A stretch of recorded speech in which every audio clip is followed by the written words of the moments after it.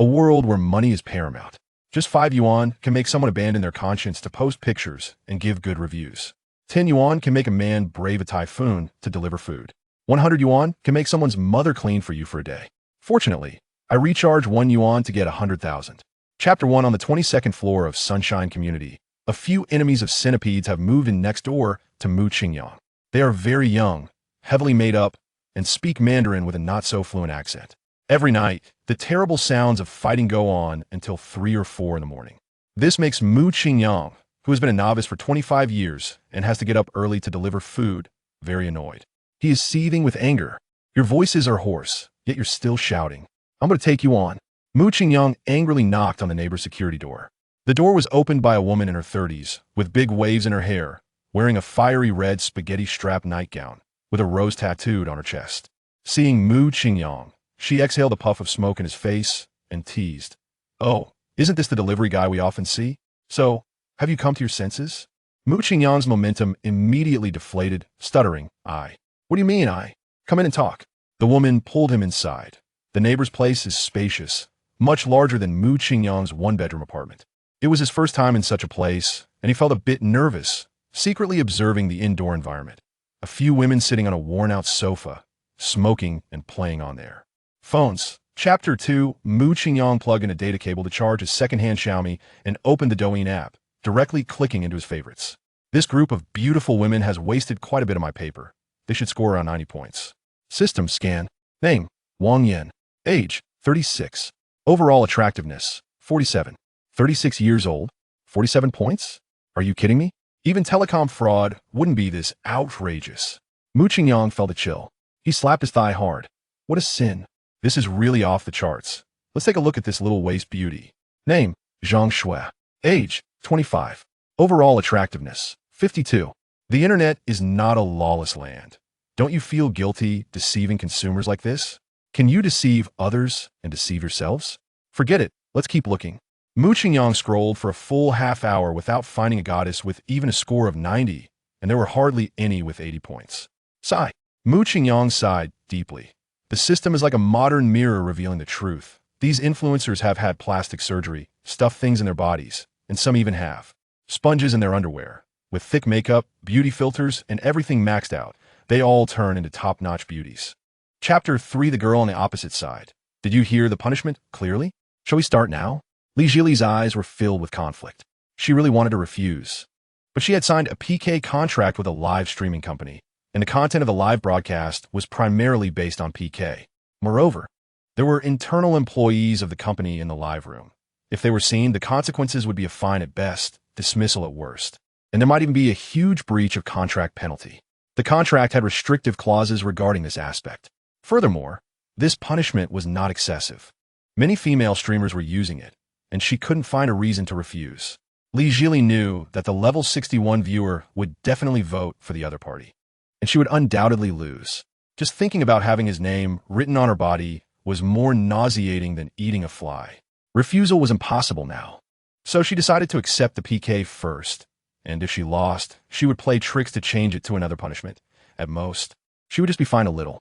With that thought, Li Jili gently nodded. Let's start. The PK time was set for 5 minutes. At the beginning, her sister-in-law was just too charming, and she gifted Yao Yao a Porsche, causing Li Jili's health bar to disappear instantly. Yao Yao cheered excitedly in the screen, her voice sharp and piercing. Thank you, big brother, for the Porsche. Love you, love you, love you. Chapter 4, Li Jili's delay made the viewers in the opposite live room unhappy, and they rushed over to urge her. 14 Lonely Wolf in the Wind. What are you stalling for? Hurry up with the punishment. If you dare to play tricks, we can report you. 36 You look beautiful while picking your feet. Just now, you didn't want to call me Big Brother Wuji. Are you regretting it now? How about this? I'll give you an idea. You immediately sweetly say Wuji, I love you 3 times. Maybe my big brother will let you go if he's happy. 19 Dr. Zhu from the Coastal Psychiatric Hospital. You have to admit your mistakes. Stand straight when you get hit. Since you lost, just do the punishment honestly. We're still waiting to see the next PK. 25 The Great Leader of the Soul Hall. Kekekek. I love to see beautiful things being corrupted. The more she struggles, the more excited I get. Li Jili's face turned red at the sight of these comments. But compared to the shameful and disgusting act of writing a name, She was still prepared to execute her original plan, to play tricks and leave, just as she was about to squat down and do squats. The viewer who had just gifted the carnival called out to her. 27 Chongqing. Don't rush. Streamer, let me go check what's going on over there. Chapter 5. Li Jili looked at the comments, her beautiful brows furrowing together. She had finally dodged the punishment of writing a name. So why was this happening again? But since it was Chongqing who agreed, she should not lose, right? He had just gifted her 10 carnivals in one go. In the month, she had been live streaming. The most expensive gift she had received was a hot air balloon worth 520 diamonds, and the highest value in a single PK was only over 800 diamonds. The total of these achievements didn't even amount to half of one carnival, so she was still quite confident in Chongqing and even had some expectations. One carnival is worth 3,000 yuan, and 10 is 30,000 yuan. Even if the platform takes half, and the company takes half, she could still take home 7,500 yuan. If it happened again, wouldn't her salary next month surpass 20,000? With that thought, Li Jili's brows relaxed. However, the viewers in the live room had different opinions. They all looked down on Chongqing. 17 Shark Pepper. What's the point of fighting? Isn't it obvious that it's a trap for Lugan Mian? The big brother on the opposite side is level 61, having genuinely recharged over 2 million. If he gets serious, he can easily vote 1 million. Chapter 6. Mu Qingyang had just come over when someone said, "The last PK doesn't T-count. I just got a call and had no time to send gifts." Dare to do it again? This time, whoever loses has to cancel their Douyin account. Losing once in a PK is not a big deal. But Wu Bo had just received several private messages from a few 60-level friends he usually played with. They were all teasing him about why he lost the PK, asking if he needed help. Wu Bo was willing to spend money on the platform and had a certain level of recognition in the live streaming circle. The bosses of major MCN companies and some big streamers all knew him. If this got out, how could he continue in this circle? So he had to win this match back. Mu Qingyang smiled. Bring it on, why not? He didn't believe anyone could spend billions on gifts just to watch a live stream. But he could, and he could even get cash back. The difficulty of defeating Li Jili might be a bit higher, but this was a battle of dignity. He absolutely couldn't back down. Just blame sister-in-law for being too charming. Fine, whoever backs down is a grandson. Wait for me a few minutes. I'll call someone to support Lugan Mian. After Wu Bo exited the live room, he made a phone call. Is this Mr. Zhou? I'm Wu Bo. I want to support one of your streamers. But you have to return half of the votes I send. Okay? All right. We're all friends. No need to thank me. Chapter 7. Mu Qingyang placed the overheated second-hand Xiaomi on his lap and shook his sore left hand. I didn't expect spending money to be a physical activity. If it weren't for my left hand being regularly exercised, I really wouldn't be able to compete with the opposite side. In just over 2 minutes, Mu Qingyang sent over 300 carnivals, averaging 3 per second. If converted to cash, he had already spent over 1 million. What kind of opponent was this? Biting down on my health bar so tightly? Mine is just Joy Beans, but he spent red cash. No matter what, this PK absolutely cannot be lost. My little Jili can only call me husband. Mu Qingyang's thumb was frantically tapping on the cracked screen, having already activated the Phantom. Li Jili's health bar was slowly being pressured down. Wu Bo lowered the office temperature by 2 degrees, but the sweat on his forehead kept pouring out. Less than 1/5 of the time had passed, and his prepared budget was already running out. This over 1 million was last quarter's profit. If he kept spending, he'd have to tap into the company's cash flow. Damn, encountering a tough opponent has got me flustered. But when my grandpa was out hustling, you were still in diapers. Today, no matter what, I have to take you down. Chapter 8. Wu Bo angrily stood up, slammed his phone hard on the ground, and stomped his feet. Today was just terrible. Damn, he spent so much money to gain followers, to increase traffic, to facilitate future business. In the end, to end up with a canceled account and withdrawing from the internet was something he couldn't accept. This PK had drawn too much attention. Many people had seen it, and it might even trend on the live streaming section tomorrow. If he didn't honor the bet, he would definitely become the laughingstock of the entire internet. Going from being adored by thousands to being hated by thousands was more painful than being killed. Li Jili was on the happy side.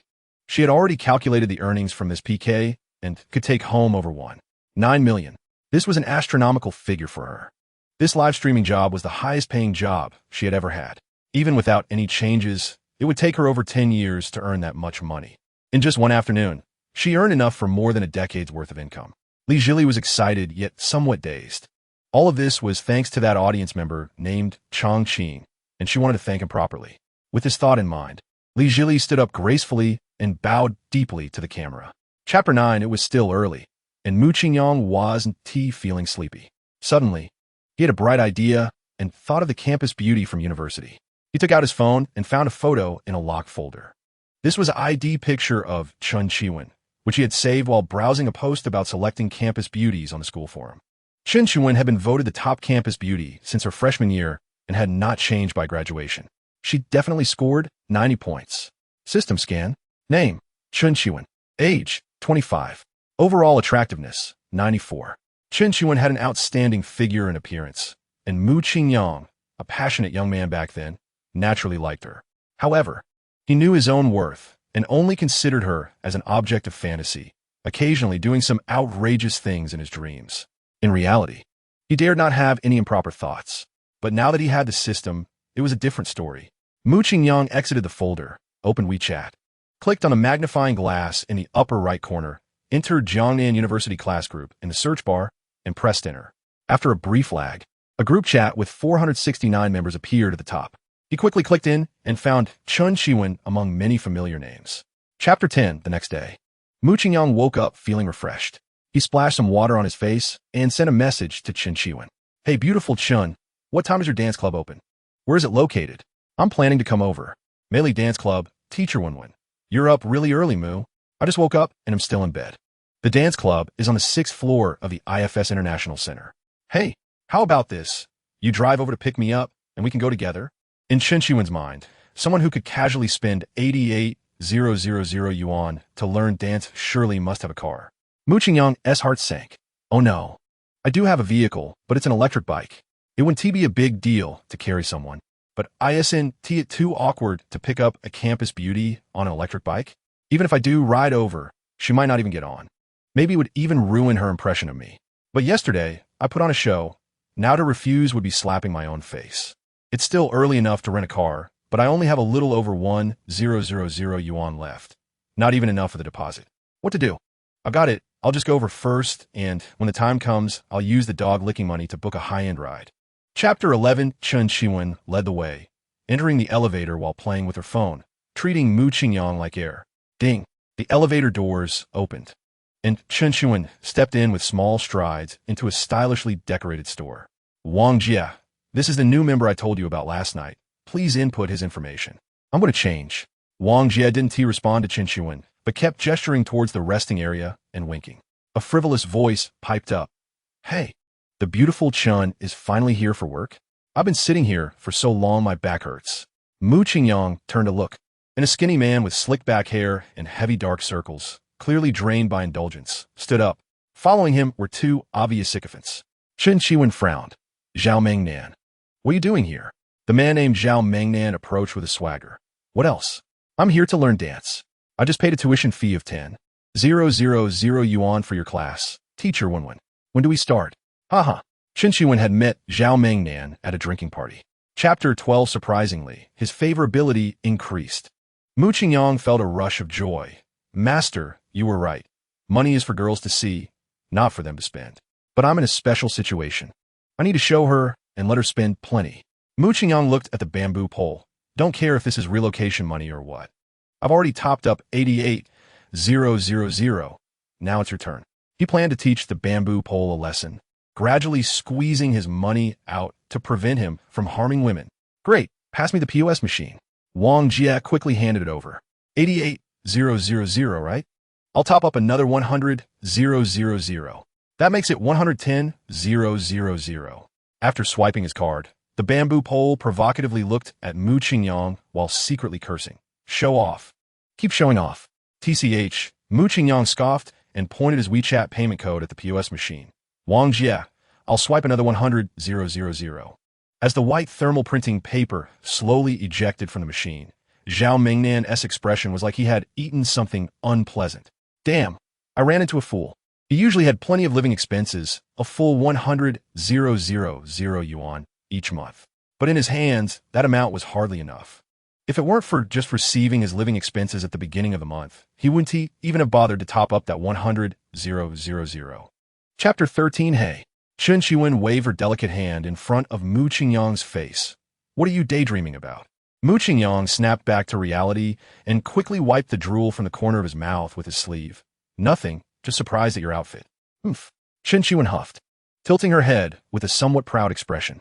This outfit was what she wore when bringing female students. For classes with male students, she always wore loose sportswear. If it weren't for Mu Qingyang's good performance earlier, she wouldn't have given him this privilege. Stop staring. Let us start today's lesson. Do you have any dance background? Mu Qingyang shook his head.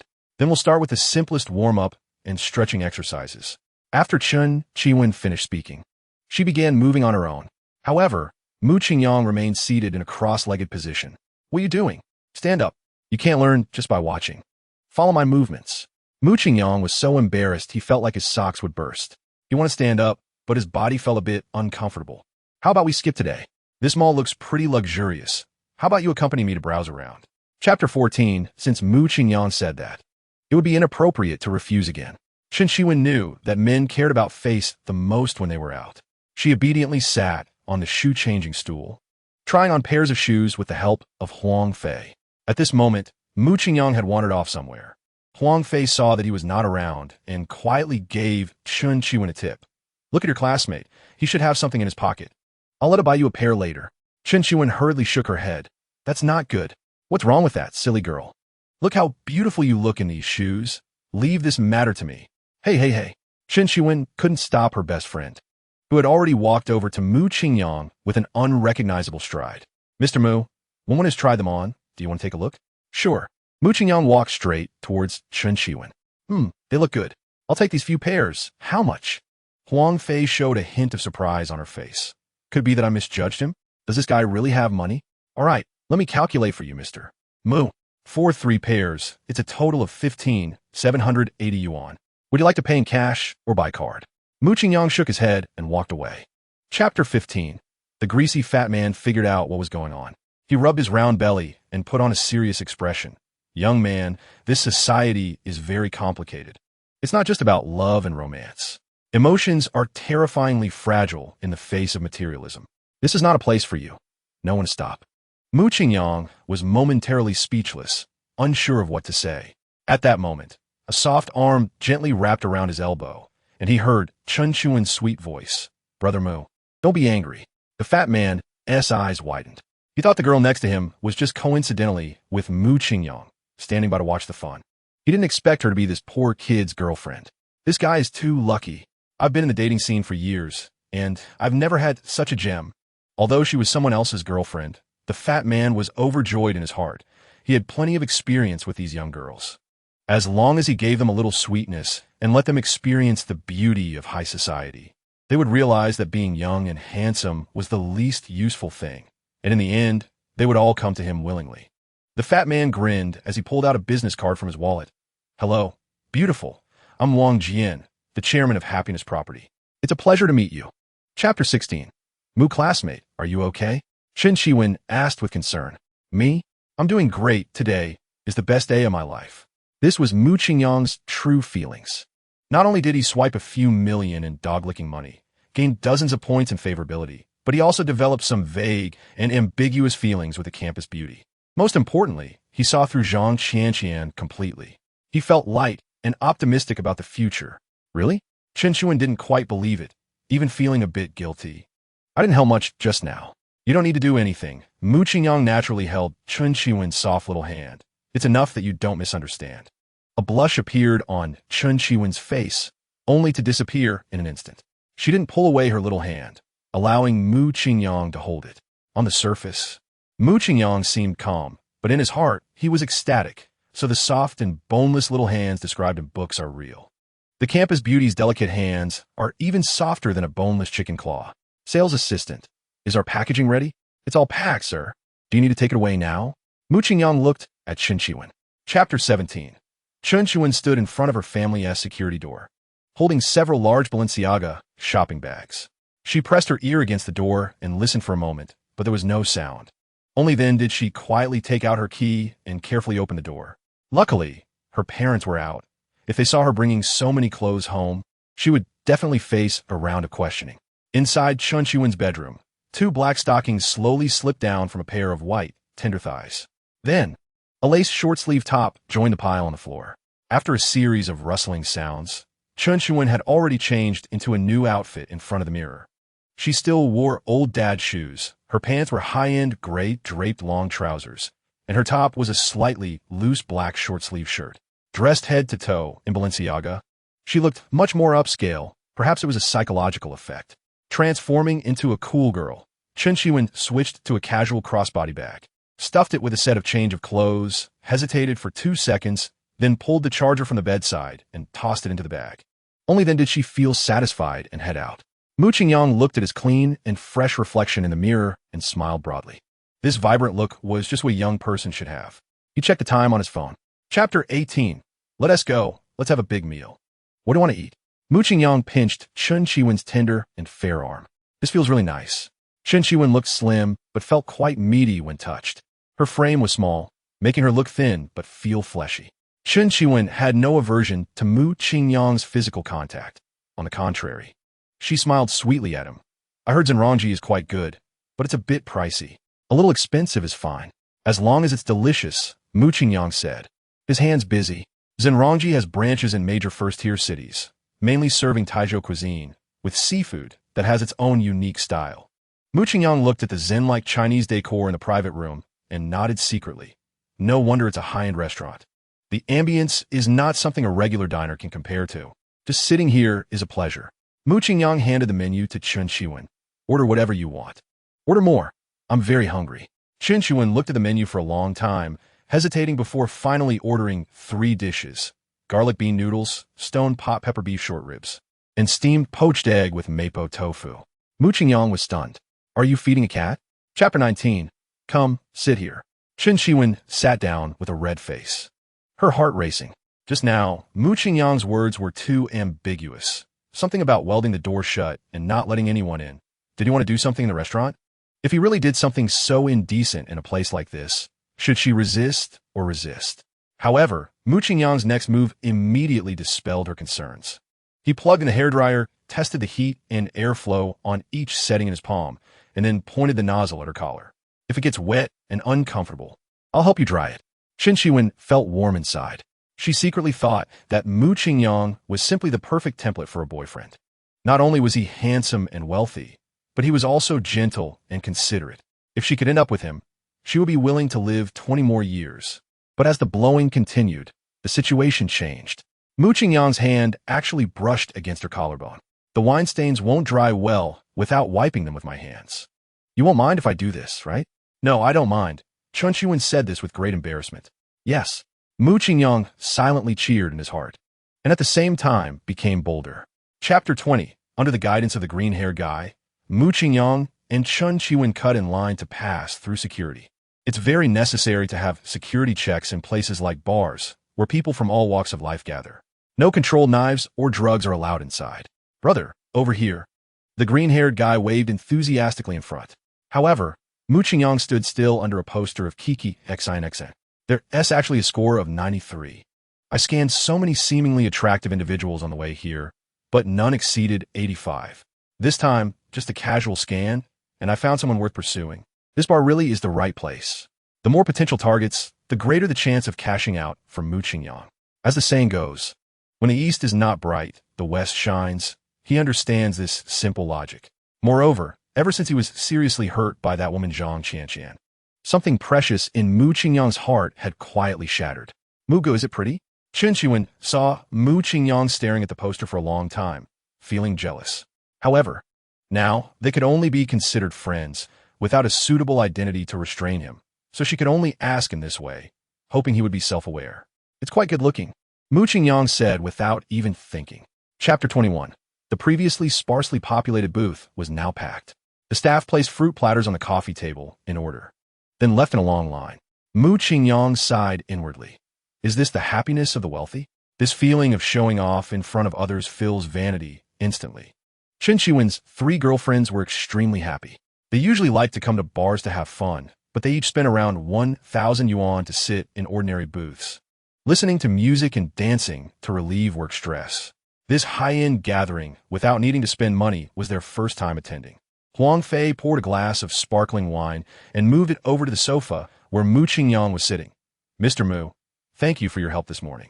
I've already completed half of my performance this month. Cheers to you. Mu Qingyang raised his glass and downed it in one go.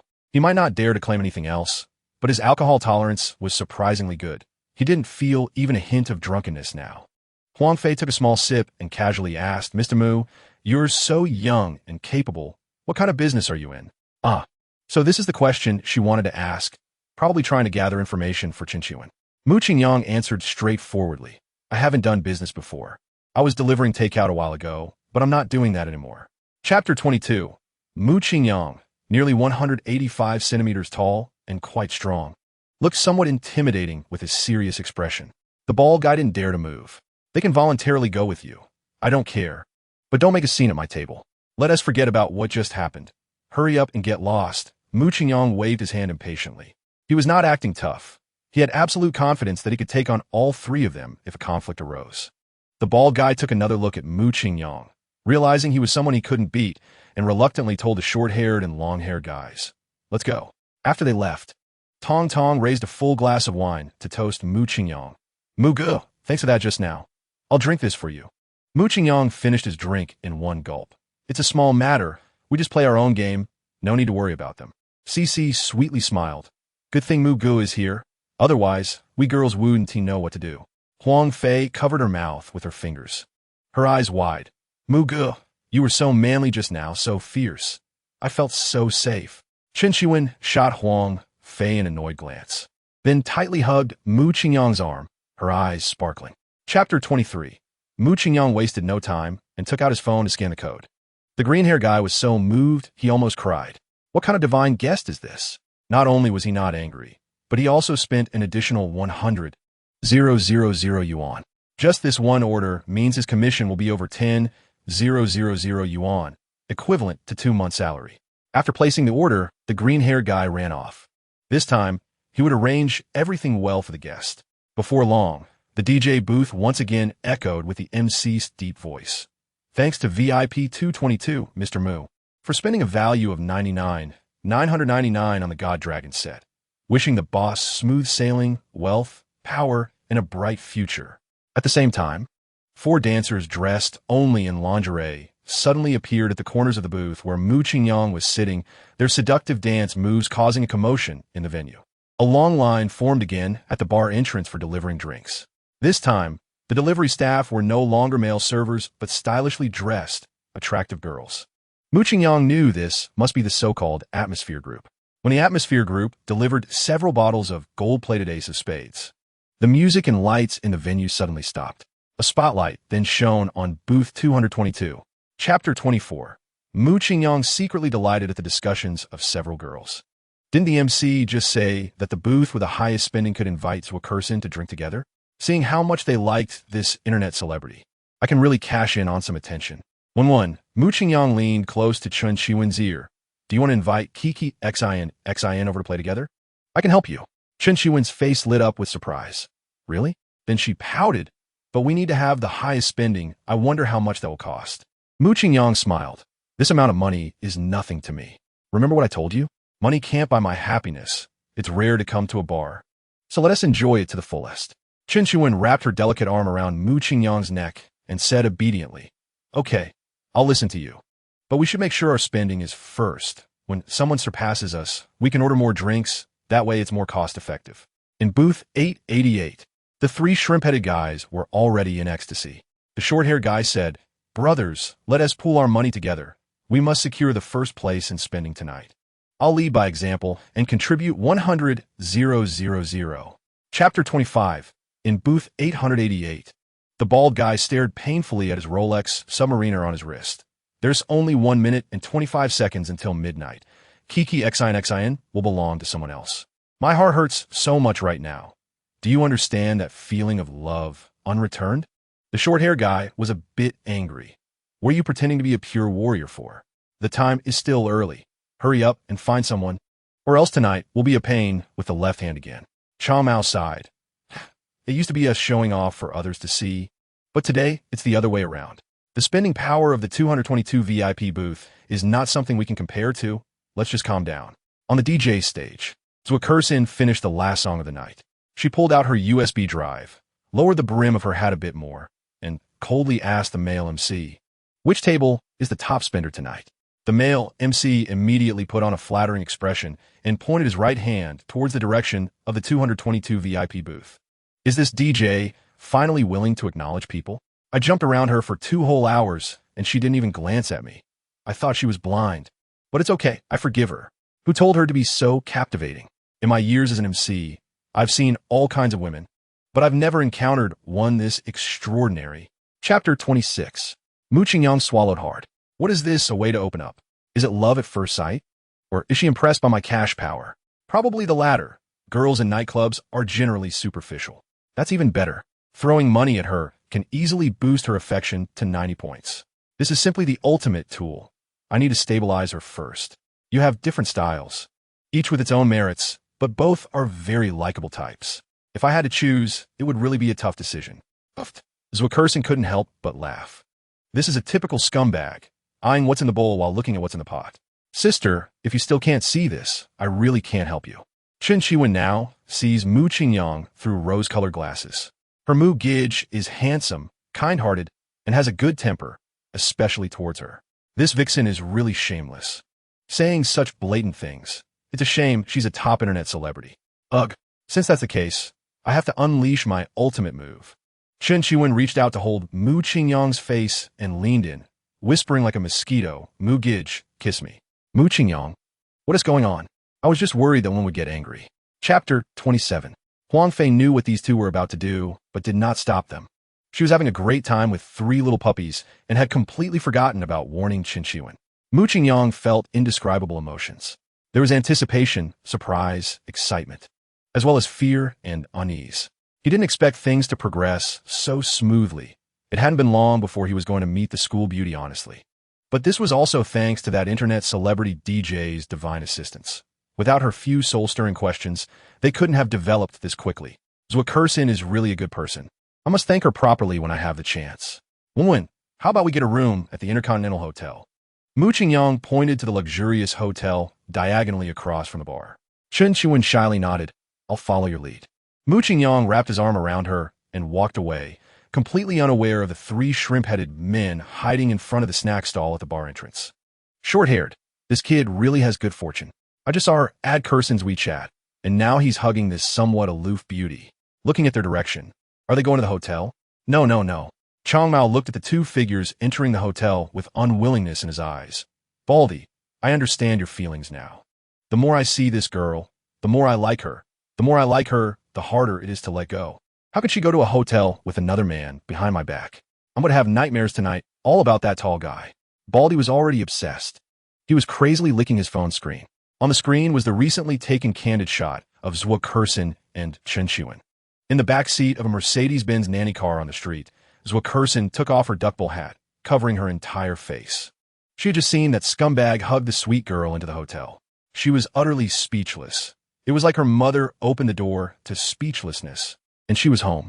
Out of sight, out of mind. This girl must have her IQ all in her face. A man like that, even if I were to remain a widow for life, I would never let him touch a single finger. The Intercontinental Hotel is a high-end chain hotel. Even a regular room costs $2,000 to $3,000 for one night. Mu Qingyang was extremely nervous about taking a girl to a hotel for the first time. But the 8-digit balance, starting with a 9 on his card, gave him quite a bit of courage. Miss, do you have a presidential suite available? Yes, sir. Please show your ID.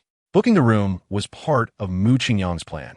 He naturally took out his ID from his pants pocket and placed it on the marble counter at the front desk. Chen Qiwen's pretty face flushed for a moment as she bent down, rummaging in her bag for a while before finally finding her ID tucked inside an inner pouch.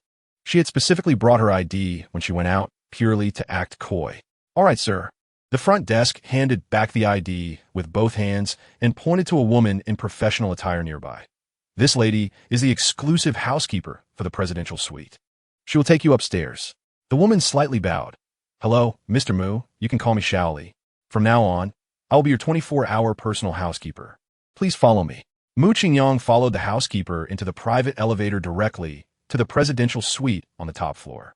Upon entering the foyer, a small dining bar was adorned with various fruits and desserts. Mr. Mu, this is a welcome gift specially prepared for you. Please enjoy. Mu Qingyang casually picked a cherry and popped it into his mouth. It was really sweet. He knew of his fruit, but had never eaten it before.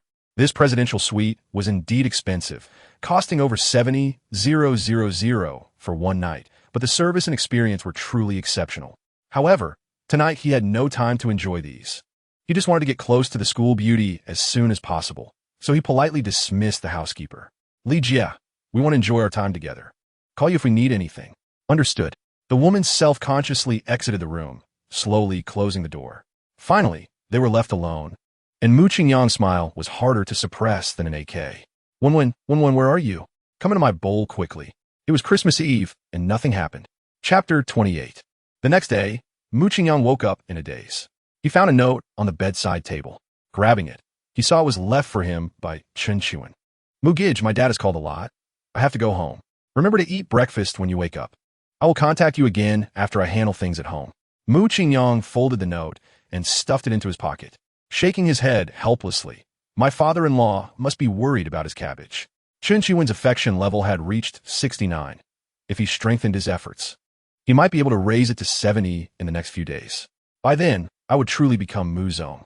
In a regular 3-bedroom apartment on the 16th floor of a Green Island community, Chen Chuan sat nervously in the corner of the sofa, constantly fiddling with her nails.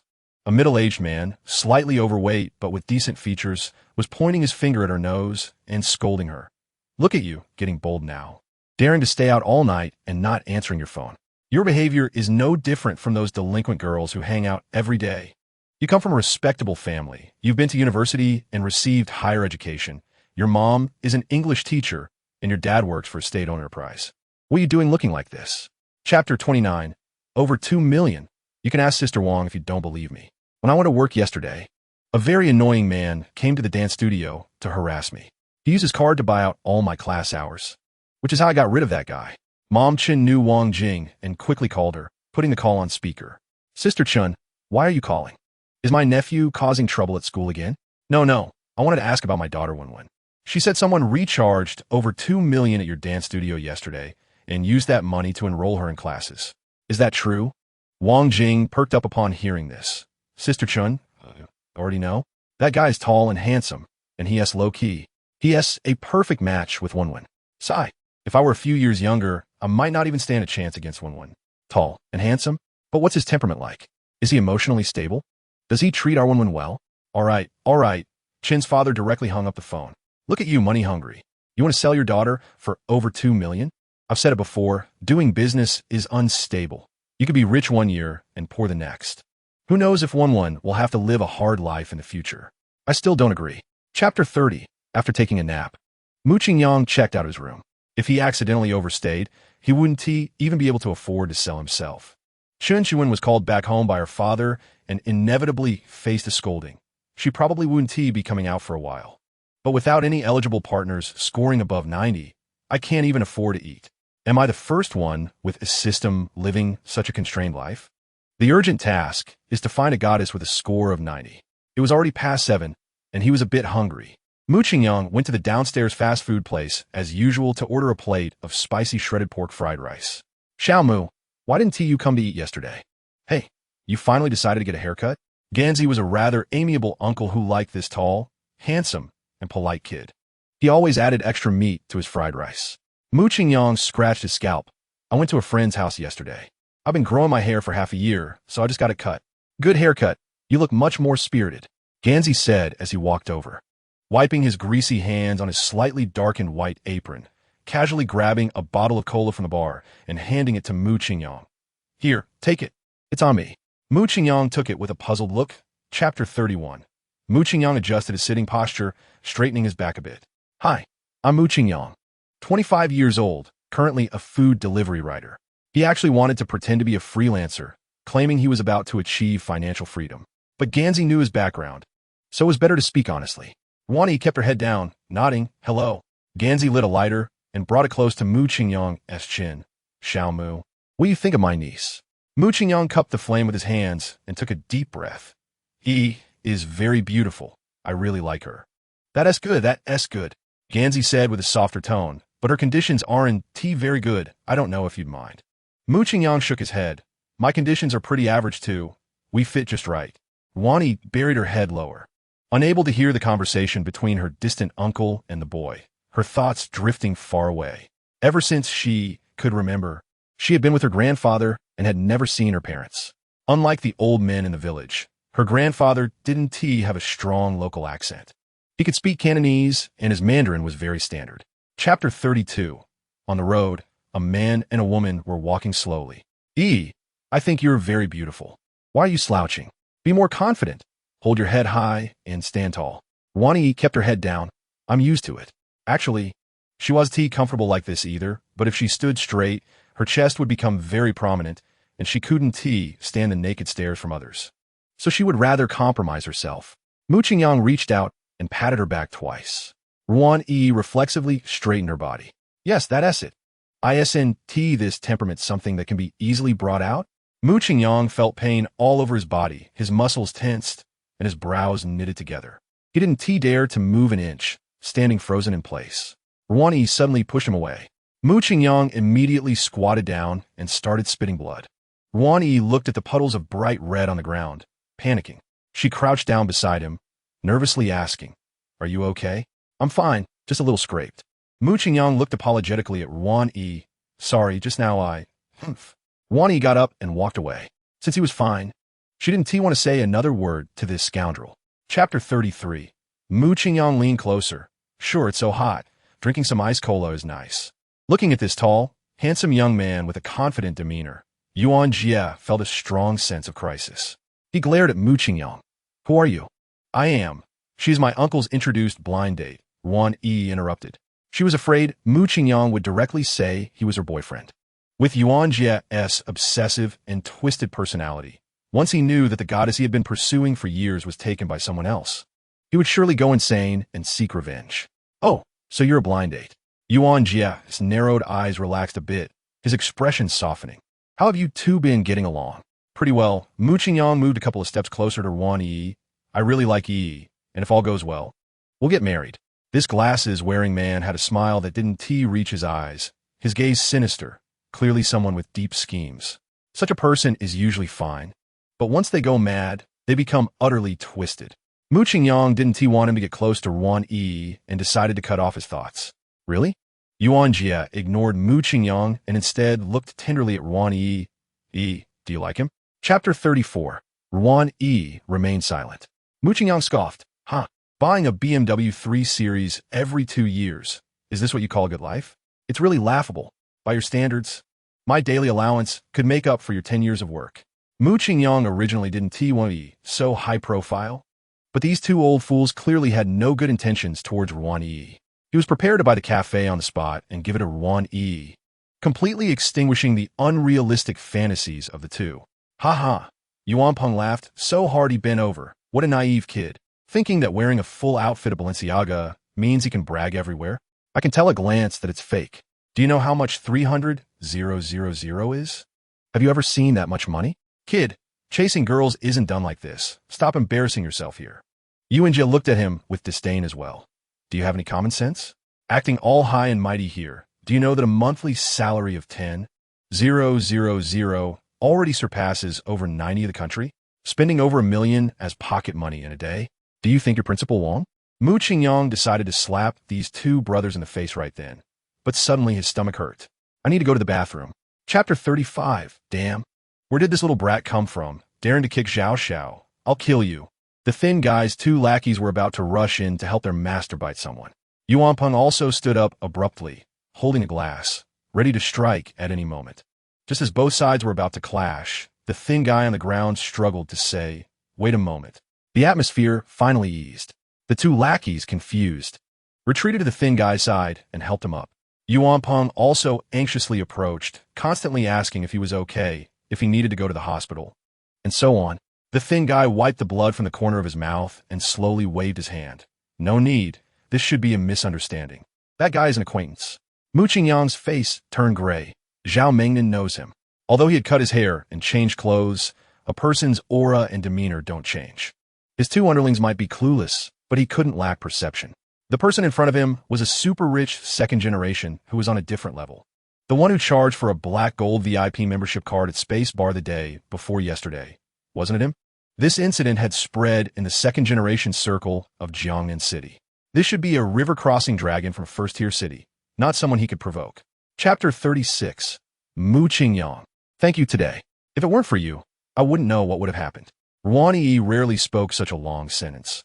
She was sincerely grateful to Mu Qingyang. It's a small matter. Mu Qingyang waved his hand. If you encounter difficulties in the future, feel free to find me. I will do my best to help you. After all, you're my future wife. If you really feel bad about it, then Mu Qingyang said, pursing his lips, then just give me another kiss, but this time, no biting. Ruan Yi rolled her eyes at him and suddenly became serious. I know what you want, but I'm afraid I'll have to disappoint you. I'm not planning to date anyone in the next few years. I still want to take the postgraduate entrance exam, right? Mu Qingyang answered directly. You heard that? Yes. Mu Qingyang didn't deny it. I've been paying attention to you, and since my hearing is pretty good, I know all about your conversation with Director Hao. Are you planning to work part-time while studying? But the salary at the library is so low. It would take years to save enough money to study. It's okay. Ruan Yi revealed a sweet smile. Chapter 37. This one won. The two-door Mercedes coupe looks really good and suits a girl to drive, but it's a bit too low-end. Let us change it. After buying the car, the likability would probably increase to 70 points, and the more dog money he can earn now is equivalent to making more. Mu Qingyang couldn't miss this good opportunity. Actually, he wanted to directly buy a villa to give to Chen Qiweng instead. But what if he broke through the 90-point likability later? This big move should be saved for a critical moment. After all, he really wanted that iron kidney skill. He had already spent around 5 million on Chen Qiweng. Buying another car worth a few million, over 10 million in cash would be enough to support his pursuit of the next goddess. Is this level still low? I think it's already great. Before Chen Qiweng met Mu Qingyang, this car could only lie in her album. She thought she would be very satisfied if she could drive in her lifetime. Now, however, she was being relentlessly criticized by the man beside her. You're so beautiful. You deserve better. How about I recommend you another one? Chapter 38. This is the latest model Lamborghini Huracan. The appearance is very cool, and the interior resembles a plain cockpit, full of a combat vibe. Driving this car, no matter where you go, you will be the center of attention. And the price is just over 3 million. Do you like it, miss? Chen Qiweng walked around the car twice, looking quite hesitant, but ultimately shook her head. It's a bit too flashy. It wouldn't be good for a girl to drive. Mu Qingyang also thought it wouldn't work if choosing this brand. The first choice would definitely be the Aventador, but driving a Lamborghini is very tough on the waist. It's not suitable for commuting. Let us look at others. Mu Qingyang had never touched a Lamborghini. The reason he knew all this was from watching car videos by Douyin autobloggers. If you want comfort, you could consider the Rolls-Royce Phantom and Bentley Continental GT. We just happen to have these two cars here. Do you want to take a look? Yi Shuyun had a professional smile on her face, pointing at the two cars, one black and one white, beside her. For a girl, the Continental GT would be more suitable. 1-1. How about that white one? Chen Qiweng stepped forward a couple of steps and instantly fell in love with this extremely elegant two-door coupe at first sight. Chapter 39. Chen Qiweng pulled on Mu Qingyang's clothes. Brother Mu, one car is enough. I don't have time to drive more, and besides, this is 10 million. Mu Qingyang stared seriously into Chen Qiweng's large eyes. 1-1. This is my heartfelt intention. You must accept it. You don't have to worry about parking either. Take the 1 million from WeChat and buy 2 parking spaces at your home and the dance studio.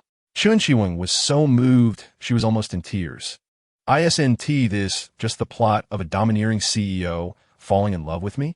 And Brother Mu is such a considerate domineering CEO. Not only is he buying a car, but he is also solving future maintenance and parking issues. I must have saved the galaxy in my past life to meet him. Chen Qiweng's likability 1, current likability 70.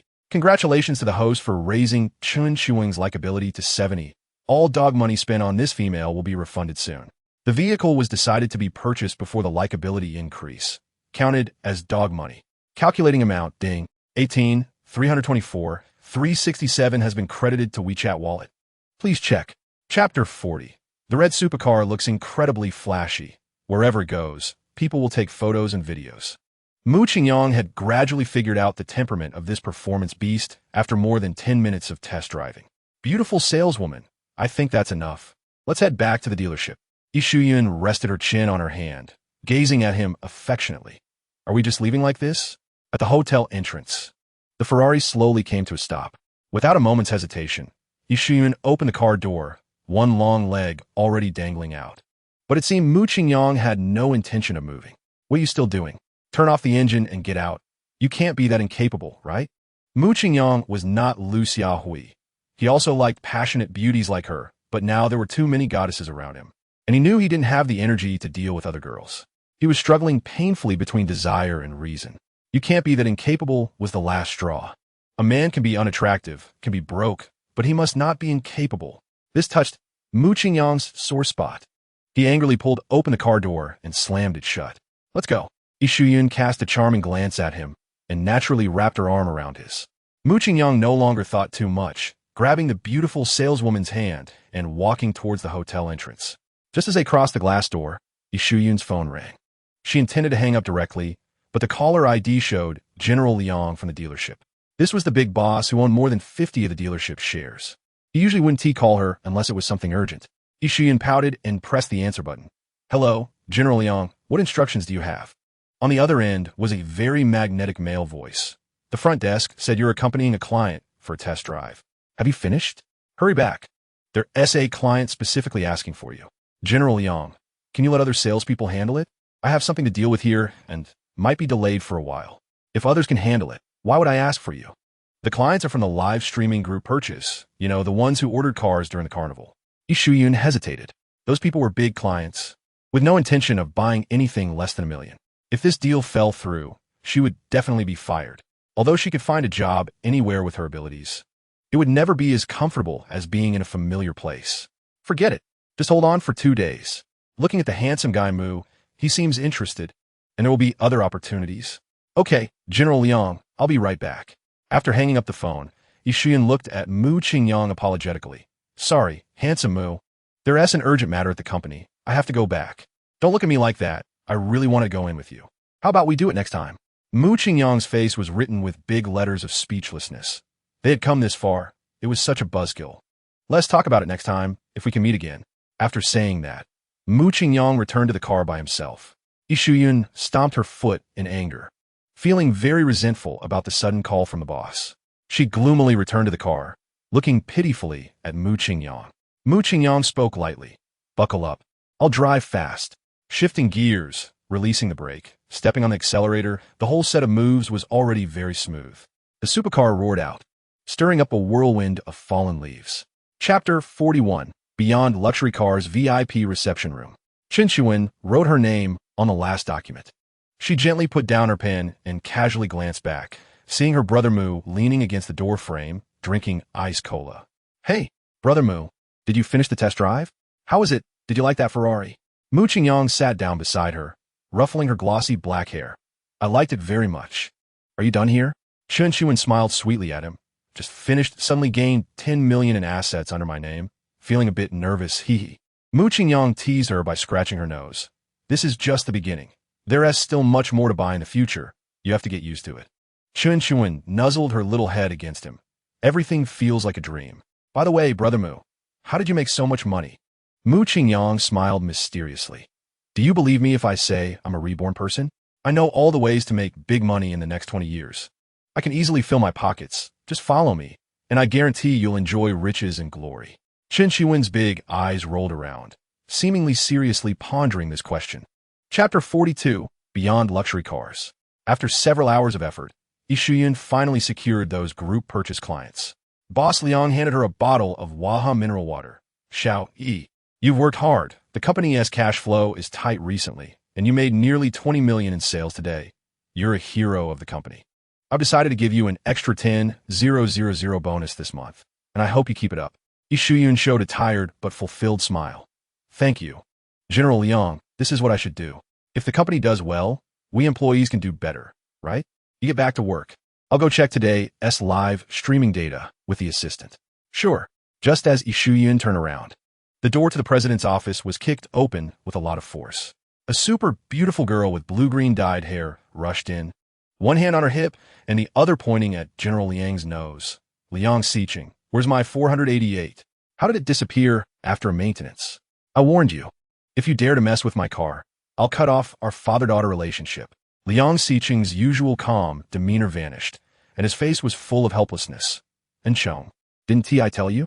The company's cash flow has some issues. Once we get through this period, I'll buy you a better one. Chapter 43. Brother Mu. I'm full. Chen Qiwen wiped her mouth with a tissue, looking at Mu Qingyang with a sweet smile.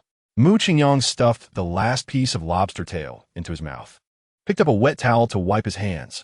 I'm full too. It's still early. How about we go watch a movie? Chen Qiwen checked her phone. It's already 7:30. My curfew is at 8. Let us do it next time. That's fine.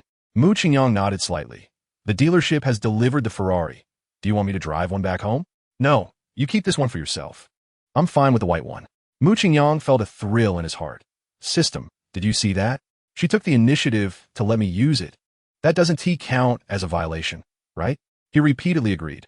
Okay, just drive slowly and be careful on the road. Not long after Chen Qiwen got home, her younger brother returned with a loud shout. Sister, do you know what I just saw downstairs? The latest Bentley Continental GT. The car is really good looking, elegant, and has a great temperament. If I had one, I could charm all the girls in Jiangnan City. Even if I met Zhang Runin, I would dare to strike up a conversation. Chapter 44. Rental House. Mu Qingyang lay on the sofa with his shirt off, faintly hearing the sounds of a fight next door. However, after having in-depth conversations with the school beauty and the car dealership salesperson, he had lost all interest in these superficial girls. He took out his phone and habitually opened the Douyin app. The messages were still at 99, and after scrolling through, they were all very targeted private messages. Mu Qingyang was numb to it, so he directly exited the message window and found Lu Ganmian in his following list. When he clicked on her profile, he was surprised to see she had replied, Sorry, Brother Changqing, I don't usually check private messages. Here is my WeChat ID. Yes. Mu Qingyang waved his fist, opened WeChat, entered the number, and sent a friend request to Li Jili. After waiting for 2 minutes without receiving a notification of acceptance, he decided to handle a few messages first. Kekeksen, it's a new day again, wishing you a pleasant mood. This was clearly a bulk message. So Mu Qingyang didn't reply and directly scrolled past the 880,000. Luo Kursen's strategy reward was top-level singing talent, which he liked. Plus, this DJ was a materialistic girl, so reaching a 90-point favorability should be easy. Chapter 45. Mu Qingyang didn't have the habit of adding strangers. Moreover, the reason for this request looked a bit like a scam. But this person's profile picture was too beautiful. With blue and green hair, her figure and looks resembled a comic book heroine. He instinctively checked the information on this photo. Name, Liang and Chong. Age, 21. Overall attractiveness, 95.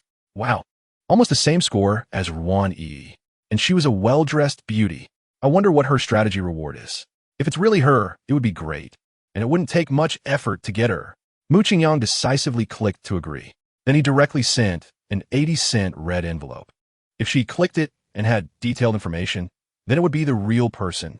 If not, he would just lose a few cents and could delete and block her. Habby is a cat. Why did you send me a red envelope? Angry Tube. Open the red envelope before chatting, or else no talk. Habby is a cat received your red envelope. A few lines of information appeared in Mu Qingyang's view. Name, Liang Enchong. Age, 21. Occupation, none. Height, 170 centimeters. Weight, 50 kilograms. Favorability, 20. Overall attractiveness, 95. Strategy reward, top-level athletic ability.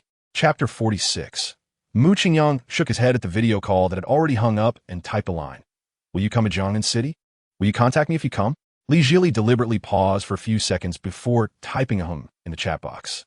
After seeing Mu Qingyang's true appearance, she no longer had any hesitation. She even developed quite a bit of favorability towards this top-ranked brother. He completely matched her aesthetic. She just didn't know about his height. The only thing she found puzzling was why someone so wealthy would live in a bare apartment. Maybe it's a special preference of rich people? Li Jili's favorability 10, current favorability 55. Mu Qingyang smiled with satisfaction while holding his phone. He hadn't even met this little streamer yet, and the favorability was already close to 70. He was confident he could directly conquer Li Jili when they met. It was still early, so Mu Qingyang opened the game Honor of Kings, which he hadn't played in a long time. After playing a match, the second-hand Xiaomi was both hot and laggy, and the screen was cracked, making the experience very poor. Mu Qingyang tossed the phone onto the sofa. My old buddy should have retired a long time ago. It's really hard for him to stick with me. Wait, didn't I get a cashback today? I have an 8-digit number sitting in my account. What phone can I afford? Chapter 47. Mu Qingyang smiled brightly and waved. Happy as a cat. It's me, Angry Tube. After saying that, he strode over. Liang and Chong had a black line on her forehead. Brother, there are so many people around. Why are you calling my online name? It's embarrassing, okay? However, she still managed to force a smile and nodded. Hello. Jiang Haoran watched the approaching stranger with great caution. Although they were both 180 centimeters, this person seemed a bit more handsome. He quickly stepped forward and stood between Liang and Chong and Mu Qingyang. Why is there another flower protector? And this time, there are two. Mu Qingyang thought to himself, but on the surface, he remained polite. Are you guys together? Liang and Chong nodded. They are my friends. Let us go talk upstairs. In a coffee shop by the window, Liang and Chong sat on the south side of the square table, with Jiang Haoran and Ho Junyi on either side. Mu Qingyang sat across from her. After everyone was seated and before ordering drinks, Liang and Chong got straight to the point. About that Angry Tube, just like I said on WeChat. My main purpose for meeting you today is to buy back the 488 Pista Spider. What is your price? Chapter 48. At the stairway, Jiang Haoran sat on the ground. Dejected, smoking. Ho Junyi, what doesn't Chong see in that guy? Her family conditions are not bad. There is no need to do this, right? Huh. Ho Junyi looked at him as if he were an idiot. Brother, that is 1 billion. 10 billion. The interest in the bank every day is 100,000. With this money, what can't you buy? Even a popular female star would have to kneel down for her. If he uses this money to test me, I would have to raise my butt. That is true. Jiang Haoran felt a bit lost. What should I do? Even if I take over the family business, my financial strength is far inferior to his. Should I just give Chong to him? Ho Junyi sneered. When did Liang and Chong become yours? What are you talking about, letting or not letting? If she really likes you, even if you're not as rich as that guy, she would still be with you. The problem is, does she even care about you? That guy kisses 1 billion. You kiss 100 billion, and you're not even as good as a stranger. Think about it. Jiang Haoran was still a bit unwilling, but there is only one goddess like Chong in our circle. If I miss her, I'm afraid I want to meet another one in my lifetime. Chapter 49.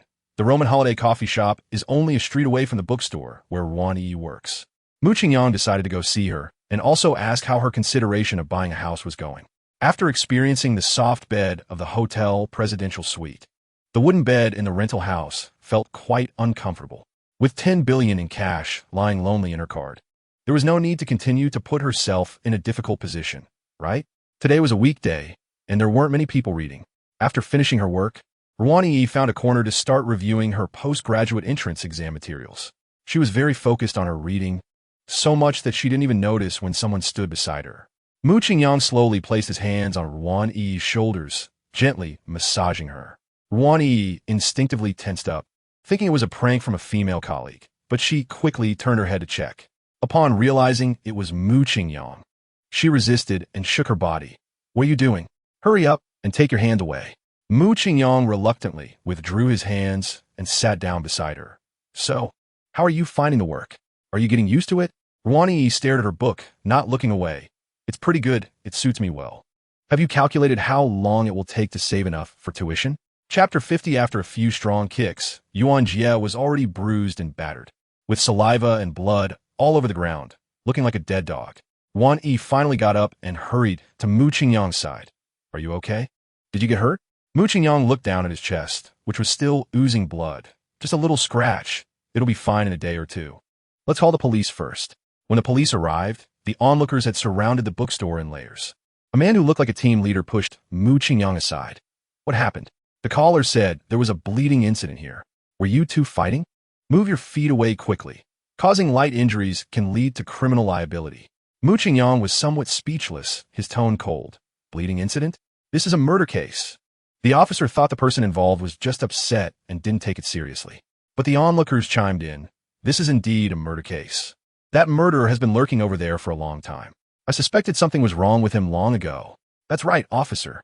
I was buying books in a bookstore at the time and saw this thug trying to kill that girl. It was this young man who subdued him. Chapter 51. After coming out of the police station, it was already evening. Mu Qingyang stretched. Are you hungry? I'll treat you to dinner. Wan Yi, rarely not refusing, nodded slightly. In the few hours inside, she had thought a lot and decided to take this opportunity to have a good talk with Mu Qingyang. In a private high-end restaurant's private room, Mu Qingyang sat closely next to Wan Yi. Looking back now, what happened this morning was too frightening. What kind of conflict do you have with Yuan Jie that he would do this to you? Ruan Yi lowered her head, counting the rice grains with her chopsticks. I'm not too sure. Maybe it's because I rejected him too many times during university. Mu Qingyang shook his head. Isn't being rejected a normal thing? If his motive for violence is this, then he must have some psychological issues. But when I last saw him, he seemed normal. There must be at least a little something wrong. Ruan Yi took out her phone and placed it on the table. Opening a video, I found this in Yuan Jie's phone album. Mu Qingyang clicked play, and the screen showed a girl with an ethereal figure, as beautiful as a fairy, blowing her hair on the balcony. Chapter 52, when Mu Qingyang was settling the bill. He also picked up 2 packs of good cigarettes and 2 bottles of fine wine from the restaurant. Then he took a taxi to the coffee shop downstairs. He pulled out the Ferrari key from his pocket and pressed the unlock button, and a red supercar, looking like a piece of art, emitted dazzling white light. Mu Qingyang opened the passenger door. Get in. Ruan Yi hesitantly got in. She had never been in such a high-end luxury car, but her beautiful eyes were mostly filled with curiosity, with little excitement. There was no helping it. That was just her indifferent nature. Mu Qingyang skillfully started the car. The Ferrari roared to life, and after leaving the parking lot, it transformed into a red lightning bolt racing down the asphalt road. At this time, Zhangzi fast food was usually closed, but today the red sign was still lit. Zhangzi sat outside on a stool, looking troubled while smoking. In the morning, the police station called, saying Ruan Yi had nearly been attacked by a thug and needed to cooperate with the statement. Although his niece had reported safe an hour ago, he still felt uneasy. Zhangzi's mood was already not very calm, and the loud roar of the engine made him even more irritable. Chapter 53, the next morning, Mu Qingyang was woken up by his biological clock. After a quick wash, he drove to Zhangzi fast food. As soon as he arrived at the door, he saw Ruan Yi sitting at the bar reading. You're here? Yeah. Mu Qingyang leaned on the bar with one hand propping up his chin, looking at her.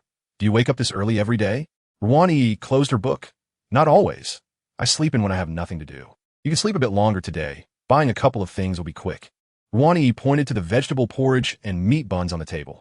Uncle Zhangzi doesn't serve breakfast, so I brought this for you from outside. Oh wow. Mu Qingyang walked over, clicking his tongue. This feels like having a girlfriend, getting up early to make me food. How did you know I hadn't eaten breakfast? I guessed. Mu Qingyang quickly finished a steamer of buns and a large bowl of vegetable porridge, then lit a cigarette leisurely. Let's go to Huangjian to get a haircut first. I searched when I came over, and Huangjian is the best barbershop in Jiangnan City, with high ratings. It'll definitely make you look brand new. Ruan Yi didn't say anything. She was calculating whether her balance was enough for a high-end hairstyle. Chapter 54, after leaving Huangjian. Mu Qingyang took Ruan Yi to the most bustling pedestrian street in Jiangnan City. There were many luxury stores, making it a great shopping place. Along the way, the red Ferrari attracted countless glances, and once they got out of the car, their return rate reached 100. Everyone marveled at the stunning looks of this duo. Those street photographers with long cameras all pointed their lenses at them. This is what it means to turn heads. In front of the Louis Vuitton store, Mu Qingyang took Ruan Yi's hand and stepped inside. Today, he not only wanted to pick out about 100 beautiful outfits for Ruan Yi, but also prepared to get a few for himself. The sales assistant saw the two and thought a celebrity had arrived, quickly running over to greet them. Hello, sir and madam. Welcome to the Louis Vuitton Jiangnan store. Mu Qingyang snapped his fingers. Prepare 2 high-quality burlap sacks. I'm about to start stocking up. The sales assistant had never seen such a way of opening, and she stuttered. Good sir, are you looking for men's or women's clothing? Let's start with women's clothing. Mu Qingyang walked straight towards the rack of colorful women's clothing. Chapter 55, Mu Qingyang glanced sideways at the 3 middle-aged men. Are you treating this place like a clubhouse? Dare to touch and mess around in broad daylight. Do you believe I'll beat you up? Mu Qingyang couldn't stand this kind of lewd behavior, like a foreigner invading a village. He had previously faced off against several old perverts trying to take advantage of young girls while delivering takeout late at night. The man with broom-like eyebrows felt a bit intimidated by the tall Mu Qingyang, but still mustered the courage to ask, Who are you to her?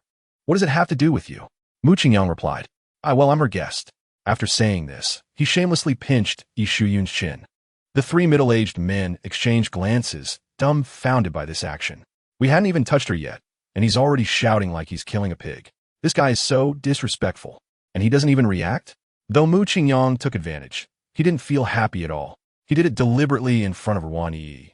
But Ruan Yi was standing at the door watching, her expression completely unchanged, and her favorability didn't shift in the slightest. Yi Shuyun's attitude towards Mu Qingyang was worlds apart from that towards the three greasy men. She not only didn't blame him, but also cast him a resentful glance. However, she was a bit uncertain about the stunning beauty who came in with Mr. Mu, and nervously asked. Chapter 56. Ruan Yi drove slowly but steadily. Much better than an average beginner. Mu Qingyang comfortably sat in the passenger seat, admiring the ferry next to him while fiddling with his phone. I've checked a few available properties. Either they're too small, or they don't come furnished. It's quite difficult to find a satisfactory one. Ruan Yi focused her gaze ahead. Her lips slightly parted. Actually, size doesn't matter. Just for the two of us, a two-bedroom apartment is enough. 2 bedrooms? Mu Qingyang asked, puzzled. Ruan Yi's face turned slightly red. She thought she had said 1 bedroom too many and might upset him. Quickly adding in a low voice, 1 bedroom and a living room is fine too. She greatly misunderstood Mu Qingyang. He simply thought that such a small house wasn't worth much and wouldn't help him maintain his dog-like image. After all, he should buy something worth over 10 million, right? I'm not saying that. I just want to give you a nice villa. A spacious flat is fine too, so I can live comfortably. Oh. Mu Qingyang searched for a few more minutes, but couldn't find a suitable one, and then suddenly remembered a blogger he often saw introducing high-end residences. Chapter 57. Zhou Hang's face was pressed against the carpet, his cheekbones turning bright red on the cashmere rug.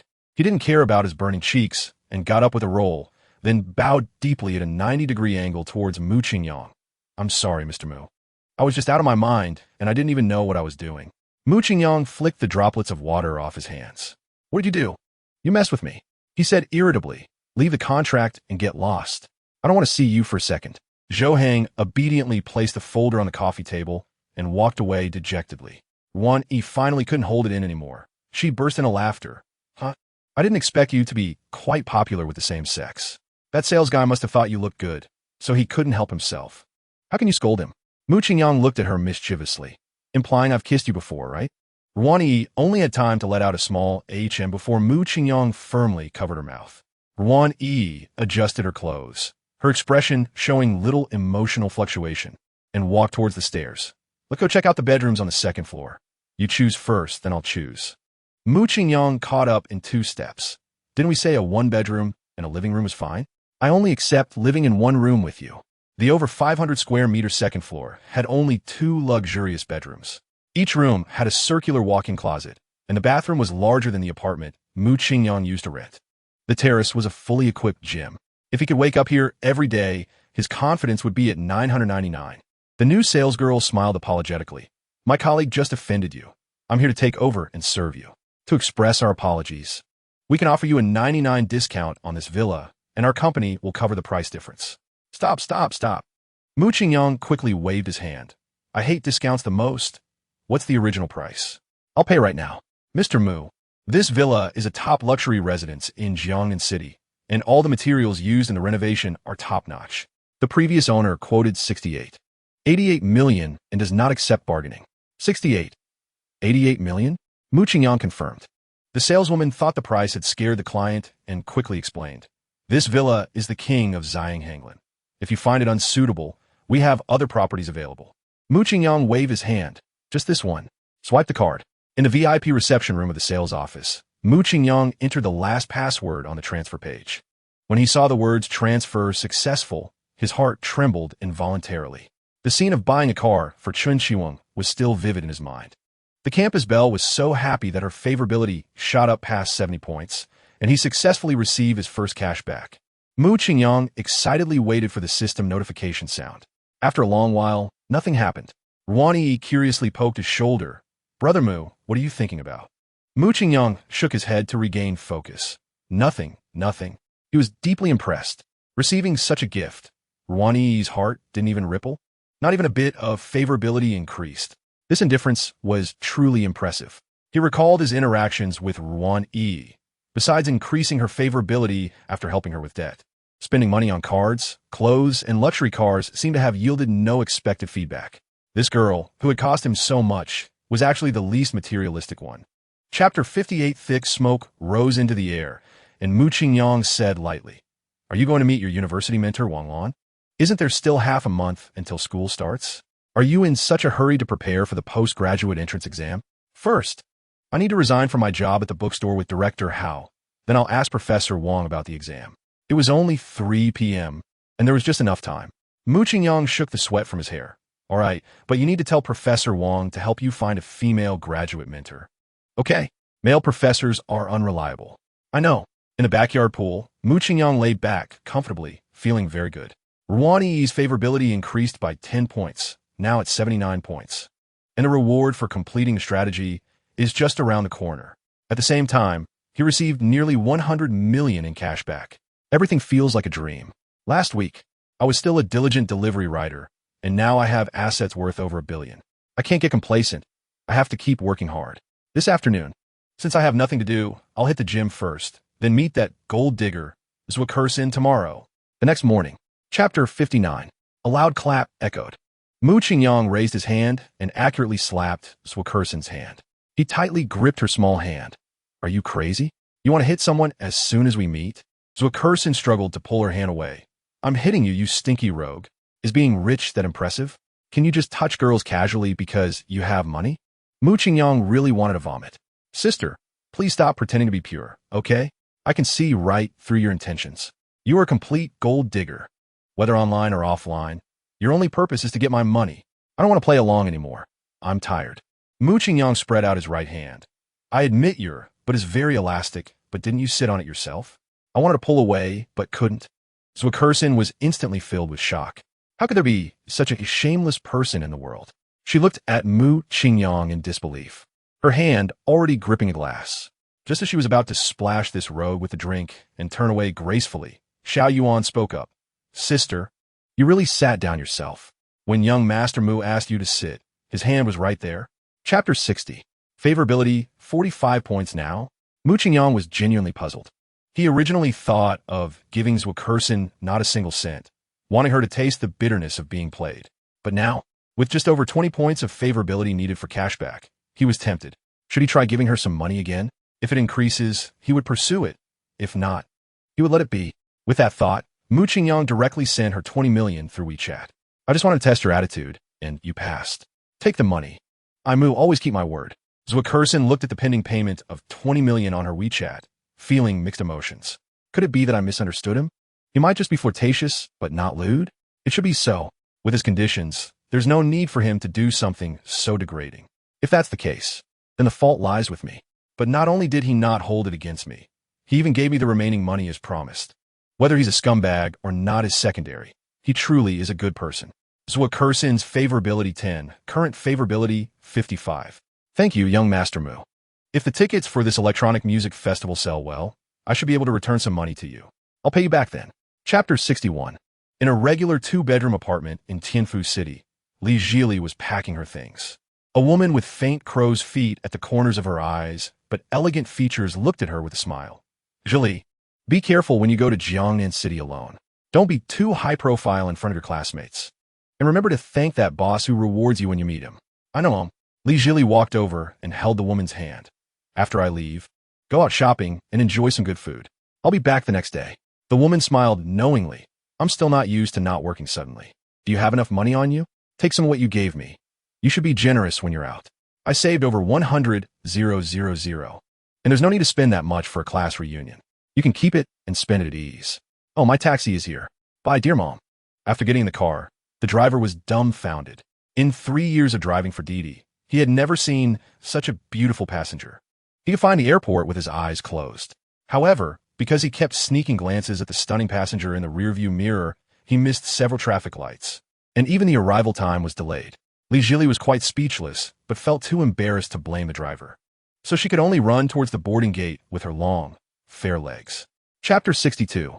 I've finished eating, Brother Chongqing. This restaurant is really good. I've never had such high-end seafood before.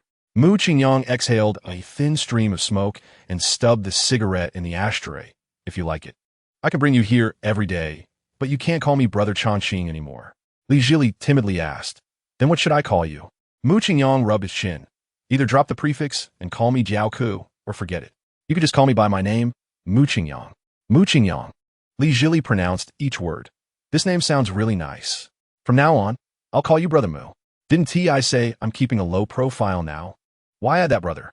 Li Zhili's cheeks turned slightly red. Oh, Brother Moo, please don't tease me. Mu Qingyang knew she had a thin skin when he watched her livestream. That one-word husband made her in the livestream in front of 100,000 viewers. With that thought, Mu Qingyang casually asked about her work. How's your popularity lately? Is there anyone who can shake my #1 position? Li Zhili smiled sweetly. Chapter 63. The small team of 10 had all signed the waiver agreement. One of the boys among the couple was still shouting, "What's so scary about this? It's just that. In less than half an hour, I can clear this beginner dungeon." After saying that, he rolled up his sleeves to show off his non-existent muscles to his girlfriend. The mercenary collected the agreements one by one and then led everyone to the changing room. For everyone's safety, knee pads, elbow pads, and helmets must be worn. Camouflage suits can be chosen in any style you like. Mu Qingyang picked up a suit from the top shelf, smelled it, and found no odor. It should have just been washed, which was a plus. He handed Li Zhili a set of desert camouflage in a sandy color. Let us wear this. This color is more noticeable, so I can find you a glance. Li Zhili reached out to take it, directly putting it on over her original clothes, and tied her long hair into a high ponytail. Mu Qingyang was a bit mesmerized. Wasn't this the goddess of military training in school? There were a few who were popular on Douyin, but compared to the beauty in front of him, they all fell short. This is just too youthful and beautiful. Fortunately, Mu Qingyang had already encountered several exceptional beauties, so he quickly snapped back to reality. He swiftly put on the desert camouflage and took a set of protective gear from the shelf. Chapter 64. Mu Qingyang struggled a few times, but the girls clung to him like octopuses, unable to shake them off, completely immobile. I say, sisters, how am I supposed to leave like this? If you're really scared, can you hide behind me? A few girls exchanged glances and slowly released their hold on Mu Qingyang, retreating to the back and tugging at his clothes. Two gay guys hurried over, afraid of falling behind. The guy from the couple was still waving his hands frantically while the girl looked conflicted, wanting to catch up but fearing her boyfriend would be scared alone. After hesitating for a few seconds, all the companions ahead vanished into the white silk. She sighed and decided to stay with her boyfriend to wait for the staff to come and take them out. Just then, the guy, seeing that no one was around, screamed sharply and chased after them, completely forgetting that he had a girlfriend. Mu Qingyang walked slowly. He knew there were zombies waiting for them in the white silk. Although he wasn't afraid, it was still scary when something suddenly jumped out, so being cautious was certainly wise. As they walked, the eerie background music faded, leaving only the sound of the wind rustling the white silk. Chapter 65. After passing through a few dilapidated rooms and fending off 7 or 8 zombies again, Mu Qingyang saw a light ahead. He pulled Li Zhili and hurried over, discovering it was an abandoned clinic. The clinic had 4 or 5 rusty hospital beds with yellowed sheets, and patients wrapped in bandages and covered in blood lay on the beds. A few teammates were chattering with a strange man, who should be the NPC for this map. Have you all made up your minds? Are you going to find clues here, obtain some serum, and earn 10 points, or just leave? The bespectacled man looked a bit anxious. There are less than 10 minutes until the zombie tide erupts. We definitely can't crack the clues in such a short time. Let's hurry and leave. A girl disagreed. We need points to unlock higher level maps. How will we know if we don't try? People like you are just dead weight to the team, contributing nothing and only demoralizing us. The bespectacled man got angry. I'm just trying to save everyone. If the zombie tide comes, we'll all be wiped out. I choose to leave for everyone's good. The girl retorted. We can wait until the last 2 minutes to leave. At least we tried, and if we fail, we won't have any regrets. Chapter 66. The NPC moved a coffin against the wall, revealing a hidden staircase. Follow me up to the ground. 2 people together, and lock the door behind you when we get out. Mu Qingyang had Li Zhili follow the NPC while he stayed at the back to protect her from being grabbed by zombies. As the door swung open, a swarm of zombies rushed in, and Mu Qingyang raised his submachine gun and fired, quickly clearing a path. The submachine gun has only 100 bullets, so use them sparingly. Charge with me, the NPC said before dashing into the cleared path, with Mu Qingyang and Li Zhili quickly following. The 3 of them were chased by a horde of zombies, and the scene was not much different from a movie. Mu Qingyang even thought that the staff playing zombies might have been hired from Hungyan, as they acted so convincingly. If it weren't for him constantly reminding himself it was all fake, he might have believed it was real. No wonder this escape room was so popular. The immersion was truly unbeatable. After running for about 2 to 3 minutes, the NPC made a sharp turn into a room with the door open. Li Jili and Mu Qingyang quickly followed inside. The NPC quickly closed the door and made a shushing gesture. Chapter 67. Li Jili held her breath, listening to the increasingly loud, buzzing sound. She reached out and pulled Mu Qingyang's head into a cabinet, then carefully closed the cabinet door, completely unaware how close they were, nearly touching lips. Mu Qingyang exhaled softly towards her and teased in a low voice, "Jili, this is our first meeting, and you're already so eager? First you wanted a hug, now you want a kiss?" Li Jili didn't dare make a sound, pressing her finger to her lips. "Shh." Mu Qingyang feigned ignorance and leaned closer. "If you don't speak, I'll take it as consent. I'm coming in for a kiss." Li Jili instinctively leaned back, bumping her head against the cabinet shelf with a soft thud. The sound was not loud, but it still caught the attention of the chainsaw zombie. It paused, then slowly turned towards the cabinet. "Oh no, we're dead." Mu Qingyang pretended to be scared. Li Jili's heart raced, her rosy lips forming each word carefully. "Don't talk." Her panicked expression was quite adorable, and while Mu Qingyang wanted to scare her further, he knew he should stop. Pushing it could lower his favorability. Chapter 68. In the lounge area. The mercenary who had greeted Mu Qingyang was inquiring about the group's status. "You say one person hasn't come out? Did he go back to complete the script?" A girl replied, "He probably did. He's quite bold. But getting the antibodies is too difficult. Unless something unexpected happened, he has likely been eaten by zombies inside." The mercenary waved his hand. "Our staff won't harm players. This script has a high degree of realism, making it easy to feel like everything inside is actually happening." Another girl nodded. "It really feels real. My legs are cramping from running. But that handsome guy was a bit impulsive. Just a chainsaw guy almost wiped us out. I don't know how he expects to get the antibodies among so many mutated zombies." The mercenary glanced at Li Jili and quickly shifted his gaze. Maybe he wanted to show off in front of his companions. "I've seen this behavior many times in the store, and so far, not a single person has come out without crying. If you want to earn more points next time, you can team up with me. I promise I can help you unlock the next map. Let's exchange contact information, and you can reach out anytime during my breaks." Chapter 69. The red sports car drove directly into the parking space of Villa Number 1, and the Cullinan was not there. Wan Yi had left early. She was going to Shenzhen with Minter Wang Lan to visit a professor and wouldn't be back until tomorrow. Otherwise, even if Mu Qingyang had 10 times the courage, he wouldn't dare to openly bring Li Jili home. Li Jili had long known that Mu Qingyang was wealthy, but she was still shocked when she saw the house. Compared to her own 2-bedroom apartment, this was a castle. After getting out of the car, she stood frozen in place, afraid to move, while Mu Qingyang took her small hand and led her inside. Li Jili had never entered such a luxurious place. She wanted to look around but didn't dare to glance too much, feeling a bit awkward. Mu Qingyang gently squeezed her palm. "There's no need to be so nervous. I'll get you a matching one in a few days, right in Tianfu City." Ah, Li Jili was stunned. Was this something a normal person would say? Who gives a castle as a gift upon first meeting? She hesitated and said, "No, I can't accept such a valuable item." Mu Qingyang didn't say much, just pointed to the 2 rooms on the second floor. "You can choose any room. Go ahead." Chapter 70. Once everyone was seated, Song Huaqing didn't pick up his chopsticks. He noticed this detail and stood up, saying loudly, "Everyone, don't rush to eat. How about we wait for Li Daxua to arrive together? And to make it worth your wait, I'll treat you all to this meal." The private room was suddenly filled with applause and cheers.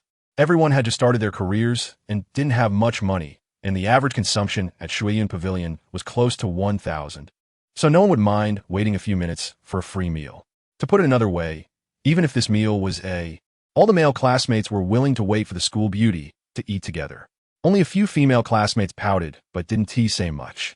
The classmates who hadn't seen each other for a year took this opportunity to reminisce about their past school life, and the atmosphere was very lively. 2 minutes later, the door to the private room was gently pushed open. A charming figure dressed in a black and gray plaid short skirt with a fitted dark blue suit stood at the door. The room suddenly fell silent, and everyone instinctively hushed, as if their homeroom teacher had suddenly appeared at the back door. They were all too familiar with this figure. Each of them had imagined her countless times, and many classmates had secretly harbored crushes on her, with a few even stalking her in a creepy way. Chapter 71. Hiss. The room was filled with the sound of people gasping. Song's Pharmaceutical was well known in Jiangnan City, and even those who weren't locals had heard of Li Jili. It's hard to get a glimpse of the heir to such a company, let alone share a meal at the same table. This kind of connection was a huge shortcut, and all the classmates became excited. Zhang Nini reacted the fastest, immediately holding a wine glass and approaching Song Huaqing's seat, then bending down deeply. The weapon that was already partially exposed was now fully revealed, and several male classmates sitting nearby couldn't take their eyes off the sight. Mr. Song, you're so low-key. We've been classmates for 4 years, and didn't know a true god like you was hiding among us. I'll finish this glass of red wine, and you can drink as you please. Song Huaqing merely glanced casually before shifting his gaze away. He didn't even wet his lips with the wine while toasting. Following that, the classmates lined up to toast, each offering a compliment or reminiscing to build rapport. Song Huaqing remained indifferent, and by the end, he didn't even feel like being perfunctory anymore, his expression growing increasingly grim. This was because there were still 2 people sitting in the room, chatting and laughing, completely disregarding him. Chapter 72, when he knocked on the door of the adjacent private room, Song Huaqing felt a bit nervous. The people sitting inside were all of the same caliber as his father. Although he had taken over part of the family business, he still felt a bit guilty in front of these old foxes. The door was opened by a dedicated waiter, and Song Huaqing forced a bright smile. "Uncles, I apologize for the delay. I'll pour myself a drink first." He downed a full glass of red wine before finding an empty seat. "Huaqing, it's just a meal. No need to be so polite. We can gather privately anytime. You should take care of those beautiful female classmates. Haha." The speaker was a middle-aged man with slicked back hair. "Uncle Qin, you're joking." Song Huaqing poured another glass and toasted. "I still have much to learn from you all. I'll focus on my career, and as for romantic matters, we can discuss them later." "Oh, that idea one do." The slender Jiang Zong handed Song Qinghua a cigarette. "When you find someone you like, be brave. As a man, while pursuing a career, you shouldn't neglect yourself. Whether you succeed or not is another matter. But enjoying life is definitely negotiable. Haha." Chapter 73, Song Qinghua was quite satisfied with the reaction of his classmates. He wanted Li Jili to dislike this tall guy. Bringing the school beauty into the company was just the beginning. As long as this step succeeded, everything else would fall into place. Moreover, he believed no one could refuse a 1 million annual salary. And even a naive school beauty should understand the weight of this salary. Li Jili became anxious as she saw so many people attacking Mu Qingyang. She was about to help out with a few words when the car dealership owner, Liang Zong, came over with a wine glass. Song Huaqing thought he was coming to find him and immediately stood up, prompting others to do the same. Mu Qingyang continued to eat as he pleased, not expecting that this elegant middle-aged man would be the first to greet him. "Mr. Mu, I didn't expect to see you here. I'm Liang Xiqing, and I toast you." Everyone present was stunned. This person knows Boss Liang? Why is Boss Liang being so polite to him? Is he pretending to be a pig to eat a tiger? Mu Qingyang was also puzzled, but the visitor was very polite and humble, so it was reasonable to engage. He stood up and raised his glass. "Mr. Liang, do we know each other?" Chapter 74, Li Jili leaned her phone against the plate, pouting as she leaned back in her seat, preparing for a silent live broadcast. Usually, she felt quite reserved during live streams at work. And if she had to call Mu Qingyang and Song Huaqing brother in front of so many classmates, she would be embarrassed to death. The live stream screen had already lit up with various gift effects, and many classmates had briefly sent a few gifts to show their support, but Li Jili remained silent. Song Huaqing had been watching live streams for years and had caused trouble for many female streamers. Otherwise, his level wouldn't be so high. He effortlessly sent out a carnival gift. When the full screen effect filled the live stream room, many classmates sighed. Usually, we only see rich people sending gifts online. I didn't expect to witness it in person today. I wonder how many diamonds this competition for the top spot will generate. About 10 million seems reasonable. Who is Song? Just a slight gesture can make that Mu guy look like a pig head. He wouldn't hold out for long before realizing how foolish he was earlier. This little click is half a month as salary for me. Just watching it hurts. I really envy Li Daxua. She is definitely going to make a killing today. Mu Qingyang had yet to make a move because he had discovered a new gift.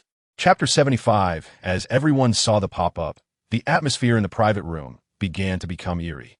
In the room of dozens of people, one could hear a pin drop. Everyone dared not breathe. Cold sweat trickled down Song Huaqing's forehead as he glanced at Yichang.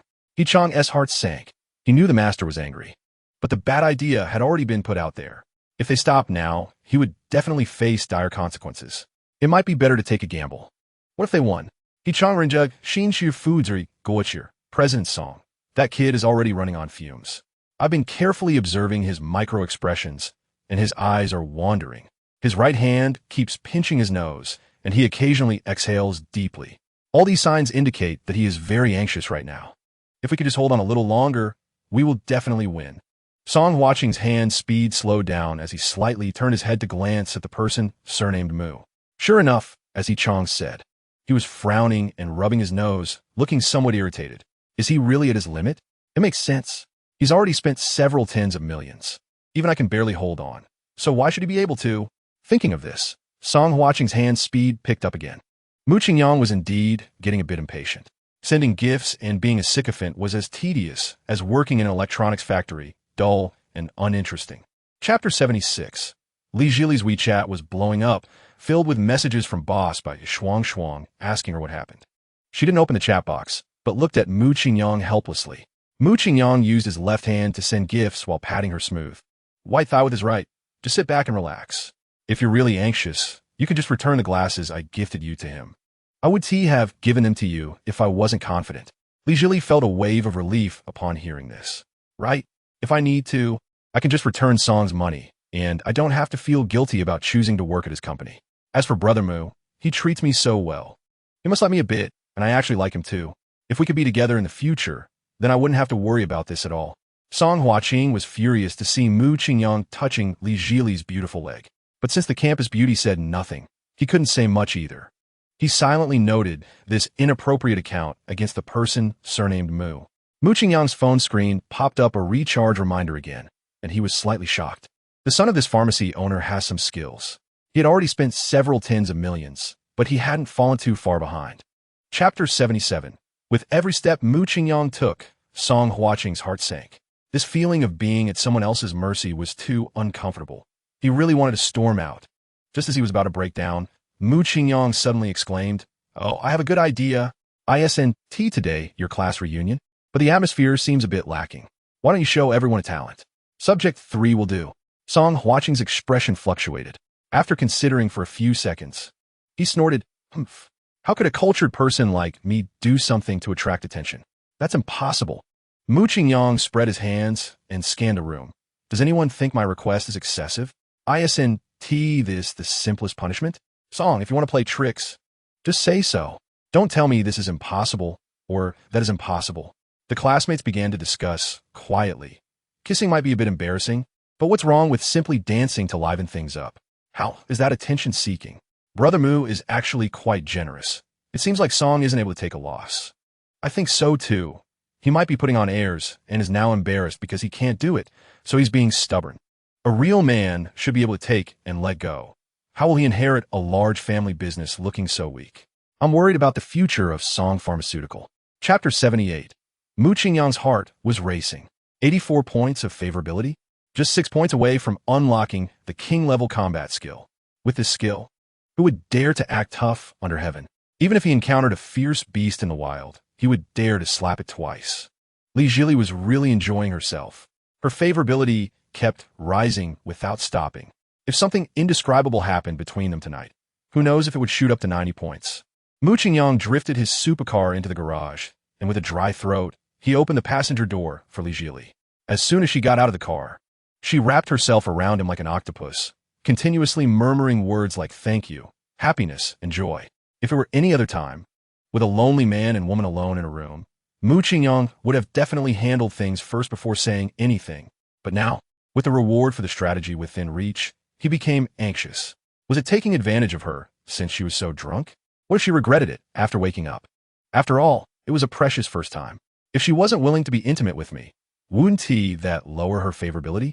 Mu Qingyang didn't dare to be reckless and decided to test the waters first. Chapter 79.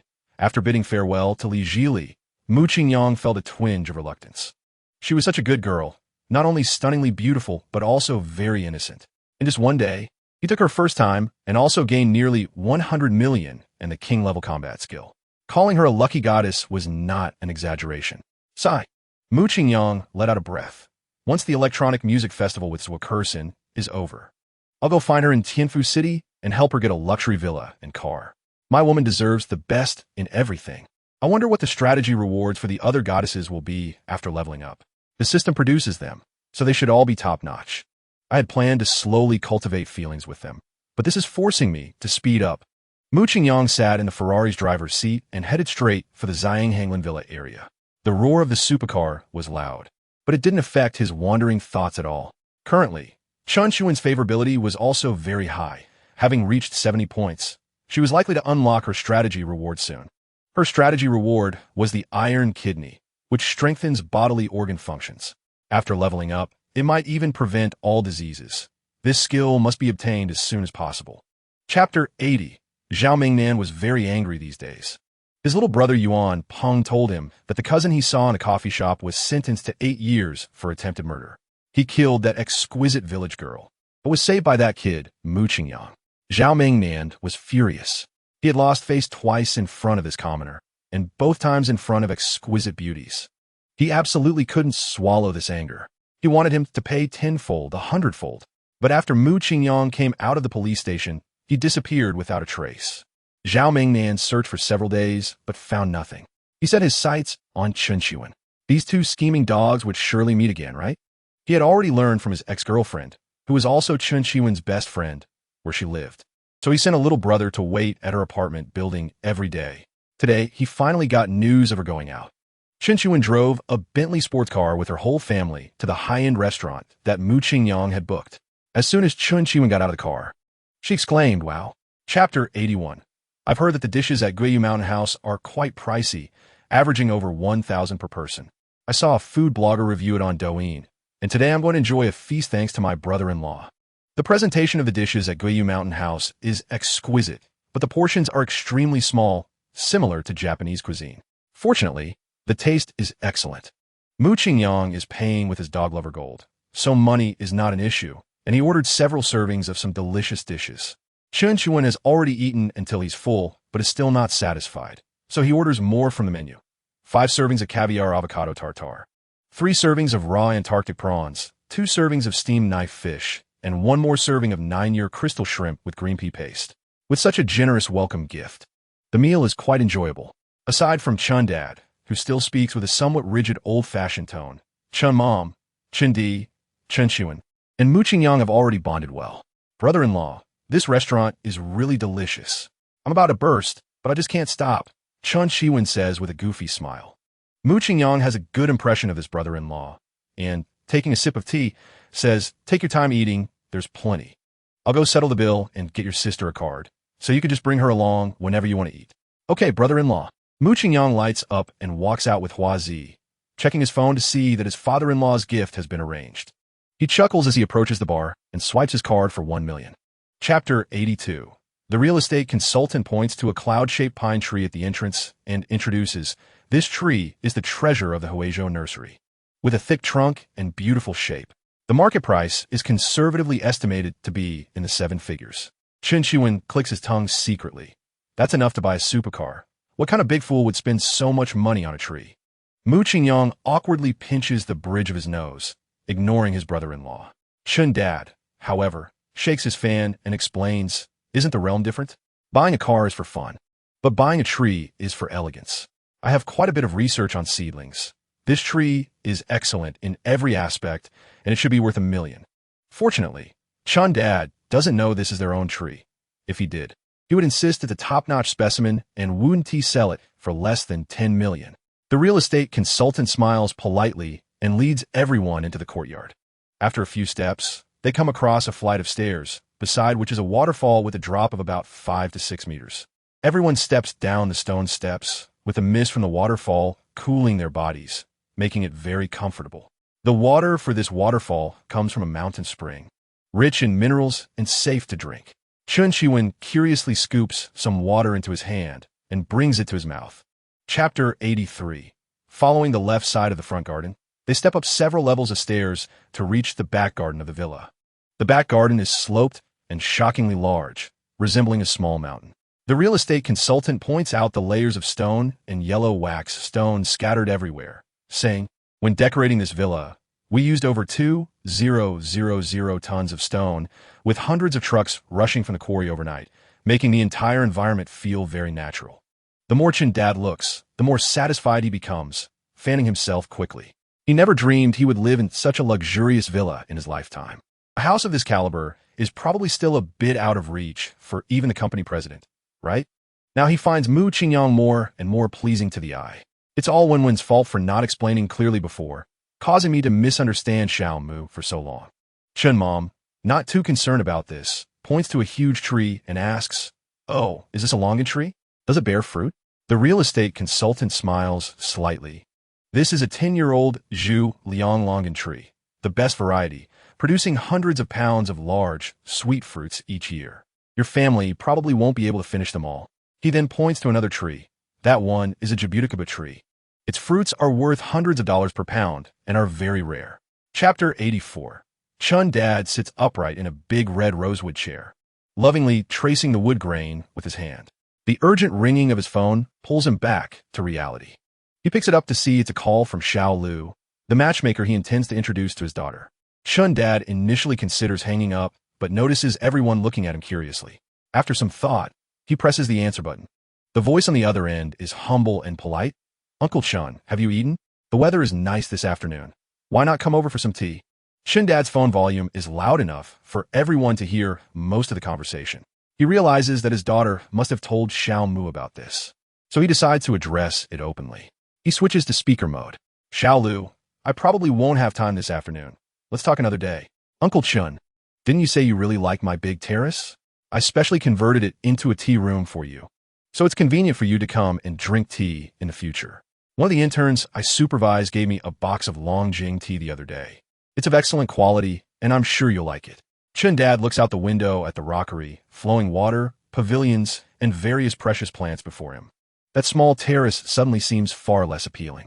Chapter 85. Mu Qingyang decides to return to the Ziyang Hanglan Villa to catch up on sleep. After drinking last night and battling with Li Zhili until late, he just released some energy in the car, and even though he has a strong body, he's starting to feel a bit overwhelmed.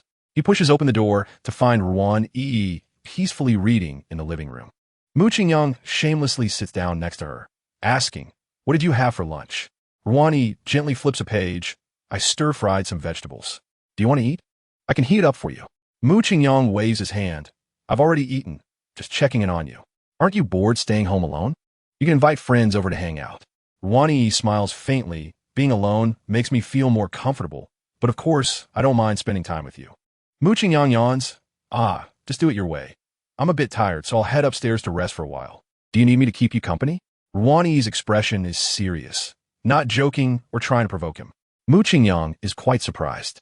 He thought Ruan Yi would at least sulk for a few days over the bedsheet incident. Is this a case of repaying kindness with kindness? A hint of guilt arises in Mu Qingyang's heart, but it is quickly suppressed. Chapter 86. After midnight. The four girls have consumed 2 bottles of red wine and over 10 bottles of beer, and they are slightly tipsy. Chen Shuwen checks WeChat and sees that Mu Qingyang still hasn't replied.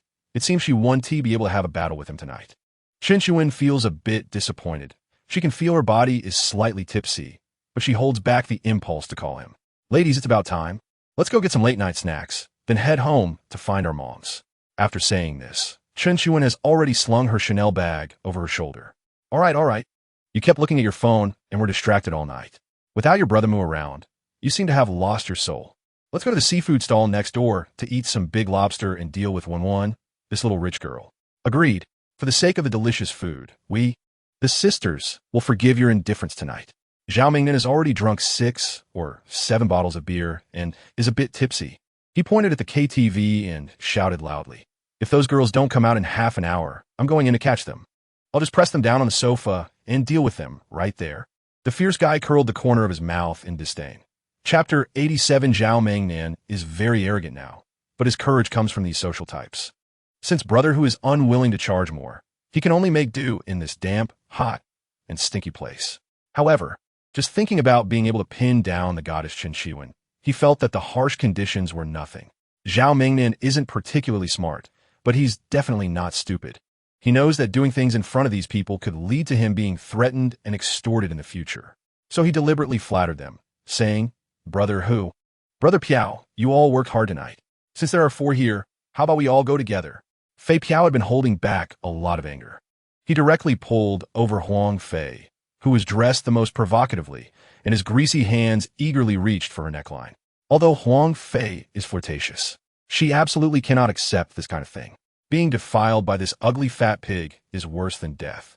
She tightly covered her neckline, twisting her body desperately, her mouth uncontrollably screaming in shock.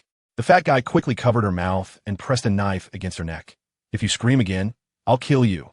Huang Fei was about to cry, tears welling up in her eyes, only daring to whimper softly. The fat guy leaned down and took a bite on her face, then looked at the fierce guy. Chapter 88. The next moment, Chen Chuan was awakened by Zhao Mengnan's pig-like scream. The moment she opened her eyes, a familiar figure appeared in her sight. It really was Brother Mu. Was what I just saw real? I just hurriedly sent him my location, and he got here so quickly? Chen Chuan's tears burst forth again. She felt that meeting Mu Qingyang was the luckiest thing in her life. Chen Chuan's favorability level, 5. Current favorability, 85. Mu Qingyang's heart relaxed. Fortunately, I arrived in time. If one had been touched by this little dog, I might not have been able to control myself and would have killed him. After obtaining the king-level combat skill, my physical quality has significantly improved. Otherwise, I really might not have made it in time. Even so, Mu Qingyang was still extremely angry, grinding the soles of his shoes. Zhao Mengnan screamed pitifully, rolling on the ground in pain, his whole body covered in filth, but his hands were firmly pressed down by a pair of Balenciaga dad shoes. Unable to move at all, he tried hard to see the person above him, but no matter how he tilted his head, he could only see a blurry shadow. But why did this outline look so familiar? Where have I seen it before? Chapter 89. The police car stopped at the location where the big van fled, and 2 police officers got out. The older one was in formal uniform, while the younger one wore an auxiliary police uniform. The old policeman got out of the car and immediately recognized a few familiar faces.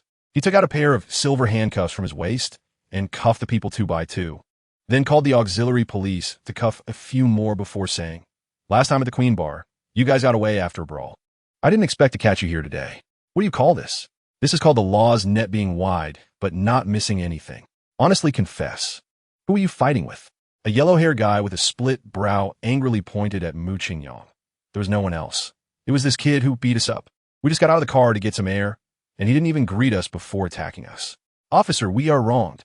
Mu Qingyang was just about to explain the situation when several onlookers directly started explaining for him.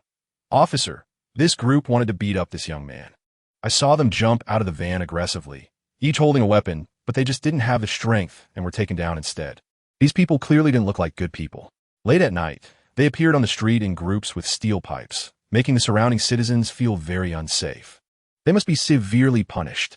Chapter 90. Mu Qingyang only realized today that as long as you have money, you can even stay in a suite at the hospital. Chen Chuan leaned on the sofa, her left hand within 4, and her head hanging with a drip. She gently rubbed Mu Qingyang's knuckles with her right hand, her tone filled with fear. The doctor said they didn't extract any other DNA from Fei Fei and the others, so those thugs probably didn't have time to violate them. Thankfully, you came quickly. Otherwise, they would definitely have psychological scars in the future, and I would feel guilty towards them for the rest of my life. Mu Qingyang, familiar with male physiology, had a bold guess he didn't know whether to say or not. But since the doctor had already concluded, maybe he was just overthinking. The shock they experienced is more than the harm. After sleeping for a couple of days, they should be fine. But your ankle is severely sprained. If you don't recover properly, you might not be able to get out of bed for 10 days to half a month.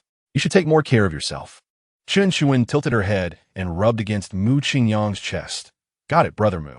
After taking this imported anti-inflammatory medication, the burning sensation in my foot has eased a lot. I feel like I could be discharged in 3 days at most." Mu Qingyang gently stroked her smooth hair. Chapter 91. The next day. The alarm clock had already gone off, but Mu Qingyang was reluctant to get out of bed. Ruan Yi's body was soft, icy, and extremely smooth. He didn't want to let go.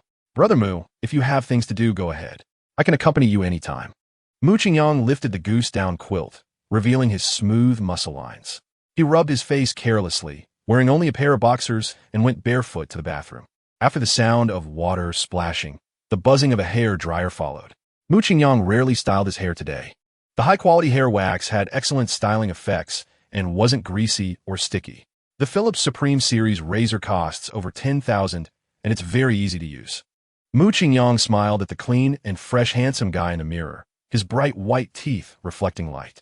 I might not be able to come back today. You stay home and be good. Yuan draped in a black and gold silk nightgown, leaned lightly against the head of the bed and smiled gently at him. Okay, I'll wait for you at home. Mu Qingyang checked his phone. There were only 5 minutes left until his meeting time with Liang and Chong. Even if he could fly, he would still be late, so he simply slowed down. At the entrance of the Champs-Élysées villa area stood a girl who seemed to have walked out of comic. Chapter 92 Hong Kong City is a famous metropolis in China, known worldwide. Although Mu Qingyang had never been there, he had seen it countless times online. When I truly set foot in this place, the bustling and crowded big city, in my impression, perfectly coincided with the scene before me. Compared to Jiangnan City, it is even more lively and upscale, but it lacks the most important hometown vibe. However, it's still quite enjoyable. We are currently at the busiest commercial street in Tsim Sha Sui. Crossing the zebra crossing leads to our destination. Liang and Chong pointed ahead. Mu Qingyang followed her finger and could already clearly see the black and gold Stealthy Bull logo hanging on the floor-to-ceiling glass. The green light turned on. Mu Qingyang stretched out his right hand. Liang and Chong glanced at him, held her head high, and walked away proudly. Mu Qingyang didn't feel embarrassed at all. He quickly caught up and was playfully chatting with her. The Lamborghini dealership in the harbor city was very lively today. Many rich second-generation youths and car reviewers gathered here just to catch a glimpse of the new model of the Bull. In the VIP reception area of the hall sat a man with a delicate face. His hair was meticulously combed, his complexion fair, without a beard, and he wore a Richard Mille watch on his left wrist. Chapter 93 The assistant shook his head with a mix of bitterness and helplessness, carrying the equipment away. Mu Qingyang wasn't interested in where to look at cars. He only cared about Liang and Chong's opinion. This girl has quite a spicy personality and isn't the type to suffer losses. But she had just endured so many negative comments, which showed that she really wanted to see the car from his position. So Mu Qingyang didn't say much. The sharply dressed salesman walked to the center of the showroom with a microphone and waved his hand towards the reviewito. Next, please welcome the famous car models Xiaoxiong and Yiyuan to unveil the mysterious veil of the new Bull for us. The two car models walked back holding the cover cloth. The first thing that caught the eye were two bright Y-shaped headlights, exaggerated and full of a sense of technology. When the entire front face was revealed, Mu Qingyang could feel its strong aggressiveness. It was like a ferocious beast lying in wait on the ground, making those who met its gaze tremble. When the true form of the entire car was fully exposed to view, there were gasps from the audience, and Liang and Chong's voice was a bit excited. The lava orange paint is really beautiful. The appearance is much more avant-garde than the old Bull, combined with its powerful performance. Whether it's for street racing or on the track, it's very nice. It's a great car. Chapter 94 Mu Qingyang understood the path of a sycophant well. He could only say, the fat guy is still too tender. Where's this? Can't withstand blow? Without deep pain, how can one have a great awakening? But at the same time, he balanced it out. The world is vast, and sycophants are everywhere. He had seen a car reviewer with nearly 30 million fans, one of the top automotive media influencers. Wasn't he just treated as a dog by the goddess? The end of a sycophant is the Sea King, my friend. Mu Qingyang ignored him, walked around to the driver's seat, and patted Liang and Chong's shoulder. You go to the co-pilot. Liang and Chong obediently nodded and walked around to the front of the car again. Xie Yuan's heart, battered and bruised, was on the verge of breaking in the reviewito car. Mu Qingyang's long fingers gently rested on the leather, dry carbon dual-tone D-shaped steering wheel, and the fighting blood within him was boiling. If Ferrari represents ultimate elegance, then Lamborghini represents ultimate agitation. He really wanted to step on the gas and take it out onto the road. Liang and Chong was more surprised. The interior changes of this generation of the Bull are really big. The mechanical buttons on the center console have been replaced by an LCD screen, and there's a small screen on the co-pilot side, which greatly enhances the sense of technology. Chapter 95 The salesman stared blankly at the bank card, hesitant to pick it up. He raised his eyes slightly and secretly glanced at Mu Qingyang. This person looked strikingly handsome, with a calm and composed demeanor, dressed in designer clothes. He didn't seem like someone who was joking. The salesman quietly took out a configuration list, checked all the selectable categories, and then frantically inputted numbers into the calculator. Hello, sir. Based on your requirements, the total comes to 13.68 million. Mu Qingyang lightly raised his hand. Swipe it. The thermal printing paper slowly came out, and the atmosphere shifted. This person can swipe over 10 million in cash. What is his background? The harbor city is filled with hidden talents. This handsome guy clearly isn't an ordinary person, completely overshadowing that Li Xiao. God, his cold and indifferent demeanor is so cool. What should I do? I love him. Miju. Let's go together and let him see the charm of the Miss Hong Kong. But he has a female companion. What is there to be afraid of? Which guy can refuse to play with two beauties at the same time? Just as Mu Qingyang was about to get up to find Liang and Chong, two tall girls stood beside him, one on each side. Handsome, do you want to exchange contact information? You're here to have fun, right? We are locals and know many interesting places in Harbor City. We can be your guides. Chapter 96. Mu Qingyang was momentarily stunned. She was truly mesmerizing, so enchanting that she seemed almost inhuman. Just a fleeting glance had already left an indelible impression in his heart. Mu Qingyang had seen the investiture of the gods and was deeply impressed by Su Daji in the show. Su Meyer was simply the reincarnation of this enchanting fox. How could an ordinary person like him resist such beauty that could deeply ensnare even the emperors of the human realm? Mu Qingyang had already made up his mind to bring her under his wing. He wondered what her strategy reward might be, looking for opportunities to spend on her to unlock detailed information. 30 million once, 30 million twice. Is there anyone else willing to bid? The salesman's excited voice pulled Mu Qingyang back to reality. He stared at Mr. Yang, wanting to know what their relationship was. 31 million. Good. This gentleman has bid 31 million. Is there anyone higher? 32 million. Mr. Yang showed little interest in the subsequent bidding, smiled slightly, and turned to leave. Mu Qingyang kept his gaze on him, watching him enter the office where Su Meyer was. Is the competitor the president of a large group? This is getting interesting. Chapter 97. After the applause subsided, the salesman excitedly approached Mu Qingyang. Hello, sir. Do you need a mortgage? Our company has partner banks and can recommend one for you. The process is very quick. Salespeople usually recommend loan services to clients. This way, they can earn a commission.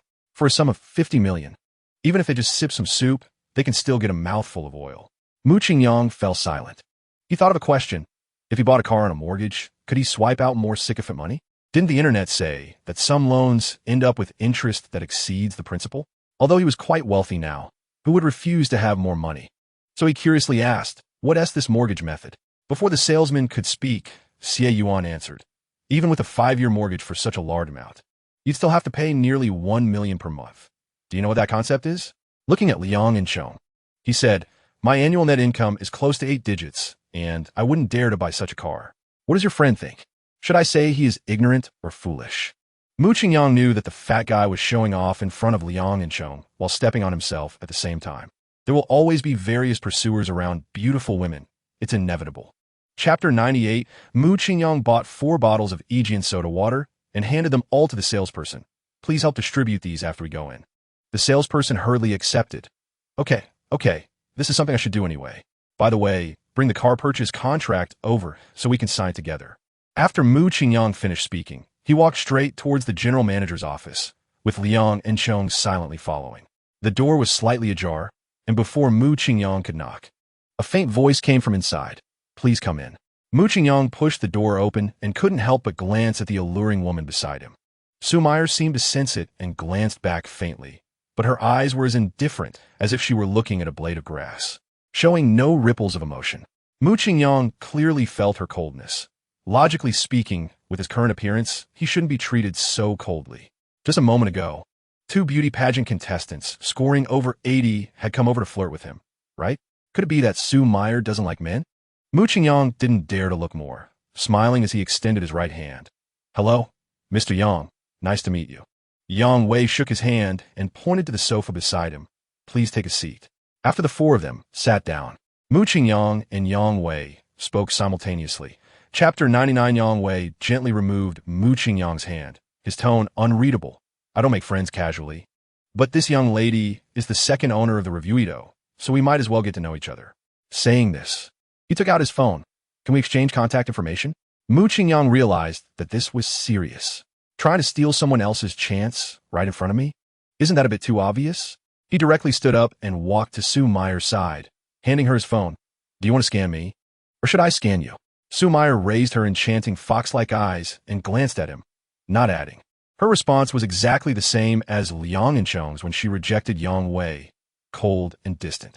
Yang Wei let out a bitter smile and put his phone back in his pocket. Mu Qingyang shrugged. Since that's the case, there's nothing more to discuss. And Chong, let's go. The Lamborghini Revuito slowly drove out of the Hong Kong City dealership, its eye-catching appearance and roaring sound attracting countless glances. Mu Qingyang held the steering wheel with one hand, watching the flashing lights outside the window, shaking his head and sighing. Is this the buff of being the first car in the country?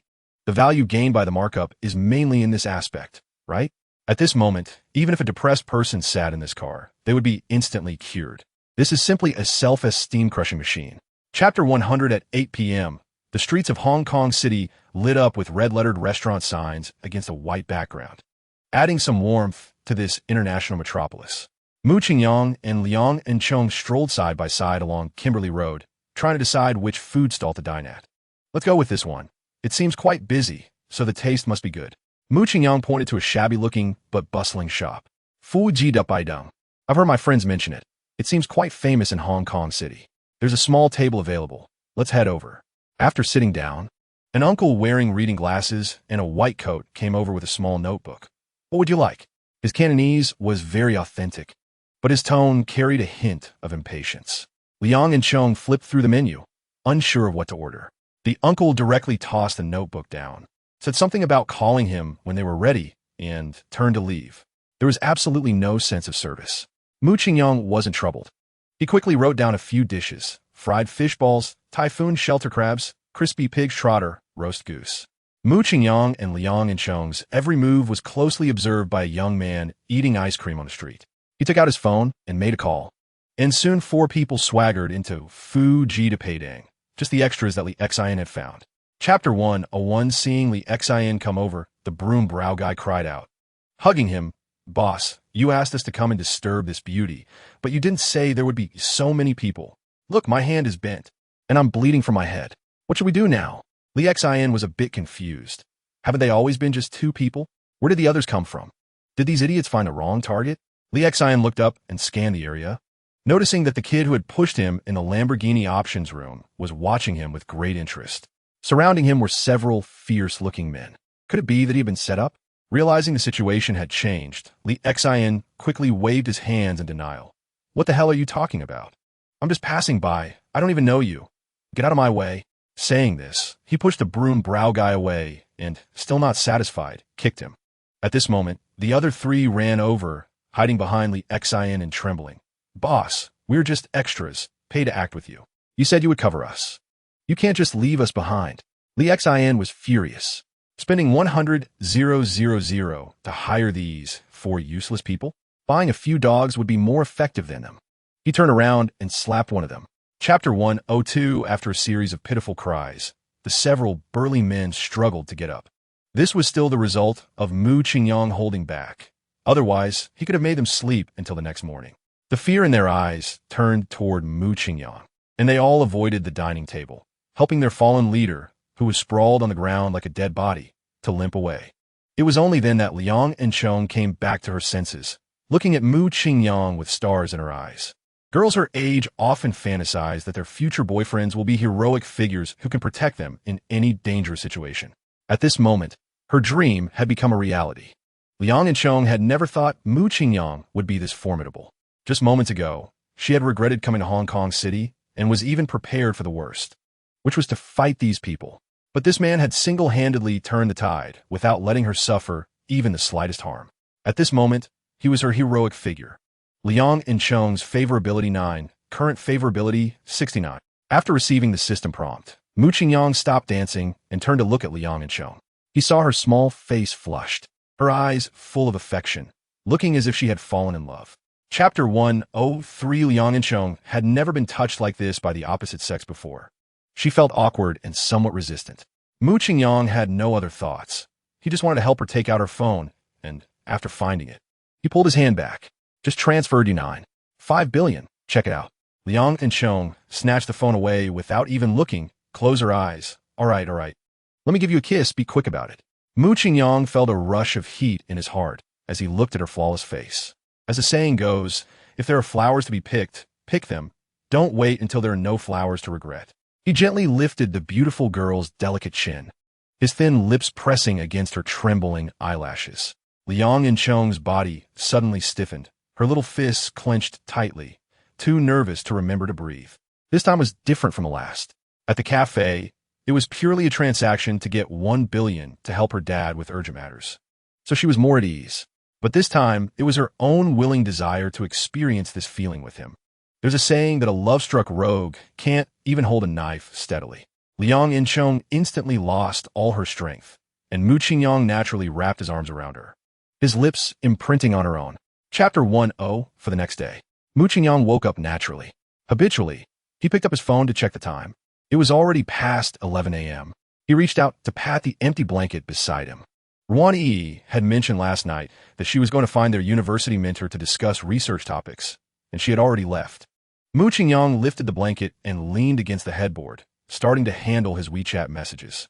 Li Zhili sent a message saying he missed him with a heart emoji. Mu Qingyang replied with a me too. Zhou Kersen reported her work progress as usual, and Mu Qingyang encouraged her to keep it up.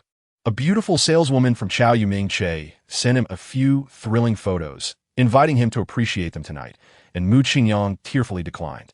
Liang Encheng's message left him a bit puzzled. Habi is a cat. Do you have time this afternoon? Come here to find me. Someone wants to meet you.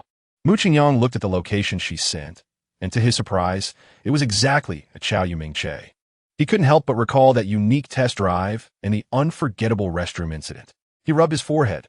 I just rejected Yi Shuyun, that juice princess. How awkward would it be if she saw me at the car dealership? But now Liang Encheng's favorability was stuck at 69 points. And her words were like an imperial edict. Even if the sky fell, he had to go, even if it meant losing some descendants. Chapter 105 in the president's office of Chao Yuming Che. Liang Xiqing had already brewed a pot of tea with his treasured pu'er. Liang Encheng looked at her watch. It was already 2 p.m., but she hadn't seen the wealthy brother's shadow. He wouldn't be late again, would he? Just as she put down her wrist. The glass door was pushed open, and a tall figure walked in. Mu Qingyang. Encheng, who is it that you? Before she could finish her sentence, Liang Xiqing stood up, and Mu Qingyang slapped his forehead. President Liang? It's you? Liang Xiqing pointed to the tea table. It's me, Mu. Please take a seat. Mu Qingyang's mind raced. We're both surnamed Liang. What a coincidence. President Liang is still so handsome at this age. Maybe he really is the beautiful girl's dad. I didn't do anything out of line to Li Zhili at the last class reunion, did I? Shouldn't be anything he could think of. Mu Qingyang composed himself and sat down calmly.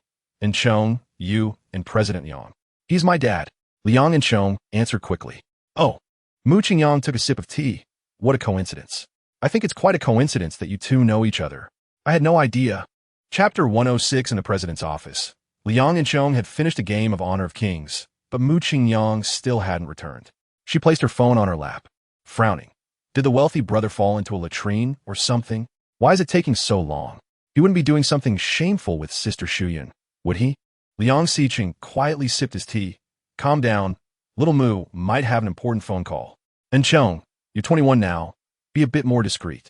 What can they be doing in broad daylight at the company? Liang Encheng's big eyes sparkled with wisdom. Conan Doyle once said, eliminate all impossible possibilities in what remains. However improbable is the truth. I find it quite suspicious. Liang Xiqing shook his head, realizing that his daughter had never cared so much about any male. And her suspicious demeanor clearly indicated she was infatuated. What were you two chatting about? Mu Qingyang's tall figure appeared in the office again. He sat back at the tea table like nothing was wrong, placed the documents on the table, and took a big sip of tea. I was delayed by a last-minute conference call. My mouth is all dried out. Liang Encheng secretly glanced at her dad, wondering how he always guessed so accurately, but still maintained a serious face. I thought you got lost after being charmed by Sister Shuyun. Mu Qingyang, feeling guilty, touched his forehead. Encheng, your imagination is a bit too rich, right? Anyway, I think there's something between you two. All right. Liang Xiqing slowly stood up. Encheng, don't act unreasonable, and little Mu, don't take her too seriously. This girl has been spoiled by me since she was little. Her temperament is quite stubborn. I still have some matters to deal with at the branch office. You two enjoy yourselves. After hearing about their trip to Hong Kong from his daughter, Liang Xiqing completely approved of Mu Qingyang's character. Plus, he was single and treated his daughter so well, so he decided to let them develop freely. Mu Qingyang smiled and waved as he stood up. He was very satisfied with his future father-in-law, giving him a definite 5-star rating. Not only did he resolve his own awkwardness, but he also did not put on airs as an elder, making people feel refreshed. Liang Inchong couldn't wait for her dad to leave. She didn't like drinking tea and chatting at all. It was both tasteless and boring. Once Mu Qingyang saw that only the two of them were left in the room, he immediately grew bolder. He sat down next to Liang Inchong, leaning in. Inchong, now it's our world of two. Should we reminisce about last night's feeling? Liang Inchong immediately thought of the scene in the Ferrari late at night. Her heart rate suddenly skyrocketing. But this was her dad's office. She absolutely dared not do that here. Liang Inchong pressed her little hand against Mu Qingyang's chest. Not here. Mu Qingyang was just trying to tease her. He had heard that women's noses were more sensitive than dogs. And he wasn't sure if he still had any lingering scent of Yishuyun on him. If they got close and she smelled it, it would be hard to wash clean. Mu Qingyang sighed in frustration. Ah, my fiery feelings always go unanswered. It's exhausting to feel unloved. Liang Inchong rolled her eyes at him. What on earth is in your head? You have no good intentions toward me. Enough of this. Let's talk about something serious. Are you free next Saturday? Let's go play in Magic City. Mu Qingyang felt overwhelmed. Are you talking about that music festival? Yes. Did you see it too? Heard about it, but I'm quite busy that day. I probably won't have time. Oof. If you don't have time, then forget it. I have plenty of friends. Chapter 107. The delivery address for the new Lamborghini is Chao Yumingche. Liang Inchong just called the shipping company and learned that the tow truck has already arrived in Jiangnan City and will deliver it in at most 2 hours. Taking advantage of this time, she dragged Mu Qingyang to play a few rounds of Honor of Kings together. As in reality, Mu Qingyang was still dominating in the game. The beautiful girl felt very pleased, but didn't say anything. It's too easy, let's play another round. While waiting in line, Liang Inchong received a call from an unfamiliar number. The reviewito has arrived. She immediately closed the game and rushed with Mu Qingyang towards the car dealership. There were already many people gathered at the entrance. Sales staff, mechanics, customers looking at the cars, and even cleaning ladies were stopping to watch. The lava orange supercar was quietly resting on the slightly dirty tow truck. The same product created a strong visual contrast at this moment. One looked like an old man hunched over, while the other resembled a shining superstar. Which brother got this car back?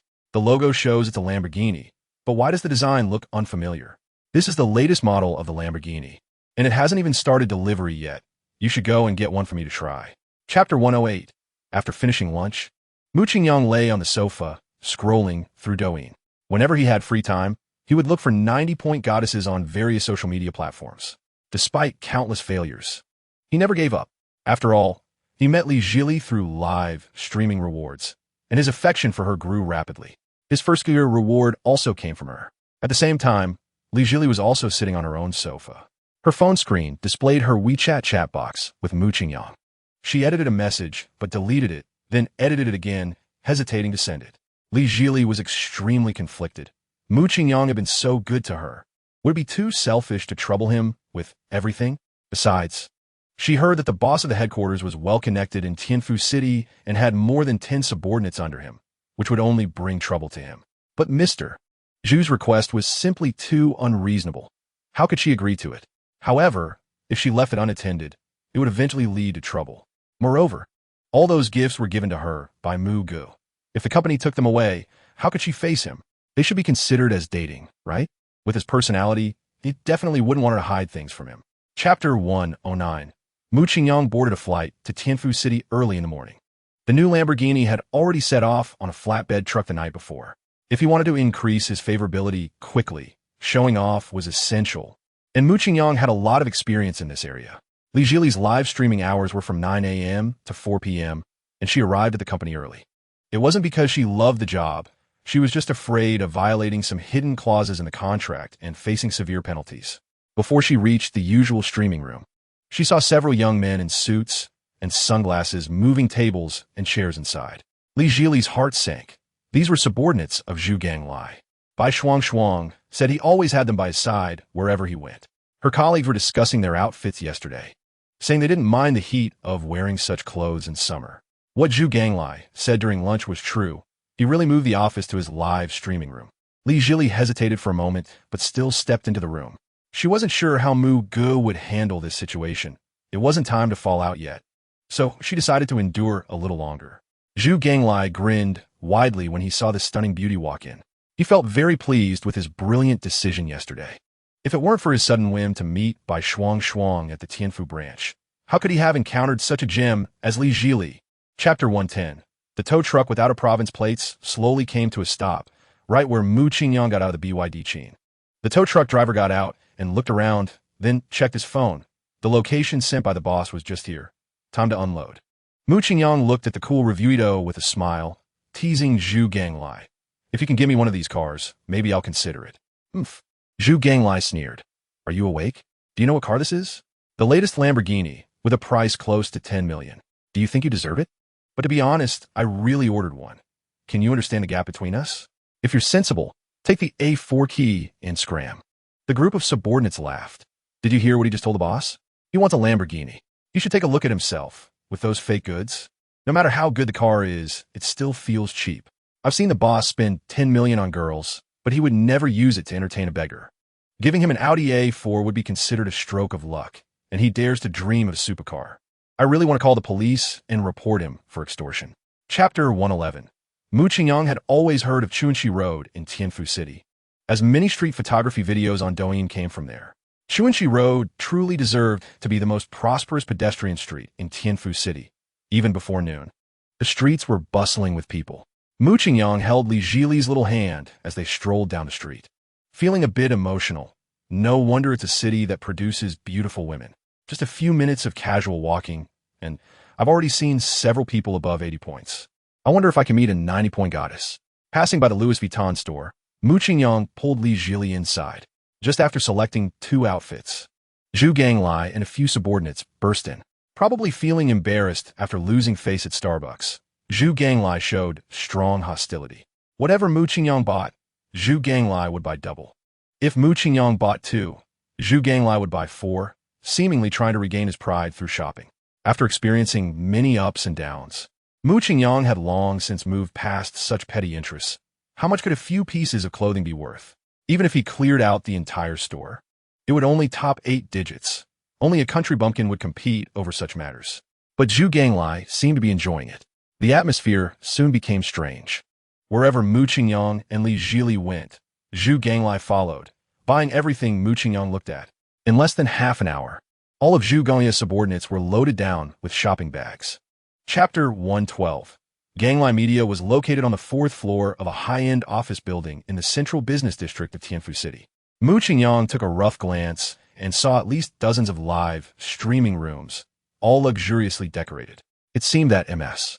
Du Shuixian was quite powerful and generous to Zhu Ganglai, willing to invest so much money in him. Mu Qingyang strolled into the lobby, leaning against the bar, where a woman in a white dress was staring at him intently. Shuang, I was delayed by something. Is that okay? Li Zhili hurried over and pulled the woman's arm, asking timidly. It's fine. Bai Shuang patted the back of her hand.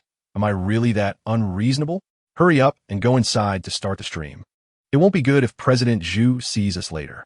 As she spoke, her eyes were intentionally and unintentionally glancing at Mu Qingyang. Li Zhili noticed this, but said nothing, obediently entering the live streaming room. Mu Qingyang took the opportunity to check her information. Name, Bai Shuang. Age, 24. Overall attractiveness score, 81. It's true that she is fair. The red blood vessels on her face are clearly visible, and probably half of her score comes from her skin tone.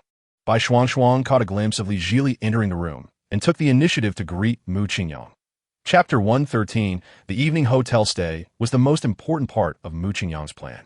He originally intended to weave a story about his first love to bring it up, and with the character he had just established, the success rate should be high. Unexpectedly, Bai Shuang was so bold that she directly brought it up. Mu Qingyang swallowed hard, hesitating to speak. Are you talking about getting a room? Bai Shuang shyly smiled yes. Mu Qingyang took out his phone to scan her WeChat. I'm not sure. Let's contact each other later tonight. Bai Shuang flipped her hair confidently as she got out of the car, not believing any man could resist this temptation. Even if he had something major to deal with, he would still show up for the appointment. Mu Qingyang watched her gradually fading figure and secretly breathed a sigh of relief. He could have directly flirted with Bai Shuang, and the success rate wouldn't be low. But as a wise man once said, One should strategically underestimate the enemy while tactically valuing them. If he forced the issue, it might seem too purposeful, and he might end up being played like a fool, wasting time, effort, and money. This naive and infatuated rich guy persona was specifically prepared for by Shuang Shuang. A girl like her would definitely take the initiative. Chapter 114. Due to the phone on the bedside table vibrated slightly, and a long, bony hand gently picked it up. Is it already 6 o'clock? That nap was refreshing. Mu Qingyang stretched, feeling his stomach was empty, and then remembered he had only eaten a few pieces of cake today. He called the front desk to order food and sent a message to Li Jili. Are you still with Bai Shuang Shuang? Ready to make a move? Lu Ganmian, speechless emoji. She would let me leave. I just accompanied her to buy QQ underwear, and now we're eating. Bai Shuang Shuang is so playful. She even knows to buy skins on her own. Mu Qingyang took a deep breath, suppressing his unusual feelings, and teased. Did you happen to buy a few for yourself? Lu Ganmian, those clothes are so embarrassing. They feel weird to wear. Is it that you, Brother Mu, want to see them? Mu Qingyang, yes. Super want to see. Lu Ganmian, if you want to see, buy them yourself. I didn't even dare to go in the store, just waiting outside for Bai Shuang Shuang. Mu Qingyang, definitely next time. Speaking of serious matters, I plan to schedule with Bai Shuang Shuang at 7 o'clock. Once I confirm the hotel and room number, I'll send it to you, and you can forward it to Zhu Ganglai. Chapter 115. In a high-end private club room. Du Shuixian angrily pushed the mahjong tiles aside. No more. Zhu Ganglai, that ungrateful wolf, is driving me crazy. What's going on to make you so angry? Even if you're mad, you can't just push the tiles. This round counts as your loss. Exactly, Shuixian, your mahjong skills are getting worse. The other 3 rich women at the mahjong table, who were about the same size as Du Shuixian, expressed their dissatisfaction. Du Shuixian slammed a mahjong tile on the table. That dog is secretly messing around with a female streamer behind my back. I'm going to catch him right now. If the news is true, I'll skin him alive. No way. He usually listens to you like a pet dog, wagging his tail when he sees us. He dares to pull these stunts? Didn't you say you have to squeeze him every day? Does he still have the energy to mess around? Let us go. We'll go with you. Du Shuixian waggled her chubby finger. Don't rush. Let us play another round. That dog Zhu Ganglai is too cunning. He won't admit it unless caught red-handed. I'll let him enjoy himself for a while before catching him with his personal gains. Chapter 116. Du Shuixian's slap landed solidly on Bai Shuang Shuang's face, knocking her from lying flat to lying on her side. Hitting someone who weighs over 200 pounds against someone under 100 pounds is like an adult hitting a child. Mu Qingyang suddenly felt a pang of sympathy. Is it too much for me to have tricked her here? After all, she was just a girl in her early 20s. Would this experience be too heavy for her? But then Mu Qingyang remembered what she had said in the car about Li Jili. People like her would hurt others for their own interests.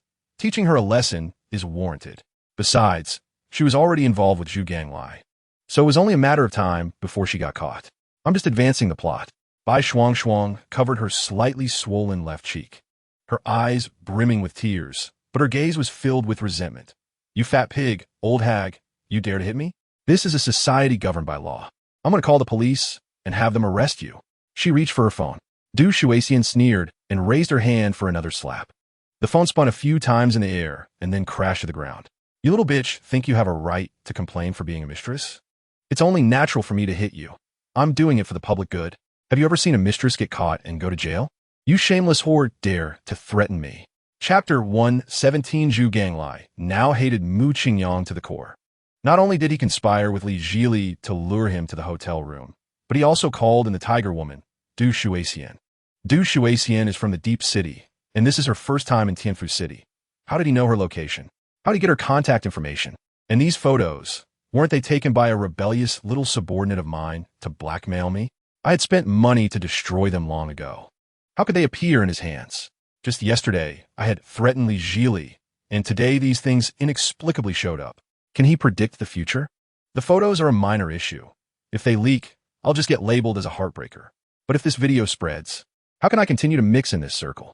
Just now, kneeling down to admit my mistakes and slapping my own face was completely recorded by that guy. TikTok has plenty of people who are bored and watching for fun. Didn't that video of the guy with the Magotan getting cheated go viral? Netizens laughed at his girlfriend for being a wife of the masses. I still have a bit of influence in the live streaming circle. A scandal would be a considerable news piece, especially with so many competitors in the industry.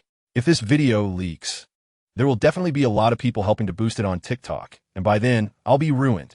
Chapter 118, Du Shuixian paced in the room, pinching her triple chin. Just now, Zhu Gonglie's words were clearly heard by her. The young man in front of her had tipped that little girl tens of millions and was driving a supercar worth $500 million. With his strength, he could easily tip out 9 figures. She was estimating Zhu Gonglie's winning probability. Zhu Gangli had absolute confidence in himself, leaning in to whisper, "Wife, put your heart at ease. This match is a guaranteed win for me. Husband, I'm a professional live streamer. Our company's account has several 100 million diamonds, and with over 1,000 streamers under me, each having tens of thousands to hundreds of millions of diamonds in their accounts, I can gather them all with just one command. There's no way we can lose." Du Shuixian was still a bit hesitant. Zhu Gangli added fuel to the fire. "Wife, this is a golden opportunity falling from the sky. Just think, if we win, not only can we recover the gifts we've tipped, but we can also rake in a hefty sum from that guy. I conservatively estimate that we need to tip at least over 100 million to determine the winner. That amount of money could equal our annual income. Where can we find such a foolish rich person? If we miss this village, they're 1 TB this shop." Chapter 119. Zhu Gangli managed to rise from being a left-behind child in the countryside to become the boss of a media company, showing that he was quite clever. To ensure victory tomorrow, the first thing he did when he got home was to post an announcement in the WeChat groups of various branches. Urgent notice. This month's salary will be settled in advance.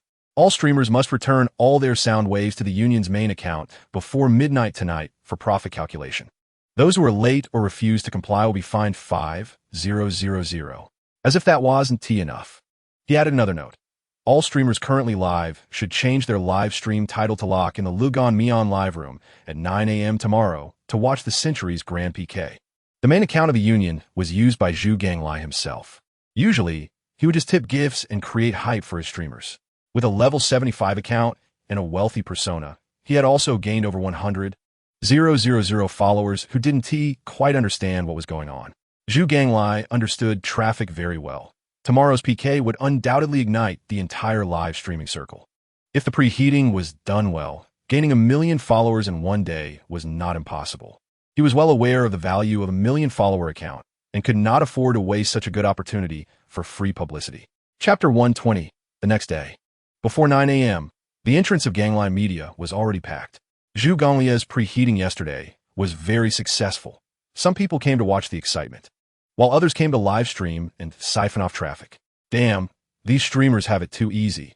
The sun is already high, and I still haven't seen many people come to work. Moreover, everyone here earns more than you. Doesn't that make you angry? I strongly recommend regulating the live streaming industry. In the past, when I went to TKV, I could still see a few obedient ones. Now, they've all come to do live streaming, and the rest are just a bunch of dinosaurs. I agree. Before, if you spent money, you could still get a decent experience, but now you can't even add someone without tipping 10,000 or 80,000 WeChat. It's just price gouging. Stop arguing. Look, 2 luxury cars are coming downstairs. The main characters must have arrived. Mu Qingyang and Zhu Gangli almost got out of the car at the same time. The old-fashioned Rolls-Royce was completely overshadowed by the cool new Lamborghini. Mu Qingyang's height, looks, and aura completely overshadowed Zhu Gangli. The female companions beside them were also worlds apart. That one with the slick-back hair must be President Zhu. I watched his live stream yesterday. Is that fat lady next to him his mother? She is so fat she can barely walk. Chapter 121. In the reception area of Gangli Media, the onlookers were munching on chilled watermelon while chatting. Is that the handsome guy who entered with President Zhu? He is quite arrogant, daring to take on the father-son duo. If he loses, he could just play dirty. No one knows who he is, probably counting on that. President Zhu is a nice guy, providing us with shade and free fruit. If he really tries to play dirty, we'll block him here, and everyone will turn on their live streams to collectively expose him. Look, the gifts in the live stream are already flying up. As soon as it hit 9 a.m., Zhu Gangli directly unleashed a Kunping Wanjin 10-hit combo, sending out 6 million diamonds in less than 2 seconds. President Zhu's ID instantly reached the top of the leaderboard. The viewers in the live stream were stunned. Is this the operation of a top-tier boss? Is this what it means to spend lavishly? An average of 100,000 soft sister coins per second. My monthly salary is 500. It would take me 2.5 years to earn this much. How outrageous is this? The moment he made his move, it was the most expensive gift. I wonder how long Chongqing can hold out. Mu Qingyang slowly exchanged over 7 billion dog money for diamonds. Chapter 122. Du Shuixian stood up and slammed the table upon seeing the comments. Damn you, Zhu Ganglai. So that 100 million breach of contract fee is how it is? You dog. Not only did you get involved with that little fox by Shuang, but you also want to target other women? Do you really think I don't exist? Zhu Ganglai was so scared that his legs went weak. And he knelt down. It's not like that, wife. That bastard Mu Qingyang is just biting randomly. I don't even know this streamer. How could I do such things? If you don't believe me, check the company's employment records. She was only recruited by Shuang a little over a month ago, and I've been by your side this whole time. How could I have the time to provoke her? Du Shuixian's small eyes darted around. That may be true, but I feel like things aren't that simple. Even if you didn't know this person before, can you guarantee you didn't have any improper thoughts after meeting her? I see you have plenty of energy. From now on, change it from once a day to twice a day. Zhu Ganglai nearly collapsed upon hearing this. Even if he had the physique of a national defense soldier, he couldn't withstand such torment from Du Shuixian. Moreover, his health was already weak, and the effects of the medication would be greatly reduced. If this continued, he would be drained to a husk in less than a week. Chapter 123. As the smoke entered his throat, Mu Qingyang felt much better. He lightly flicked the cigarette butt and casually swiped a power bank from the bar. Back in the live stream room, Mu Qingyang settled into a comfortable position in the boss chair and began rapidly tipping gifts again. He knew that 3 billion was far from Zhu Ganglia's limit. To win this PK, he needed to tip out several billion more. Since he had to tip anyway, he might as well go big and finish early. When Zhu Ganglai returned to the office after using the restroom, he was already drenched in sweat. The hot weather was one reason, but the main reason was that he had been pushed off the top spot again. He glanced at the gift difference and saw it was already over 200 million diamonds. Damn! Zhu Ganglai slammed the armrest of his chair. Has Mu Qingyang gone crazy? His speed is ramping up again. Du Shuixian was still furious. She looked at Zhu Ganglia's small eyes, which were gleaming green. If it weren't for the importance of the PK, she would have vented her anger first. Bring out your usual speed, and make sure to firmly suppress that foul-mouthed brat. The gift effect of Kunpeng Wanjing lingered in Li Zhili's livestream for more than 2 hours. Mu Qingyang and Zhu Ganglai had each spent nearly 10 billion diamonds. After the 200 million transfer arrived in Chapter 124, Zhu Ganglai was filled with confidence again. However, spending 100,000 on each gift was indeed a bit painful. It's important to know that a woman as beautiful as Bai Shuang could be supported for 2 months with just one 5-clawed golden dragon. Every click was like throwing away cash. Zhu Ganglai didn't even realize that his mindset had subtly changed. At the beginning of the competition, he would have laughed at 520 Kunpeng Wanjing gifts. Mu Qingyang felt much more relaxed now, as he had already pulled ahead of Zhu Ganglai by 1 billion diamonds just by maintaining a normal clicking speed. He estimated that in at most half an hour, the outcome of the competition would be decided. Sighing, Mu Qingyang stood up, stretched, and quietly moved a stool to sit beside Li Zhili. Li Zhili seemed a bit nervous, her almond-shaped eyes constantly glancing at the camera. Fortunately, Mu Qingyang managed to avoid the camera perfectly. Relax, just act normally, he said, his large hand habitually resting on the inside of Li Zhili's thigh, speaking to her in sign language. Li Zhili subtly nodded, trying to conceal her discomfort, and randomly picked a bullet comment to read. Host, what do you think of Chongqing and Mr. Zhu? In Chapter 125, Mu Qingyang and Li Zhili watched the bullet comments for over 10 minutes, during which they received various small gifts. But Zhu Ganglia's account did not appear on the screen again. Had he run out of funds? Mu Qingyang tagged Zhu Ganglai. Are you borrowing money or recharging? Stop struggling uselessly, admit defeat, or you might end up ruining yourself. No response. Mu Qingyang tagged him again. Can you give a definite answer on whether you're coming back? I don't have time to waste with you. Still no response. What is this old guy up to? Mu Qingyang quietly exited the room and went straight to the general manager's office, turning the doorknob. Zhu Ganglai, are you playing silence is golden with me? If you can't keep up, just admit defeat like a man. Zhu Ganglai raised his hands in surrender. I remember the agreement stated a time of 12 hours, right? It's not even 4 hours yet. Why are you panicking? Can I take a break if my hands are tired? Mu Qingyang smirked disdainfully. Even if your old baby is limp, What are you pretending for? Are you purposely stalling to annoy me? Zhu Ganglai shot up. Now I'm head of the family. I still have plenty of money. Just you wait.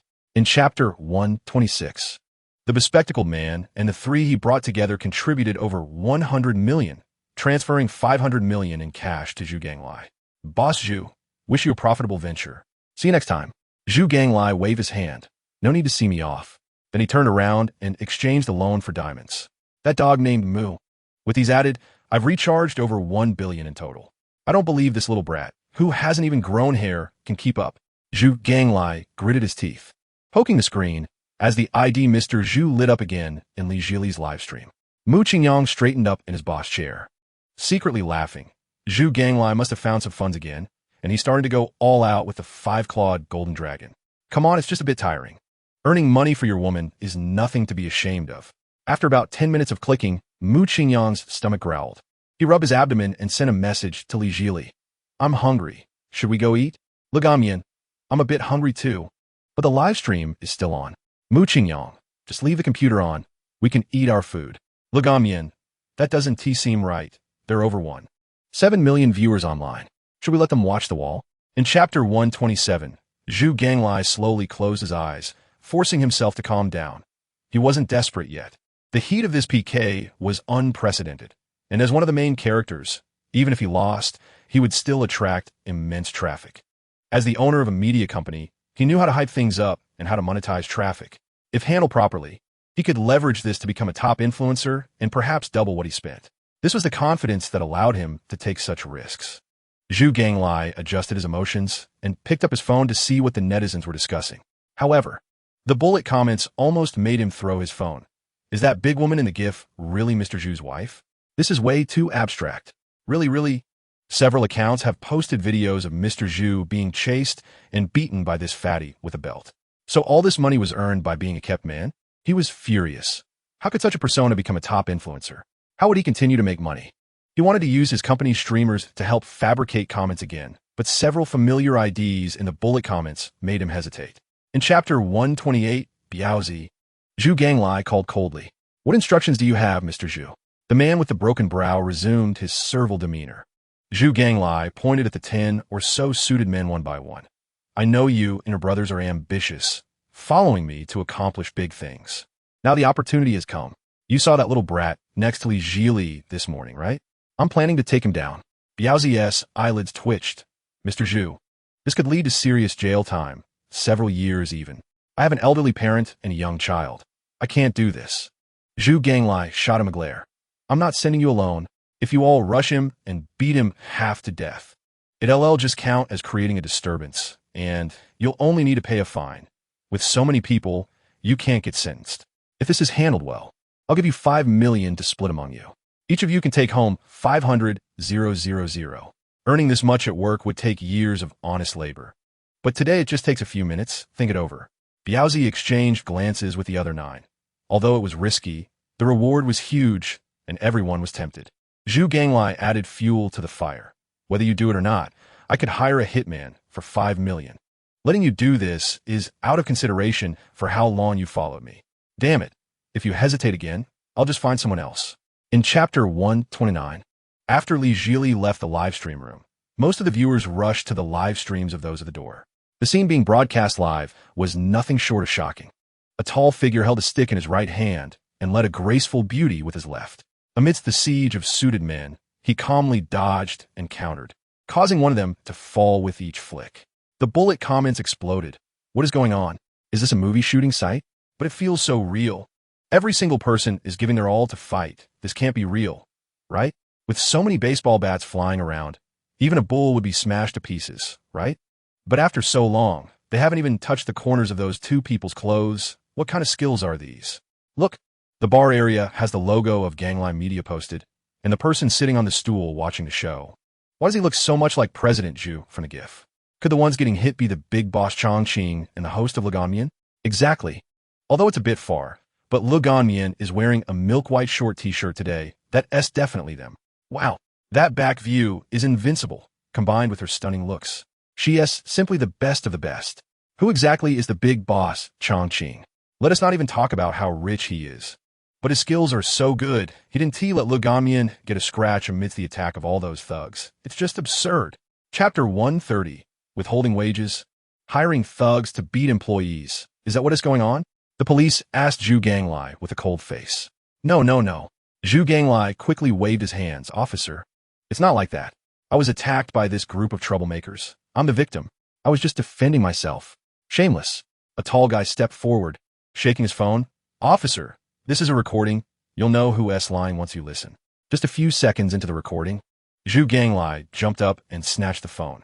This is malicious editing. I never said such things. I'm going to sue you for slander. The police angrily pointed at Zhu Ganglai. Hand over the phone. Destroying evidence is a serious crime. Don't mislead yourself. Zhu Ganglai hesitated for 2 seconds before handing the phone back, his eyes filled with resentment and malice. The police took the phone, pointed at the disheveled men in suits. What is going on with these people? Why are they all bruised? Are they the victims in this incident? The men in suits all fell silent, looking like wronged little wives. Mu Qingyang quietly raised his hand. Officer, they are the assailants. The police adjusted their hat. Looking puzzled, Chapter 131. Tianfu International Airport. Li Zhili held on a Mu Qingyang's arm and Wu Ti let go. Brother Mu, time flies so fast. You're going back to Jiangnan City in no time. I'll miss you so much. Mu Qingyang patted her little head. Silly girl. It's not like we want to see each other again. I'm going back to deal with some things. I'll come find you when I have time. These past few days, Mu Qingyang has been super comfortable. He also wants to spend more time with the obedient and understanding little beauty. But with Swakursin's music festival coming up, he needs to go home and plan carefully. After all, several girls have clearly expressed their intention to attend the event. And if they run into each other, it will be a seismic event for their mutual feelings. Li Zhili rubbed her head against his chest. Okay, Brother Mu, suddenly raising her pretty face. Can you finish it in these 2 days? Mu Qingyang had a bad premonition. What's wrong? This Saturday, there's a big music festival in Modu. I heard they invited a lot of internet celebrities and stars. I want to go with you. Oh damn. Mu Qingyang sighed inwardly. Why does everything he thinks come true? Even this girl wants to join the fun? He felt a hint of something being off. Chapter 132. Swakursin, as a local of Modu, comes from a well-off family. Those who have seen her early Douyin videos know that this cool girl is a rich young lady. The reality is just as described. Swakursin's father is in the trading business, worth tens of billions. She has never worried about living expenses, living in a villa worth over 100 million, driving supercars, eating delicacies, and wearing top luxury brands. Logically, dozens of millions would only be a trivial matter for her. But her fingers trembled when she clicked to accept the transfer. Her father could easily take out this money, but to use it for the electronic music festival, that was out of the question. For her DJ dream, she has worked tirelessly, performing all over the country, flying everywhere, every day. But even for internet celebrities with millions of followers, the appearance fee is only 20,000 to 30,000 per event. And gathering enough funds for the music festival seems like a distant dream. So, this 50 million is also a heavy burden for her. After accepting the transfer, Swakursin opened up and talked endlessly to Mu Qingyang about the details of the music festival. Kursin, young Master Mu, do you know how powerful the guest lineup is this time? Chapter 133. On August 28, 2023, according to the Blue Star calendar, it was the day of a music festival hosted by the Douyin internet celebrity Kursin with millions of fans, and also a day of celebration for countless people, including Chen Shiwen, at the Balenciaga store in the Jiangnan City IFS International Center. A woman whose figure and looks can be described as stunning was twirling in front of the dressing mirror. Fei Fei, does this outfit look good on me? Huang Fei slowly shook her head while pinching her chin. One word, perfect. Hey, I say Wen, you already have such a perfect boyfriend like Mu Qingyang. Why are you dressing up so beautifully?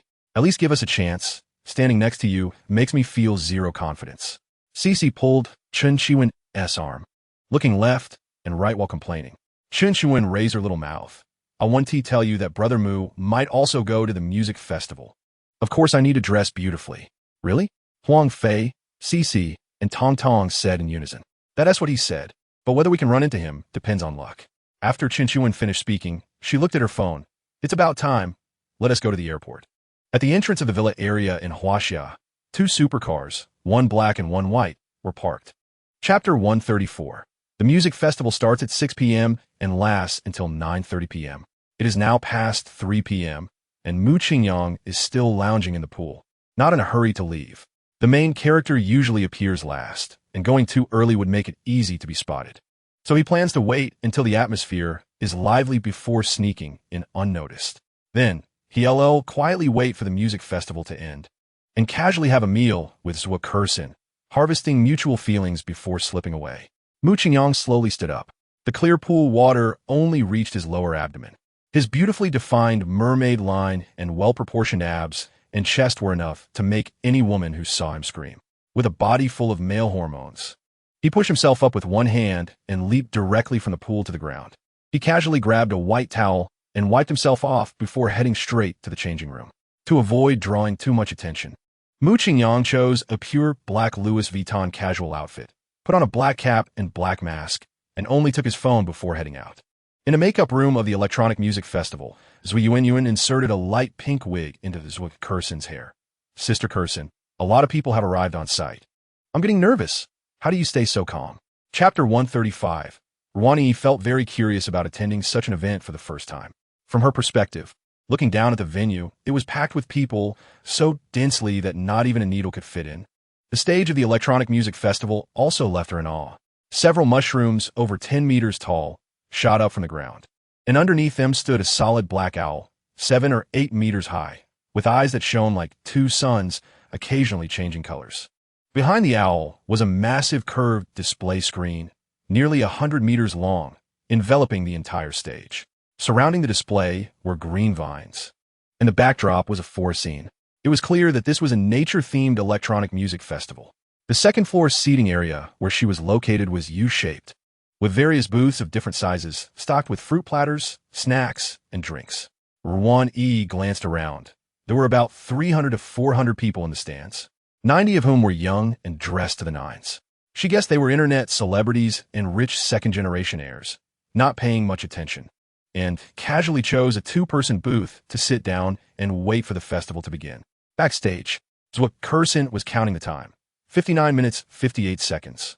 This was Mu Qingyang's first music festival, and the atmosphere on site was exhilarating. Almost everyone was swaying to the rhythm of the music. Mu Qingyang quite liked this vibe, letting his body move freely while he relaxed and enjoyed the music, just as he was leisurely pouring himself a drink. A few pairs of men and women entered the booth next door, with the man's voice being flirty and the woman's voice sultry, disturbing his solitude. Mu Qingyang lowered the brim of his hat a bit more and shifted further into the shadows, not intending to listen to their conversation. But their voices naturally drilled into his ears. I knew some big names would come, so I specially came to say hello. Oh, Mr. Luo, you're here too? How rare. Come, let's toast with a big white rabbit. The woman's voice was somewhat affected. Mu Qingyang guessed she was a slightly risque female streamer. What proper girl would call herself Big White Rabbit? Rabbit, wherever there's traffic, there you are. What's up? Were you invited to spin on stage too? Luo Feng took a gentle sip of champagne. With my little DJ status and over 1 million followers, how could I qualify for such a big stage? I'm just here to soak up some heat. Rabbit leaned over to refill Luo Feng's champagne, not covering her neckline, revealing an abundance of spring. The skinny man was initially very angry, but when he saw who had come, his eyes lit up and he smiled broadly. Do you two know each other? The young lady misunderstood. I just wanted to make friends with this beautiful lady. What protection or not, I'm not a bad guy. Huh? Liang and Chong scoffed. Does that look like making friends? I've been watching this side the whole time. If I hadn't come over, would you have forced her? The skinny man awkwardly smiled. That's not the case. We always respect the elderly and love the young, and we maintain hygiene. We would never do such a thing. This is a misunderstanding, a big misunderstanding. But meeting is fate. Let's sit down and talk slowly. Who knows, we might become friends. Saying this, he moved his chair over. Liang and Chong sneered. Who wants to be friends with you? Leave immediately. Do you understand? The skinny man raised an eyebrow. I say, little beauty, I'm being gentle with you just because you're pretty. Don't be ungrateful. This booth is a public area. I can sit wherever I want. Do you have any control over that? Liang and Chong had a fiery personality, but wasn't foolish. There were many people on the other side. If things escalated, they would definitely be at a disadvantage. Beautiful women are always unavoidable targets for pickup lines. On the second floor seating area, at the booth where Chun Chuan and several girlfriends were. A young man wearing sunglasses and looking somewhat handsome came over. He very casually found an empty seat and extended his right hand to Chun Chuan. Hello, beautiful lady. I'm the most affectionate Song in Magic City. Nice to meet you. Chun Chuan glanced sideways and directly chose to ignore him. The sunglasses guy's hand hung awkwardly in the air, and just as he was about to retract it, another girl at the table grabbed it. Hello, handsome. I'm Huang Fei. Nice to meet you. This guy was not as tall as Mu Qingyang, nor as handsome, and his voice wasn't as pleasant as Mu Qingyang's, but Huang Fei, having worked in a luxury goods store for many years, immediately recognized that his outfit was quite expensive, probably a rich second-generation heir.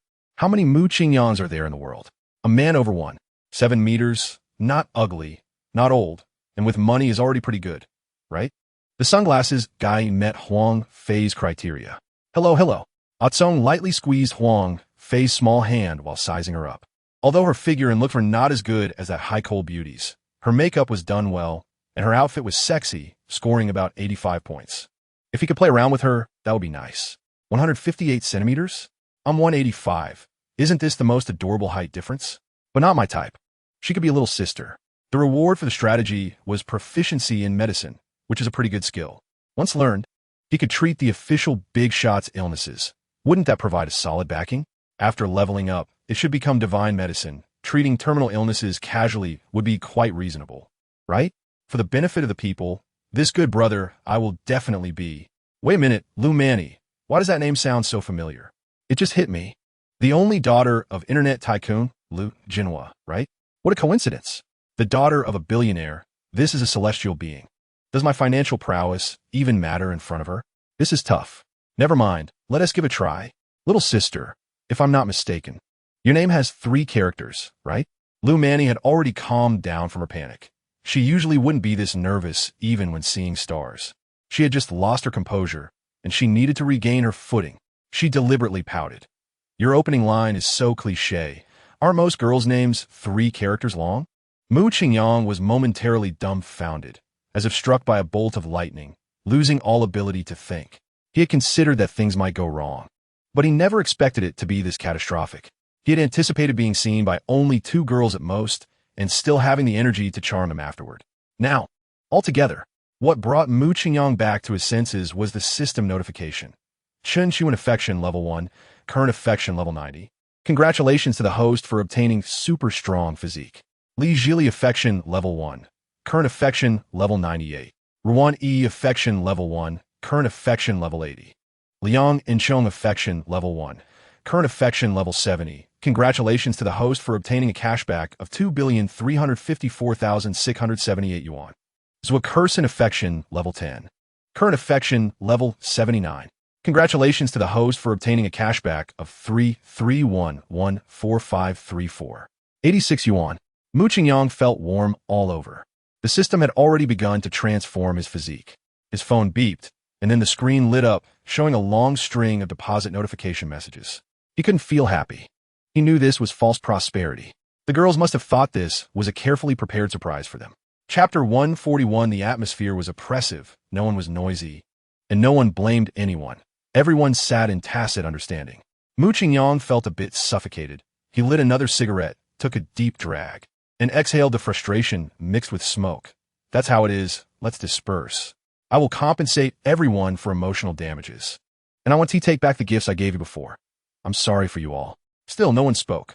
Instead, they could hear the gas from the onlookers. Wow, this car is wrecked. Aren't those girls angry? If it were my family, I would have stormed out long ago. And not even 8 oxen could bring me back. This handsome guy is so good-looking, and from what he said, he doesn't seem to be short on money. What's wrong with a high-quality male god playing with feelings? There's no loss materially or spiritually, and judging by his physique, he should be in great shape. He has got all. Handsome guy, I want to taste the bitterness of love. Let me be jealous. Each of these goddesses is top tier, and they're all his girlfriends? Why? Why does the heavens allow this? My brother is holding me back. I'm afraid I can't control myself. Yution pressed hard on his chest in the crowd, feeling a sharp pain in his heart, with 1,000 alpacas galloping in his mind. Chapter 142. The feeling of 1,000 years returned once more. In reality, only an instant had passed. But Mu Qingyang felt as if he had been studying singing techniques for decades in his dream. He could clearly feel the changes in his vocal cords and had developed a heartfelt confidence in singing, even wanting to belt out a song from the Qinghai Tibet plateau immediately. But to avoid being too abrupt, he held back, secretly happy. Is this what they call the loss of the old man as a gain for the young? He actually received the strategy reward from Zhuokerson so quickly. Sister, there's no man in this world who likes gold diggers more than I do. You really know how to give face. We're a match made in heaven. But what will the top-tier singing talent evolve into? Mu Qingyang opened the system panel. Soul singer? The voice possesses the power to touch people's hearts. When infused with emotion, it can help depression patients recover and can also make cheerful people become despondent. My God, ISNT, this the ability of Perona-S ghost fruit from One Piece?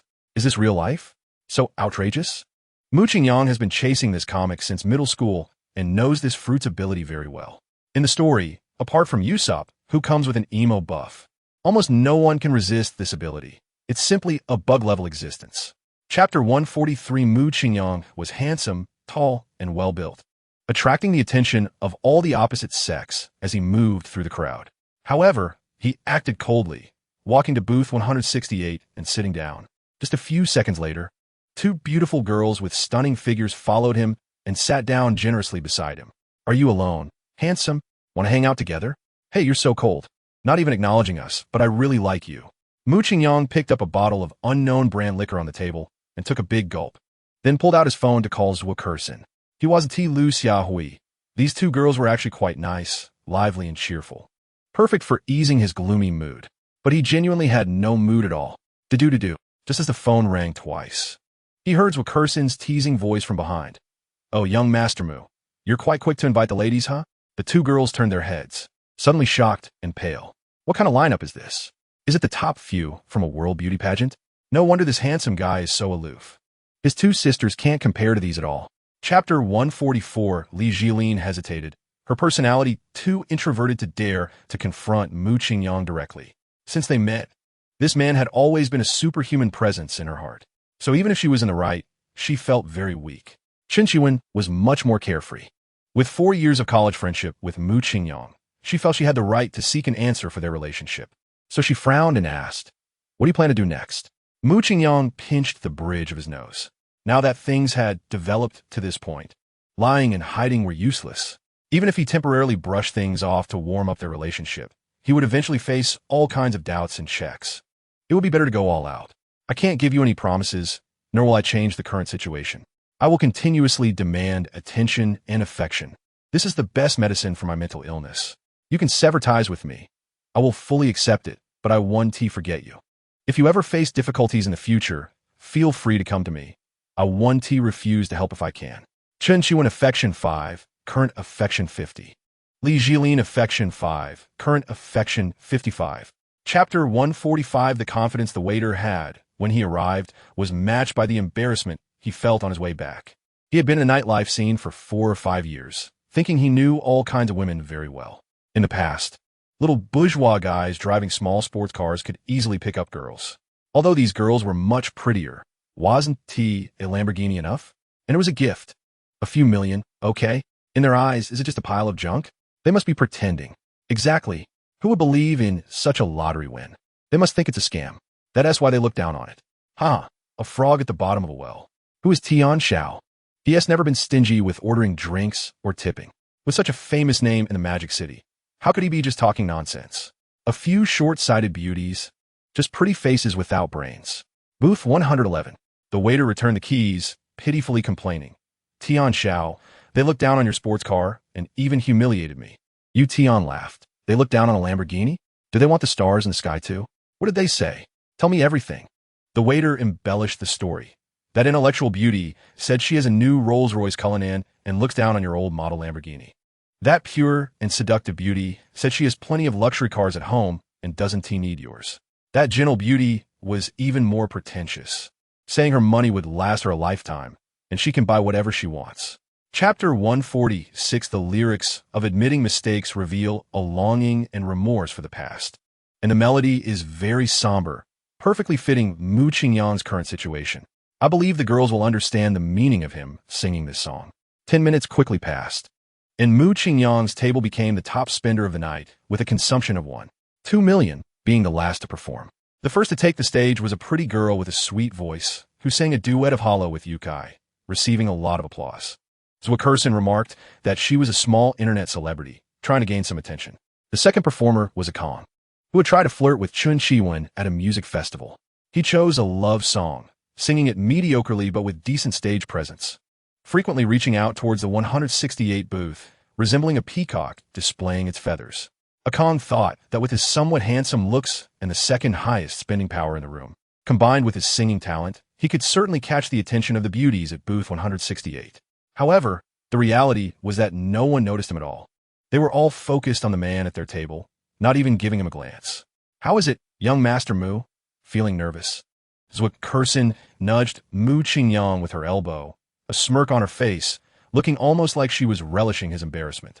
Mu Qingyang shook hands with Yukai and quietly left, ignoring the audience's enthusiastic calls for another song. He sang the song to express his acknowledgement of his mistakes, aiming to maximize the song's impact and boost his likability. Now that his goal was achieved, there was no need to remain exposed to the camera. Many in the audience were recording with their phones. And after already gaining some fame at the Electronic Music Festival, another round could turn into a trending topic tomorrow. It was better to leave the stage to the big internet celebrities. His little interlude shouldn't attract too much attention. Mu Qingyang's steps became lighter. Zwickerson's likability had reached 92 points, and if this growth continued, she might be the first to unlock an upgraded skill. A soul singer. A fusion of the phantom fruit and the ultimate psychologist. Just thinking about it made him salivate. Chen Xiwen and Li Zhili's likability had also returned to above 60 points. Based on his understanding of likability, reaching 50 points meant they were good friends, and 60 points indicated a closer relationship. As long as they didn't reject or dislike him, there was a good chance to restore their likability. Mu Qingyang didn't take the 10 or so people rushing at him seriously.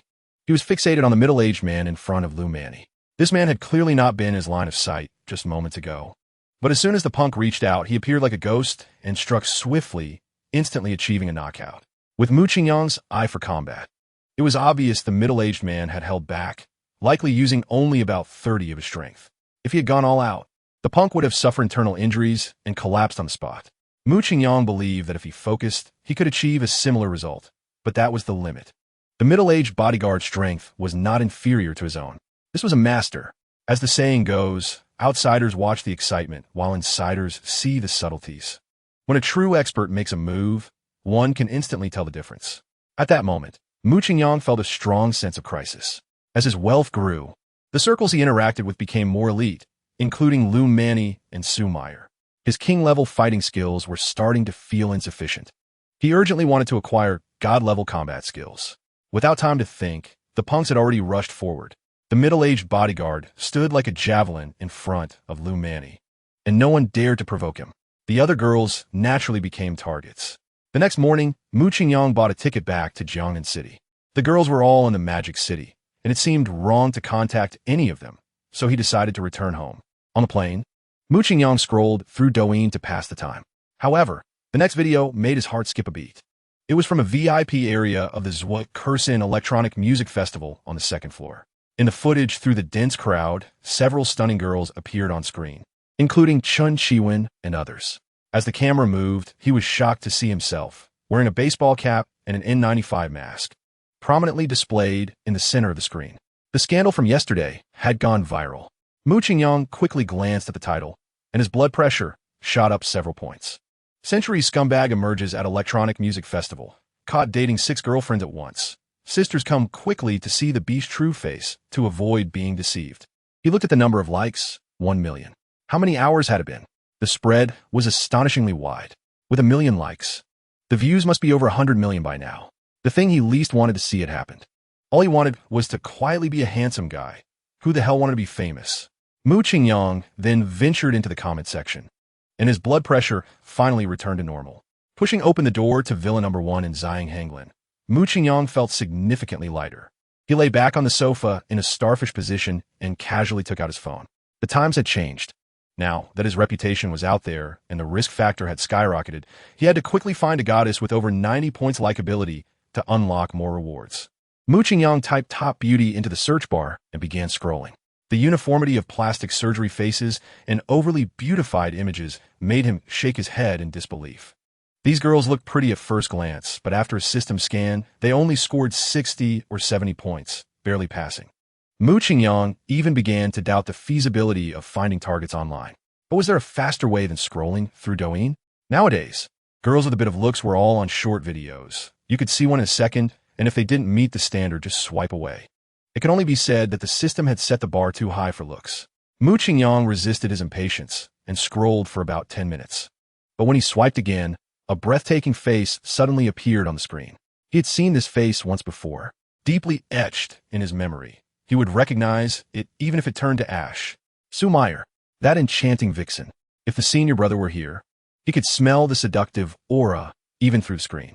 Mu Qingyang shook his head and smiled bitterly. There was no reason for it. After scrolling through nearly 10 million of Su Meyer's likability, it hadn't budged at all.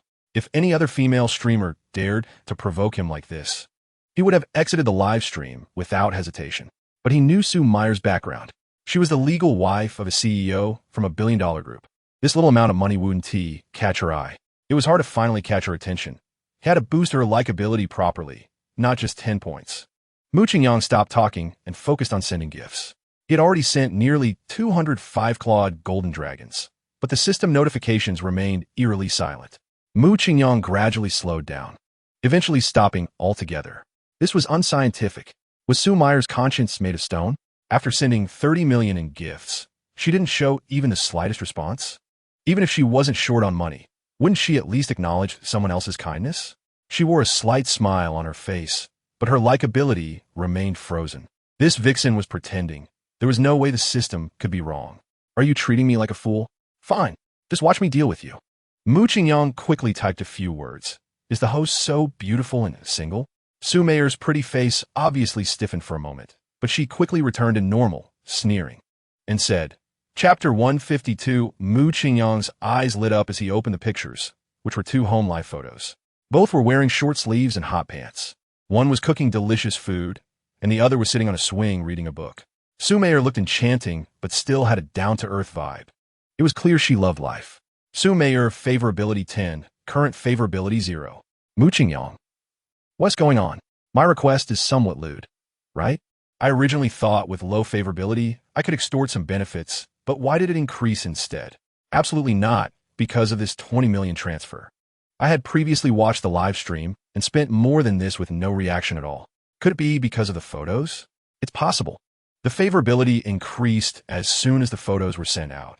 Does it mean that the more I interfere in her life, the more recognition I will gain? This idea is good and worth a try. Mu Qingyang. They're beautiful and I love to watch. Is there more? Su Meyer, yes. But you have to answer me a question first. Mu Qingyang, go ahead. Su Meyer, what is your relationship with Yang Wei?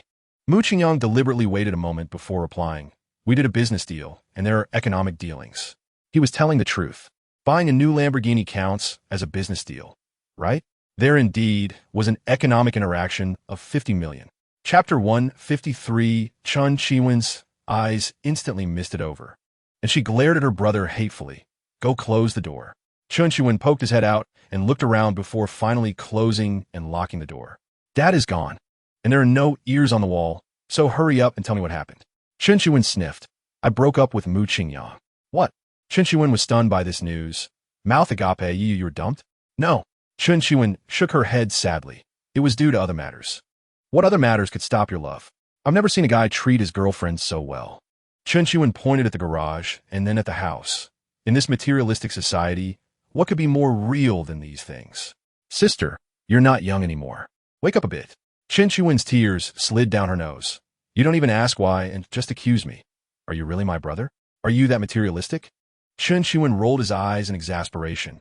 All right, what exactly did you break up for? Just tell me. He cheated. Chun Chiwen's voice cracked with tears, bringing her already low spirits even lower as she brought up this matter again. Chapter 154. Zhua Kursin finished the wrap-up work for the Electronic Music Festival, and it was already the next evening. The total investment for this event was nearly 40 million, with ticket revenue just over 10 million. And the loss was the 30 million sponsorship from Mu Qingyang. Zhua Kursin compiled all income and expenditure into a spreadsheet and sent it to Mu Qingyang on WeChat. also transferring the remaining money, including the small change, back to him. Mu Qingyang dared not accept it and directly returned it. This is clearly cheating. If I accept it, the system will run away. Cursing. I was too abrupt. How could this small amount catch Mu Xiao's eye? Let's stay in my account. Mu Qingyang. It's not about the amount. I'm not in the habit of taking back what I give. Cursing. Yes, yes, yes. I still remember what you said to those girls, like I want to take back what I give you. I'll provide you economic compensation. Mu Xiao is so warm. Mu Qingyang, what? You also want this treatment? Sure, I'll always keep a spot for you. Come find me when you've thought it through. Cursing. I don't have the habit of sharing a boyfriend with anyone. Being friends is the most suitable for us. Deep friendship. Chapter 155, Lu Manny's overall appearance score had reached a high score of 95. Still far from enough. Mu Qingyang absolutely did not believe it. He thought she was being modest, but couldn't he help but curiously ask. Impossible. You're already stunning enough to lose one's mind. What kind of earth-shattering beauty could she be? Lu Manny. I wouldn't lie. Sister Fulling is indeed much more beautiful than me. Mu Qingyang. No picture, no truth. Lu Manny. Wait, I'll find a photo from her social media. About 10 seconds later, Mu Qingyang received a picture. When he opened it, he was dumbfounded. Even though he had seen countless women and spent every day with various stunning beauties, seeing the girl in the photo still gave him a feeling of being unworldly. This was a no-makeup photo. The girl was wearing a sun-protective jacket, sitting on a lush green meadow, looking so noble and pure that it made one feel no desire to defile her.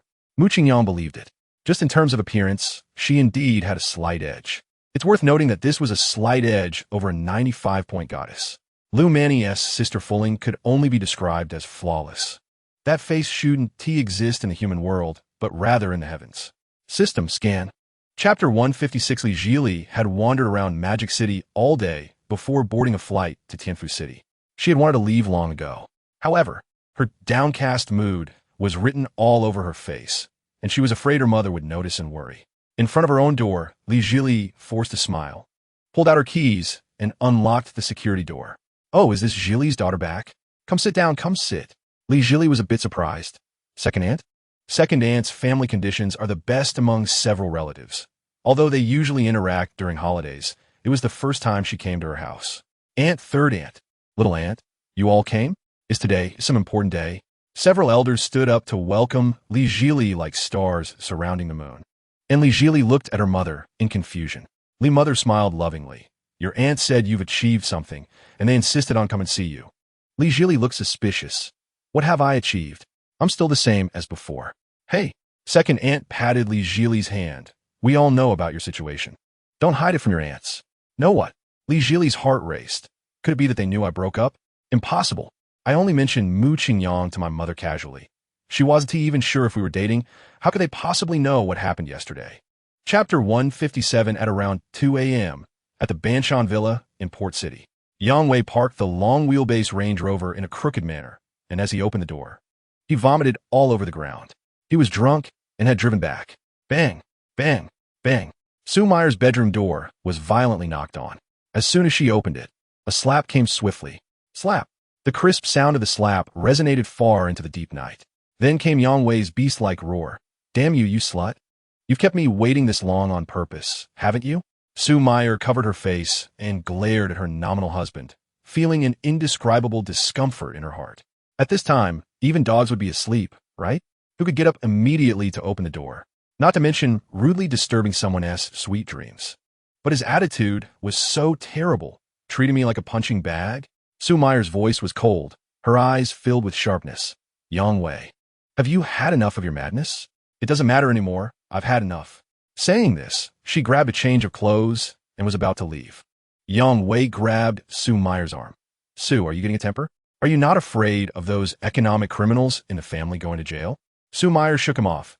Chapter 158. Sue Meyer slept soundly, a sense of peace that she hadn't felt since college. Since marrying Yang Wei, what used to be ordinary had become precious, which showed how twisted he was. However, once a person escapes from suffering, good news follows. Sue Meyer had just finished installing software on her new computer when she received a message from Mu Qingyang. Hee, this boss named Chongqing is quite diligent, getting up so early. But what he said was as disgusting as ever. No problem. Just scam him a few more times, and then block and delete him. Sue Meyer suppressed her discomfort and replied, Starting the broadcast soon. Hope to receive 305-clawed golden dragons early. Mu Qingyang sprang up from bed, found a lazy sofa to lie down, and replied with a smirk. Sending gifts is trivial. The main thing is what benefits I can get. Su Meyer, didn't I tell you there's a song and dance performance? Mu Qingyang, is that all? You owe me 2 times already, okay? Su Meyer, I'll make it up to you all at once. Mu Qingyang rubbed his hands and replied mischievously. Actually, just a little something in the live broadcast would do. Can you open a video and dance just for me? Chapter 159 time flew by, and it was Saturday. Mu Qingyang boarded a flight to the capital. At the exit, Lu Manny waved her little hands excitedly. Brother Mu, over here. Mu Qingyang approached, wanted to give her a loving hug. But the middle-aged bodyguard's sharp eyes made him abandon that idea. In terms of physical strength, the bodyguard was no weaker than him.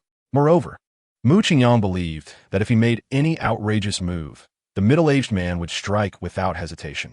The purpose of this trip to the capital was to meet Dongfang Fuling and to improve Lu Manny's favorability. No need to start with a fight. Manny, long time no see. Mu Qingyang settled for second best, extending his right hand in front of the little girl with a warm smile.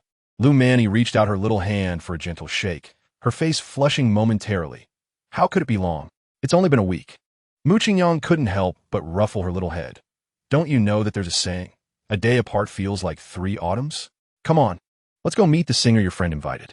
The little girl turned around happily, and the middle-aged bodyguard timely opened the door of the Rolls-Royce Phantom. When Mu Qingyang sat down, he once again met the bodyguard's eagle-like gaze. Chapter 160, the moment Dongfang Fuling twisted open the mineral water. Mu Qingyang's eyes were filled with her information. Name, Dongfang Fuling. Age, 22. Occupation, scholar.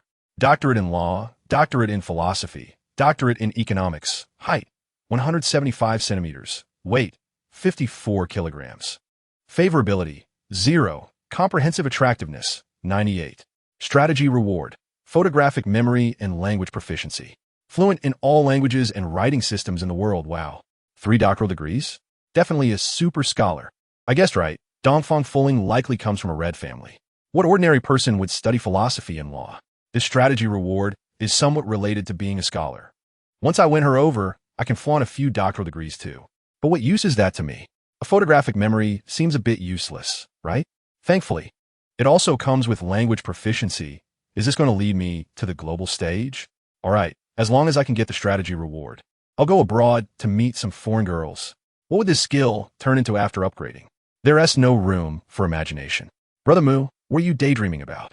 Chapter 161 in the second and third segments. Lin Pei performed steadily, her emotions gradually rising with the pitch, vividly presenting a tragic love story to the audience. Before the climax, the urgent and piercing sound of the suona drowned out all other instruments. When a melody reached its peak, Lin Pei's clear and high notes harmoniously blended in. The raucous instrument became overshadowed by her soaring voice, and the song's themes of love transformed into national sentiment, making this segment utterly stunning. Everyone was dumbfounded.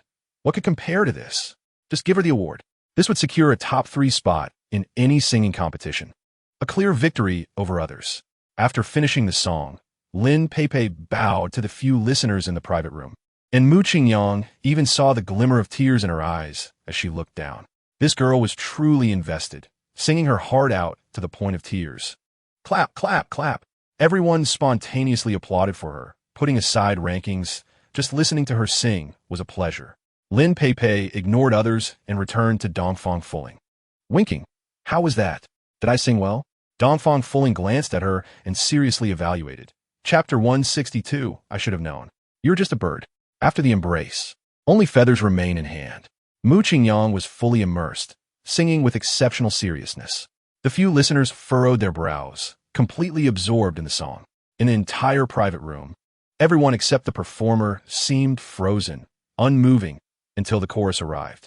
With a heartbeat, Mu Qingyang's starting pitch was so high that everyone felt in their throats, fearing he would crack his voice at any moment. Yet, he remained as steady as a CD, not even breathing heavily. Lin Pei smiled wryly and shook her head, looking at Dongfang Fuling, saying, he reached E6, and the pitch is not harsh. He still has energy left.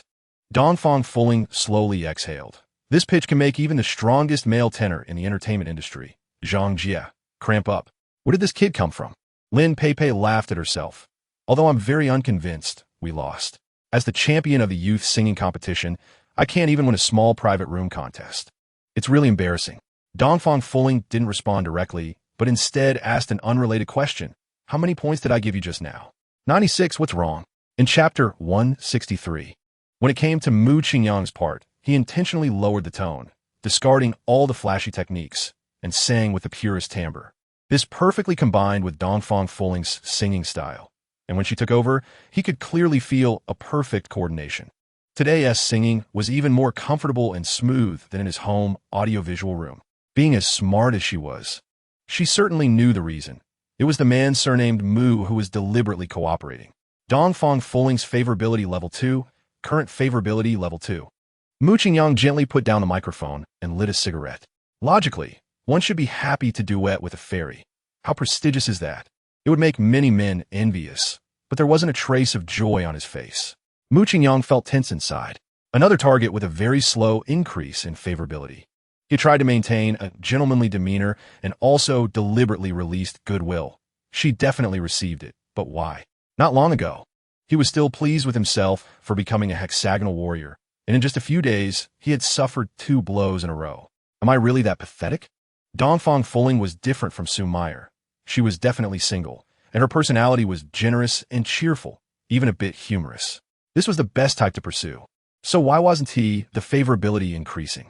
In chapter 164, after the late-night snack, Lu Manny sent Mu Qingyang to the airport. Staying in the capital didn't make much sense. Raising the favorability of the other girls was the priority. At the terminal, the little lowly reluctantly tugged at Mu Qingyang's shirt. Big brother Mu. You arrive in the afternoon and are leaving at night. It's too rushed. I didn't even get to properly thank you.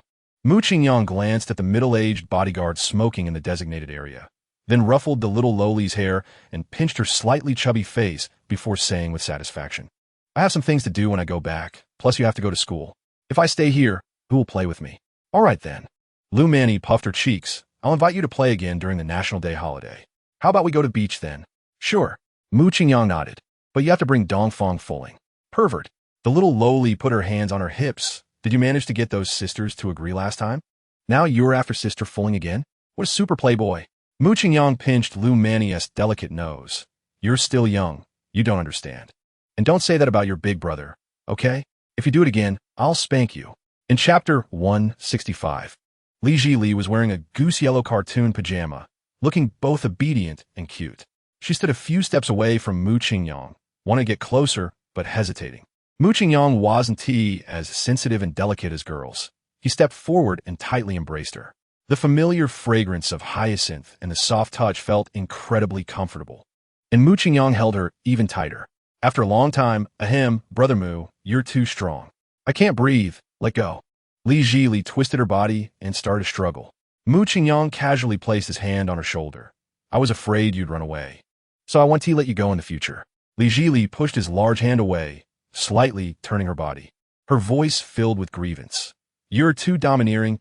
You didn't even ask if I was willing. Mu Qingyang forcefully turned her back to him, his gaze deep. Yes, I am domineering, and I will be domineering to you for a lifetime. You need to get used to it. Li Zhili wanted to say something else, but Mu Qingyang kissed her lips. Li Zhili's favorability level 2, current favorability level 96. After the kiss, Mu Qingyang tightly held Li Zhili's right hand and led her forward.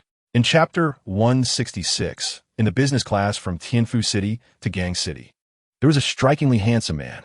Even with his eyes closed, he radiated a fierce aura. Mu Qingyang was only pretending to doze off, his mind exceptionally clear. It had been a day and a night, and the godly combat technique continued to surge in his mind, although it didn't affect his daily actions. The sense of disconnection from his soul was indescribably uncomfortable, as if he were being forcibly split. Just as this pain reached its peak, Mu Qingyang's mind exploded with a loud bang, and then he vaguely saw broken starlights gathering around him, merging into his limbs and bones. With a wave of warmth, an unprecedented clarity spread in his heart. Mu Qingyang understood that he had transformed, like a pupa breaking free from its cocoon to become a butterfly. The overflowing aura was absorbed into his body, and Mu Qingyang slowly opened his eyes, smiling. So this is the godly combat technique. Now, I can defeat the old me 100 times. I just want to ask, who's next? The flight attendant standing at a distance dared to approach, but her hand holding the meal tray was still trembling slightly. Excuse me, sir, would you like some drinks? In Chapter 167, after Sue Meyer escaped from Banshon Villa, she changed hotels every day and never ordered takeout, only dining randomly at nearby restaurants. She was well aware of Yang Wei's influence. The more information she left behind, the easier it would be for him to find her. As for why she didn't change cities, she was waiting for her documents to be reissued. She left in a rush, only taking her phone and car keys. Although she could find a way to leave the country, being without identity was ultimately troublesome. At around noon, Sue Meyer put on a hat, sunglasses, and a mask before leaving the hotel, taking a taxi to a clay pot rice restaurant she particularly loved for lunch.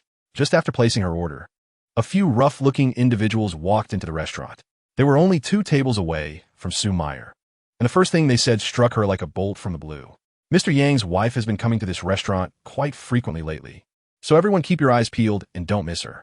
After saying that, the group carefully scanned the restaurant, ultimately passing over Sue Meyer without stopping. Sue Meyer's pounding heart gradually calmed down. She pressed down her hat's brim, exhaling a long breath, thinking, fortunately, they're just a bunch of rookies. Otherwise, it would have been disastrous. In Chapter 168, in Gang City, on the main highway, a yellow 911 was speeding at 200 km/h, with 7 or 8 cars chasing madly behind. Sue Meyer's heart raced like a drum. She had owned the 911 for over 6 months, and the highest speed she had ever reached was only 120 km/h, but today she was going all out. The greenery outside rushed past, and Sue Meyer's palms were sweaty. Just as she pulled a little distance ahead, the dashboard suddenly beeped, and Sue Meyer instinctively glanced at it, her heart sinking. Insufficient fuel. Sue Meyer couldn't help but curse. It really is a case of misfortune coming in waves. Why is there no fuel at this time? We can't stop on the highway. Otherwise, there would be nowhere to run. The car should still be able to drive for dozens of kilometers. We can make it to the nearest dock.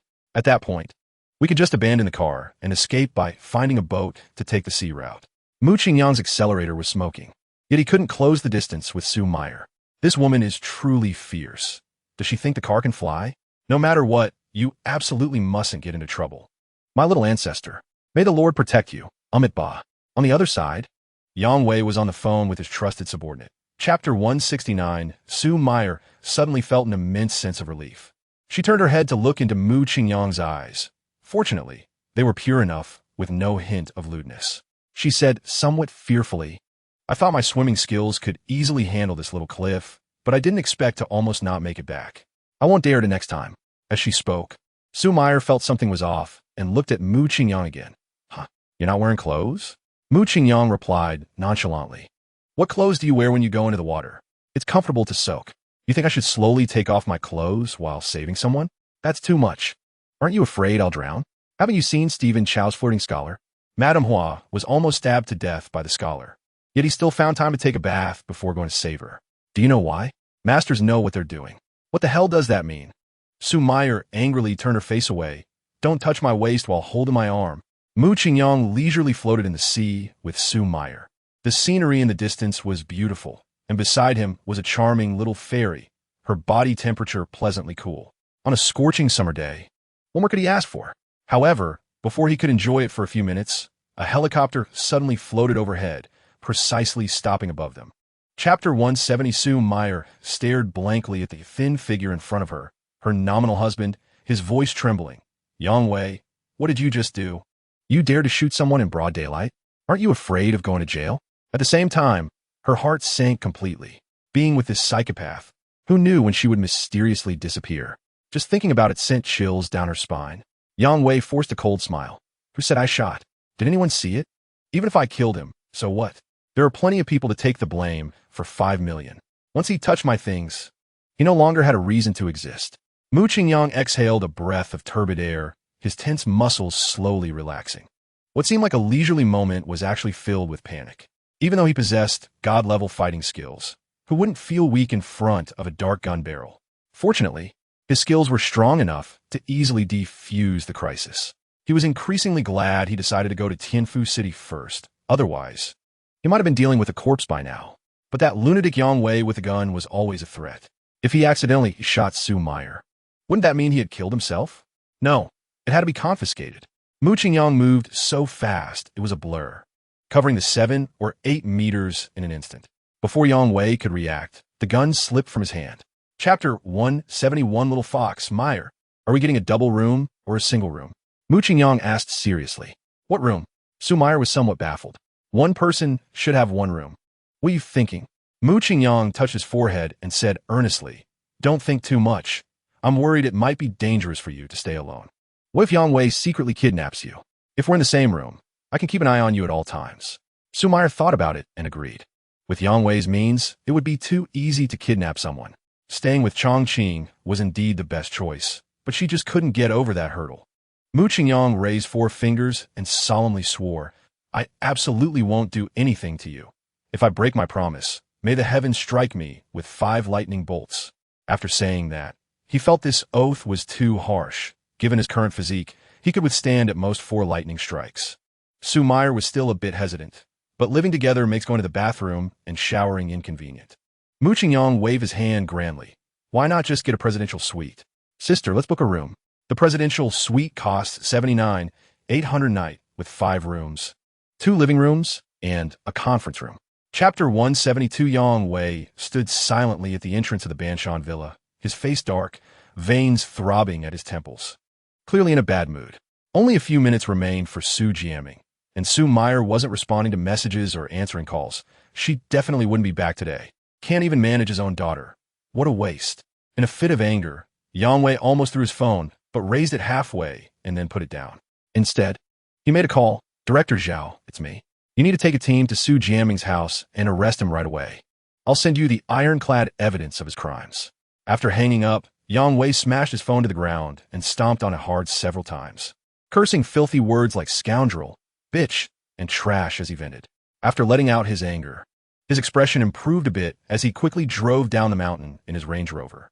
In the shallow Water Bay Villa area, a middle-aged man with gray-white hair and a haggard face was pushed into a police car. It was Su Jiaming. A middle-aged woman who came out had tears still drying on her face, looking forlorn as she stared blankly at the police car gradually driving away. Not long after, a Land Rover slowly stopped in front of her. Yang Wei rolled down the window and called out mother-in-law. The middle-aged woman's eyes lit up with life. Eagerly opening the car door, Chapter 173, Sue Meyer and her mother silently walked out of the Economic Investigation Bureau, standing by the roadside in silence. After a long pause, Sue Meyer couldn't help but ask, Mom, is what the female police officer said true? Is it a light sentence of life imprisonment or a heavy one of death? Her mother nodded dejectedly. She wouldn't lie. The amount involved is too huge. If it can be compensated, that's one thing, but if it can't, your dad is almost 60. If he goes in, he goes in. But your brother is only in his early 30s. Sue Meyer squatted down, her head hung low, arms wrapped around her legs, looking helpless and small. These are her biological father and brother. Although both are scoundrels, if she doesn't save them, she will probably live a lifetime of regret and self-blame. It also pitifully affects her only mother, who loves her. If she saves them, Yang Wei is becoming more and more insane, and living under the same roof with him would be torment and suffering. She doesn't want that.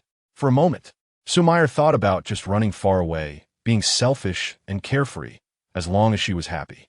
But she couldn't do it. She couldn't harden her heart. At that moment, her phone rang. She picked it up and saw it was a call from Yang Wei.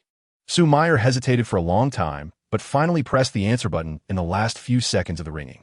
Chapter 174. After dinner, Yang Wei almost smashed his newly replaced phone again. This meal was incredibly stifling for him. The group had liquid assets in the hundreds of billions. Pulling out 20 billion was just a matter of a word from Yang Xiao, yet he had to guarantee it himself, with the collateral being the villa his father gave him at their wedding. This is too much. Yang Xiao, don't let me find the chance. Otherwise, I will repay your care for me over the years. However, Yang Wei soon showed a smile. No matter what, Sue Meyer is about to go home, and he couldn't help but call Sue Meyer. Wife, are you asleep? I have good news to tell you. Go ahead, Sue Meyer replied coldly. Your deadbeat father and useless brother are saved. Tomorrow morning at 9 o'clock, come to my office to sign the contract. Sign a contract? What contract? A loan contract? Of course. Otherwise, what will you do if Su Jiaming runs away after he gets out? All right, I understand. After hanging up the phone, Sue Meyer's heart sank to freezing point. With such a huge loan contract, if she dared to run away in the future, it would be considered absconding with funds. And she wouldn't need Yang Wei to take action. The authorities would come after her. This is a contract of selling oneself. The next day, Chapter 175 Yang Xiao received a large number of shares from Huaijiang Industrial from his father and was sitting on assets worth hundreds of billions, living a life filled with pleasures every day. What kind of beauties had he not seen? But Sue Meyer, who had both looks and figure, elegance and an innate charm, was something he had never heard of before. She is Yang Wei's wife? Why? What gave her the right? Yang Wei, as his name suggests, had functional disabilities since childhood. Why would he marry such a beautiful wife? It was purely a waste of resources. How shameful.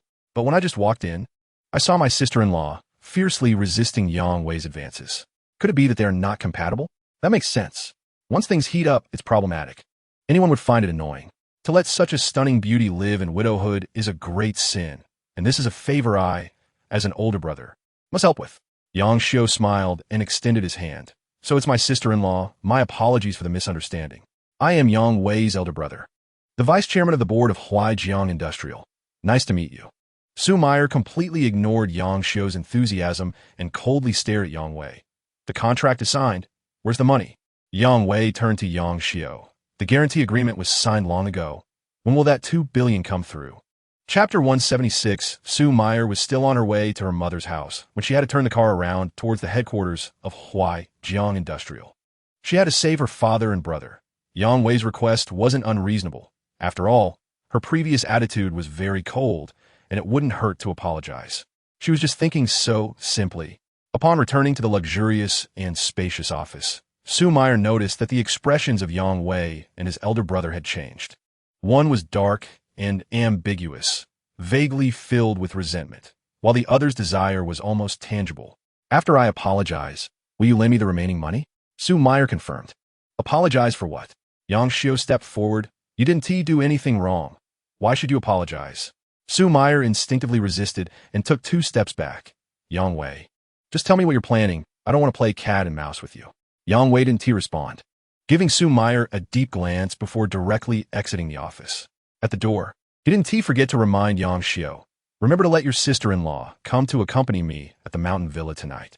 Yang Xiao waved his hand impatiently, closed the door. Sue Meyer immediately sensed that something was off. She watched Yang Xiao warily, retreating while asking. Chapter 177 The entire front hall of Huaijiang Industrial was silent as a pin drop. Everyone seemed petrified, standing there in a daze. Only Yang Wei had a smirk at the corner of his mouth. He anticipated this outcome when he saw Mu Qingyang. How could a Muay Thai champion be a match for that martial arts kid? Yang Wei pretended to be shocked for a few seconds before chasing out as if waking from a dream. Cursing as he ran, you dare to hit the chairman of the board of Huaijiang Industrial? Are you tired of living? Kid, stop right there. After chasing to the door, Yang Wei cursed as he turned back, filled with rage, looking at Yang Xiao. Big brother, that bastard just now was the support Sue Meyer found. He slapped me publicly that day. We absolutely cannot let him go. Yang Xiao was indeed stunned by the slap earlier, his brain directly malfunctioning. Coming back to his senses, he touched his hot face and gritted his teeth. I've lived nearly 40 years and never suffered such humiliation. I want his skin. Then he roared at the employees. Are you all idiots? Go do your work. In the top office, Yang Xiao sat in the boss's chair, rubbing his left cheek with an ice pack, while Yang Wei and a long-haired man sat properly on the sofa. Chapter 178 In an old residential house.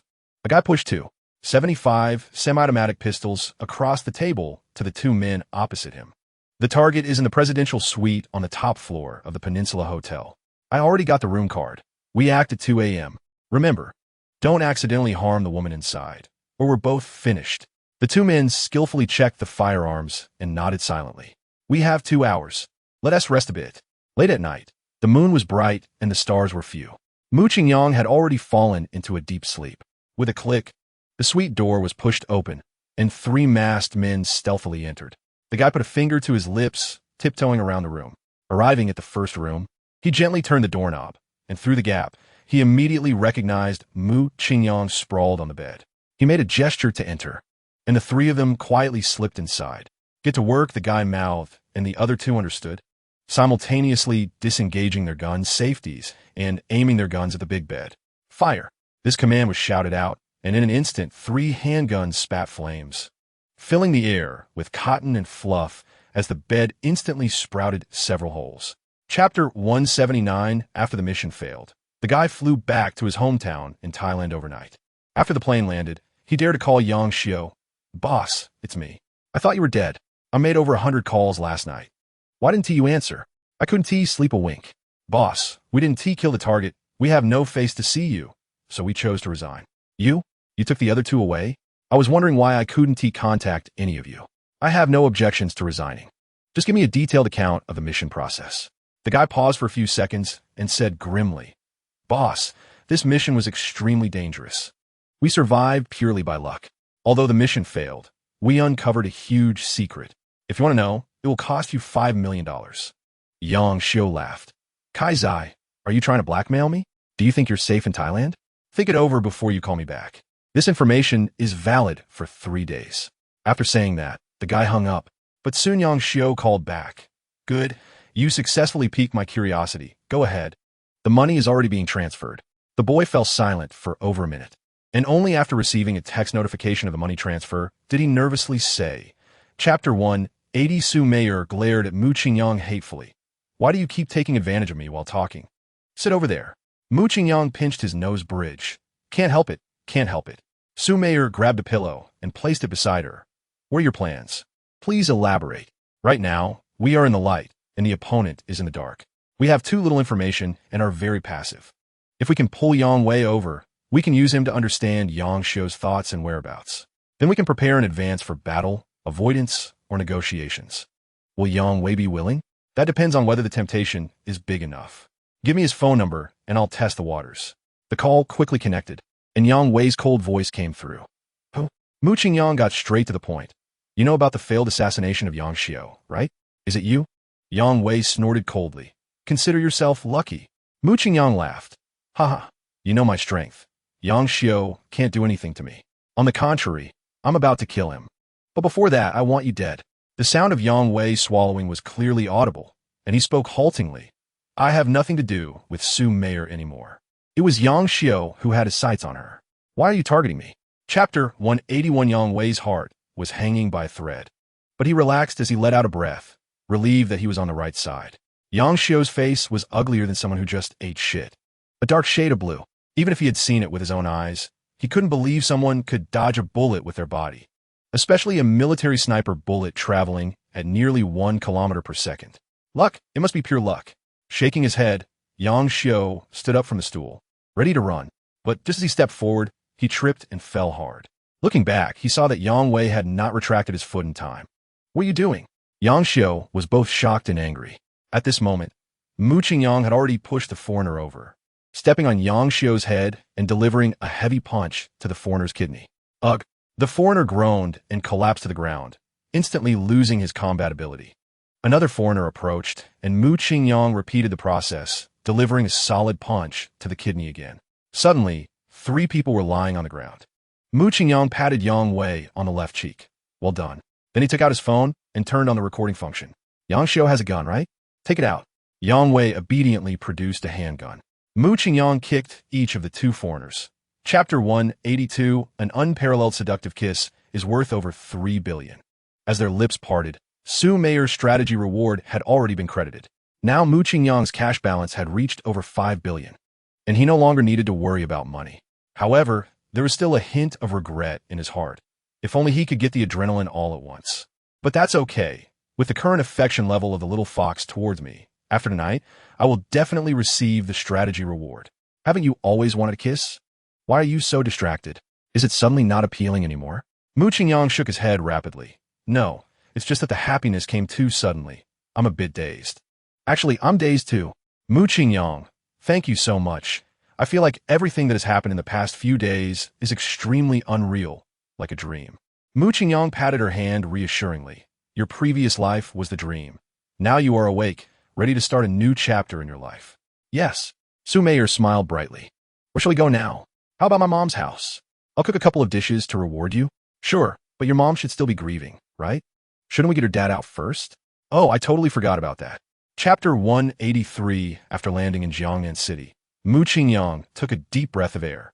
The outside world is fascinating, but returning to the main stage gives an inexplicable sense of comfort that no other place can compare to. Taking a taxi home, the villa at number 1 Zhanghanglin was empty. Mu Qingyang dove into the swimming pool and swam a few laps, feeling like a fish in water. I wonder what Yi is doing at school. I don't know what Chen Qiwen and Liang and Chong are up to. Mu Qingyang got up, wrapped a towel around himself, and took a bottle of chilled whiskey from the fridge.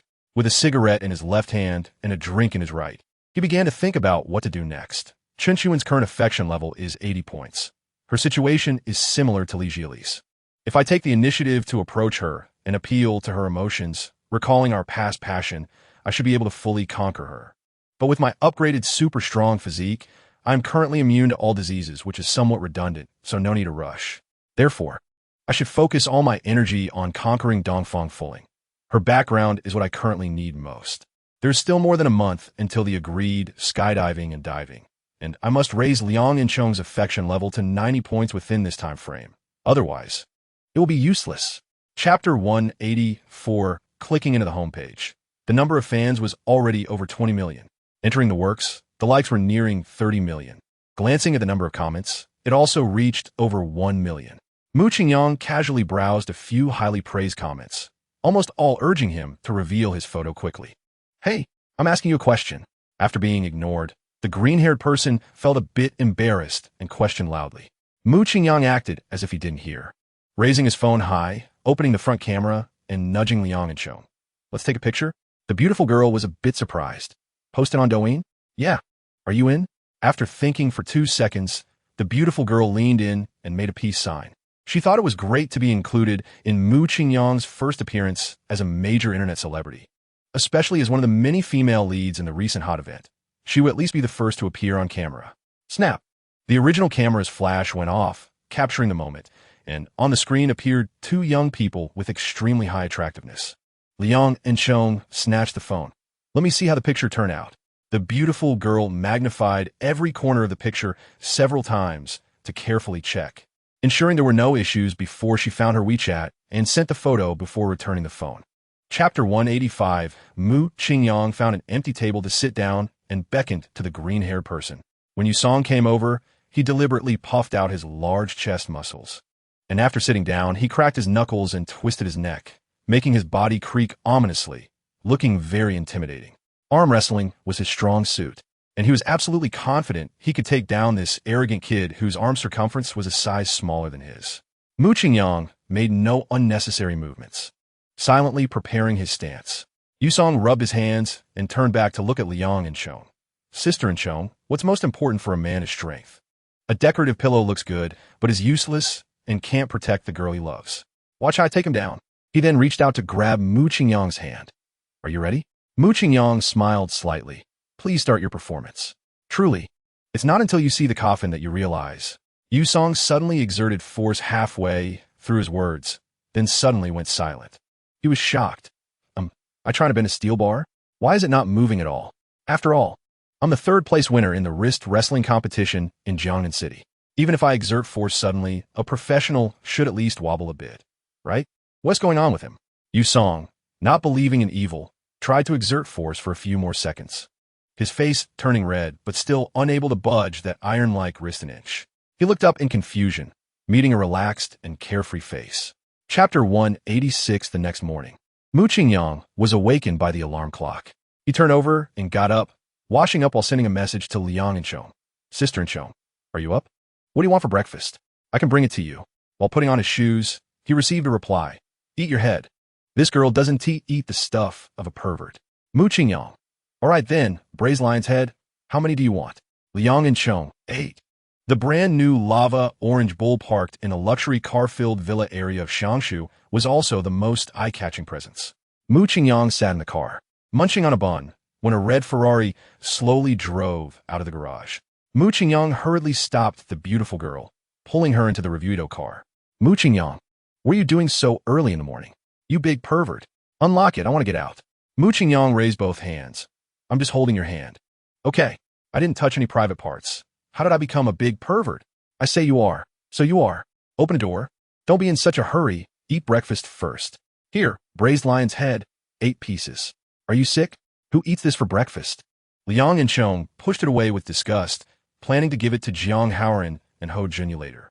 Chapter 187. Liang and Chong stood a few meters behind Mu Qingyang, pinching her nose in disdain. Can a big scumbag get car sick? Haha, that really cracks me up. Mu Qingyang spat a few mouthfuls of saliva in relief. I had 8 big meat buns and 2 pure meatballs for breakfast. Before I could digest my food, I was being tossed around by you. Who would get car sick? Anyway, I've already recorded it and will post it online for you to embarrass yourself. Mu Qingyang let out a long breath filled with the smell of scallions and ginger. Whatever, I don't have an idle burden.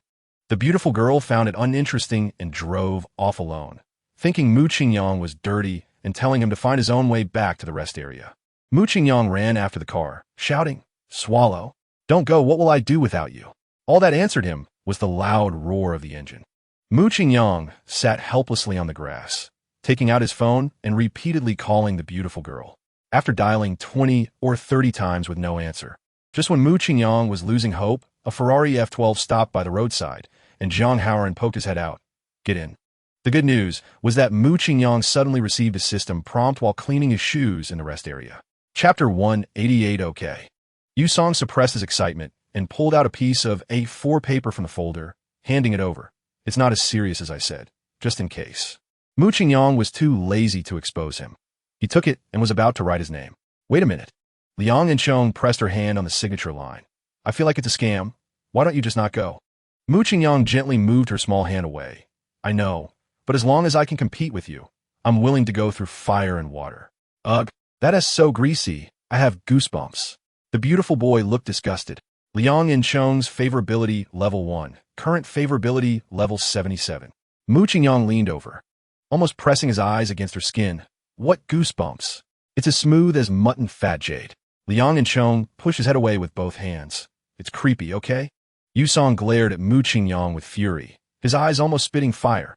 "Are you going or not? If you are, hurry up and sign." Mu Qingyang didn't say much, quickly signed and pushed it back. Yusong carefully looked at the signature, confirmed it was correct, and carefully stored it away. His anger finally subsided a bit. He knocked on the table again, attracting attention before saying, Chapter 189 at 9 a.m. A pure black Rolls-Royce Cullinan was parked by the gate of Xiangshu, and Mu Qingyang was sitting in the driver's seat smoking. Today, Wan Yi had no classes, and the car was borrowed by Mu Qingyang. Soon, a youthful and beautiful figure appeared in the right front of the windshield. Mu Qingyang started the car and slowly drove over. "Where are you going, beauty?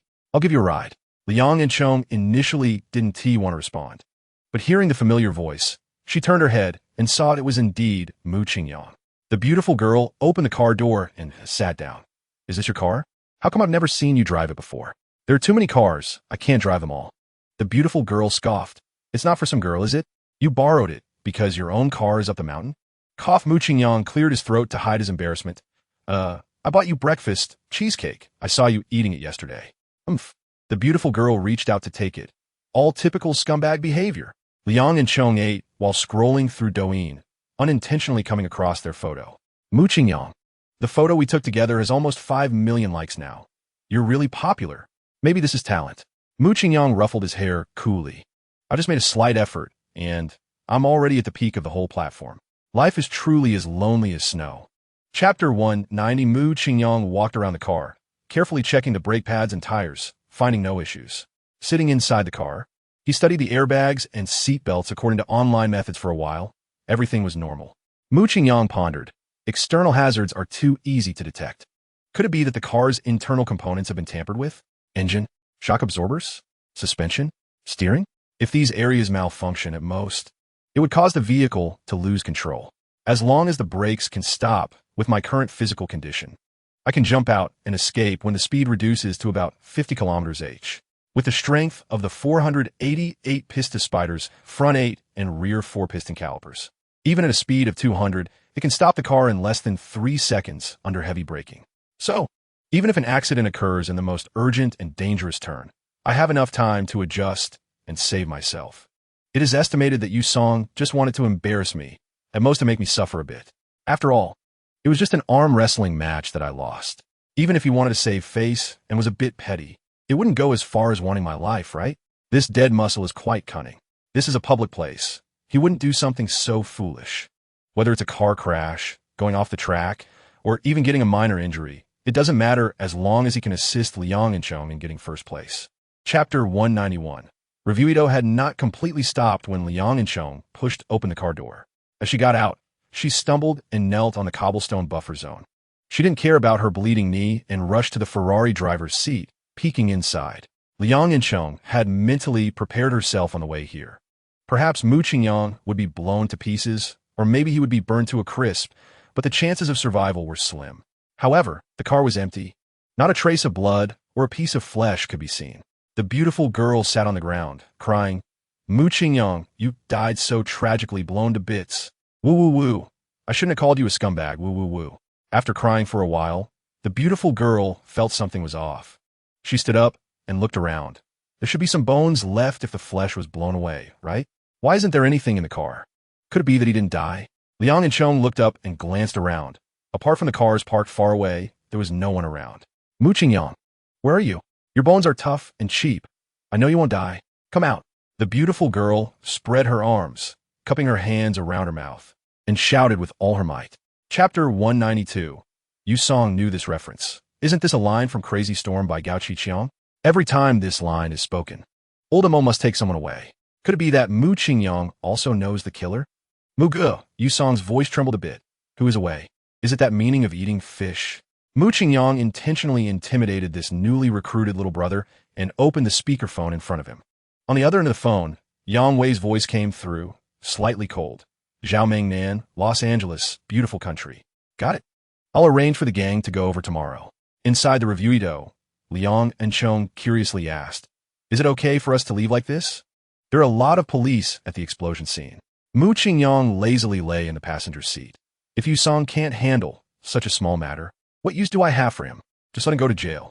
Are you really going to let him go like this? He is an accomplice in the explosion case. Mu Qingyang had his own plans. Currently, his only shortcoming was his background. How long would it take to win over Dongfang Fuling? It's just right to use Yu Song as a transition. Now, there are many people who hate him in both the online and real world. Dealing with small-time scum is easy, but facing someone with god-level combat skills is a challenge. Chapter 193. The moment Liang and Chong's favorability reached 90 points, Mu Qingyang's mind was flooded with several system notification sounds. Congratulations. The host has increased the target's favorability to 90 points, unlocking the top-level athletic ability reward. Professional skydiving certificate has been completed and is now online. Professional skiing certificate has been completed and is now online. Professional diving certificate has been completed and is now online. Please choose a comfortable and shady spot to lie down. Skills will soon be transmitted. Mu Qingyang adjusted his sitting posture and instinctively closed his eyes. In that instant, it felt as if he had lived through hundreds of years. When he opened his eyes again, he found that he had a complete understanding of sports he had never engaged in before, such as rock climbing, parkour, soccer, volleyball, etc. Mu Qingyang was even confident that he could lead the national football team to the 2026 World Cup. A 360-degree sports genius, whether it's regular sports or extreme sports, all at a professional level. Dongfang Fuling, I wonder if you can handle the current me. Mu Qingyang thought happily. He wondered what the top-level athletic ability upgrade would be like and opened the skill introduction with his consciousness. Chapter 194. Thinking of this, Mu Qingyang took out his phone and sent a message to the little lowly. "Manny sister, what have you been up to lately? Have you missed your big brother?" Lu Manny quickly replied with a voice message. "I've been super busy lately. I originally wanted to invite you to play in Beijing, but now I don't have time." Mu Qingyang, busy with what? Can I help? Lu Manny, my dad's company is sponsoring a college basketball league, looking for professional players and celebrity basketball players to join. The event is really popular, and there are tons of people signing up.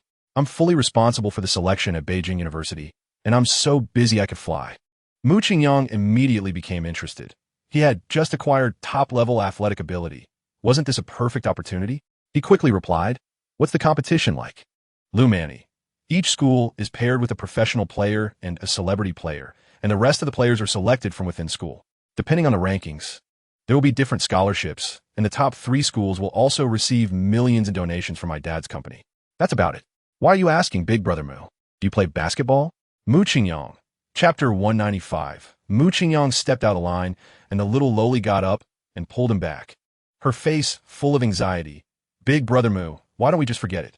You're a big internet celebrity now. We shouldn't risk losing face. Mu Qingyang pinched the slightly chubby face of the little lowly and smiled. You should worry about your senior. I must secure this spot. So I'll at least use 70 of my strength. The little lowly's brows were furrowed, and she puffed out her cheeks angrily. Big brother Moo, I have a cool persona at school. I can't do these actions. I just said it, and you've forgotten already. Mu Qingyang pinched her again before retracting his hand. I remember, but didn't you say I shouldn't touch your head? No touching at all. Wu Feng had been holding back his anger, and now feeling both underestimated and ignored, he was a bit angry. If you're a man, stand up and fight me straightforwardly. 70 strength, huh?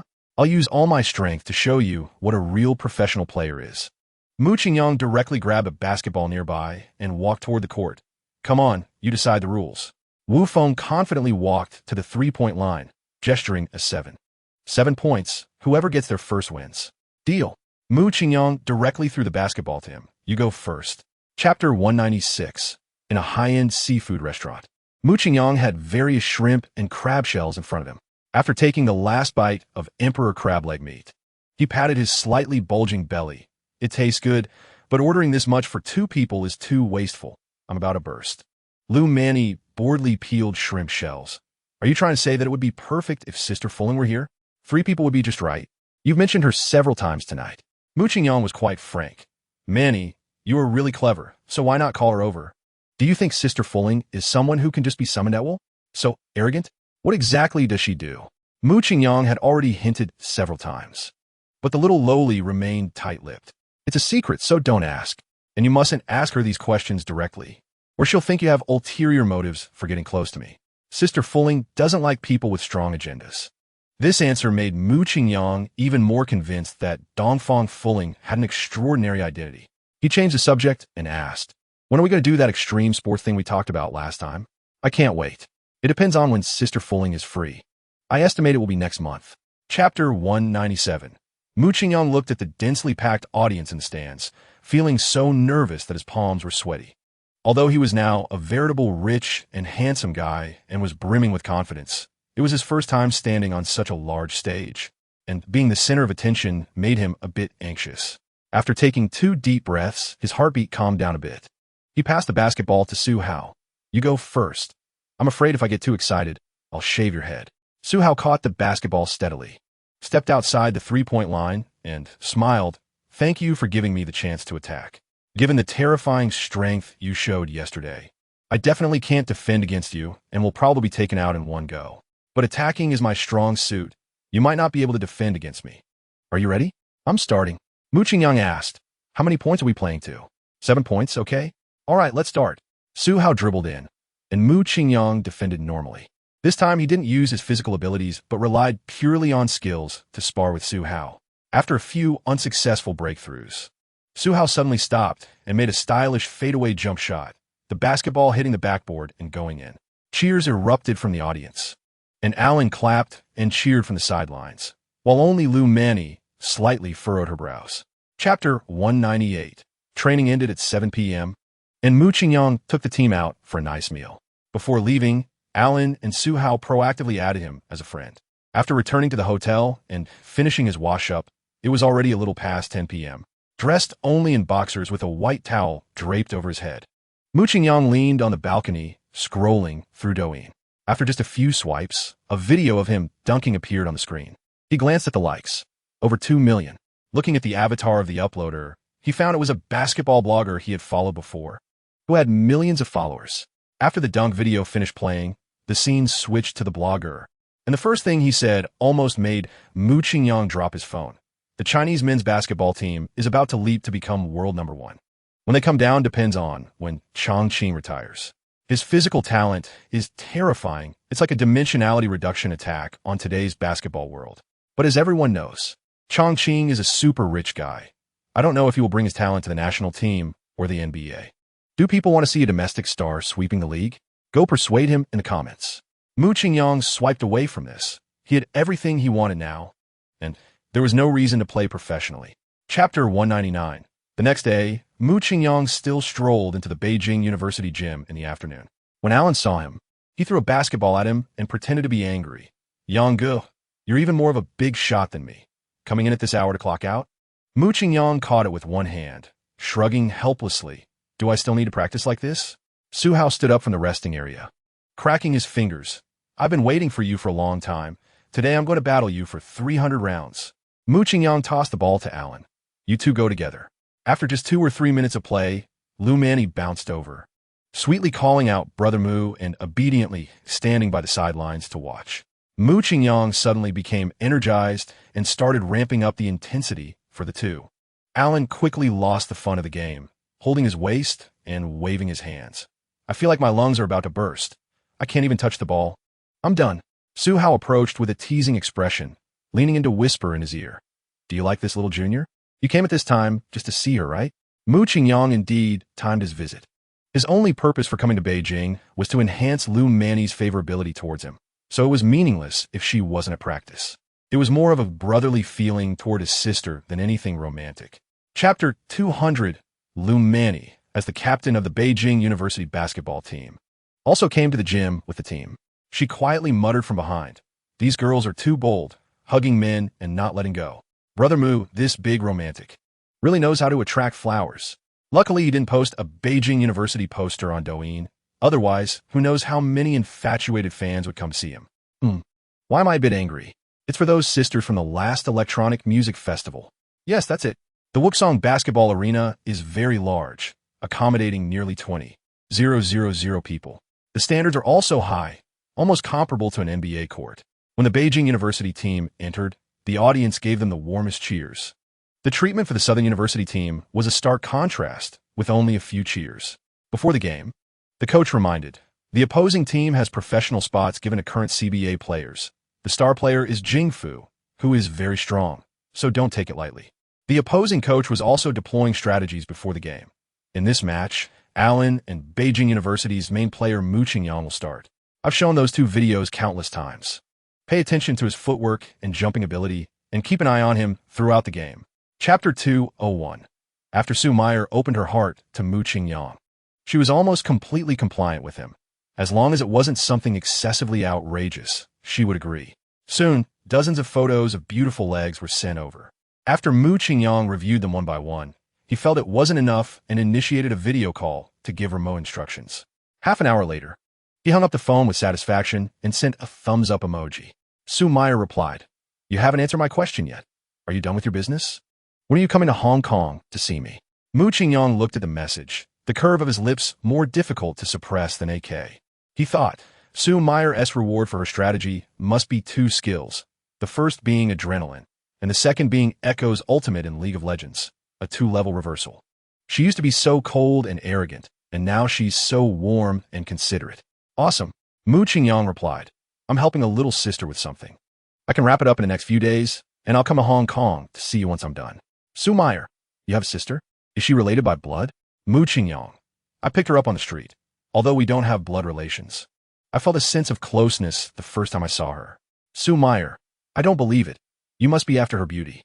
Chapter 202. Although Mu Qingyang is not a seasoned basketball fan, he is very familiar with the name Curry. He is just too famous. The star player of the Warriors, one of the faces of the league, and historically the best three-point shooter. For such an exceptionally skilled shooter, if he is not being guarded personally, the outcome is truly uncertain. Besides that, the star player from Chuan University is Pan Shui. According to the data, he was the captain of the school basketball team when he studied in the beautiful country, and his skills are very strong. Alan laughed. I'm 50-50 with him. No need to worry. Mu Qingyang changed his previously nonchalant demeanor and said seriously, the opponent is not weak. Let's take it seriously and aim to win the championship. The coach immediately agreed. Yes. In the last 2 games, we must be on high alert. At 1:30 p.m., the bus for the Jing University team slowly drove towards the Wuxong basketball arena. It was not yet game time, but the venue was already packed. As soon as Mu Qingyang arrived at the court, Su Hao walked over to him, smiled meaningfully, and said, I'll let you in on a secret. We just devised a special tactic specifically targeting you. Mu Qingyang smiled indifferently.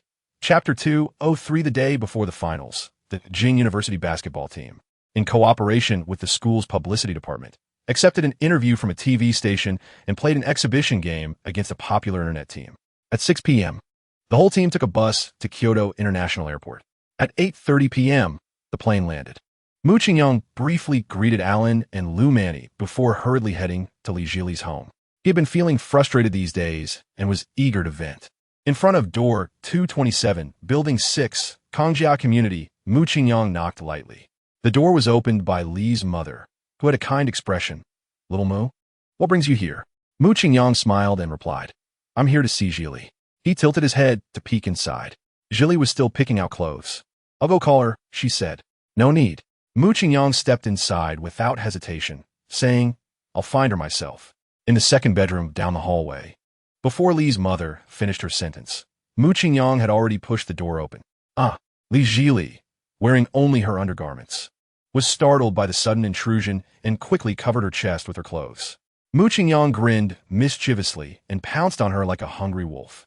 2 minutes later, Li Jili pushed him away, breathless. Chapter 2:0 For the central air conditioning in the Hilton Presidential Suite gently blew cool air, maintaining the room temperature at 22 degrees.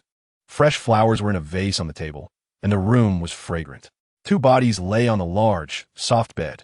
Mu Qingyang wore a satisfied smile, gently rolling over. At the same time, the finals of the College League officially began, with Chuan University's Curry and Pan Shui starting.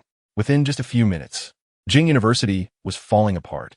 At the end of the first quarter, the buzzer sounded, and Chuan University led by a significant 20 points.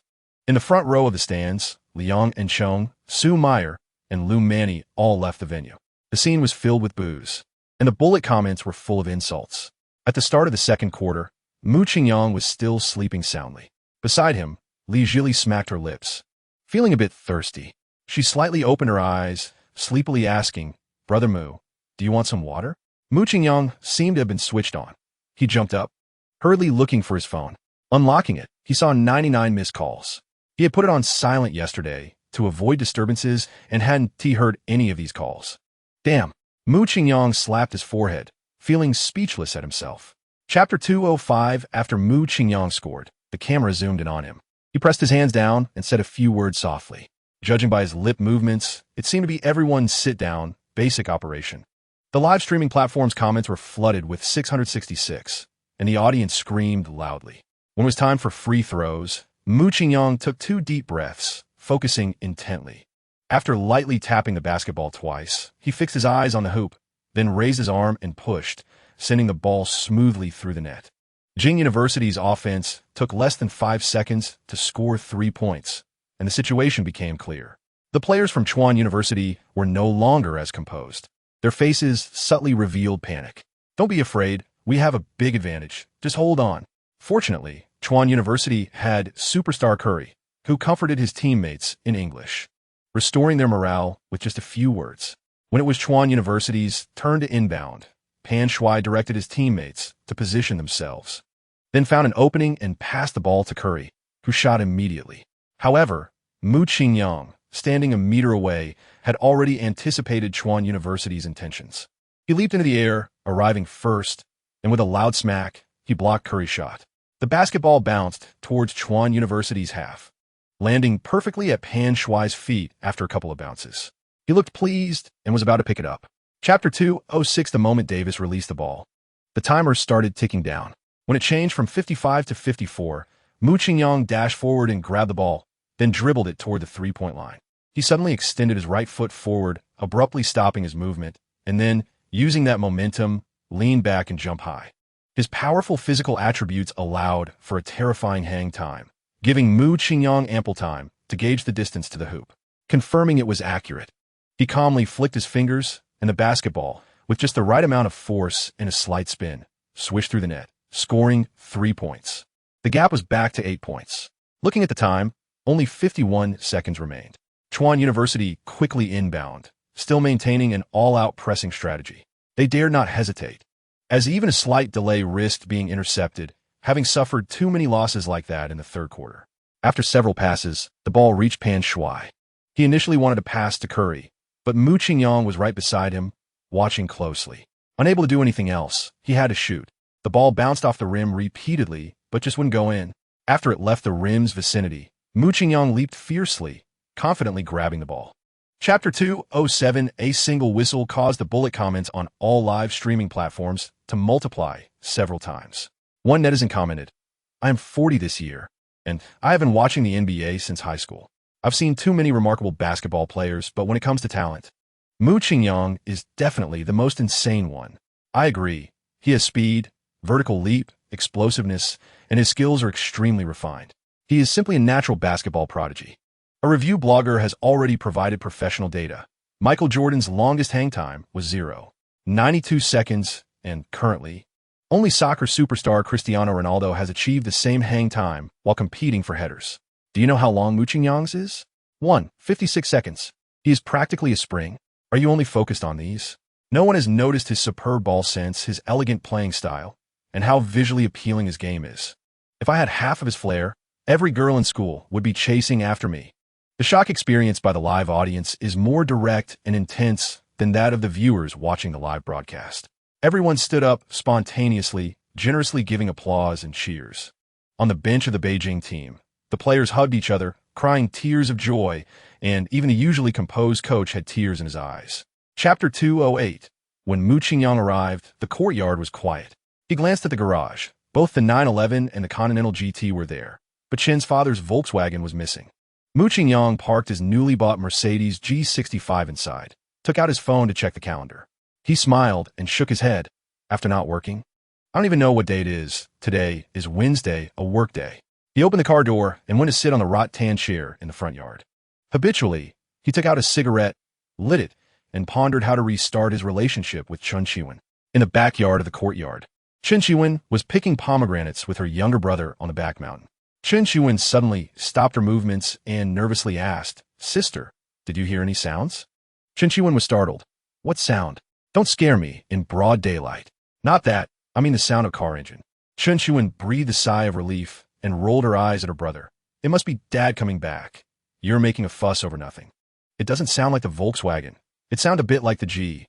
Hey, do you think his brother-in-law coming?" "Brother-in-law my foot. He's busy playing basketball. How would he have time to come see me?"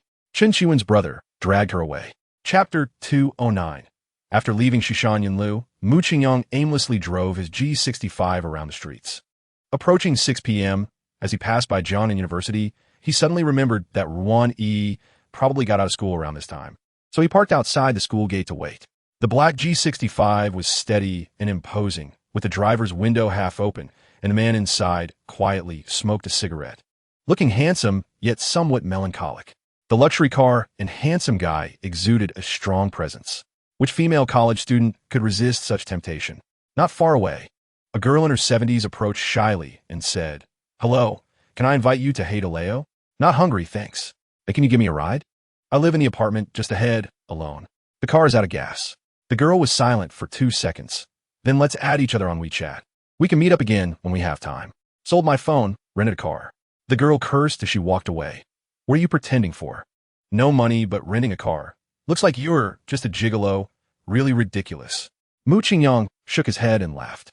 He finally understood that saying, "Those who are dry will die of drought, and those who are wet will die of flooding." When he was poor, he pursued a girl like Zhang Qianqian, who also scored around 70, and even after trying hard, he was treated like a dog. Chapter 210.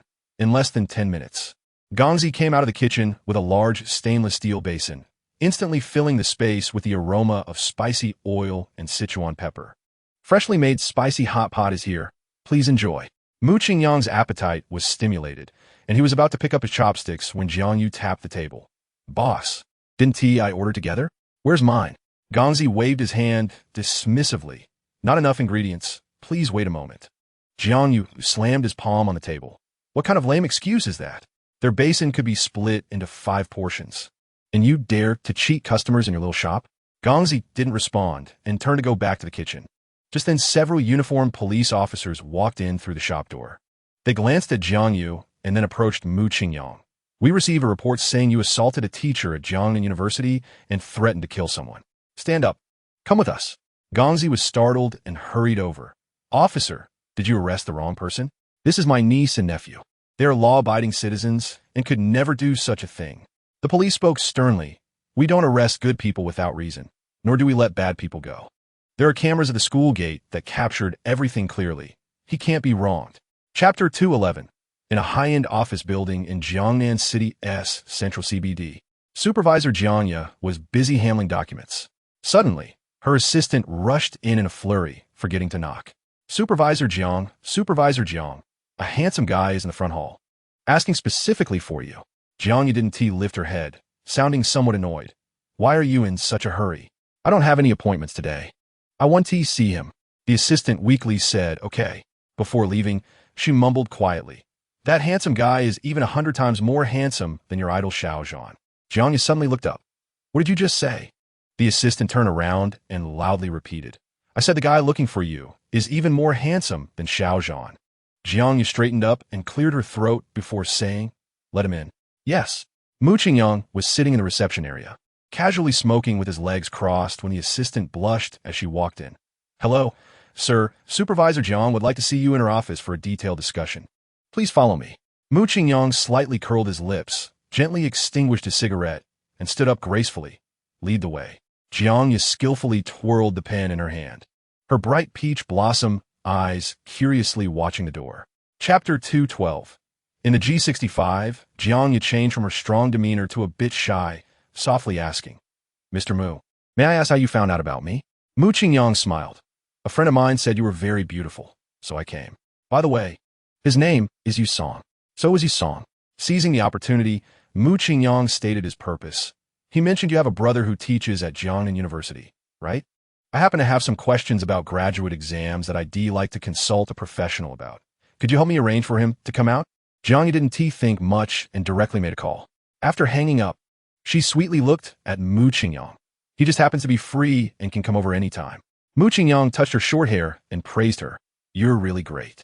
Jiangya originally planned to wait for Ruan Yi to finish her class and take her home, but after being assigned to his father, his sister, who had contacted him for a long time, suddenly called to invite him to dinner. He thought for a couple of seconds and decided to meet his sister first. Jiangya drove to the location his sister sent him, opened the car door, and saw a car he was very familiar with parked opposite, a Mercedes G65. Chapter 213. Mu Qingyang continued to look at the next piece of information. Tanya, female, from Jiangnan City, 29 years old, single, owner of the Champs-Élysées Cafe. Jiang Yu's aunt was definitely a beauty when she was younger, but the system only rated her 84 points, probably due to her age. Sigh. The timing of their meeting was wrong. Tanya must have had 90 points when she was young. If they had met a few years earlier, she might have really been Jiang Yu's aunt, but unfortunately, when I was in college, I had heard of the famous Champs-Élysées Cafe, where even the cheapest coffee costs over 100. At that time, well-off classmates would take their girlfriends there, and the girls took pride in being able to go there. However, the most talked about was the cafe owner, and Mu Qingyang had heard several versions at that time. One was that the female owner was the mistress of some big shot, running the cafe, not for profit, but to keep herself entertained. The second was that she was born into a wealthy family, grew up in Colombia, had a habit of drinking coffee, and opened the cafe just so she could have high-quality coffee. The third was that the female owner had previously been involved in the adult industry and opened the cafe after making enough money. The beautiful and single owner always had many rumors surrounding her. Mu Qingyang had previously leaned towards versions 1 and 3, but now that he understood the backgrounds of the Jiang and Tan families, he knew the truth was actually the second version. Chapter 214. Tanya leaned in a little closer, almost pressing her head against Mu Qingyang's chest. You didn't find a PS photo again, did you? With nearly 100 billion in savings, your worth must be over $1 trillion? How is that possible? Tanya's perfume smelled wonderful, and Mu Qingyang felt a slight stir of emotions. Following his heart, he raised his hand and wrapped it around Tanya's waist. Isn't it easy to check the account balance? How could I possibly PS you? Tanya gently twisted her body, picked up the phone on the table, and saw that her account had indeed increased by 100 million. Oh my God, little brother. No, big brother. Who exactly are you? How could you have so much money? Mu Qingyang held her tighter, looking at her with an imposing gaze. I'm just a little admirer who's silently liked you for many years. So, how about considering playing with me now? Tanya looked at him flirtatiously and then turned her gaze upstairs. My office is on the 3rd floor. Want to take a look? Don't worry, it's very private. Upon hearing this, Mu Qingyang felt his mouth go dry, and he instinctively swallowed. To be honest, this request was really hard to refuse. Tanya meant something special to Mu Qingyang, A few years ago, she was the dream goddess of countless classmates, unattainable. Now, with just a nod from her, he could have a taste of that, and the sense of accomplishment and vanity was simply indescribable. Chapter 2:15. Mu Qingyang raised his hands to signal Jiang Yu to calm down. Jiang Yu's temples were bulging with anger, and his finger was still pointed fiercely at Mu Qingyang. Mu Qingyang ignored him and took out his phone to scroll through Douyin. After about 30 seconds, Jiang Yu gradually calmed down from his anger, slowly sitting down with a cold voice. You absolutely cannot have designs on my mom. Otherwise, I will not rest until you're dead. Mu Qingyang knew he had struck a nerve with Jiang Yu, so he reiterated, my request is simple. You're not allowed to entangle with Ruan Yi anymore. Jiang Yu narrowed his eyes and glared at Mu Qingyang for a few seconds before finally lowering his head. It's really hard to give up a woman you fall in love with at first sight, but you win. However, I have two conditions. First, break up with Jiang Yu. Second, you are not allowed to have any involvement with my aunt. Mu Qingyang raised an eyebrow and chuckled. That's easy. I can make it clear to both of them right away. Then he changed the subject. I hope you can keep your word. If this matter is settled and you dare to have it next time, my response will not be so gentle, and you definitely won't be able to bear the consequences. This is not a threat. You can ask Song if you don't believe me. Chapter 2:16. The mature woman was much bolder than her niece. As soon as she passed through, she immediately sent a suggestive message. The presidential suite on the top floor of the Peninsula Hotel has a great view. Want to come over and enjoy the night view together? Mu Qingyang didn't want to get too involved with her, so he replied with a demur.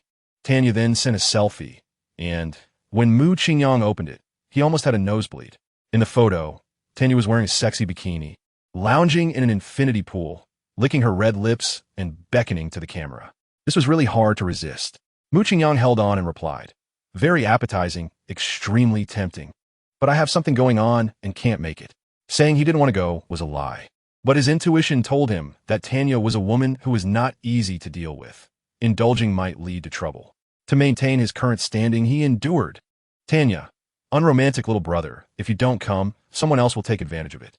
Mu Qingyang replied with an ellipsis, and Tanya, angry, threw her phone into the water and stormed out after getting dressed. Shortly after, Jiang Yu's reply came. I didn't expect you to be a big internet celebrity with over 80 million fans and even teamed up with Alan to play basketball. That's awesome. Chapter 2:17. The work Mu Qingyang posted was a photo of himself and Alan, captioned, this Saturday at the Bird's Nest in the capital is Wickerson's concert. I will be singing a duet with Alan. If you want to see it, come. In less than 2 minutes, the comments exceeded 1,000, and the fans showed great enthusiasm. I regret not being there last time. I will definitely go this time. Even Jesus can't stop me. Alan is the only star I've liked since puberty, and I thought I would never love again until I met Chongqing, the dream collaboration of my two favorite men. I will skip work to go. Ah, sisters, does anyone understand? I couldn't grab a ticket for the last college league, but unexpectedly succeeded in buying this time. Is it finally my turn to meet Chongqing Appa? Super excited. Wait, why are all the avatars in the comments female? Does Chongqing not have any male fans? Are the male fans all here to like the previous post? Some old comments have already exceeded 1 million likes. Seriously, I got all my friends involved. Even asked the neighborhood Annies one by one, and now just over 100 likes. I can't say more. My back molar is cracking again. I need to go get fixed. Chapter 2:18. The C-919 slowly landed at the Capital International Airport. Mu Qingyang and Liang Enchong walked side by side toward the exit. After walking a few steps, Mu Qingyang felt someone tap his shoulder. Turning his head, he saw a person wearing a hood, big sunglasses, and an N95 mask, completely concealing their face. But Mu Qingyang recognized him at a glance and exclaimed, Alan, what are you doing here? Alan looked around to see if anyone was paying attention before saying, You didn't say I was behind you? I've been waiting here for you. Liang and Chong tugged at Mu Qingyang and stood between the two, excitedly pointing at Alan. You are the big star Alan, right? Alan adjusted his glasses. Yes. I saw you at the International Basketball Event Center in Tianfu City last time. You are Mu Qingyang's girlfriend? The beautiful girl was about to deny it when Mu Qingyang wrapped his arm around her shoulder. That's right. This is my wife. Let me introduce you. Her name is Liang Enchong. Liang Enchong glared at Mu Qingyang with big eyes, as if flames were dancing in them. Mu Qingyang pretended not to see and continued to joke with Alan. The beautiful girl couldn't bear it any longer and directly twisted her hand around Mu Qingyang's waist in a complicated move. She didn't move her lips, but her voice squeezed out from between her teeth. Chapter 219, the domestic high-end new energy nanny car, had just arrived at the venue's periphery when it was surrounded by a large group of fans holding banners and various support signs. The driver slowly stopped the car and turned to ask Zhuo, "Boss, forcing our way through might crush people. What should we do now?" Zhuo looked around. The dark crowd was like zombies surrounding a city in an apocalyptic movie, blocking everything. She picked up her phone and called for the entire security team to come over. A few minutes later, Zhuo's phone rang. After she answered and put it on speaker, the noise on the line was chaotic, but she could still vaguely hear the voice on the other end. "Old boss, our team got scattered by the crowd. I'm stuck in the middle and can't move. It seems we can't operate. Who the hell guessed my thumb? I've got paronychia." Zhuo was momentarily at a loss for what to do. She looked at Mu Qingyang. "Young Master Mu, can you think of something?" Mu Qingyang spread his hands. "I can't fly. What can I do?" Zhuo frowned and turned her phone. "You and Alan have too many fans, and they are too crazy. If we don't go down soon, the car will probably be overturned. How about you sacrifice a bit and get out to handle it?" Chapter 220's Zhuo reserved a spot for a few people in the center of the first row, just a few meters away from the stage, with an excellent view. Mu Qingyang could have stayed in the guest room like Alan, but he was worried about the girls, so he sat outside with them. As 7 o'clock approached, a tall figure appeared in the exclusive passage. It was Dongfang Fuling. Mu Qingyang carefully looked behind her, and like Lu Manny, she was also accompanied by a bodyguard. The little lowly was the happiest, standing up and waving joyfully. "Sister Fuling, over here." Dongfang Fuling nodded with a light smile and walked over. Mu Qingyang examined her again and ultimately came to the same conclusion as when he first met her. She was a fairy, the kind that drinks dew. However, he didn't dare to greet her because she didn't even look at him. Dongfang Fuling walked to Lu Manny's left and pressed her down, whispering something. Mu Qingyang sat to the right of the little lowly, but he felt a bit shy to eavesdrop. So he turned to chat awkwardly with Liang and Chong next to him. "And Chong, do you think the moon looks round today?" "What moon? That's clearly the sun about to set." "Then do you think the stars in the sky are bright?" "There are no stars, that's a drone." Chapter 221. Alan quietly listened to Mu Qingyang sing. With absolute pitch and strong music theory knowledge, he knew that purely in singing skills, he was still slightly inferior. He couldn't help but rest his chin in his hand, gazing at the man next to him. He was indeed handsome, but his looks were innate, something to envy but not attain. His physique was the kind that looked slim in clothes, but had muscle when undressed, which could be achieved through postnatal training, indicating he was disciplined and persistent. But how to explain his basketball skills? "I've been playing since I was young. Setting aside physical talent, purely in technique, I'm like a world apart from him." "Okay, I'll admit you're a genius, but what about your singing skills?" "There's no way you could achieve such smoothness and emotional depth without at least 10 years of hard work." "How old is Mu Qingyang?" "At most 25, right? How did he achieve all this?" "He can't be an alien, can he? This is not even a competition." Alan no longer had the thought of competing with Mu Qingyang in singing. After throwing away this strange sense of rivalry, he felt much more relaxed and performed Goodbye Earth with Mu Qingyang in an almost perfect state. As the song ended, the applause continued for a long time. And then a voice shouted one more song from somewhere, and within seconds, this phrase swept through the crowd. The demand for one more song became deafening. Chapter 222. The four of them waited at the parking spot for about 10 minutes when Zhang Runin hopped over, dressed in casual sportswear, looking gentle and sweet, like a big sister from the neighborhood. Zhuo stepped forward and linked arms with her. "Let's go ride in my car. We're going to have a feast at the Bulgari Hotel." Zhang Runin shook her head. "I'll take my own, so you don't have to drive me." Zhuo nodded. "All right then, I'll go with you." She then turned to Mu Qingyang and the others. "You all get in my car. We'll meet at Bulgari." Mu Qingyang pushed Liang and Chong forward. "I have something to say to Lu Manny. She can go with you." Liang and Chong shyly walked over, and Mu Qingyang directly picked up the little lowly and got in the car. The nanny car slowly started, and Lu Manny tilted her head curiously and asked, "Brother Mu, do you have something to say to me privately?" Mu Qingyang curled his finger, and the little lowly leaned in. "I want to tell you, you're really a super adorable little silly girl." Lu Manny's lips curved slightly, but then immediately pouted.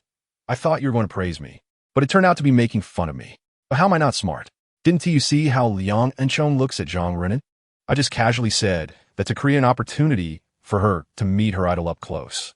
Chapter 2:23 Zhang Runin felt a bit uneasy under Mu Qingyang's gaze, and she swallowed her pastry without chewing it properly. Then she nervously asked, "Why are you staring at me like that?" Mu Qingyang shook his head. Coming back to his senses, "I just thought of something, got a bit lost in thought." Zhang Runin didn't believe it at all. "You were clearly looking at me intently." Mu Qingyang thought to himself that he was wronged. He was actually looking at the virtual light screen, but how could he explain that? He could only harden his head and admit. Maybe it was subconscious sorry. Zhou Kersin came out to smooth things over. His eyes might have a bit of a problem. He stared at me like that a few times before, but he means no harm. Don't be scared, Nan Nan.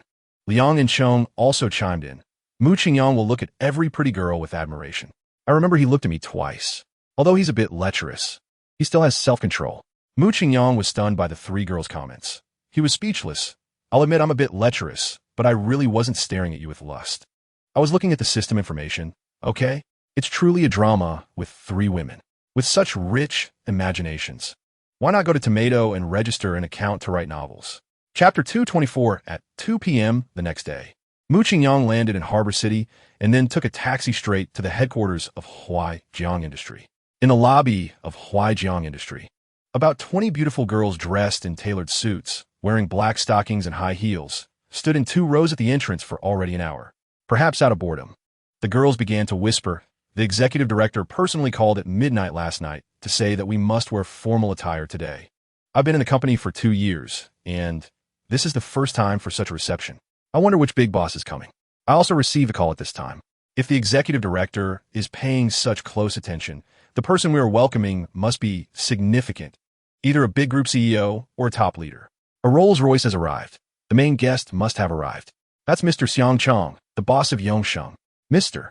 Xiang is a powerful figure in Hong City, and Huaijiang has improved, surprisingly able to make connections with him. Shoo! Everyone stand straight. General Yang is here. Yang Wei strides toward the door, and upon meeting Mr. Xiang, he extends his right hand. Uncle Chong, it's been a long time. Mr. Xiang smiles and nods. Yes. It has been several years, right? Originally, I should have returned to the country to send your brother off after his incident, but I was tied up those days. Alas, I was the one who helped him find a job, but I never expected. Chapter 225. A 10 dividend? Not including costs. Mr. Xiang thought he heard wrong and confirmed again. Mu Qingyang nodded. Yes. Mr. Xiang's eyes turned skeptical. A 500 million investment, even if it only recoups 70 after release, is still over 300 million, equivalent to over 2 billion renminbi. A 10 dividend means over 200 million. Mr. Xiang has assets worth over 10 billion. But he doubts he can be that generous, not even to his best friend. He thinks this young man next to him is either a fraud or a fool. He doesn't really believe someone so young could have wealth to that extent. If it weren't for Yang Wei's unusually respectful attitude toward him, Mr.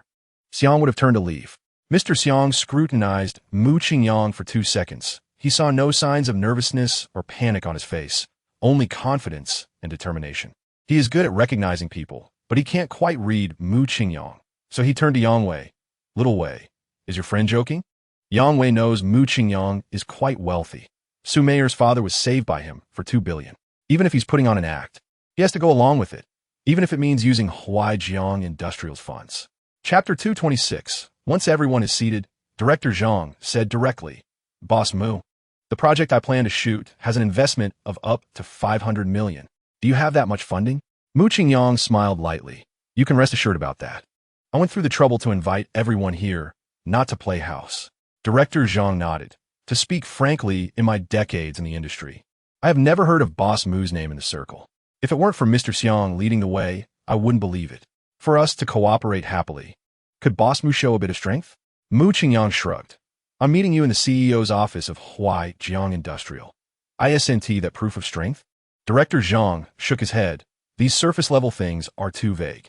If possible, I'd like to see something concrete that would make us more at ease in our work. Mu Qingyang looked at the others, who were silent, likely sharing Director Zhang's thoughts. It's understandable. There are too many frauds in this society. In the past, there have been shell companies using big directors, superstars, and major productions to raise funds and cheat people, ultimately taking the money and running, leaving a mess behind. Moreover, these people need to put down their current tasks to invest in this project. If it fails, wouldn't that be a joke? Chapter 227. Once Mu Qingyang said this, everyone turned to look at her. Xiao Zhan said, Boss Mu's Douyin account is called Chongqing, with nearly 100 million followers. If he joins, the promotional cost will save at least 8 digits, not to mention the additional box office revenue. Brother Hua was a bit surprised. Really? That's great. I also have a Douyin account. The promotional effect for movies is excellent. Liu Yifei winked at Zhang Runin. Runin, why don't you speak up and talk to Boss Mu? Zhang Runin looked at Mu Qingyang with a complicated expression and hesitated. Boss Mu, how about you consider it? Mu Qingyang didn't respond and turned to director Zhang. By the way, the male and female second leads in our drama should have kissing scenes, right? Director Zhang thought for 0.5 seconds and quickly nodded. Yes. The original script has kissing scenes between the male second and the female first and second leads. I was just thinking about this. Our film's scenery, cast, and special effects are all top-notch in the industry. The hardware is strong, and the visual effects will definitely be good, but it still lacks some depth, so I'm planning to add some emotional scenes. Chapter 228. Mu Qingyang managed to appease the 3 girls in just one day. Ruan Yi was easy to talk to. Just a simple greeting was enough. Liang Enchong was still proud and would never admit she missed him or wanted him back, only saying to hurry up and get lost, out of sight, out of mind. Chen Xuan's attitude was worlds apart from the last time. She lingered with Mu Qingyang for a while before letting him go. Around 10 p.m., Mu Qingyang received a call from director Zhang, arranging to meet him in Hengdian the next day.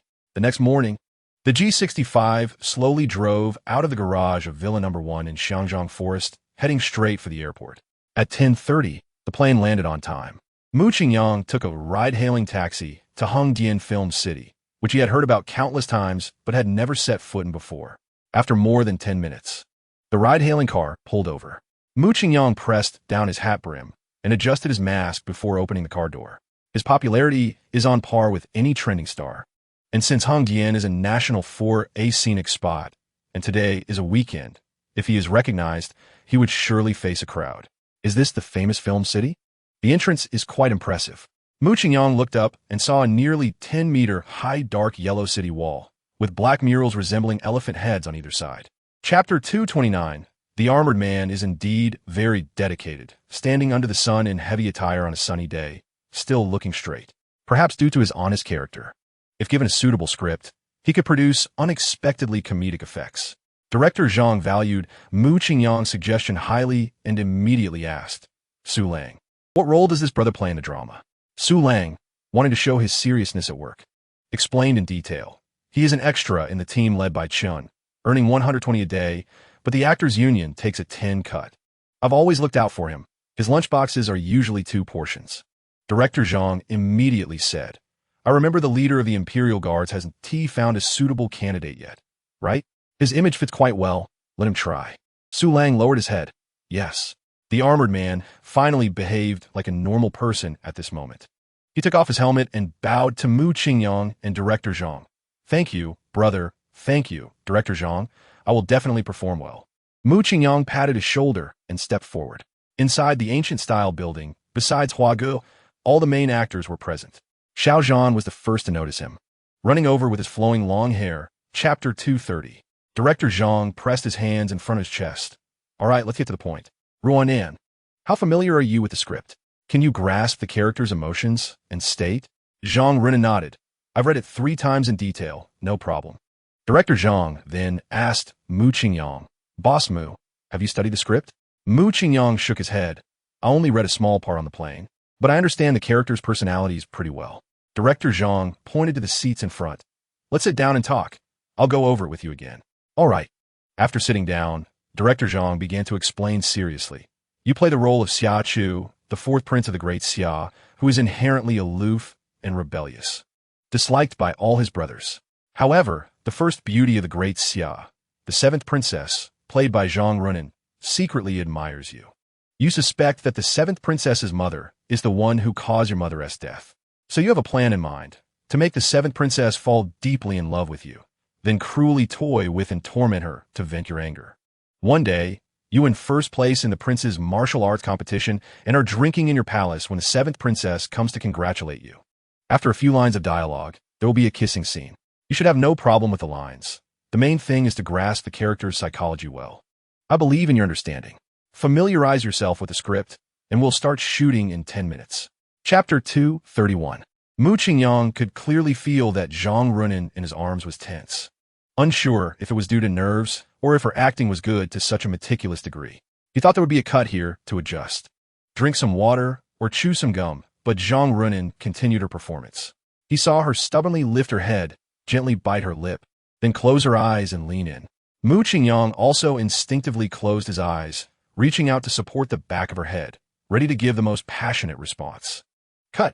Before any action was taken, Director Zhang called for a pause. Zhang Runin quickly stood up and stepped back, as if there were thorns in Mu Qingyang's arms. Director Zhang came over with a megaphone. The previous segment was very good. The expressions, movements, dialogue, and understanding of the character's psychology were all perfect. But Boss Mu, your character is supposed to toy with the 7th princess. During the kiss, you could actually be a bit more frivolous. No need to be so sentimental. Mu Qingyang nodded. Got it. Let's do it again. Director Zhang looked at Zhang Runin again. Roanan, your performance is very smooth. Keep it up. Zhang Runin softly acknowledged. Okay, everyone take your positions. Let's resume from the last scene. Chapter 232. Mu Qingyang chuckled and shook his head. Before getting the system, I was a lowly beast. A failure in love. After getting the system, the whole world treats me kindly. The feeling of being in two extremes is truly wonderful. This world is indescribable. He wondered if his fan count had surpassed 100 million yet. Mu Qingyang exited the trending topics and entered his homepage. 1 billion, that's fast. In just 2 days, it increased by over 10 million fans. Cristiano Ronaldo has the most fans globally, over 800 million. I heard he charges 2 million euros for a single post, equivalent to nearly 30 million yuan. He can earn over 100 million a month just by posting a few updates without doing anything else. That's so nice. Although my fan count is still far from his. The stickiness and quality of my fans are quite high. I wonder how much an ad inserted in the video would be worth. I should ask the official Zhuang one of these days. Damn, it's everywhere when scrolling through videos. I might as well just take all their promotional costs and avoid bothering netizens frequently. While Mu Qingyang admired his account, a WeChat message suddenly popped up at the top of the screen. He clicked to see it was from Zhuo Kursin, Chapter 233. Do we need to shoot this scene at the temple? Mu Qingyang asked. No, there's a temple scene in Hungyan, not far from here. After Director Zhang finished speaking, he picked up the megaphone. Staff for Scene 2, Segment 17, follow me. Assistant Director Su, take this time to check the scenery here. The main creators, supporting roles, extras, and staff, about 100 people, marched towards the temple. The equipment was quickly set up, and with Director Zhang's command, the main filming began. Liu Yifei, playing the princess, slowly approached the temple, surrounded by guards and maids. The elderly abbot stood quietly at the entrance. As the princess approached, the abbot performed a Buddhist greeting, Amitabha. Princess, the monk has been waiting for a long time. Please come in. The princess gently nodded. Thank you, abbot, please. While a group of people burned incense and prayed at the base of the pagoda, Mu Qingyang stood atop it. The script stated that the pagoda of Wanfo Temple offered a panoramic view of the imperial city, but it was off-limits to commoners, only accessible to nobles. Soon, the princess would go upstairs alone. Mu Qingyang looked out, seeing crowds gathered below, with various venues nearby and modern skyscrapers visible in the distance, creating a stark contrast. We just need to act. The rest is up to the special effects. Mu Qingyang leaned against the slightly decayed railing, muttering to himself, it's just burning incense. Why isn't Fei coming up yet? Chapter 234. At noon, several main actors gathered together for a meal. Xiao Zhan made a joke. Xia Chu, how dare you flirt with our great Xia's princess? What punishment do you deserve? Mu Qingyang glanced at Zhang Runin. How about I let the 7th princess kiss you? Zhang Runin picked up a chili and put it in Mu Qingyang's bowl. What does that have to do with me? Why don't you let him kiss you? Mu Qingyang directly picked it up and threw it into his mouth. Aren't we talking about the plot? I'm just joking. Zhanga, how about I kiss you? Xiao Zhan made an X sign with his hands. And oh, what I mean is, have you considered compensating me? But not in this way. Mu Qingyang took a sip of water. The princess didn't ask for compensation. What do you want? Forget it. I'm soft-hearted. Just say what you want. Xiao Zhan took out his phone and handed it over.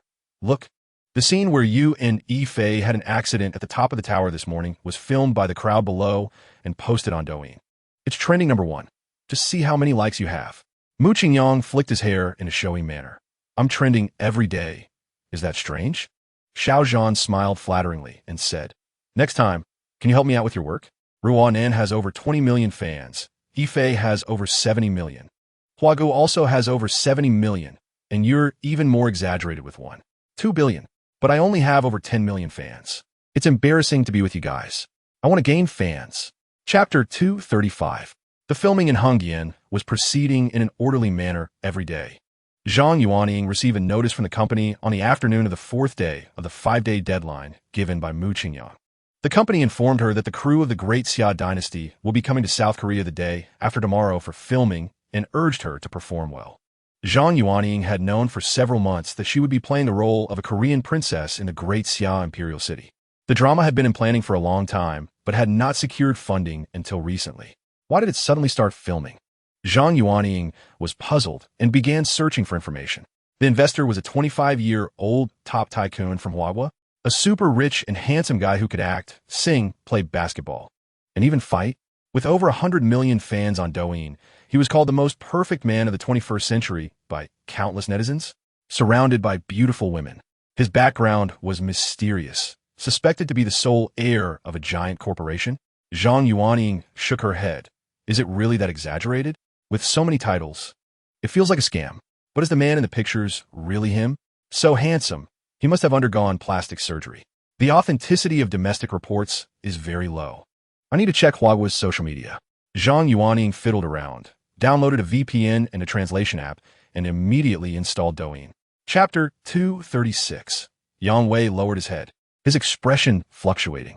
Yang's father was not in a hurry, his gaze fixed on him like a hook. The large villa was eerily quiet. After about a minute and a half, Yang's father sighed deeply.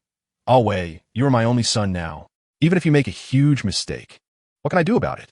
Speak boldly. I just don't want your brother to leave without a trace. Yang Wei struggled for a long time before finally gritting his teeth. Yang Xiu coveted Su Meyer's beauty and wanted to take her for himself.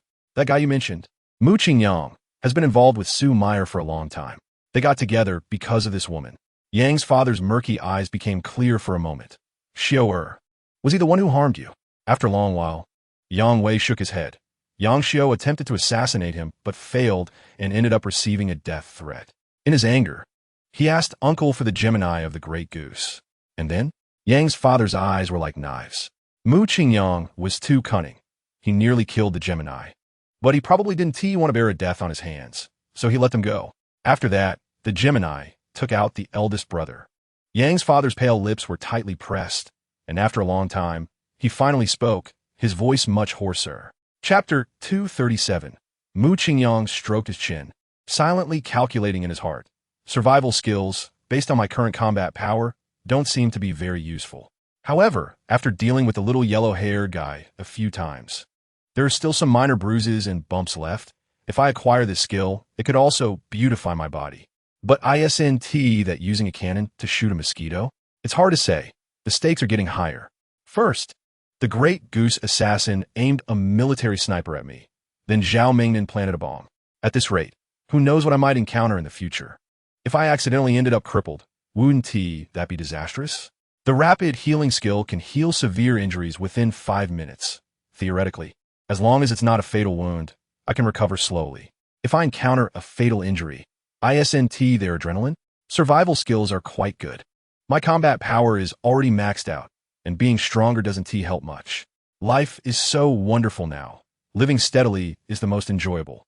This skill could be useful.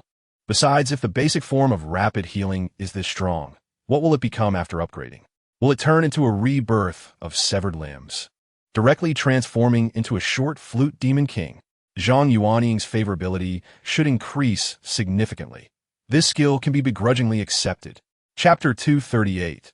This group of people looked quite intimidating, each with fierce appearances and strong builds, far superior to the little yellow-haired guys back home. But there was one thing Mu Qingyang couldn't understand. Why do they like to shout? Previously, when watching South Korean movies, he always felt that the acting was too exaggerated, with half of it relying on shouting. Today, after actually exchanging blows, he realized that the acting in the movies was based on real events. South Koreans really do enjoy shouting. Zhang Yuanying hid behind Mu Qingyang and scathed, but her voice still trembled a bit. Appa, are you hurt? Mu Qingyang shook his head. Ordinary people can't get close to me. I'm still in peak condition. I hit all of them in the kidneys. They 1T recover for a while. Please call the police. Zhang Yuanying tugged at his sleeve. These are Minister Zhang's men. They have prosecutors as their protective umbrella. Reporting to the police 1T help. So dark? Mu Qingyang was somewhat surprised. Minister Jiang worked for the president of the LJ company, and the chaebols in South Korea have immense power. Unless it's a very sensational incident. There's nothing they can do about them. They might even arrest you. Mu Qingyang was shocked to hear this. I overlooked this point. South Korea is a capitalist country, and chaebols can even influence presidential elections. If they use official power, what can I do? Chapter 239. The traffic accident on the ramp was witnessed by many passersby, and some enthusiastic citizens reported it to the police. The traffic police quickly arrived at the scene. Mu Qingyang thought that the car belonged to the crew and would eventually be traced back to him, so he cooperated and made a statement. When he returned to the crew, it was already past 5 p.m. The only thing Mu Qingyang wanted to do now was to beat up that Minister Jiang. After searching for a while without finding him, he directly called a halt to the filming of Director Zhang, asking him to help arrange a meeting. Director Zhang was somewhat confused, but seeing Mu Qingyang, who was usually cheerful, with a clouded expression, he didn't ask for the reason and directly called Minister Jiang. More than 10 minutes later, the seemingly gentle Minister Jiang walked into the set unhurriedly, smiling and greeting Director Zhang. Director Zhang, did you call me at this time to invite me to dinner? Director Zhang remained silent, and Mu Qingyang approached with a fake smile. Yes, I'm inviting you to dinner, to eat your favorite big ear seeds. After saying that, he slapped him hard across the face. The sound was crisp and clean, clearly indicating that he had put some force into it. The filming set fell silent for a moment as everyone stopped their work and looked over. Jiang Jingtai was also dumbfounded, staring blankly at Mu Qingyang. Chapter 240. The filming of the crew ended early due to the conflict between Mu Qingyang and Jiang. Mu Qingyang did not meet up with a few main actors for dinner. He was currently embroiled in a fierce conflict with the chaebols behind Zhang Yuanying. And unexpected incidents could occur at any time. He wasn't afraid for himself, but was worried about them being affected. In a luxurious hotel suite, after washing up, Mu Qingyang lay on the sofa, playing with his phone. After opening Douyin and scrolling through a few videos, he stumbled upon one featuring himself. In the video, he was slapping Jiang Zhongtai and could clearly hear his mocking words toward the LJ boss. Mu Qingyang smiled widely. After debuting for just over a month, I finally encountered a hater. My image looks a bit aggressive. Huh? He glanced at the title. Is this what is called a Sudden Tycoon? So arrogant as to come to South Korea. The person who was beaten is named Jiang Zhongtai, the head of SM Entertainment and also the head of the public relations department of the LJ Group. Isn't Huaxia always claiming to be a land of etiquette? You really are polite. Mu Qingyang clicked on the host's homepage. The IP address showed it was in Incheon, South Korea, in the same area as him. However, most of the other works on his homepage were filmed domestically, and the language used was Chinese, which likely indicates he is someone who hasn't, a term used to describe individuals who have moved abroad to escape China. Chapter 241.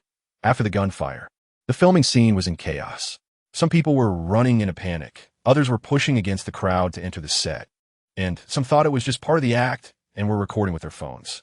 Mu Qingyang didn't have time to care about these things. He sat down in front of Director Zhang's monitor, rubbing his temples in deep thought. How should I retaliate? Hitting and scolding definitely 1T work. That has been tried before. It must involve blood to have a deterrent effect, and it must be the blood of the LJ boss. Even injuring or killing a finger would be enough, but the chaebols in South Korea have deep connections with major official institutions. Retaliation is easy, but escaping is difficult. I have countless sycophants. Should I start economically and take down LJ? That probably 1T work either.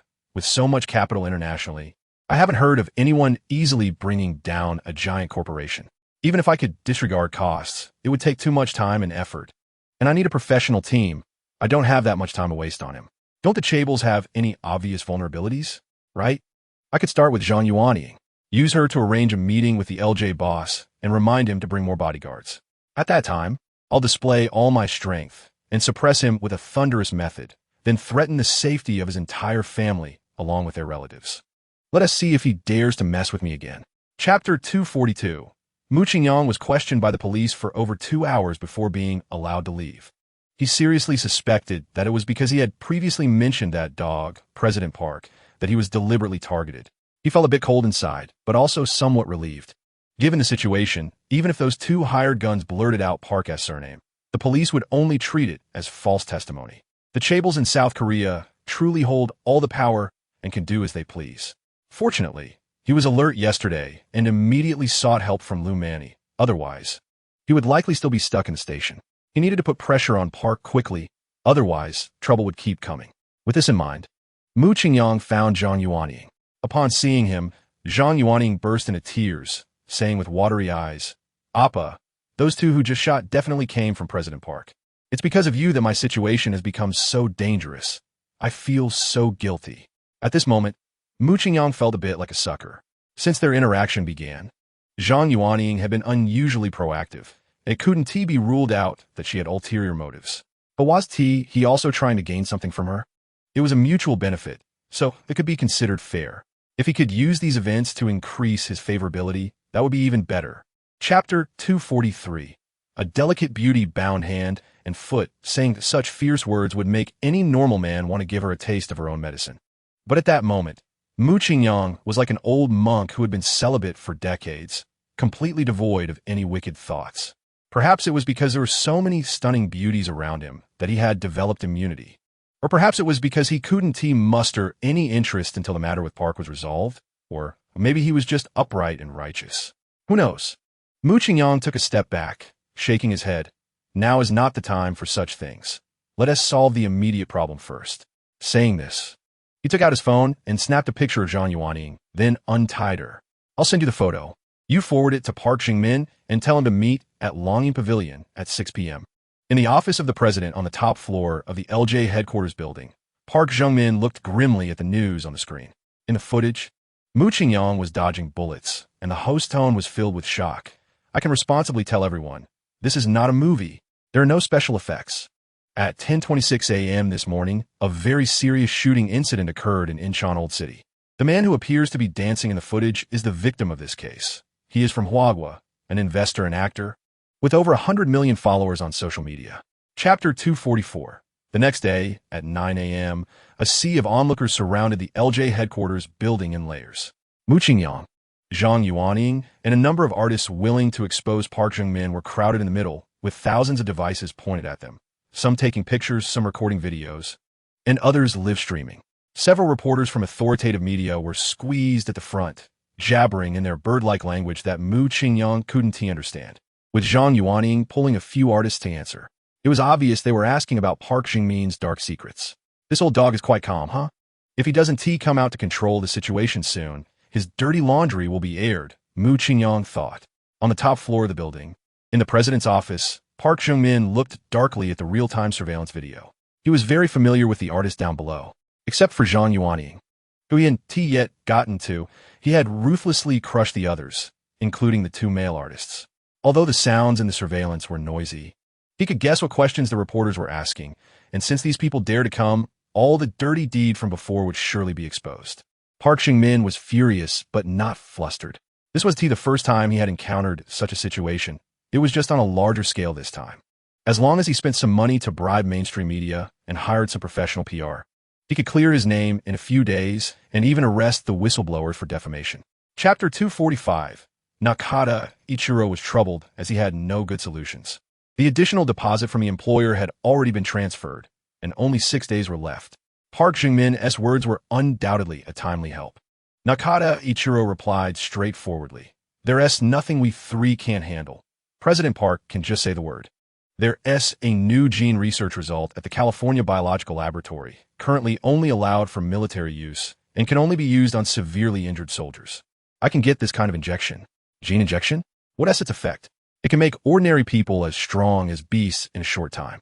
If Sudden Tycoon can find martial arts masters to inject it, the effect will be even more terrifying. This kind of drug is probably deadly, right? It's hard to find someone to inject it unless it's a terminally ill person. But how much fighting power does a terminally ill patient have? There are side effects, but it's not that exaggerated. The laboratory has tracked several injectors, and according to professional data, injecting one dose will lead to about 10 years of bodily function aging. But otherwise, there are no major issues. The cherry blossom country and South Korea have no shortage of wage slaves. As long as you're willing to spend money, Plenty of people will accept the injection. President Park, you can handle this yourself. No need to look for our cooperation. Chapter 246. Park Jung-min arranged for a private jet to fly to California overnight to bring back the biological agent. This had little to do with the 2-day agreement with the three mouths. It was purely because he hated Mu Qingyang so much that he wished for him to die immediately. Due to yesterday's exposure incident, LJ's stock price has plummeted to the limit, resulting in a vaporization of 20 trillion won, causing the capitalist Park Jong-min to feel utterly devastated. The Aka Mountain Villa is very secretive. This is the agreed-upon place for Park Jong-min and Nakata Ichiro. At 9 a.m., a black extended Sanjiang car slowly drove into the villa, escorted by 2 Cadillac Escalades. After Park Jong-min got out of the car, he did not linger and hurried into the building. Several young men in suits and sunglasses got out of the Escalade, each carrying a 30 centimeters wide and 20 centimeters high icebox. After scanning the surroundings to confirm there was no one, they followed him into the house. On the top floor of the villa, there is a partitioned room that is generally secured and never seen open. Today, there are 2 burly guards standing at the entrance. Park Jong-min ascended the stairs and arrived outside the partitioned room. When verifying his identity, Nakata Ichiro came out from inside. "Good morning, President Park. Please come in quickly." Chapter 247.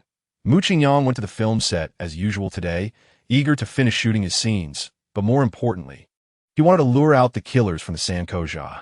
The first time they escaped by car, and the second time he couldn't pursue them in time due to concerns for Director Zhang's safety. He wouldn't let Sankoja think they could get away with it. However, to Mu Qingyang's great disappointment, despite shooting from early morning until 6 p.m., he didn't see a single suspicious person. "Are you guys just waiting to make a big move? The truck and gun didn't work? What will be next?" Mu Qingyang felt a vague sense of unease. At that moment, Xiao Zhan walked over and patted Mu Qingyang on the shoulder. "What's up, Yongo? Are you free tonight? Let's have a drink." Mu Qingyang worried that his issues would affect them, shaking his head. "Let's wait until we return to our country. Things are unstable in South Korea, so we should try to stay out as much as possible."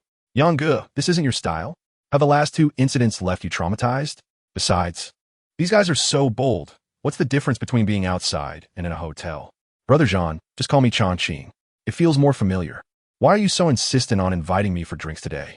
Chapter 248. The weapon aimed at Zhang Yuanning's neck showed no sign of stopping. If unimpeded, she would surely perish.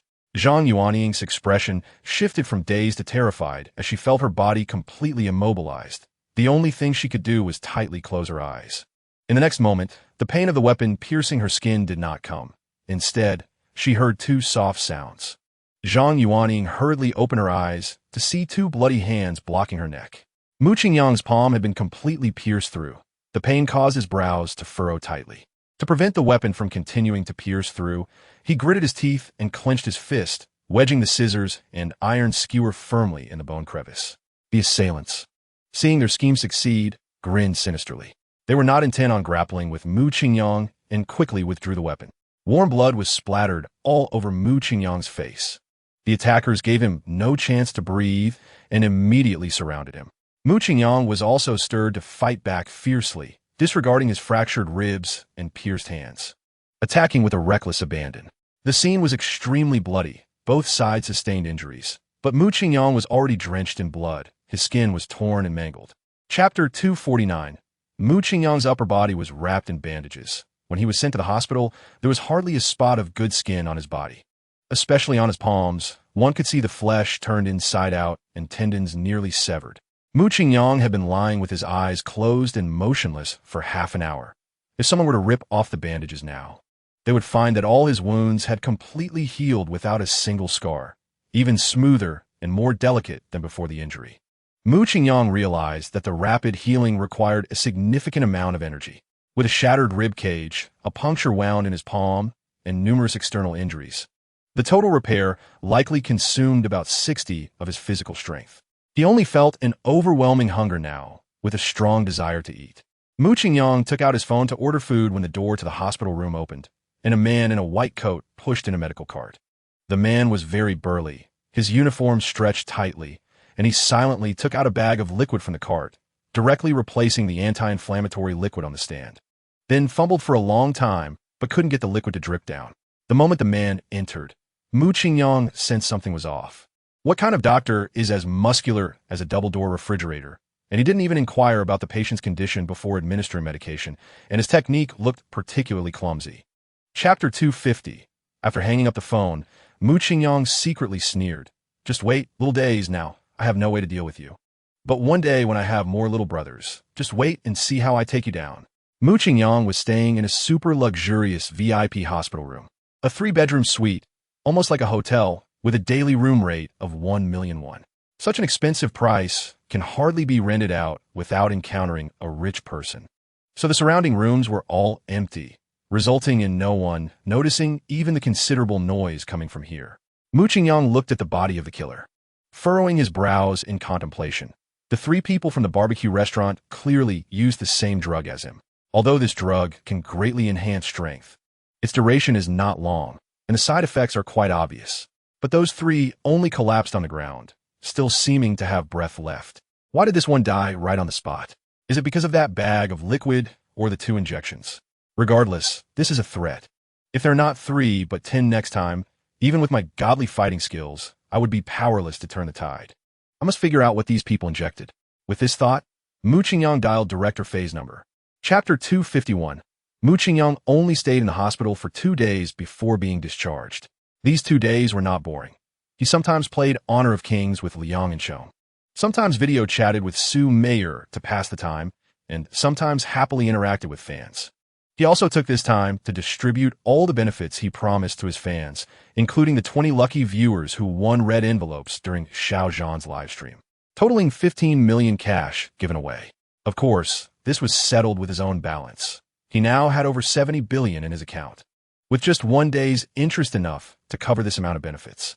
To Mu Qingyang, this was just an ordinary small matter, but unexpectedly, it pushed him to the top of the trending searches again. He really wanted to keep a low profile, but his strength wouldn't allow it. The Great Xia Dynasty film crew was shooting the last few scenes in Incheon Ancient City. According to director Zhang's original plan, they could finish filming in the next couple of days. But with Mu Qingyang continuously encountering assassination attempts and now being hospitalized, his scenes had not progressed much. The crew coordinator found director Zhang. Director, I made a new plan. The second male lead has few scenes in Luqing, and he has a few free days in mid-next month. We can wait until then to return to South Korea to complete the remaining scenes. And we can head back tomorrow. Chapter 252. Mu Qingyang directly dialed the plane agent's number, and a pleasant female voice answered on the other end. Hello, is this MS? Zhuang Rao? I am, who are you? My surname is Mu. I heard you're in the airplane business, and I happen to want to buy a few. Where are you? I'll come to find you right away. Are you sure you're not joking, sir? Lu Guoyang recommended you. So hurry up and give me your location. Oh, I'm in the second office on the left side of the 33rd floor of the South China Aviation Building in the CBD of the capital. Call me when you arrive, and I'll come down to meet you. It will take about 3 hours. After hanging up the phone, Mu Qingyang rushed to the airport. After more than 2 hours of flying, he landed in the capital and then took a taxi directly to the location sent by Zhuang Rao. The second office on the left side, this is it. The office door was not closed, and Mu Qingyang walked straight in. What caught his eye was a very spacious office, and at the desk directly opposite, a beautiful young woman in a professional suit was focused on handling documents. Mu Qingyang opened the scanner. Name, Zhuang Rao. Age, 27. Overall attractiveness, 89. So close, just 1 point short. Mu Qingyang secretly lamented. Chapter 253. Happy times always pass so quickly. In the blink of an eye, it was Sunday. Zhuang Rao called to say that all the airplane matters have been taken care of, and Mu Qingyang directly moved the airplane to the port city. This was his first time on a private plane, and Mu Qingyang felt great. From entering the airport to takeoff, it took less than 10 minutes. Just like his private car, very convenient. The Gulfstream G550 landed at the capital's international airport at 8 p.m., and Lu Manny was there on time to welcome him at the terminal. Mu Qingyang treated her to a big meal and then returned to the hotel alone. Nothing happened overnight. The next morning, Mu Qingyang was awakened by Lu Manny's phone call. Brother Mu, are you up? I'm on my way to your hotel. We're officially setting off for Dubai. Mu Qingyang's voice was a bit lazy. We're not special forces traveling. Why get up so early? What if this is the time set by Sister Fulling? She said to meet at the airport at 8, and it's already 7:30. Just a friendly reminder. Sister Fulling doesn't like people who are late. Mu Qingyang did a sit-up to straighten his body, I will wash up and appear in front of you within 3 minutes. No need to rush. It takes just over 10 minutes to get to the airport. Chapter 254, the Gulfstream G550 smoothly ascended to high altitude, and a flight attendant with a good image and temperament half-squatted to ask Mu Qingyang, "Hello, Mr. Mu. Would you like breakfast? Today we have bird's nest, white truffle poached eggs, avocado salad, tuna chicken breast, and various seasonal fruits." Mu Qingyang asked the flight attendant to bring a little of everything since there were 5 people. Xiao Qi sourly remarked, "Brother Mu, your life is really exquisite. Even breakfast is so lavish. As far as I know, bird's nest costs dozens of dollars per gram, right? Other ingredients are also not cheap. This makes me hesitant to eat." Mu Qingyang knew what he was hinting at and directly retorted, "This is for the ladies I invited. You're just tagging along, so just eat. No need to be polite." Xiao Qi had always been pampered and rarely faced such retorts. He felt a bit embarrassed, especially in front of 2 goddesses, so he said solemnly, "Brother, you may have a little money, but there are always people better than you. I advise you to be a bit more low-key." Mu Qingyang had been polite when they first met and had even shown goodwill. But this guy kept speaking with a sting, and Mu Qingyang didn't want to indulge his bad habits. Chapter 255, after everyone signed the agreement. The middle-aged man asked, "How many instructors do you need? I will arrange it right away." Lu Mani and Bai Jiao immediately raised their hands. And Xiao Qi had raised his hand halfway, but when he saw Mu Qingyang sitting calmly, he slowly put it down. Xiao Qi thought, hiding behind and pretending to be a master?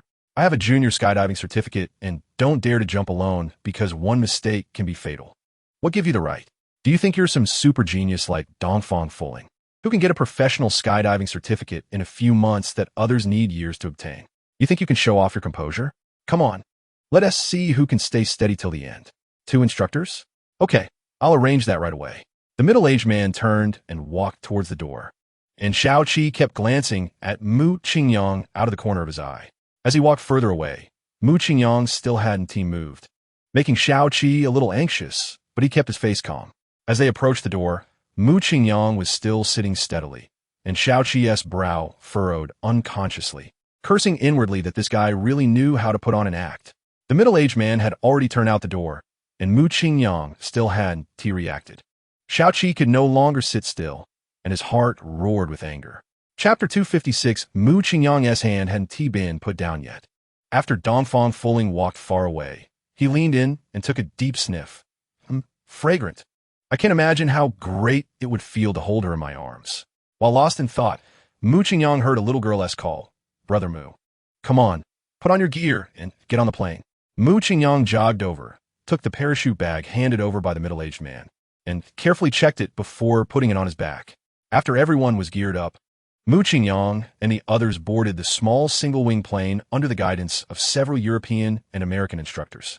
The inside of the small plane was empty, and compared to the Gulfstream G550, it was like comparing a broken bread to a Maybach. Fortunately, the flight was relatively smooth, and in about 10 minutes, the plane climbed to 13,000 feet. At this time, the green light in the cabin lit up, indicating they had reached the optimal altitude for skydiving. A blue-eyed instructor waved to Lu Mani. "Come on, student, let us jump and enjoy the beauty of Palm Island." Lu Mani slowly moved over, poked her head out to look at the wide-open cabin door, and was so scared that she quickly pulled her head back. "Ah, this is too terrifying. You all go first. I'm not brave enough to jump first." Chapter 257, when Mu Qingyang and Bai Jiao glided to the designated landing point. She had already started rambling. "Ah, so fast, so intense, so big. What's big?" Mu Qingyang really couldn't understand what she was thinking, and while unbuckling, he asked. The wind was so strong that Bai Jiao turned around and hugged Mu Qingyang tightly, feeling dizzy. Mu Qingyang was afraid she would throw up and hurriedly covered her mouth. "No, I didn't bring any luggage. If you throw up on me, it's over." Bai Jiao shook her head. "I'm not going to throw up. When we were spinning just now, air got into my stomach and I need to burp." Only then did Mu Qingyang release his hand and wiped both his palm and back of his hand on Bai Jiao's clothes. "What are you doing?" "There's saliva." At this moment, Dongfang Fuling happened to land nearby. She didn't even pack her parachute and ran over to smack Mu Qingyang's hand. "What are you doing? You just flew around and went straight for it?" Mu Qingyang looked innocent. "Do you believe me when I say I'm just wiping my hands?" "Heh," Dongfang Fuling sneered. Don't you have clothes? Why are you wiping on someone else? Chapter 258, Walking Out of the Hall. The middle-aged man had already arranged for the shuttle bus. Dongfang Fuling smiled sweetly. Thank you, Uncle Wu, but you don't have to be so polite. We can book the car ourselves. It's getting late, so you should head home. It's fine, the middle-aged man said, just as his phone rang. He glanced at it and immediately hung up. Dongfang Fuling felt a bit embarrassed. Uncle Wu, why aren't you answering your phone? It makes me feel like I'm the boss. I told you, you're an elder. You can do whatever you want. The middle-aged man waved his hand. It was a spam call. All right, you guys go have fun. I'll head home to accompany my wife and kids. Dongfang Fuling waved goodbye. See you tomorrow, Uncle Wu. See you tomorrow. After the shuttle bus drove away, the middle-aged man quickly walked back to the hall. Once he returned to his office, he locked the door and called back a number. Wu Jia, has the target arrived? The middle-aged man was silent for a long time before responding. You set up such a big scheme just to take the life of a girl in her 20s? Why choose me? The little girl from the Dongfang family comes here to skydive every year. Wu Jia, you are the most suitable person. As for why we are setting up the scheme, that is not for you to question. Chapter 259 in the morning, Mu Qingyang woke up in a room that cost 150,000 yuan for one night. He stretched his arms and quickly washed up before heading to the next room, knocking on the door with a few knocks. What is it? The door was opened by Jiao Jiao, her hair somewhat disheveled, still yawning. When she saw that it was Mu Qingyang, she froze as if shocked by an electric current, then quickly said, wait a moment, and slammed the door shut. A few seconds later, the door opened again, and Jiao Jiao leaned against the doorframe with a bright smile, sweetly saying, Mu handsome, why are you here so early? What do you want? Although every morning, men might have some physiological reactions, Mu Qingyang was certain that he was clear-minded at the moment. But why did Jiao Jiao's words sound so wrong? What does what you want mean? What if I want something? Mu Qingyang shook his head. It's definitely not me being dirty. It's just that this girl always makes people think in a twisted way. I wonder if she does it on purpose. Mu Qingyang cleared his throat. Let's talk about that later. No, I came to call you all to go skydiving. We have fans coming today, and if we go late, we might get stuck. Chapter 260, after a brief interaction with the fans, Mu Qingyang was about to head to the skydiving hall when paratrooper number 1 quickly stopped him. Qingyi, I'm on a mission today. The fans all want to see you skydive, and I'm a professional skydiving photographer. Can I follow you to finish this live broadcast? Mu Qingyang hesitated. I want to bring my friends along to skydive today. How about next time? Lu Manny immediately stepped forward. No need. Brother Mu, you should first meet the fans' requests. I can jump anytime. Jiao Jiao also nodded. Yeah, we're just as happy watching you jump. Suddenly, Mu Qingyang thought of something and asked, weren't you saying in the comments that you wanted to participate in the Red Bull event? Is it okay for you to film me? Paratrooper number 1 shook his head. Qingyi, with you here, the excitement of this event will be 10 times higher than usual. If you want, I can also help you apply for a large appearance fee. Mu Qingyang then looked at Dongfang Fuling. Fuling, do you want to play with him? Dongfang Fuling had long wanted to skydive with high-level athletes, but she never had the chance. She nodded without hesitation. Sure. Mu Qingyang snapped his fingers. Chapter 261, Mu Qingyang gently squeezed Dongfang Fuling's hand, and she looked up curiously. Mu Qingyang nodded at her, and then began to accelerate using the airflow. From the initial 3 seconds per rotation to 2 seconds per rotation, then to 1 second per rotation, and finally to multiple rotations in 1 second. The two of them held hands and spun wildly in the air. Paratrooper No. 1 was familiar with this maneuver, but he had never spun this fast before. He understood the value of this scene, so he steadily controlled his phone, trying to avoid any shaking. On the ground, Lu Manny watched the live broadcast in amazement. Wow, Brother Mu is so fast. Can Sister Fuling handle it? Bing Bing's eyes sparkled. I can do it. I can sit through 10 loops of a roller coaster without expression. I want to play with Mu handsome. The numerous netizens in the live room didn't hold back their compliments. Mom asked me why I'm kneeling to watch the live broadcast, and I said that only by kneeling can I express my admiration. Chongqing, you're really good at skydiving. Can you not be so perfect? Oh no. The extremely beautiful girl interacting with him is going to go from being a normal friend to a girlfriend, but why am I not jealous at all? Instead, I'm happy for Chongqing. Chapter 262, Mu Qingyang draped his arm over Lu Manny's shoulder and walked towards the shuttle bus, while Jiao Jiao quickly followed, actively slipping under Mu Qingyang's other arm. Mu Qingyang really couldn't understand what she was thinking. With a family background like a celestial being and an overall attractiveness of 89 points, what kind of man couldn't she find in the world? Why did she have to cling to him? If she were an ordinary girl, it would be fine. Mutual feelings could develop, and who knows? Mu Qingyang might even give her a few million, or even 100 million if he was happy. But with a background similar to Dongfang Fuling's. Who would dare to approach her? Not to mention anything romantic. One wrong move might make her cry or feel sad, and he wouldn't have a good outcome either. Mu Qingyang stiffly withdrew his arm and said seriously, Bai Jiao, your identity is special. It's better for us to keep some distance. Bai Jiao frowned. Why? If Fuling did this, you would definitely be happy. Lu dislike me. Mu Qingyang looked in her eyes. Whether it's you or Dongfang Fuling, we can only be friends. Why can we only be friends? The name of Chongqing, the playboy, is known nationwide. Would your family allow you to date me? Miss, spare me, please. Chapter 263 on the lawn. Mu Qingyang brought Bai Jiao, smoothly gliding to the landing point. Before he had a chance to unbuckle the safety strap, paratrooper no. One's phone was thrust right in front of him. Get lost. Mu Qingyang raised his leg and kicked him in the butt, laughing and scolding. I told you twice. This is my private time. Get as far away as you can. Paratrooper number 1 shamelessly leaned closer, his dark face blushing. Qing Yi, I haven't taken a photo with you yet. Can I snap a quick one? Mu Qingyang pursed his lips and made a peace sign, and paratrooper no. 1 pressed the shutter button, capturing dozens of photos in just a few seconds. Mu Qingyang slapped his helmet. Who can handle a photo shoot like this? Are you trying to catch me at my embarrassing moment to make a meme? Paratrooper number 1 said aggrievedly. No, Master Qing, with your looks. You would still look handsome even while picking your nose. If you don't believe me, let me show you. Mu Qingyang casually flipped through a couple of pictures, and indeed, every frame was handsome. He then kicked paratrooper number 1 on the butt. Get lost, don't bother me anymore. Paratrooper number 1 then scampered away, running while speaking to the phone. Audience, help me light up the fan light and join the fan group, and I'll give you some benefits. Chapter 264. Mu Qingyang spent the entire afternoon chatting and browsing short videos. Before he knew it, it was 6:30 p.m. when the little lowly called. Brother Mu, we are on the first floor of the hotel. Come down quickly to eat with us. Mu Qingyang quickly got up and found a few people to have a meal of Middle Eastern cuisine together. At the end of the meal, Lu Manny asked, Sister Fuling, are you going to practice night jumping tonight? Dongfang Fuling nodded. This is a necessary condition for upgrading from a C-level parachuting license to a D-level license. Once I pass this, I can take you to jump together. The little lowly showed a worried expression. But the visibility is poor at night, Sister Fuling. It's too dangerous for you to jump alone. Dongfang Fuling shook her head. My skills are fine, and besides, the weather is calm tonight. There won't be any accidents. The little lowly still wasn't reassured. That may be true, but I think it's better to have a companion.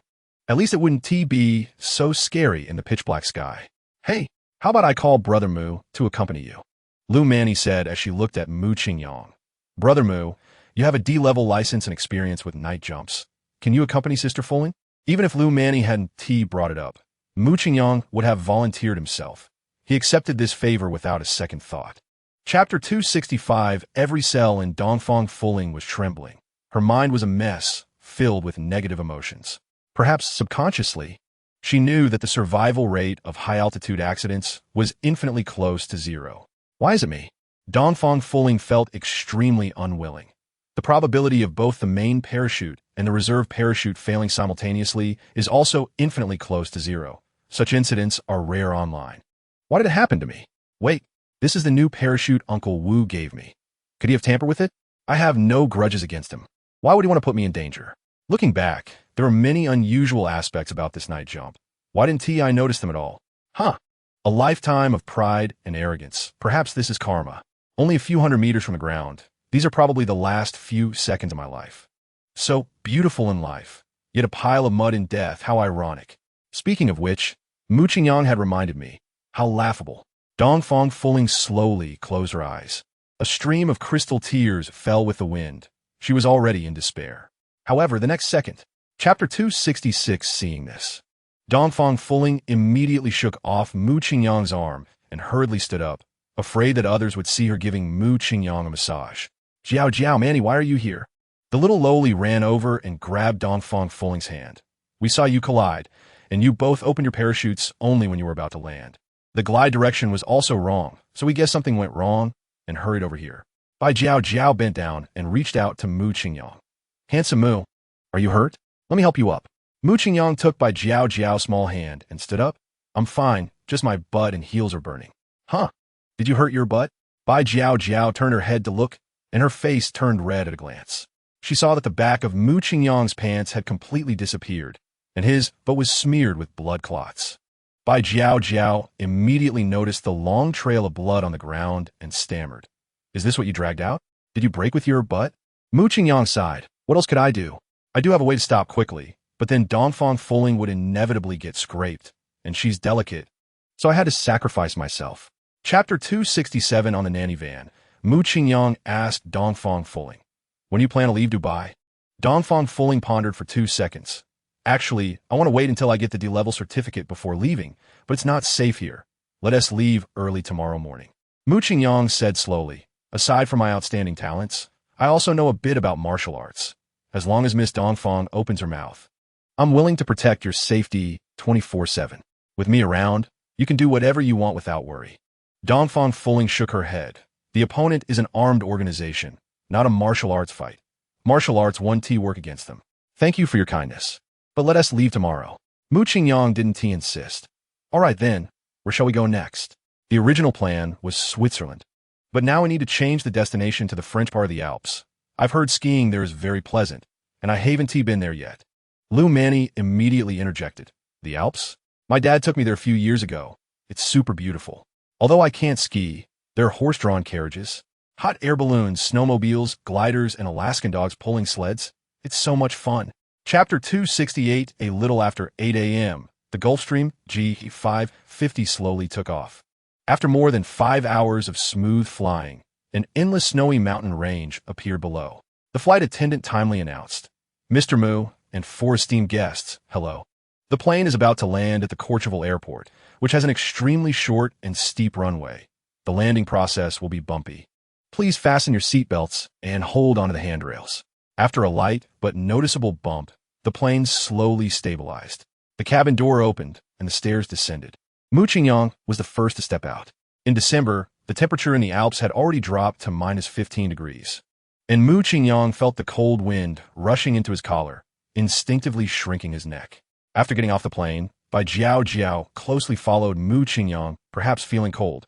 She kept squeezing into his arms. The third to get off the plane was Shao Qi.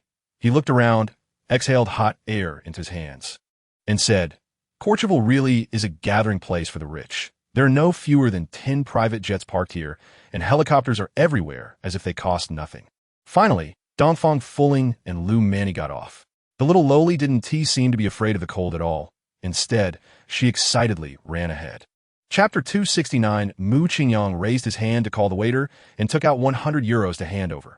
This is your tip. Please pay for that table's bill as well. The waiter glanced over at Beckham's table, and his expression changed from surprise to regret.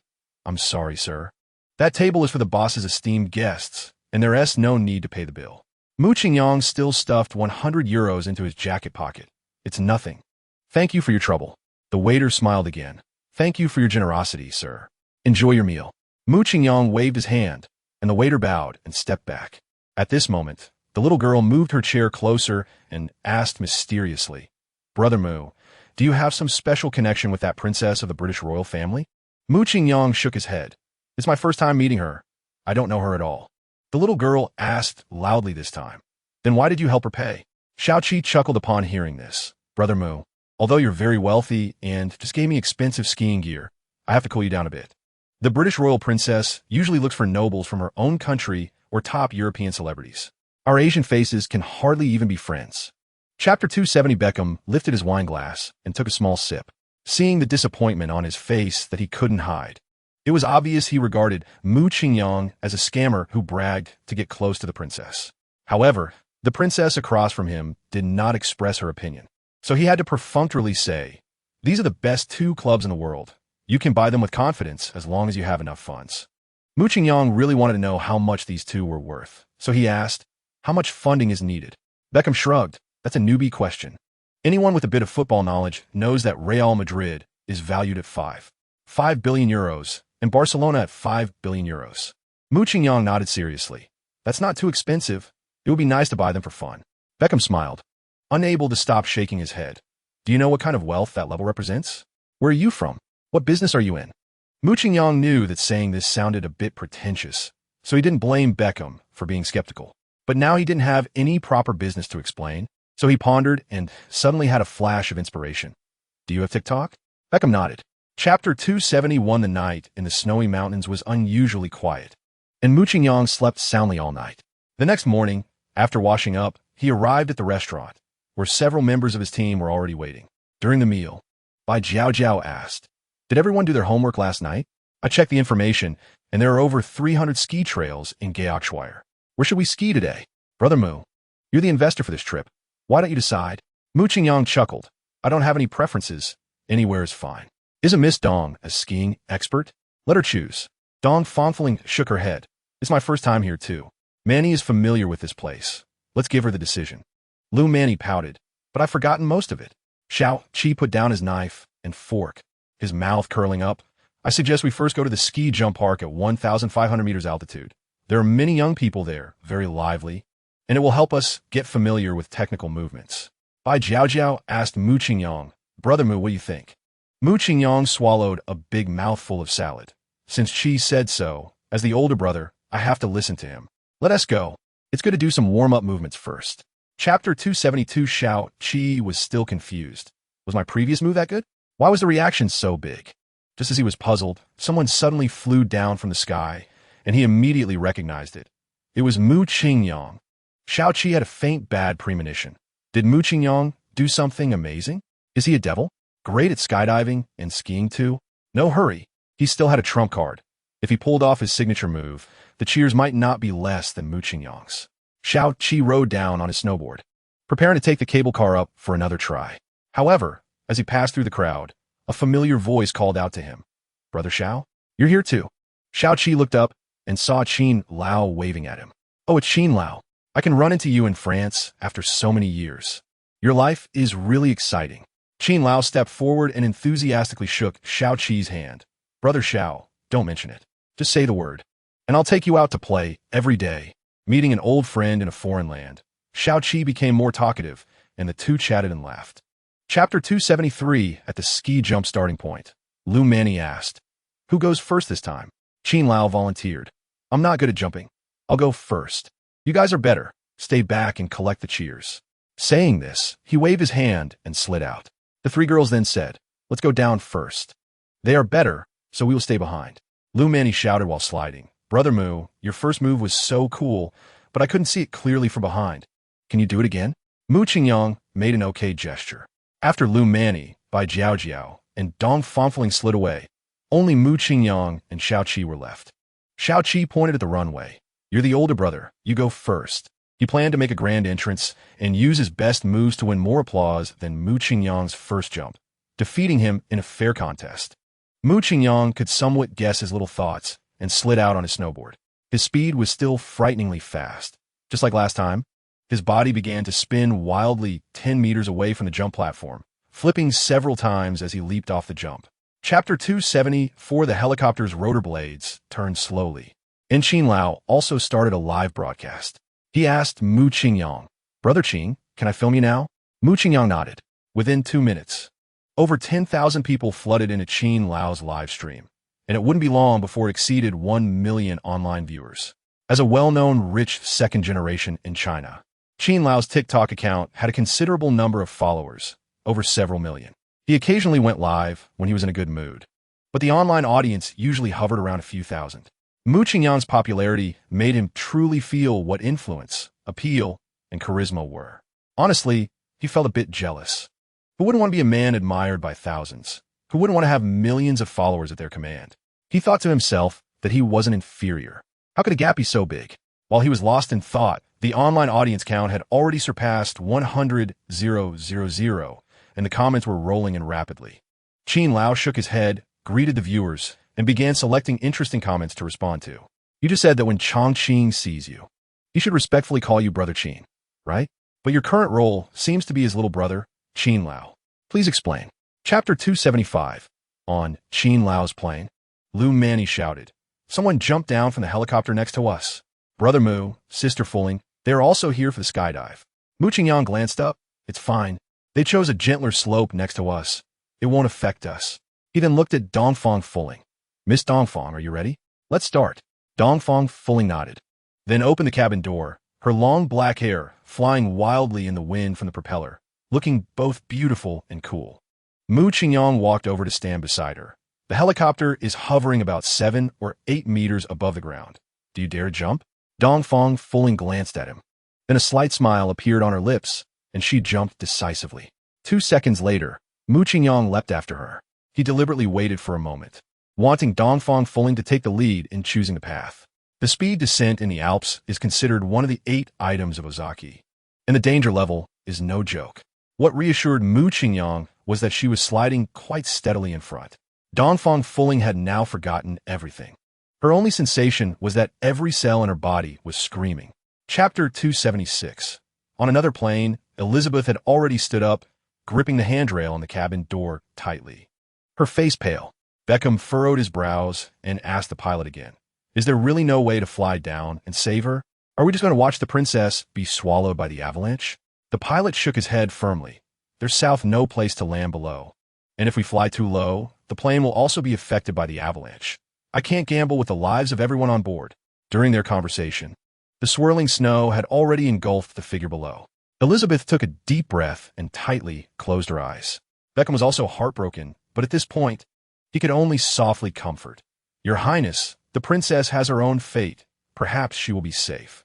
Elizabeth did not respond, and the cabin was deathly silent. The avalanche continued to roar down, but its speed had slowed significantly. Beckham felt that every moment was like a year. Each second was torture. He stared blankly below, not knowing whether it had been a few seconds or dozens of seconds when suddenly a figure burst out from the flying snow. Beckham immediately shouted, "Your Highness, look! The princess seems to have come out." Chapter 277. Mu Qingyang recognized the person and waved to greet. "Hello, Princess Elizabeth, we meet again." Elizabeth was slightly surprised. "You know my identity?" Mu Qingyang nodded. "Who doesn't he know the princess of the British royal family? Did you come over for something?" The princess smiled gently. "I came specifically to thank you for saving Victoria's life. It was all thanks to you otherwise."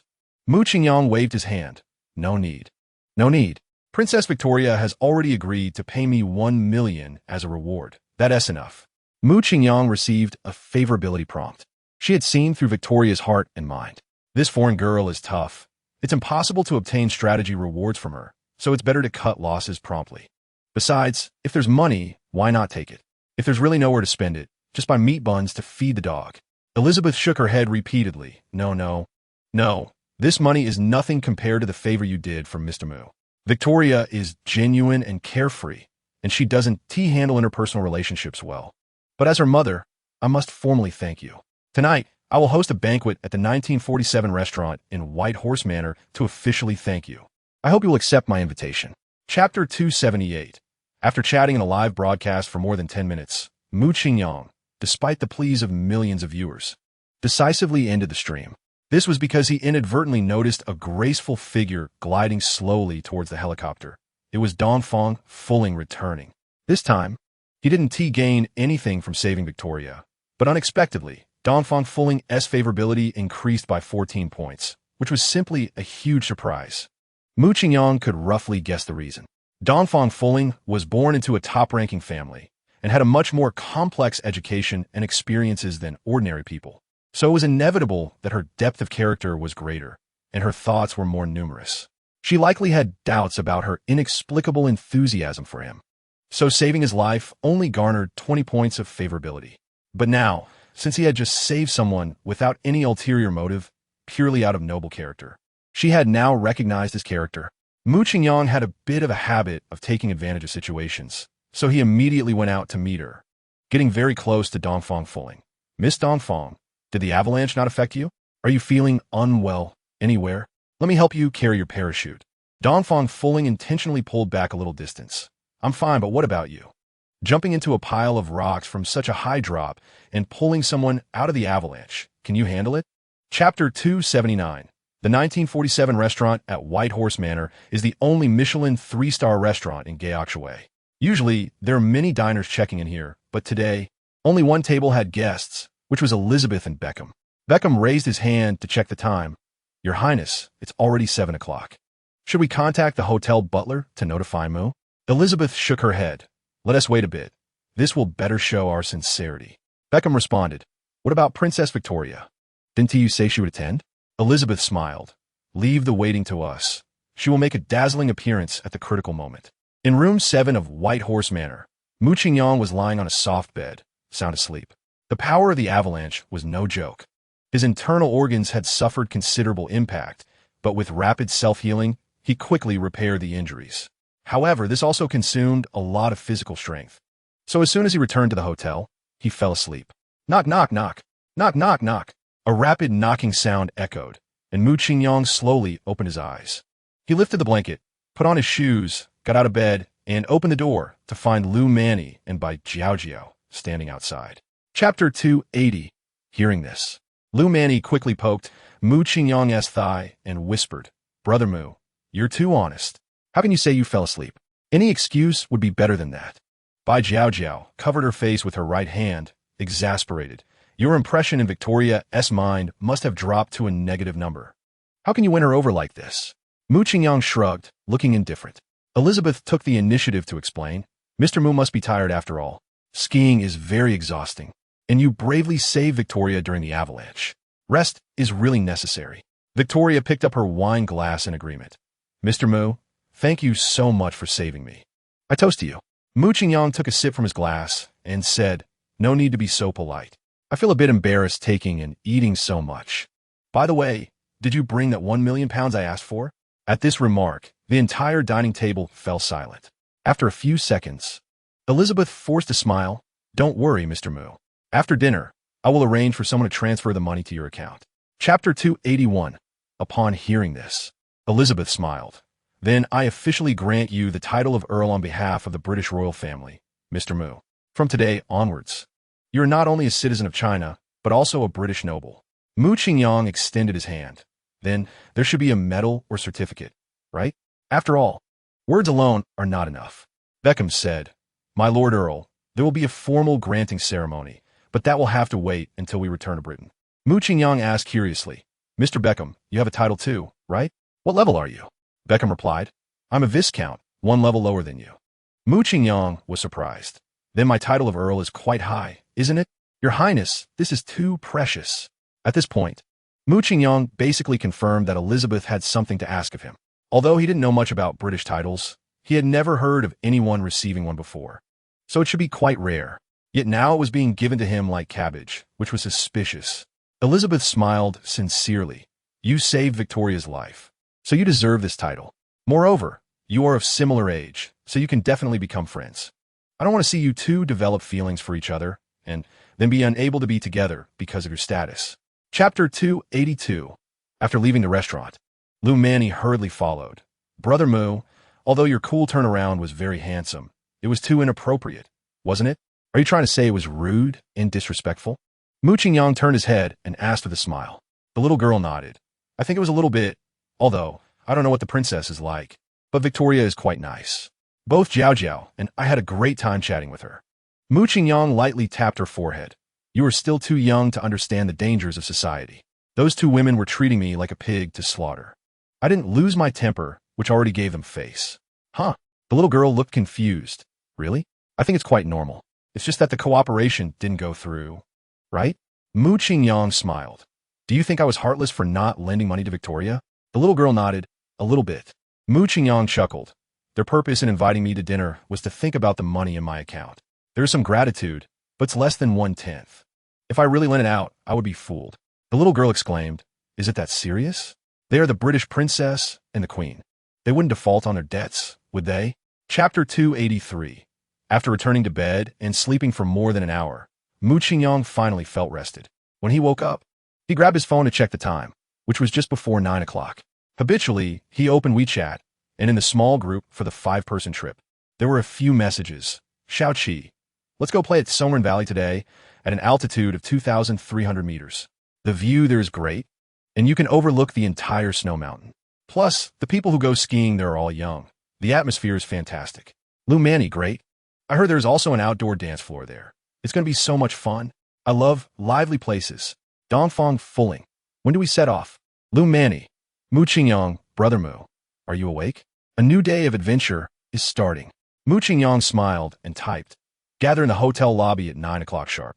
Lu Manny, go wake up by Jiao Jiao. She is probably still dead asleep. Lu Manny, suspicious expression. How do you know she is still asleep? Did you two do something sneaky? Mu Qingyang, what nonsense. With her chattering personality, would she be lurking in the group chat? You can tell with your, but that she is asleep. Dongfang Fuling, please mind your language. Mu Qingyang, received. Lu Manny, received. Chapter 284. She stood at the edge of the porch, and I heard the bell ringing in my ears. I silently thought that heaven and hell are just a thought apart. She lit a candle to guide me, and the sound of singing echoed from deep within the corridor. Mu Qingyang closed his eyes and sang, feeling that the lyrics of this song were very interesting, almost like a self-narration of a day trip to Dongguan. However, a sudden system prompt in his mind made him open his eyes abruptly. A quick glance revealed Victoria's figure at the end of the crowd, and, judging by her expression, it seemed she was in trouble. Victoria's heart was in her throat. She had just seen Bai Jiao Jiao ahead and was about to squeeze in to say hello when she was blocked by a black man holding a wine bottle and wearing a hip-hop hat. The man's frivolous expression was unabashed, and he smiled in an oily manner. Wow, beautiful girl, our meeting must be God's will. Do you know who I am? I am the rap singer Smith from the beautiful country, and I must invite you for a drink. Victoria frowned tightly. Her face filled with disgust as she said, I don't know you. You are blocking my way. Please step aside. Chapter 285. Mu Qingyang also breathed a sigh of relief. At least he had saved this slow-witted woman. However, it seemed quite pleasant this time, as her favorability had already risen to 65 points. If he encountered this kind of good fortune again, he should be able to cash it out. Victoria felt somewhat uncomfortable being pressed down, but after struggling a few times, Mu Qingyang showed no response. She felt this was intentional harassment and angrily said, Aren't you going to get off me? Oh, Mu Qingyang grinned. Sorry, I was a bit distracted just now. Victoria didn't believe a single word. Distracted? Seeing you smile so foolishly, it was obvious you were daydreaming, okay? Besides, this princess is very confident in her charm. You can take that nonsense somewhere else. Mu Qingyang rolled over and got up, turning back to walk toward Smith. A miraculous scene unfolded. The more than 10 black men who were originally lying on the ground wailing in anguish all seemed to see a devil and hurriedly moved back, dragging their injured or broken bodies. Smith was still barking, shit. Fuck, you damn rats. All of you get up and take him down. Do you hear me? Take him down. Chapter 286. Mu Qingyang, unable to refuse the warm invitation, returned to the stage to sing a few classic English songs, and when leaving, was nibbled on by several enthusiastic European women. The 5-member travel team and Victoria chose a table in the corner at a highly rated restaurant called Songren Valley. Xiaoqi handed Mu Qingyang a cigarette and asked if the black guy who fired the gun was taken away by his accomplices. We can't just let them go like this. Should I contact the embassy in France? Mu Qingyang exhaled a thin cloud of smoke and replied, This isn't our home turf. And I heard that group is made up of members of a gang from the beautiful country. I don't want to get too involved with them. Victoria's family has a significant influence in Europe. Let her handle it later. Victoria absent-mindedly murmured an then lowered her head and fiddled with the food on her plate. She was anxious. On the way to the restaurant, she had asked Bai Jiao Jiao how many more days they planned to play, and after consulting her companions, Bai Jiao Jiao informed her that they would leave early the day after tomorrow. The day after tomorrow meant she had less than 48 hours left, and she didn't even have Mu Qingyang's contact information. Deep down, she felt a bit resentful towards Mu Qingyang. He had clearly gotten my number on their first meeting, yet they hadn't talked since. Previously, I might have thought he was shy, but the truth is he's just overly outgoing. Chapter 287. Mu Qingyang had already woken up and was doing military physical training on the terrace outside his bedroom. After finishing the military exercises, he felt it wasn't enough and did the 8th set of elementary school broadcast gymnastics twice. Returning to his room, he picked up his phone and saw a message from Victoria. Swimming? The corners of Mu Qingyang's mouth curled up. Could it be that this girl had a change of heart? It couldn't be. She only had a 66-point favorability rating, and they hadn't been getting along well. So it definitely wasn't that. That left only the possibility of borrowing money. Victoria, I only have 1 day left in the itinerary at Gayok, and even if you don't bring up this request, I would have offered it to you. But since you sincerely invited me, I must take full advantage of it. Mu Qingyang replied with a message. Tell me the time and place, and I will be there rain or shine. After receiving the reply, Victoria smiled. As expected, he is a lecher. I can feel his eagerness even in his response. Does this mean my chances of success are quite high? Victoria replied, right now, at the hotel's heated swimming pool. Mu Qingyang responded with an okay, opened the door, and rushed out. Chapter 288. Mu Qingyang's agreement to talk calmed Victoria down significantly. She glanced at the staff guarding the door. Noticing they weren't paying attention to her, she took the initiative to link her arm with Mu Qingyang's. Let's go sit on the lounge chairs over there and talk. Victoria's skin was warm and smooth, causing Mu Qingyang to feel a bit flustered, but he maintained a serious demeanor, nodding like an old cadre, while internally he was ecstatic. Once they settled in the relaxation area, Victoria got straight to the point. Mr. Mu, perhaps you guessed it. I actually want you to invest in the royal family or directly lend me money. I'm being very sincere this time, and once the royal family situation improves, I will pay you back with interest. Mu Qingyang nodded. I understand. How much do you need? Victoria's voice grew weaker. 33 billion. 3 billion? Mu Qingyang exclaimed in shock. In fact, he wouldn't have minded 30 billion. That would mean more cash back. But he had already made up his mind that no matter how much Victoria said, he had to maintain this expression. Chapter 289. That's how money works, isn't it? For someone as precious as Victoria. Once she confirmed the remaining 9 billion was in her account, she lost all the pride of being a princess and directly leaped into Mu Qingyang's arms, wrapping her legs tightly around his waist, her red lips raining kisses on his face. Victoria's favorability 1, current favorability 71. Victoria's favorability 1, current favorability 72. Victoria's favorability 1, current favorability 73. Victoria's favorability slowly increased to 76 points before stopping, leaving Mu Qingyang's mind in a mess. He shook his head, thinking, is this woman like toothpaste? Why is the favorability only increasing bit by bit, so indecisively? After releasing her excitement, Victoria jumped off Mu Qingyang and threw on her coat before running out. Mu, see you later. I want to share my good mood with my mom right away. Victoria dashed back to room 1, where Elizabeth hugged her tightly like a goalkeeper catching a ball. Oh, my darling, you are amazing. You are a hero for the royal family. I'm so proud of you. Chapter 290. On the Plane by Jiao Jiao exclaimed. Fu Ling, what kind of place is Mauritius? Why did you suddenly decide to go there?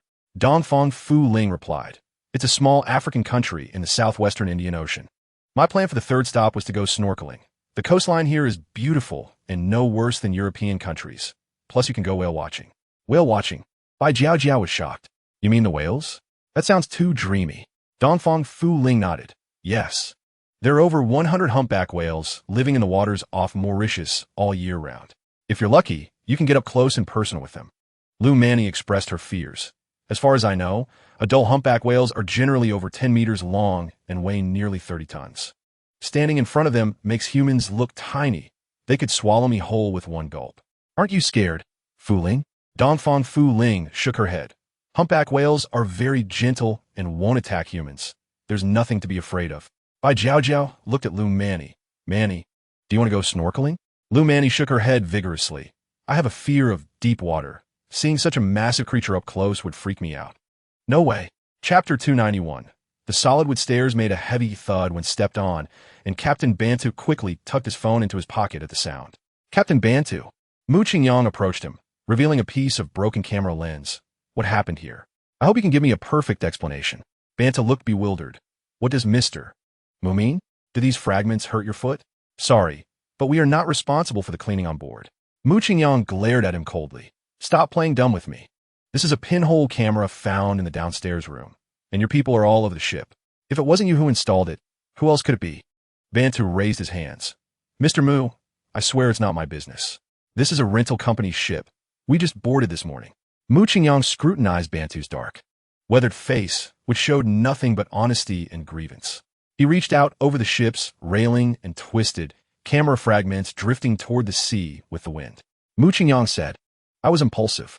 How could you, people who have lived on ships all your lives, do such a thing? Captain Bantu, this must be a misunderstanding. You focus on sailing, and when you find the whale pod, inform me from the cabin below. Chapter 292. The whale pod that Captain Bantu chased consisted of 6 whales, 4 large and 2 small, floating motionless on the water's surface as if they were asleep. Dongfang Fuling had been learning free diving for 4 years and had visited many European coastlines, but Mauritius was her first.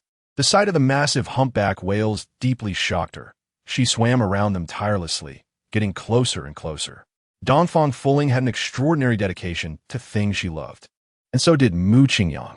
He completely forgot Dongfang Fuling's warning of 2 body lengths, closely following her, admiring and filming. Unknowingly, he drifted to the tail fin of a humpback whale, which was larger than a door, and from this angle, humanity appeared even smaller, making this flesh-and-blood creature look like a large ship. Mu Qingyang captured this angle. The water was clear and bright, and the sunlight refracted into white pillars that seemed to spotlight Dongfang Fuling. In the hazy view, a school of sardines glimmered with silver light. Everything was so beautiful. Just then, a strong sense of crisis suddenly rang in Mu Qingyang's mind.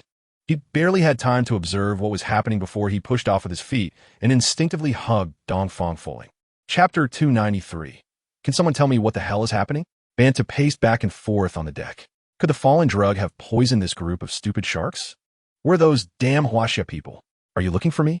Mu Qingyang pinched a cigarette between his fingers, smoke swirling around him. While Dongfang Fuling had already changed into her usual sportswear, Banta suddenly turned around, his eyes nearly popping out. How are you two on the ship? Are you human or ghosts? Mu Qingyang ignored him, casually sitting on the leather sofa behind him, indifferent. I'll give you a chance to explain. Who made you do this?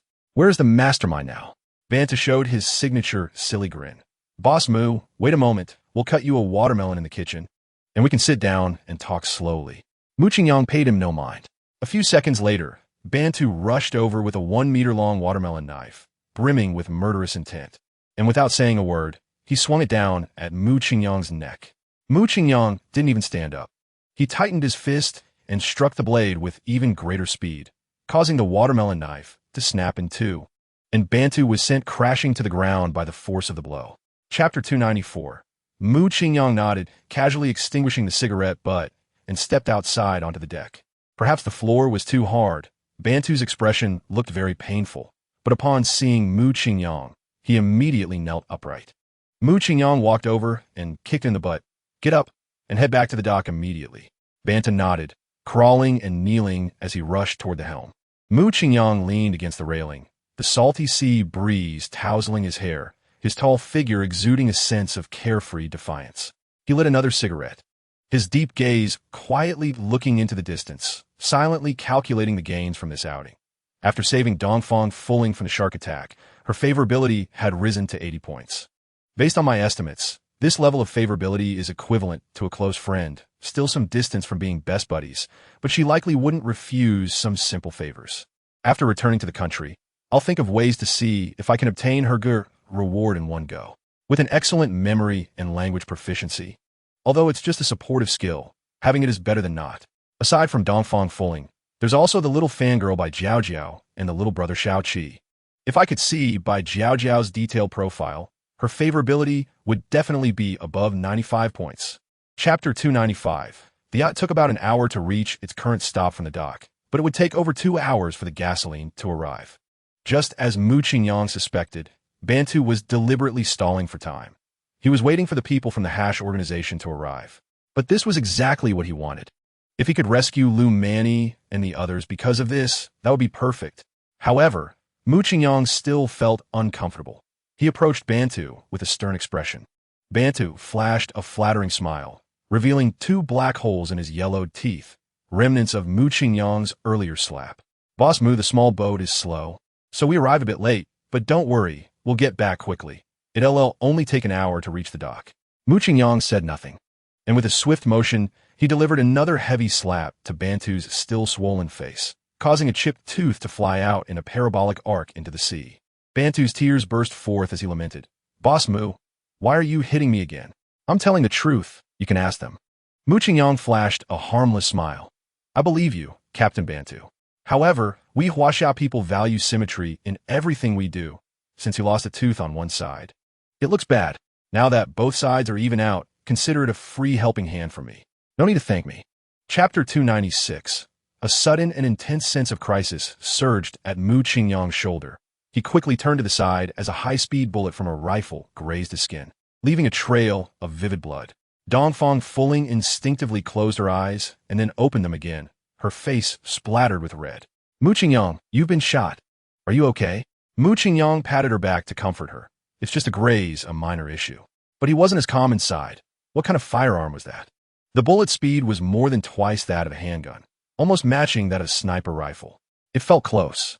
The shooter must be hiding in the coconut grove in front. If I were alone, I would be confident in rushing over. But now the chance of getting shot is very high.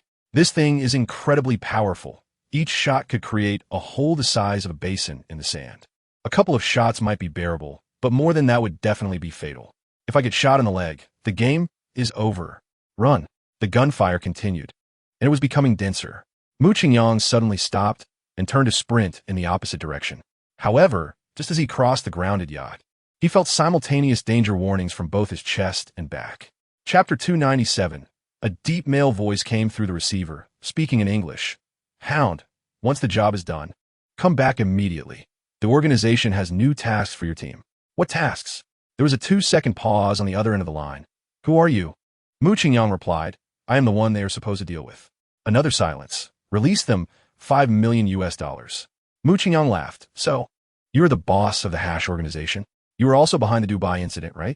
I can let you off this time, and even let you off twice. But remember, I don't let horses go. What do you mean? Literally, they can't come back. The person opposite also smiled, a young man with great courage. Can you tell me your name? Mu Qingyang raised his voice a few decibels. Your grandpa's name is Mu Qingyang. You better remember it. Grandson, are you brave enough to tell your grandpa your location? Suda region in Shuhua. You're welcome to come visit. Just wait for your grandpa. I will definitely come. After saying that, Mu Qingyang hung up the phone. He was furious inside. That dog sent someone to take down his resurrection armor. And Mu Qingyang would never let him go. Chapter 298. The helicopter flew directly to Sir Lam Gulen International Airport, and the travel team of 5 officially set off for home. After chatting for a while with the 2 curious girls, Lu Mani and Bai Jiao, about their heroic deeds against the villains, Mu Qingyang excused himself, saying he was a bit tired, and found a single seat to lie down and rest. Dongfang Fuling's favorability had already surpassed 90 points, and he hadn't had the chance to check the reward for the strategy.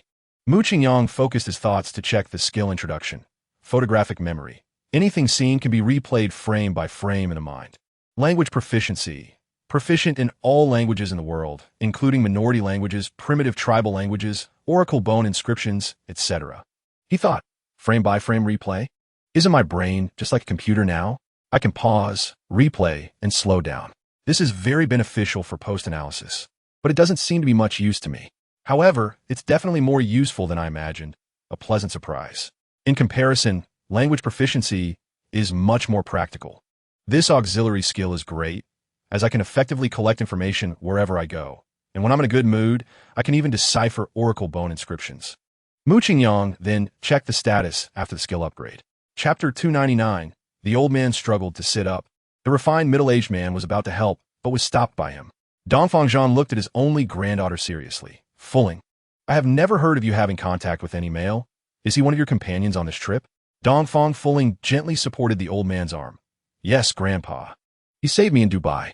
Cough, cough. The old man coughed twice. Who is this young man? Does his family do business or politics? What is his character like? Does he have any bad habits? Dongfang Fuling answered one by one.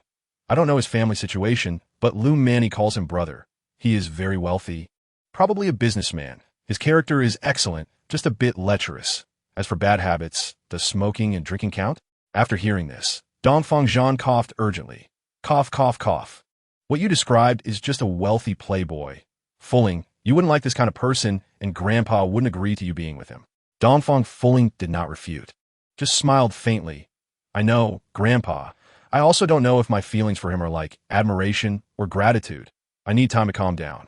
Chapter 300. When the Gulfstream G550 landed at Gangsha International Airport, it was already past 3 a.m. Mu Qingyang casually found a hotel to stay in, and the next morning, he went directly to the headquarters of Huaijiang Industrial. In the lobby of the headquarters, there was a somewhat effeminate-looking man. He held more than 50 of the shares of a 100 billion group and was a newly appointed director of the super organization Cine Society in Gangsha. Yet at this moment, he was respectfully standing at the door. After Mu Qingyang entered, Yang Wei bent his back to 90 degrees. "Good morning, boss." Mu Qingyang patted his shoulder and walked straight towards the private elevator. He came to Huaijiang Industrial at the first opportunity to confirm two things. First, whether Yang Wei's father was still alive. Second, whether Yang Wei was loyal. In the panoramic sea view office, Mu Qingyang sat in the boss's chair, while Yang Wei stood beside him with his hands on his abdomen. Mu Qingyang got straight to the point. "It's been over a month since the incident with the three-knot Jew. How is your father?" Yang Wei replied, "He has passed away. He died in a car accident, and the three-knot Jew admitted responsibility for this matter." Mu Qingyang nodded. "What do you think?" Yang Wei said, "I inherited all his shares and wealth. I am now one of the only two directors in the Cine society. During this time, I have received unprecedented respect, which is simply heaven compared to my previous 20 years of life. I absolutely love my current life." Chapter 301. In the VIP reception room of a luxury car dealership, Liang Long, looking gloomy, threw his phone on the table and ruffled his hair. "Why is this girl so stubborn? I almost knelt down to beg her, and she still won't help. Asking me to find Mu Qingyang? That guy has over 200 million fans and is so rich. Would he care about me? The company has been stagnant for several days. If it doesn't operate soon, it will definitely blow up. What should I do?" While Liang Long was pulling his hair in distress, the phone on the table vibrated. He picked it up and saw it was a call from Yutian. After hesitating for a moment, he pressed the answer button. Yutian's voice was mocking. "Liang Long, you have 1 day left. Have you contacted your sister yet?" Liang Long feigned strength. "Yutian, don't be too complacent too soon. My cousin said that Mu Qingyang will step in to solve this matter, so you should know when to stop, or you might not be able to save face later." Ha ha ha. The laughter on the other end was extremely unrestrained. "That internet celebrity? Don't joke around, okay, Liang Long? Let me tell you the truth. Brother Zhuifeng knows he's your sister's friend, and even knows he likes your sister. Guess what Brother Zhuifeng said?" Chapter 302.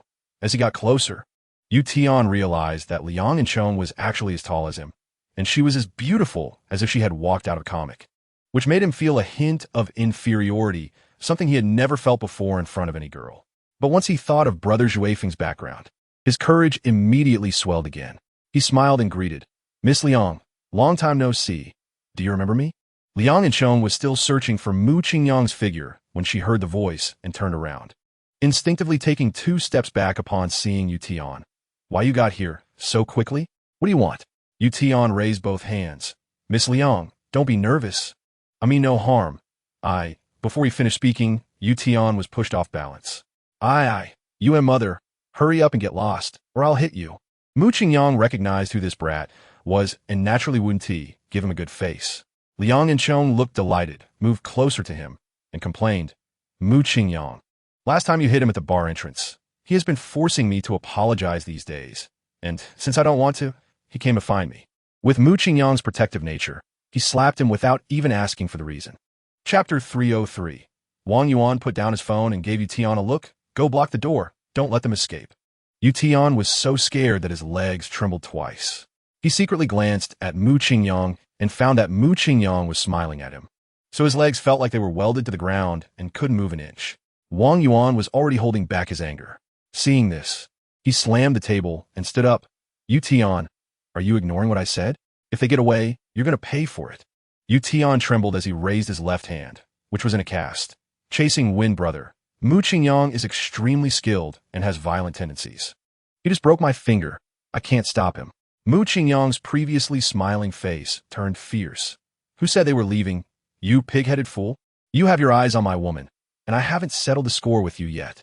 After saying that, he punched Wang Yuan in the left eye, shattering his glasses. Wang Yuan covered his injured eye and screamed, retreating, "Crazy, this is madness. You're provoking trouble. No, this is intentional injury.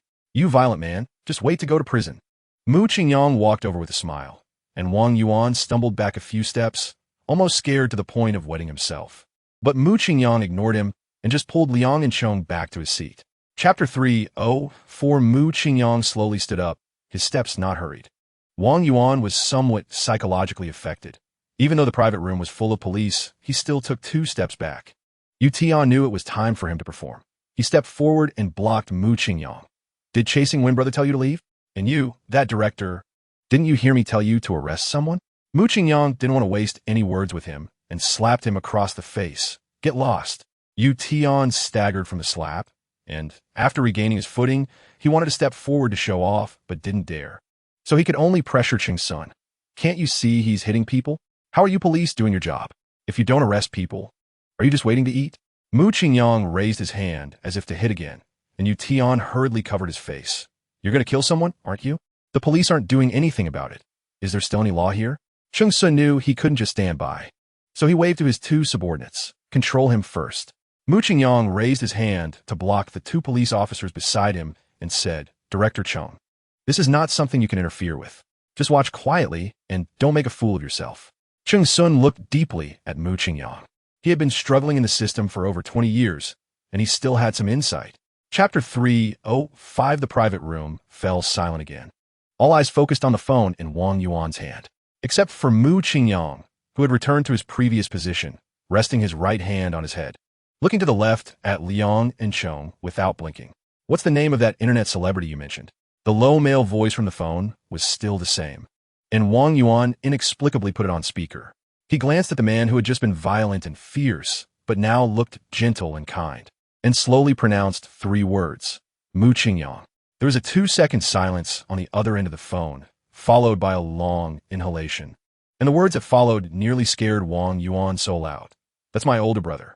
The air suddenly froze, and Wang Yuan's mouth opened and closed. But he couldn't say a word. Yu Tian's hand holding the phone trembled. He could hardly believe what he had just heard. He thought, my older brother is Wang Yuan. Wang Yuan's older brother is Shao Qi. Shao Qi's older brother is Mu Qingyang. What the hell am I? The brother among brothers? No, not even that.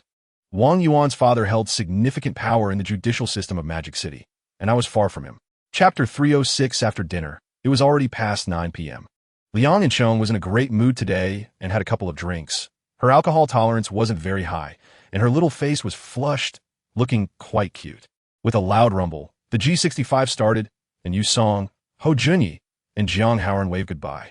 Mu Qingyang extended his left hand out of the window and then disappeared in a flash at the end of the road. Yu Song took out a cigarette and sighed. The self-help books often say that choices are more important than effort. I used to think that was nonsense, but now it seems I was shallow, huh? Yu Song laughed heartily as he was approached by 2 people with lighters on either side. Ho Junyi said, Song brother, can I choose to be your little brother? Jiang Haoran added, from now on, we'll follow your lead.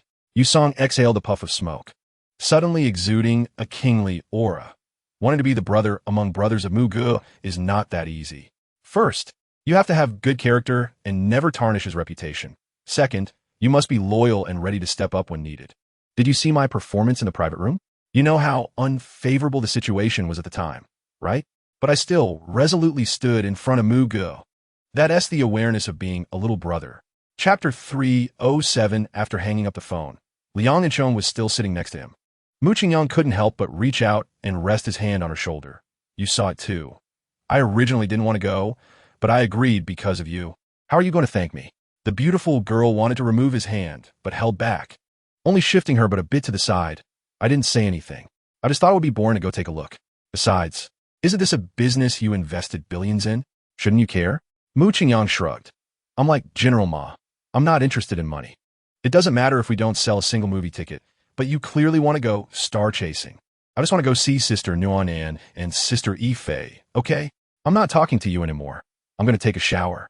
After Liang and Chong said that, she tried to run, but Mu Qingyang pulled her into his arms. Ah, she screamed and immediately pretended to be angry. What are you doing? You hurt me. Mu Qingyang helped her rub her arm. Don't change the topic. I said, how are you going to thank me? The beautiful girl broke free from his grasp and stammered.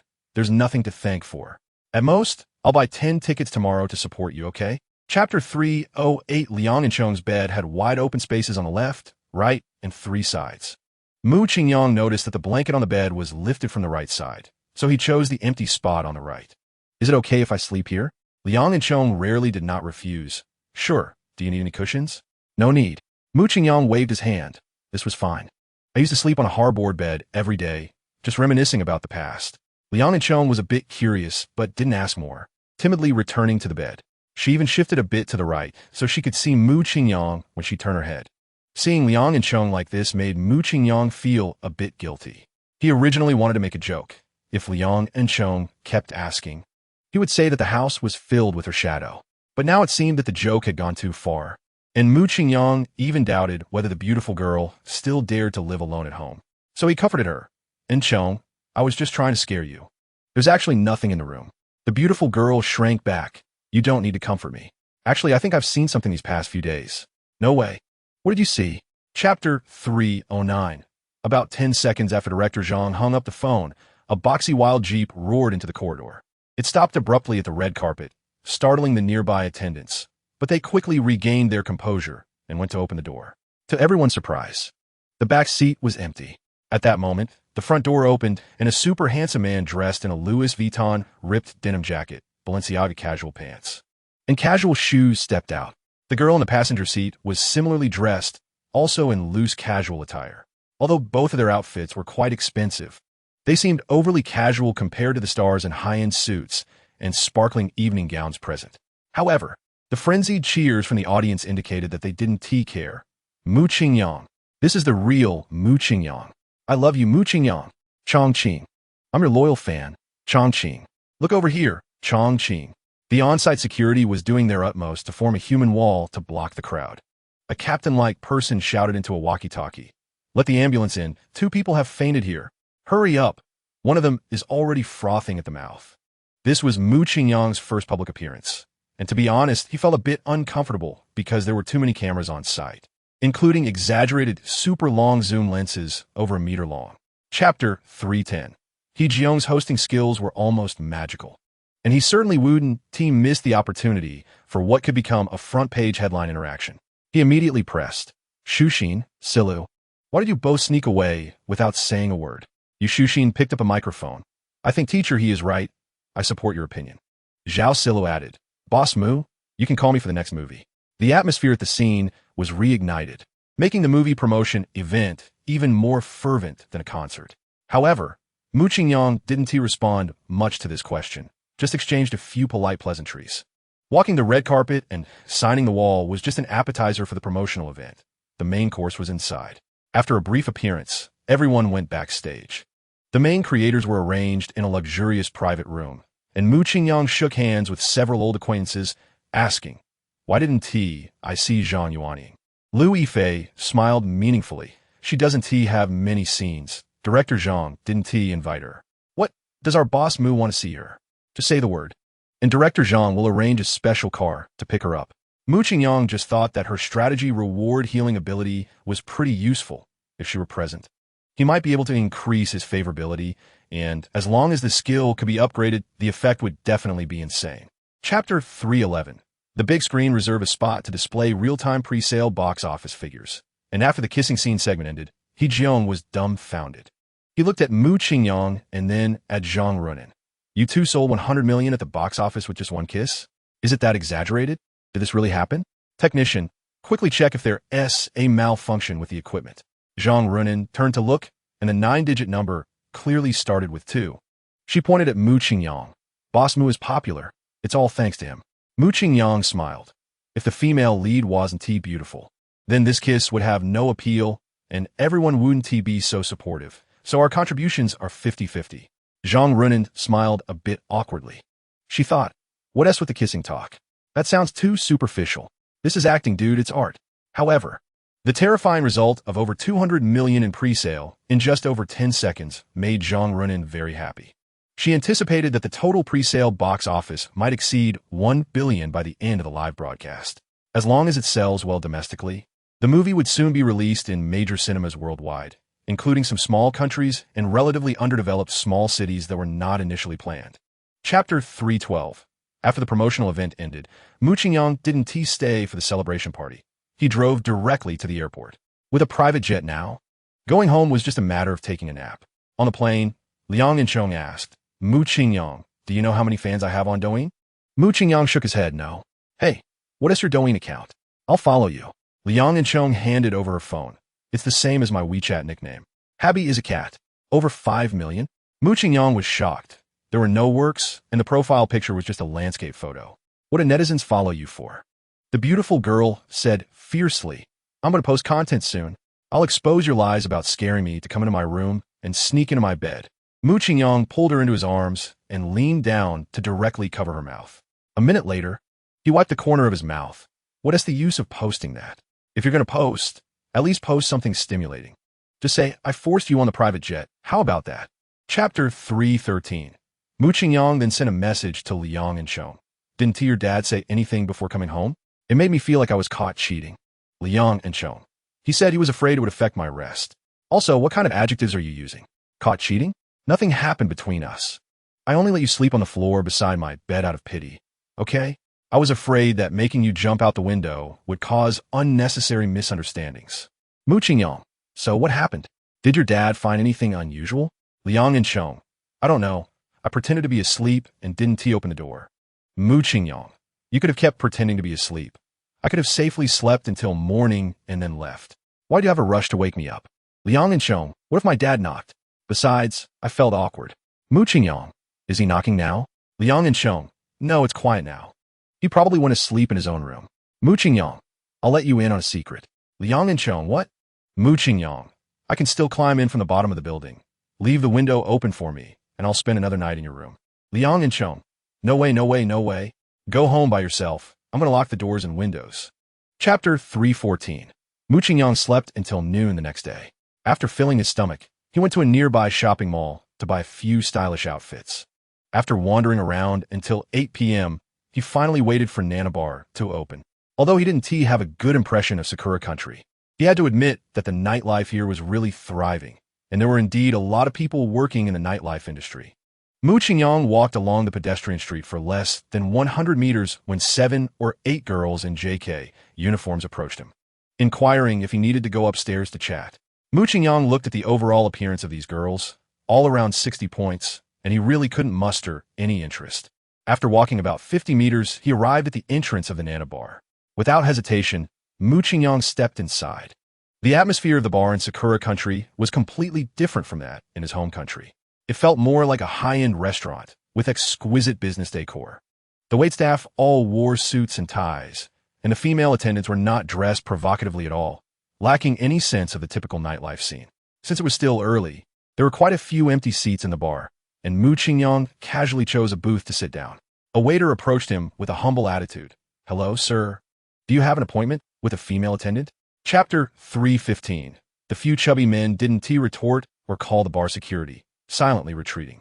Shona Naikawa looked a bit panicked. She broke free from Mu Qingyang's hand and said, You should hurry and leave. They will definitely call Koizumi Toho over. And if you get cornered, you'll be in big trouble. After saying that, she tried to chase after those men. Mu Qingyang pulled her back to the booth. Is it really the 3 mouths that control your life? Don't worry, I will help you regain a new life. Shona Naikawa looked at him as if he were an idiot. Do you know where this is? This is Sakura Country, guest. Mu Qingyang finished his drink and replied frankly. I've dealt with the 3 mouths in the country of sticks. They are just defeated opponents.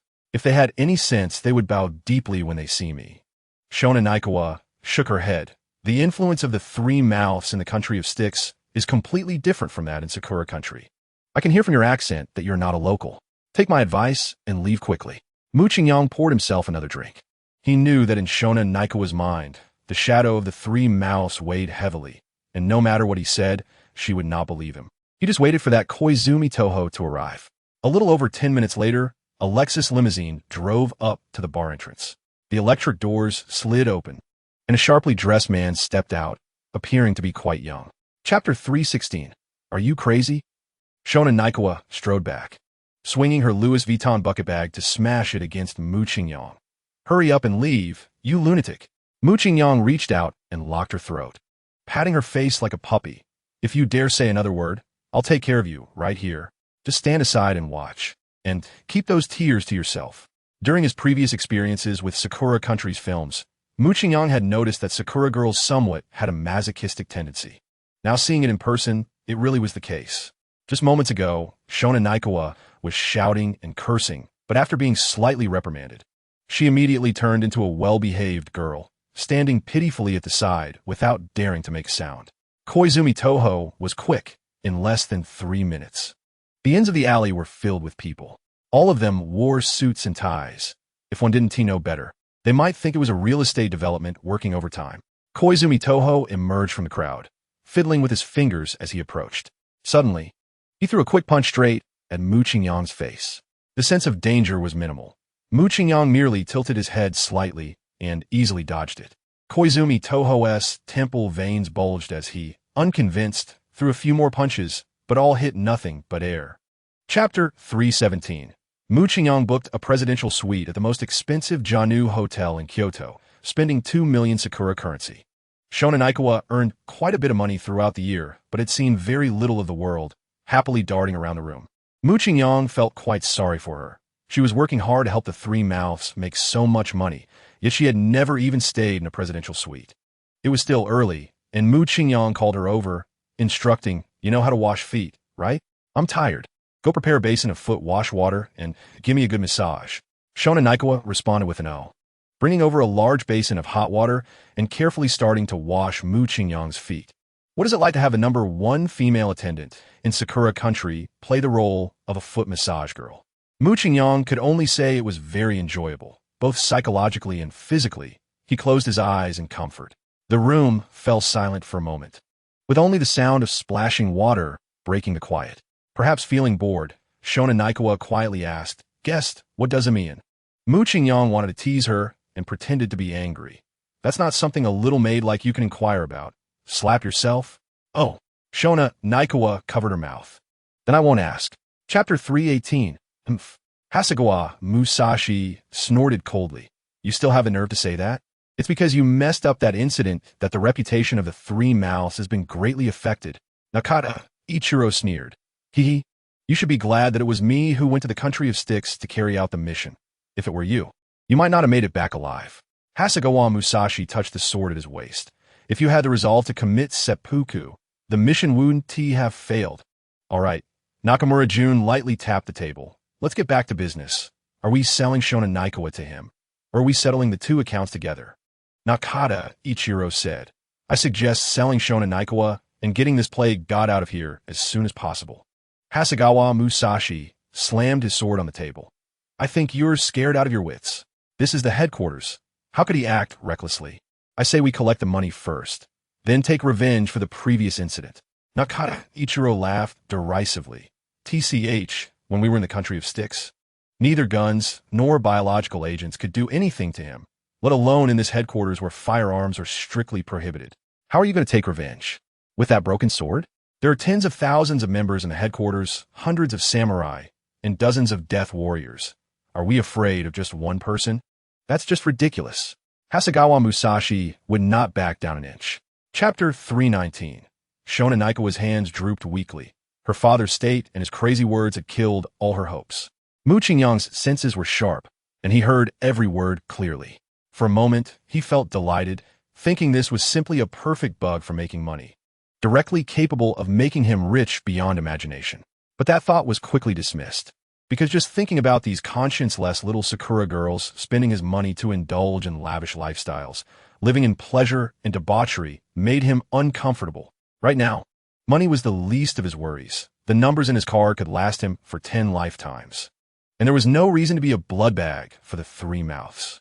After rejecting that thought, a surge of anger rose in Mu Qingyang's heart. He cursed inwardly. "These damn brats. They are clearly treating me as a fool to fish for money.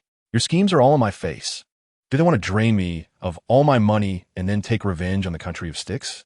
Fine, I'll teach you a lesson." Mu Qingyang grabbed Shonen Aikawa's drooping hand, picked up his phone, and called back. "I'm in a good mood right now. Don't bother me." The voice on the other end was impatient. Mu Qingyang casually made up a line.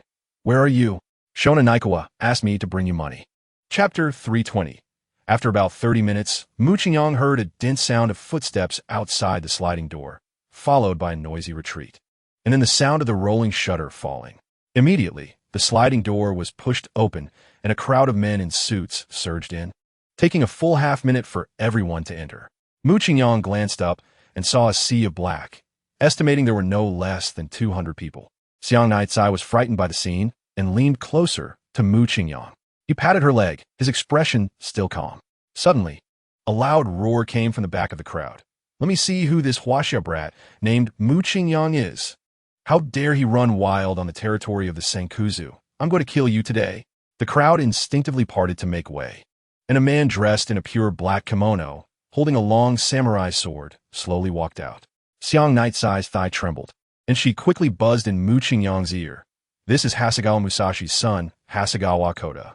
He is one of the few samurai in Sakura country who has mastered the sixth Dan Iaido, and his personality is extremely brutal and ruthless. You must be careful. Mu Qingyang squeezed her leg. Just a little karami. No need to be nervous. Chapter 321. Mu Qingyang simply couldn't stand the scum that would even sell their own daughters for gambling, which was why he had let Koizumi Taka beat him up. He didn't expect that this unintentional act would make Xiang Nightsai's favorability exceed 70, which was quite a profit. Xiang Nightsai's cashback was over 10 billion Sakura yen, which converted to over 500 million renminbi. With such a huge amount, Mu Qingyang didn't even have the interest to unlock his phone to check the receipt message. He hugged Koizumi Taka's head and said, "Go back and make the matter sound more serious. Let that minister come out to see me in person. I really am in a hurry." Koizumi Taka obediently nodded and took his little brothers away. Mu Qingyang and Xiang Nightsai returned to the hotel. In the room, Xiang Nightsai worriedly said, "Hasegawa Koda is seriously injured. We don't know if he is dead or alive. Hasegawa Musashi is a hardliner in the Senku. He definitely won't let you go. We need to leave quickly, yes, right now." Mu Qingyang was not in a hurry at all, but instead smiled and said, You really listen to your dead old man's words and want to be my lover? You still have time to think about this. This matter started because of me, and with Hasegawa Musashi's personality, he will definitely not let me go, so I have to take my brother and mother away." Xiang Nightsai was very anxious. Chapter 322. 2 days passed in the blink of an eye. The Senkuzu was about to hold a gang meeting, a fact that was known by almost everyone in Sakura country, so Mu Qingyang didn't need to inquire much to know the time and place of the meeting. In the hotel room, Xiang Nightsai looked at the well-dressed man in the mirror and praised, "Mu, although it's all black suits, how come it looks completely different on you?" Mu Qingyang grinned. "That is called temperament." Xiang Nightsai was somewhat worried. "But your image and temperament, isn't that too unfavorable for hiding?" Mu Qingyang adjusted his tie. "It's fine, as long as we can get close to the Senkuza headquarters building. I've looked up the structure of this building online. We can sneak in through the back." After saying that, Mu Qingyang turned to Xiang Nightsai. "Compared to me, you're easier to spot, right? Anyone with good eyesight can tell you're dressed as a man."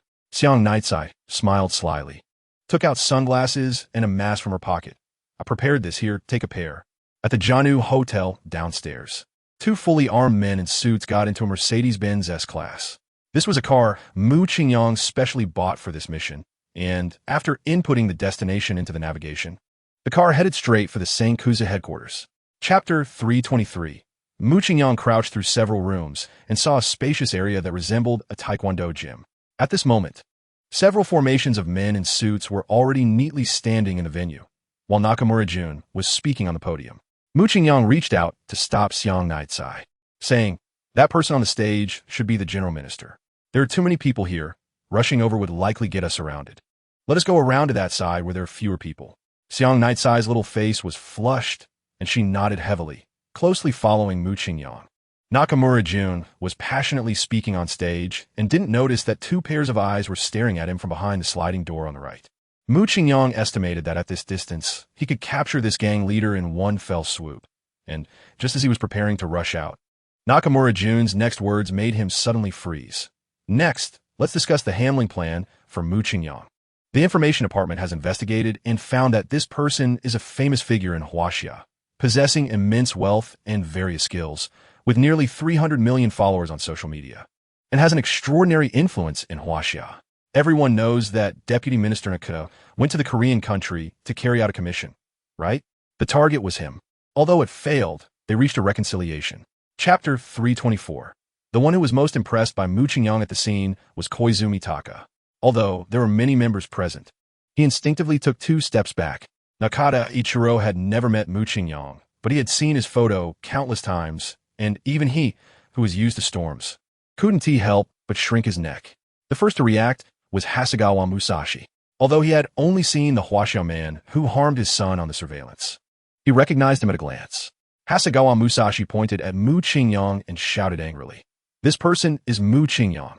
Death warriors, take him down." Dozens of death warriors immediately turn around and raise their samurai swords, charging at Mu Qingyang. To Mu Qingyang, knowing a bit of martial arts and not knowing any at all was the same. It was just one punch each.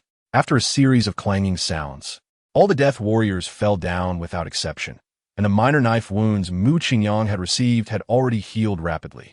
No one could believe what they had just seen, except for Koizumi Taka and Nakado Ichiro. Naturally, Mu Qingyang wouldn't give these people time to react. He suddenly charged towards the podium and firmly locked Hasegawa Musashi's throat before his samurai sword could fall. Chapter 325.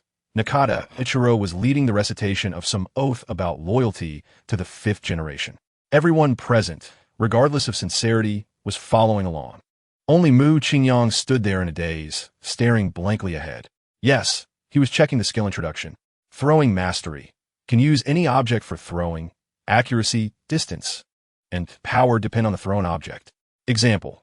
If throwing a regular playing card, it can cut a person's throat within 50 meters. Beyond 50 meters, the power decreases. If thrown in bulk or rapid succession, accuracy and power decrease. If the thrown object is too heavy, there's a risk of arm injury. Mu Qingyang was ecstatic. This is simply an excellent skill for killing and looting.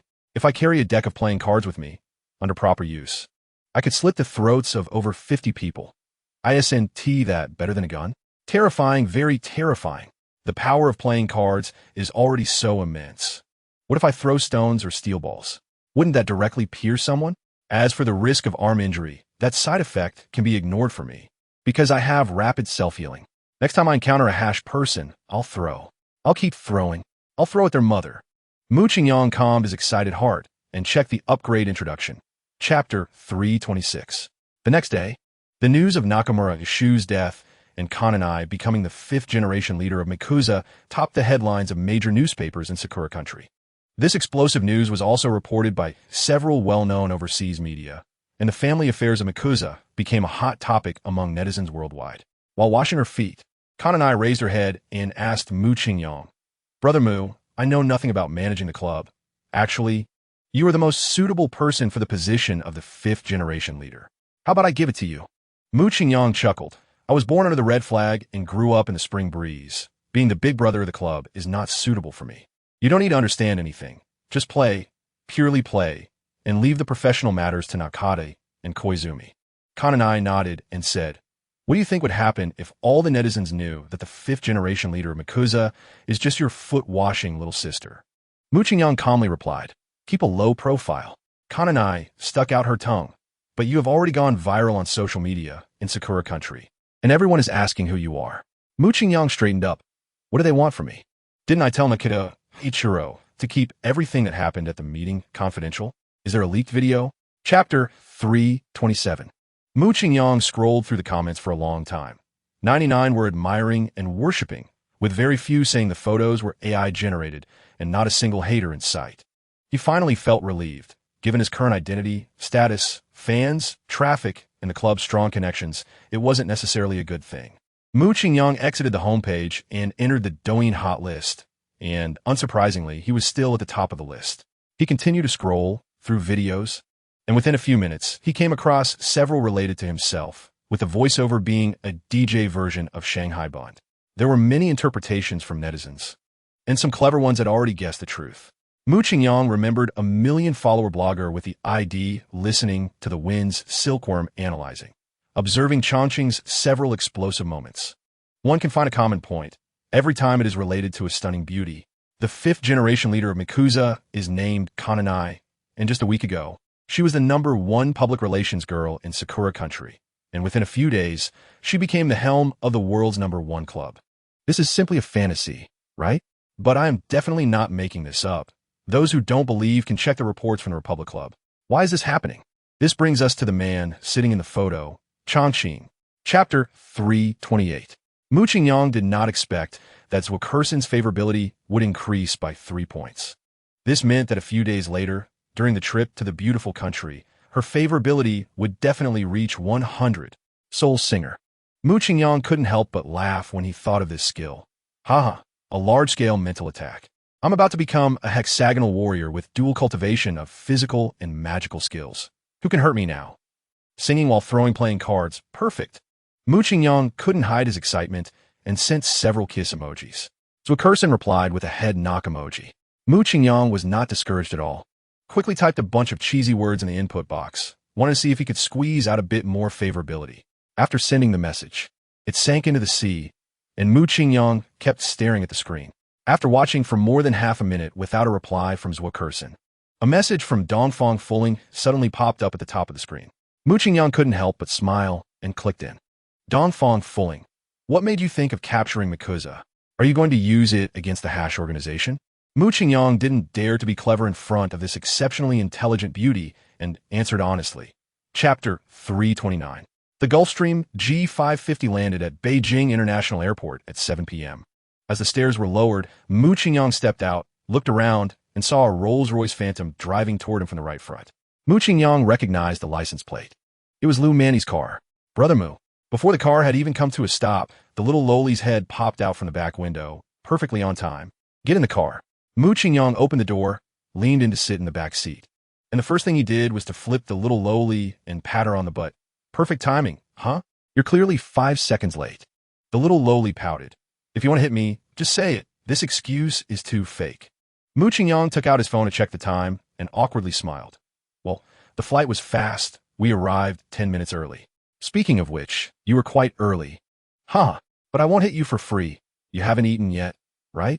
Come on, I'm treating you to a big meal. Brother Mu, I'm not hungry, and I don't have much of an appetite.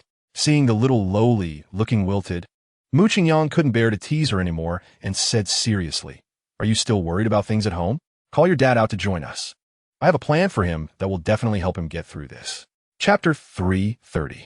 After spending a few days in Beijing with Lu Manny, the little loli's favorability didn't increase at all. Fortunately, the day to depart for the Super Bowl had arrived. The Gulfstream G550 took off from Beijing International Airport, stopped at Jiangnan International Airport, and then flew straight to the European continent. After more than 10 hours of flight, the Gulfstream G550 landed at Los Angeles International Airport. The 59th Super Bowl was held in this city known as the City of Angels. Stepping off the plane, Mu Qingyang glanced at the sky, which was already dim. He carried 2 oversized suitcases, one belonging to Liang and Chong and the other to Lu Manny, and headed toward a Lincoln business vehicle that had been arranged by the plane's management company. Just as he opened the trunk to place the luggage, a long line of black SUVs approached from the shuttle lane on the right. The front consisted of 3 extended-range Rover autobiographies, followed by a Cadillac Escalade, and ending with another 3 extended-range Rover autobiographies. Mu Qingyang had seen such a convoy in many beautiful country movies, which was only used for presidential outings. Just as he wondered who could have created such a large spectacle, the convoy slowly stopped by the roadside. 12 well-built black men in suits and sunglasses got out of the driver and front passenger seats of the 6 Range Rovers. After getting out, they stood silently like wooden stakes in front of the cars without any unnecessary movements. Chapter 331. A Night Without Conversation. The next day, Mu Qingyang woke up refreshed. He once again brought up Liang and Chong's panel to check. Indeed, her favorability had reached 99 points. Mu Qingyang felt secretly pleased. This trip to the beautiful country was going much smoother than expected. The Super Bowl hadn't even started, and the favorability of Zwickerson and Liang and Chong was almost full. Lu Manny's favorability had also reached 84 points, and he believed it wouldn't take much effort to gain proficiency in medical skills. Just thinking about it, he could imagine himself getting 10 kisses from Dongfang Fuling. Looking at the beautiful girl sleeping beside him, Mu Qingyang's affection was almost overflowing. It wasn't just because of her stunning looks and figure, but more importantly, the beast bloodline that was almost within his grasp. Once he obtained this skill, ordinary firearms would no longer pose a threat to him. At that time, he could boldly say, I am invincible beneath the immortals, one for one above them. The more Mu Qingyang thought about it, the more excited he became, and the more he admired her, unable to resist leaning down to kiss the girl's delicate face. Just as his lips touched her skin, the phone on the bedside began to vibrate and ring. The unusual sounds and vibrations startled the girl awake. As she lifted her eyelids, she saw Mu Qingyang's face just inches away. Chapter 332.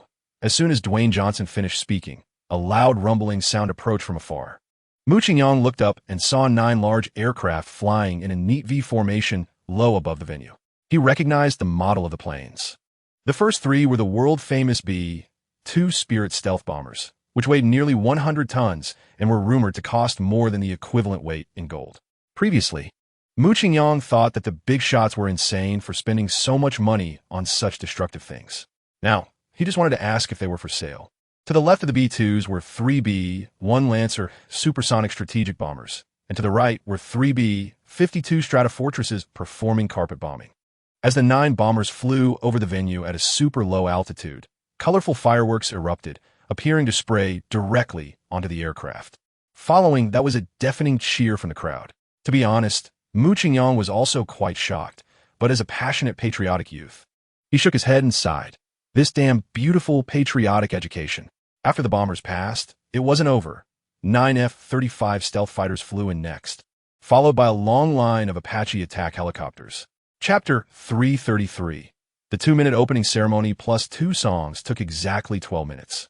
When the 3 female singers simultaneously put down their microphones, the advertising screens around the stadium and the circular screen above suddenly lit up with dazzling white light, blinding everyone. After the intense exposure, the white light gradually softened, and then several pink Chinese characters slowly appeared on the white background. Reading, Cursin, the little fairy, is so cool. The characters formed a long string, with English translations displayed at every screen. It was only then that the nearly 100,000 audience members realized that since the Super Bowl started, there had been no mention of any sponsors or advertisements. Some incredulously held their heads and exclaimed, "Oh my God, the person who made this advertisement must be crazy. What's the difference between this and throwing money away?" Others shook their heads and sighed. The advertising cost in the billions of US dollars is enough to make any brand famous, yet it's wasted like this. It's a terrible idea. Some were starry-eyed. If a man proposed to me this way, I would immediately agree. Others shouted angrily, "Damn, this is so cool. Who is the genius behind this advertisement?" Chapter 334. Less than a minute after the live broadcast started, Qin Lao was almost grinning from ear to ear. "Mu Ge, your face is the traffic itself. Can you guess how many people are watching?" Mu Qingyang wasn't very interested and retorted, "You're already one of the top second-generation elites in the country. Why do you care? What do you want? Planning to start a business as a live-streaming host?" Qin Lao chuckled. "That's not impossible. Mu Ge, this is the era of short videos, and traffic is king. Which entrepreneur isn't personally going on Douyin now? Not to mention me, even big shots like Junair often livestream and post videos. Plus, being in the spotlight feels really good. My vanity is greatly satisfied at this moment, which is incomparable to anything else." Mu Qingyang shook his head. "I actually want to be quiet and alone, just like now, watching a game while being filmed by dozens of cameras. Mu Ge, you are a god in the hearts of many netizens. Your realm is something we mere mortals cannot compare to." Qin Lao flattered. "All right, how many people are in the live broadcast now?" "Almost 1 million, Mu Ge." Mu Qingyang leaned closer to the screen and waved a greet. Chapter 335. Is Alan also at the Super Bowl? Mu Qingyang murmured as he turned his head to see Alan smiling, nodding, and clasping his hands together as he walked through the crowd. Mu Qingyang stood up to greet him. "What a coincidence, Brother Alan." Alan patted Mu Qingyang's shoulder. "You didn't say you were coming to the Super Bowl. We could have teamed up." Mu Qingyang nodded towards the 2 girls. "Do you think it would be more fun with you, or with them?" At this moment, Lu Manny leaned over excitedly. "Brother Alan, I didn't expect to see you here. Are you alone? Want to sit with us?" Mu Qingyang blocked the little girl behind him. How could he be alone? He might be secretly out here with a female fan. There are too many cameras here. It's not convenient. Let's do it next time. Alan pointed at Mu Qingyang with a shaking finger, laughing. "You think I'm like you? I brought my wife and kids, okay? But there are indeed a lot of cameras on your side. I want to quietly watch the game and will leave after a while." Mu Qingyang then wrapped his arm around Lu Manny and stood aside to create a passage. "You can stay for a while. Go ahead and sit." Alan pointed at him again, laughing as he walked to the booth, not sitting down immediately but greeting Taylor Swift, LeBron James, and Leonardo DiCaprio before taking a seat. Chapter 336. Liang Enchong was completely convinced by Mu Qingyang. Such self-deprecating words, if spoken by any public figure, would definitely be criticized by netizens. But what about his fans? Not only did they not find anything wrong, but they even regarded him as a life mentor. They were all die-hard fans. If he were to cash in, He could definitely become the richest person in the world. While Mu Qingyang was watching the bullet screen and joking with Liang and Chong, he suddenly heard a commotion from the fans around. He turned his head and saw a familiar figure, the world-class basketball superstar, Stephen Curry. Mu Qingyang took 2 steps forward and waved to the muscular man guarding the passage. Curry is a friend. Let him in.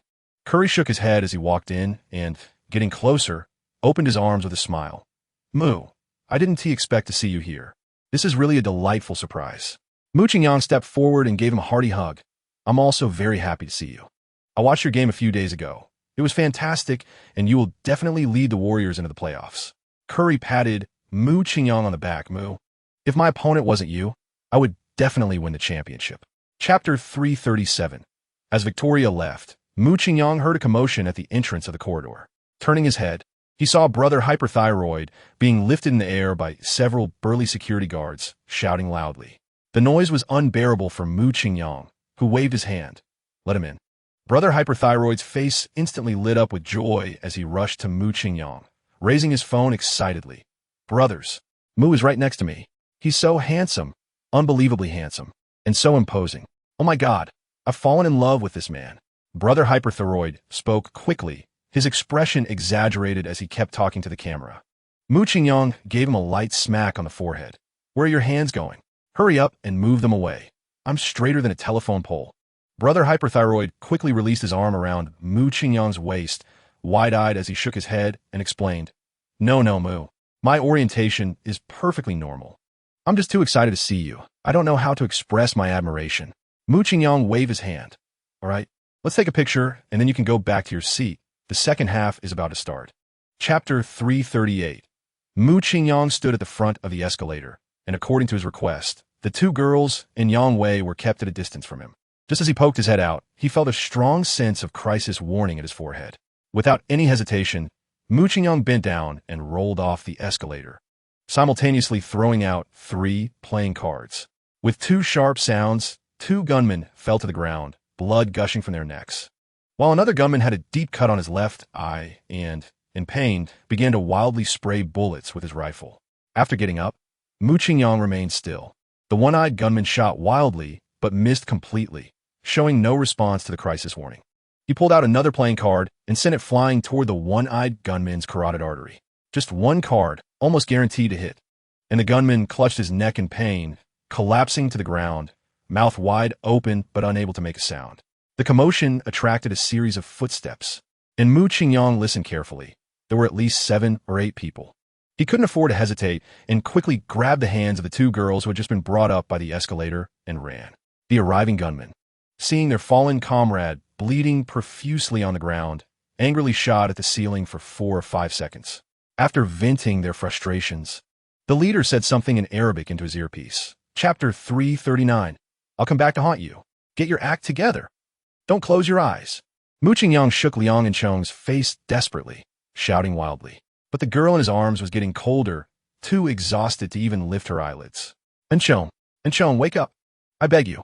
No response. 2 seconds later, despair suddenly turned into ecstasy on Mu Qingyang's face. I have a helping hand. Yes, I have a helping hand. With that thought, Mu Qingyang immediately pressed his hand against Liang and Chong's bleeding wound, frantically activating his rapid healing ability. It was no exaggeration.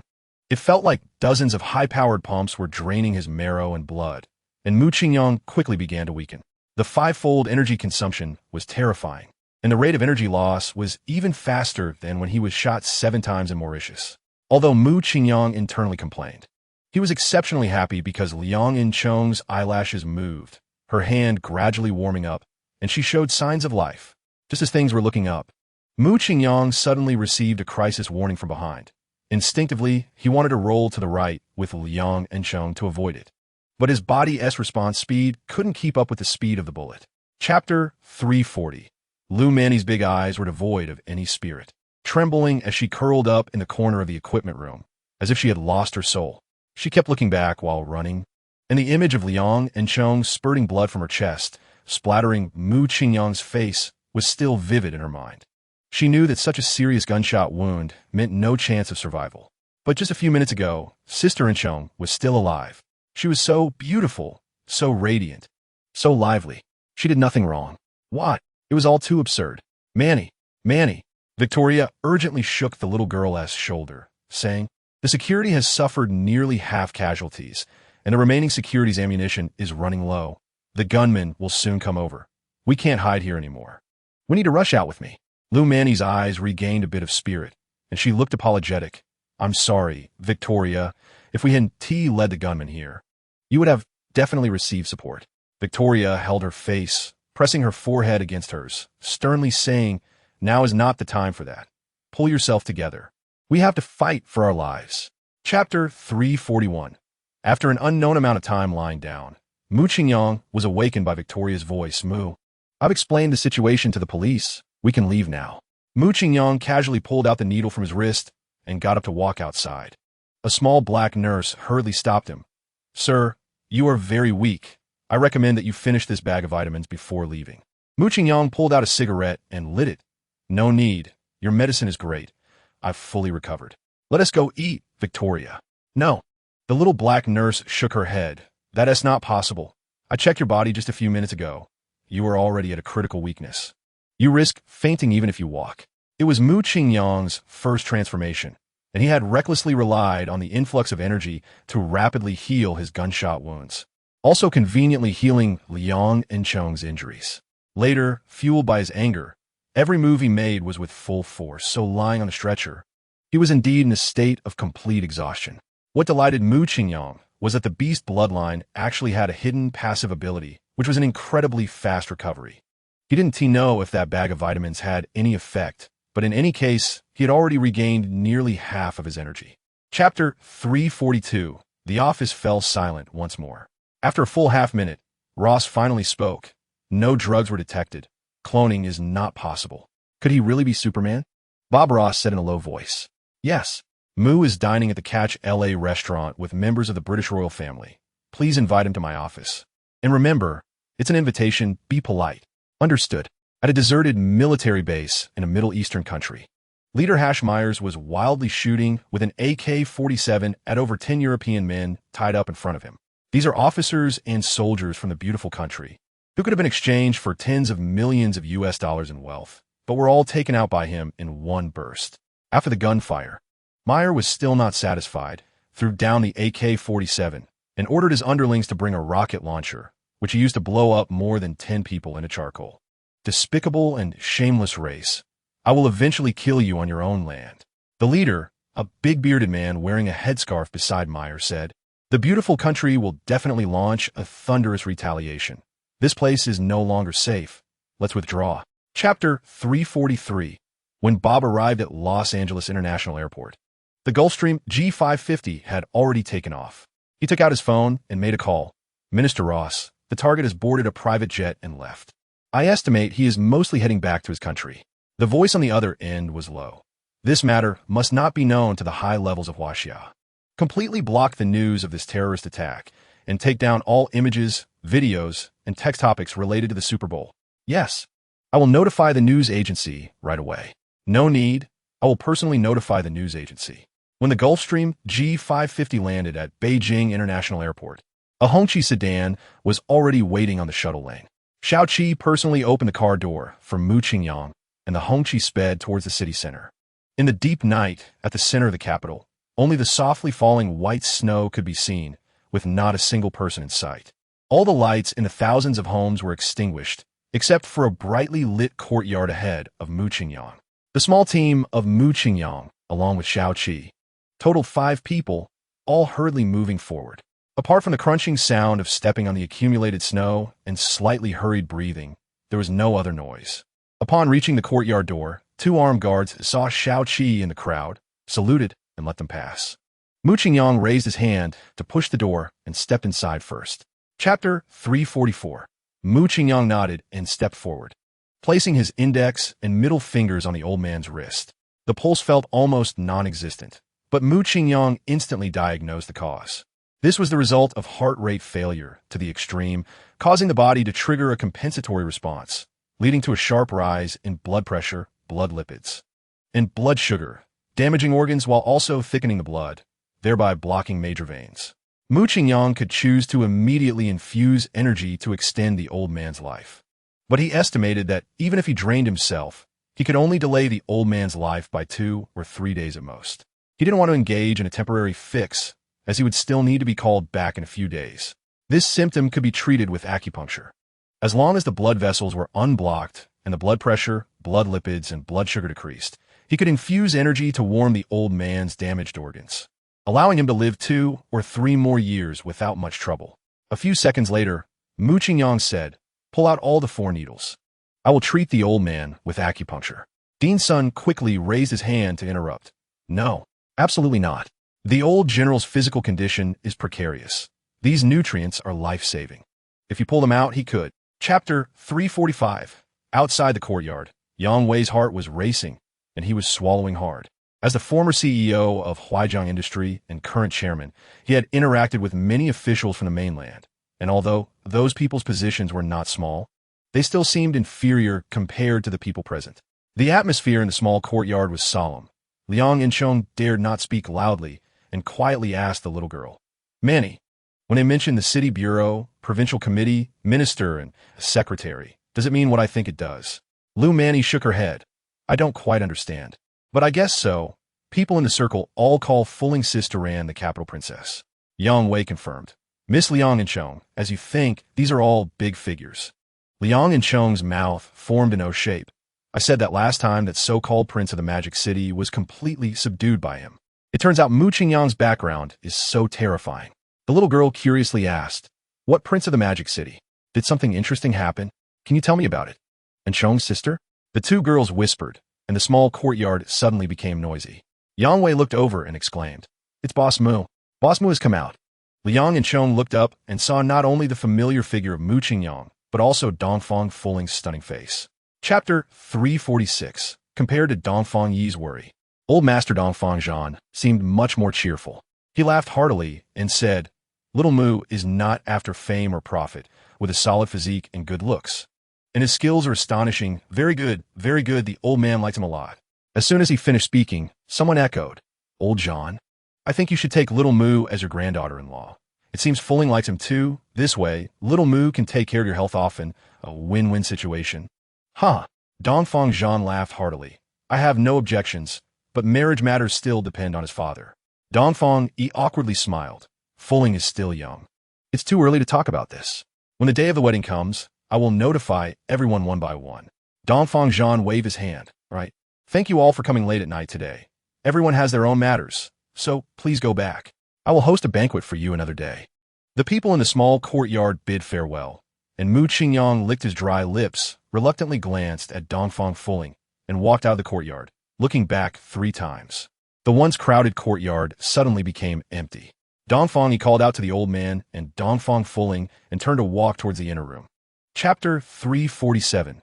Finally back at his old nest, Mu Qingyang felt a sense of ease. There wasn't much going on these days. He spent most of his time accompanying Chen Qiwen, Ruan Yi, and Li Jilin, and life became leisurely.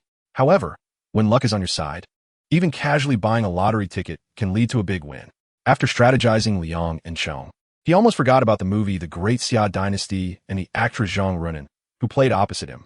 But strangely, the goodwill of this national goddess was automatically increasing, soaring from 63 points to 89 points. He was just a little bit away from unlocking the top-tier driving ability reward. Mu Qingyang was just thinking of finding an opportunity to meet her when he coincidentally received a call from Director Zhang. "Boss Mu, how have you been lately?" "I've been doing quite well. Is there something you need?" "I have some good news to report. The global box office of the Great Xia Dynasty has surpassed 10 billion soft sister coins. And the crew is holding a celebration banquet in the Magic City tonight. We would like to invite you to attend." Mu Qingyang thought this was a perfect opportunity and immediately agreed. "Sure, I will definitely be there." After finishing, he added, "By the way, Zhang Runan will be there, right?" Director Zhang chuckled a couple of times. Chapter 348. Just as Mu Qingyang stepped into the restaurant, he saw 10 or so tables of people standing in neat rows. He felt a bit embarrassed and waved his hand. "Sorry for being late. Everyone, please don't stand on ceremony. Take a seat." The guests at the dinner gradually took their seats, and Director Zhang greeted a few middle-aged men. "Mr. Mu, hello." One of them extended his hand. Director Zhang timely introduced. "Boss Mu, this is Director Zhao from the State Administration of Radio and Television." Mu Qingyang shook hands, Hello, Director Zhao. Director Zhao said. Boss Mu is truly young and promising, a talented individual. I've heard your name countless times. I'm glad to finally meet you today. Mu Qingyang smiled and replied. Director Zhao is being polite. I only have some fame online, not worth mentioning. That's not true, Director Zhao said. You have brought our Chinese culture to the world and are a role model in the film industry. You shouldn't belittle yourself. Mu Qingyang nodded. That's right. I will make more movies in the future. A few years ago, when he was reading fantasy novels, he had fantasized about perfectly presenting the grand world of immortals on screen, restoring it one-to-one. But he knew that the production costs for such dramas were extremely high, and he could only think about it before. But now, he has money, so he can burn it for enjoyment, not seeking profit, just wanting it to look good. Chapter 349. After Mu Qingyang came out of the restroom and greeted a few familiar people, he left. Logically speaking, he had just received a reward for the strategy from Zhang Runin, and he should have shown some appreciation, whether economically or spiritually. But it wasn't that he was ungrateful. It was that Victoria had sent a message. It wasn't good to hide in the restroom for too long to reply. And it also felt inappropriate to be on his phone and ignore people when he returned to the scene, so he simply slipped away. In the hotel presidential suite, Su Meyer said nothing about Mu Qingyang's out-of-line behavior at the celebration banquet, but instead looked at him adoringly while peeling grapes for him. Among all the girls, the little fox was definitely the most understanding. Perhaps it was because she had experienced a failed and dark marriage. Or perhaps she liked Mu Qingyang to the extent that she didn't care about anything else. Or maybe she felt grateful to the man who pulled her out of the mud. Who knows? Mu Qingyang didn't dwell on the reasons. He liked the little fox's state and attitude, enjoying the sweet fruit fed to him while replying to messages. The title conferring ceremony will be held the day after tomorrow. Is your royal family's efficiency in handling matters this high? Victoria replied, usually it takes months for a proposal to go from being raised to discussion, trial, and final results. But you're special, Mu. There's almost no opposition to this matter. Chapter 350. The Gulfstream G550 landed at London International Airport around 9 a.m. local time. As Mu Qingyang stepped off the stairs, he saw a blonde beauty sitting at the front of a Bentley. Victoria saw Su Meyer beside Mu Qingyang, but she still opened her arms to welcome him, tightly embracing him. Victoria's favorability, 1. Current favorability, 87. Mu Qingyang patted her back, feeling a myriad of emotions. This girl has changed so much. I really miss the days when she didn't even look at me. In fact, her aloofness had its own charm. It would be nice to let her cosplay her original self in private. All right, Victoria, your family is watching us. Let's save the intimate moments for later, Mu Qingyang whispered in her ear. Victoria released him and said, the royal family has arranged accommodation for you at Windsor Castle. Get in the car. I'll take you there. On the way, Victoria didn't say a word to Su Meyer, which made Mu Qingyang feel a bit awkward. But the little fox didn't mind at all. Fortunately, the castle wasn't far from the airport. After about 10 minutes, Victoria pointed to a magnificent light gray building in the distance and said, Chapter 351. Mu Qingyang and Su Meyer waited at the castle entrance for about 3 to 4 minutes before a group of royal family members arrived one after another. Victoria was wearing the most formal princess dress today, which resembled a wedding gown. Paired with her golden hair and fairy-like appearance, she looked stunning. She lifted her skirt, moved to Mu Qingyang's side, and sweetly asked, Mu, do I look pretty today? Mu Qingyang's Adam's apple involuntarily moved, and he replied, very beautiful. This outfit really appeals to me, and it definitely boosts your attack speed. Huh? Victoria was puzzled. What outfit? What is attack speed? Mu Qingyang wore a sunny smile, but his words were particularly lewd. I'll explain it to you in detail when we play. Victoria understood immediately and pouted. Mu, today the entire ceremony will be live-streamed by the BBC. Do you want to see how many cameras are down there? If what you just said gets broadcasted, it would be over. Mu Qingyang smirked. Do you believe the audience would only give me a 6 and never say I'm lewd? Victoria turned her head back to look ahead. The golden carriage is coming. I can't talk to you anymore. Mu Qingyang looked up and, at the end of the road, several white horses appeared, pulling a golden carriage behind them. Chapter 352. The grandeur of this carriage was undeniable, but its comfort was somewhat lacking. King William, could you get cushion for this? At your age, sitting for too long must be uncomfortable. After finishing his act, Mu Qingyang continued to comment. The Lord Chancellor hurriedly said, My lord, the nobles from the House of Lords are about to enter. You should stand up quickly, or they'll see you. and it will affect the vote. Mu Qingyang stood up and asked, "Isn't the conferring ceremony just a direct granting of titles? Why vote?" The Lord Chancellor replied, "The Marquis title is significant and must go through the most serious procedures. The royal family and the nobility have already tacitly approved it. This is for the House of Commons and the public to see." Just then, dozens of white men in long red robes, looking quite elderly, walked through the doors of the parliament. Victoria leaned closer to Mu Qingyang and quietly introduced, "The one at the front is Charles, the owner of Rolls-Royce. He inherited his father's title of Earl and has a good reputation in the House of Lords." Mu Qingyang asked, "Inheriting titles? Is this thing still hereditary?" "Yes," Victoria nodded. Mu Qingyang then patted the little foxes behind beside him. "Did you hear that? We need to have a child, and they LL be the heir to the Marquis title." Chapter 353. Mu Qingyang quite liked King William. He spoke straightforwardly and didn't ramble. The parliamentary summary was brief, taking less than a minute to complete. Mu Qingyang knew that only the final item remained: to speak a few words similar to an acceptance speech in front of the public and media at the entrance of Buckingham Palace to conclude the conferring ceremony satisfactorily. He walked out of the parliament door first, with countless cameras following him, capturing the moment grandly. Outside Buckingham Palace, a crowd had gathered when they saw Mu Qingyang emerge. The crowd became restless. Then someone shouted "Mu God," which quickly spread like wildfire, culminating in a chorus of cheers that echoed like a tsunami, creating an explosive atmosphere. Mu Qingyang smiled and shook his head, stepping onto the temporary stage, raising his hands to silence the thunderous shouts. He adjusted the gooseneck microphone and said, "Man, you guys are too enthusiastic." The atmosphere was once again ignited. Some people were wildly shaking their slogans, some were screaming with their heads in their hands, and others directly ripped their shirts off to go bare-chested. Mu Qingyang gently hissed, preparing to deliver a few pretentious quotes. Just as he was about to speak, he felt a crisis warning at the center of his brow and the back of his head simultaneously. He slightly tilted his head, and two high-speed rotating sniper bullets grazed his skin. Chapter 354. The royal convoy delivered Mu Qingyang to London International Airport. After hugging Victoria goodbye, Mu Qingyang boarded the Gulfstream G550. On the plane, Sue Meyer, who had been holding back all the way, finally couldn't help but ask, "Brother Mu, who were you talking to on the phone just now? Why did you leave in such a hurry? You could have stayed with Princess Victoria." Mu Qingyang sighed, "Little fox, you are really a considerate girl, but there are unknown risks in Great Britain. We must leave." "That's such a pity." Mu Qingyang pinched her chin and said, "Why are you so thoughtful? Not even a little jealous?" Sue Meyer nuzzled his hand and said, "Because I'm very content. Besides, can I even compete with a princess for jealousy?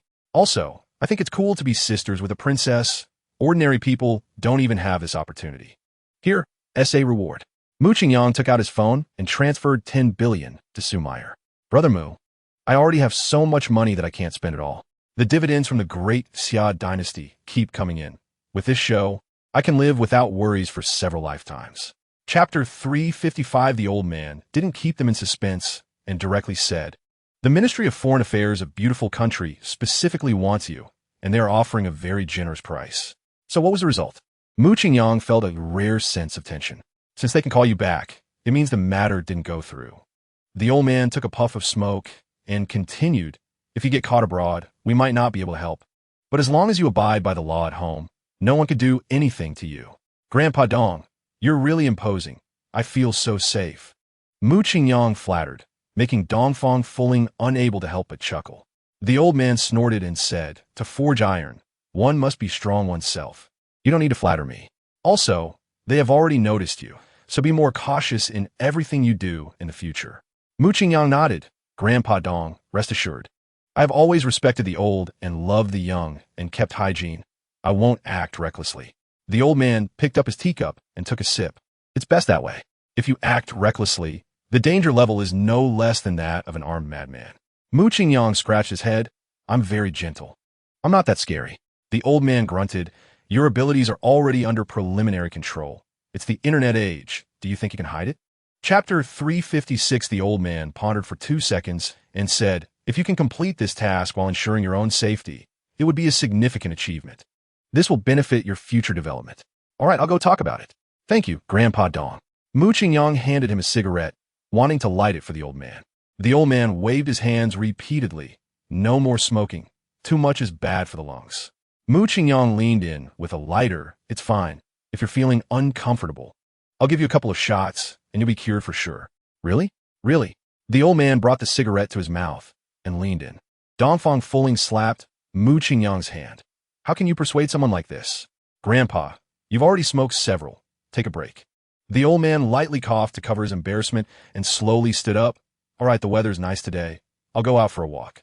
Little Mu, eat lunch before you leave. I'll have Fuling stir-fry a few dishes. Her cooking is no worse than that of a five-star hotel chef. Mu Qingyang nodded. Okay, Grandpa. As soon as the old man stepped out of the courtyard, Mu Qingyang picked up Dongfang Fuling and placed her on his lap. Chapter 357 the next day. Mu Qingyang went to play with Li Zhili all day. The little beauty was perhaps missing him too much, and her enthusiasm was terrifying. On the third day, Mu Qingyang dialed the number the old man had written down. Hello, who is this? A cold voice came from the other end. Old man Dongfang asked me to contact you, Mu Qingyang said. Okay, we are in Damascus, Syria. Contact me again when you arrive. All right. The Gulfstream G550 took off from Jiangnan International Airport and arrived at Damascus International Airport at 4 p.m. Mu Qingyang didn't let the management company arrange a pickup. He took a taxi to the agreed location. Sir, it's too dangerous up ahead. I can only take you here, the driver said, waking Mu Qingyang after about 40 minutes. Okay, thank you. Mu Qingyang took out a 100 bill and placed it in the armrest box, then got out of the car. He looked around, and the scene in front of him made him feel as if he was in a game world, so abstract and disjointed. Starting from where the driver parked, to the left was no different from a modern city, with people and cars bustling and shops lining the streets. To the right, however, was a wasteland. Chapter 358. Everyone in the room neatly placed their hands on their foreheads, closing their eyes, unable to bear to watch the upcoming scene. Mu Qingyang made a gesture to invite, and the muscular man wasted no words, getting into position and starting to attack with his fists. Mu Qingyang stood in place, left hand in his pocket, right hand blocking, feeling relaxed and at ease. After a dozen punches, the muscular man became increasingly disheartened and finally stopped throwing punches on his own. He swallowed hard. I'm the combat champion of the Special Forces. How is this possible? As soon as he finished speaking, several snickers came from behind him. The muscular man now understood what that word meant. He turned around angrily and shouted, You guys are just trying to make me look bad. Line up. Everyone, 200 push-ups. A few minutes later, the team members groaned as they got up. The muscular man then formally introduced himself. General Dongfang said, Your name is Mu Qingyang, right? Welcome to the Falcon Special Operations Team. I'm a Captain, Eagle. Mu Qingyang extended his hand. Hello, Captain. Then the glasses-wearing man introduced himself. Hello, God Mu. I'm very, extremely, incredibly happy to carry out the mission with you. I'm the communications soldier, code name Pigeon. Hello, Pigeon. Chapter 359. The bearded man nodded. Beautiful country is too fickle. Once the matter is accomplished, they might abandon us. We could secretly keep Mu Qingyang's body as a bargaining chip for future negotiations. Meyer nodded. Settling scores after the autumn is their specialty. The Super Bowl incident will definitely be accounted for. Your idea is not bad. Big Beard said, Since we decided to fight, we need to think of a good strategy to ensure we eliminate Mu Qingyang and that Special Forces team in one go. Meyer interjected, Does the strategist have any good ideas? Big Beard looked at Meyer cautiously and said, That team has been looking for us. We can set a trap to lure them out. Meyer glared at Big Beard. These people want my life. Are you asking me to be the bait? This method must work. If the leader thinks it's inappropriate, I'll come up with another plan. Meyer was silent for a few seconds before saying, The hash leader Meyer has no cowards. I will act as bait. You go to a refugee area and set an ambush. If something unexpected happens, we can threaten them with the lives of the refugees. Big Beard nodded. The leader is wise. Chapter 360. As soon as Mu Qingyang's words fell, gunfire suddenly erupted around them, with no pauses between the shots. Scorpion exclaimed, Oh no, Mu God, we're ambushed. By the sound, there are no less than a camp's worth of people around us. Mu Qingyang grabbed him and rushed downstairs. Don't be afraid. We'll break out after we regroup. I'll cover you from the back. When they reached downstairs, the Falcon squad members rushed out from various positions. Mu Qingyang scanned the area and saw that there were exactly 8 people, no casualties. The team leader spoke quickly. Carrier Pigeon, what's the situation around us? Which direction has the least enemies? Carrier Pigeon replied. There are people and buildings all around us. At least 2 to 300. We've been ambushed.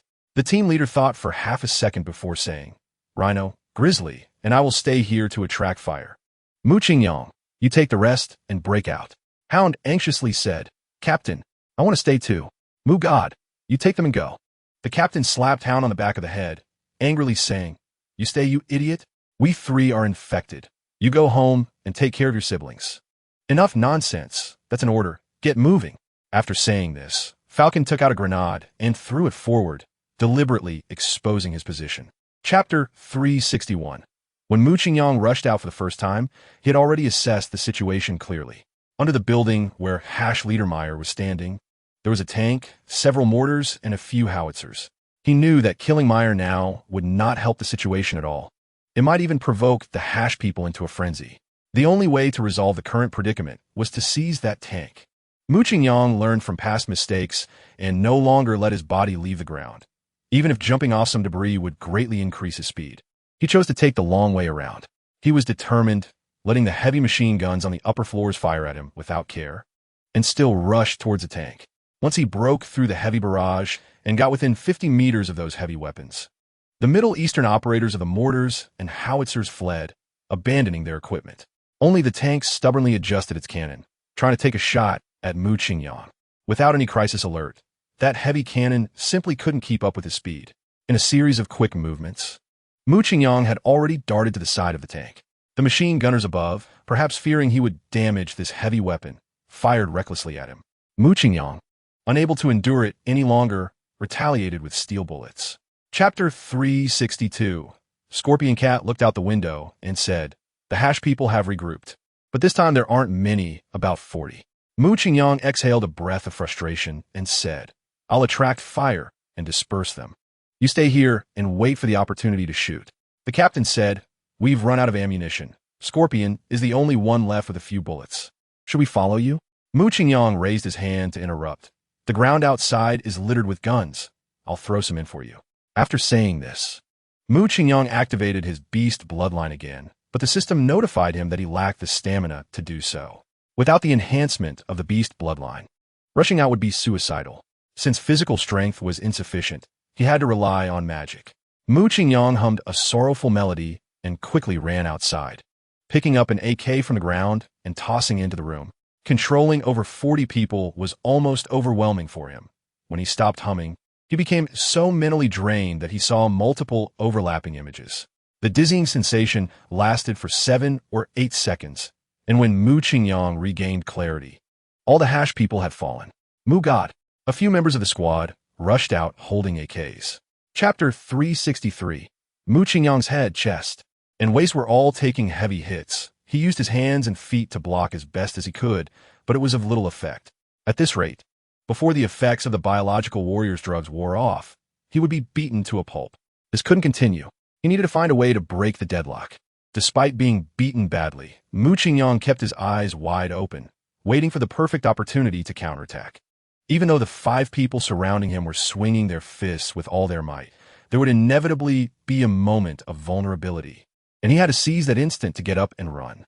Yes, just run, as long as he could hold out until he could activate the beast bloodline again. He would tear these heavy-handed guys to shreds.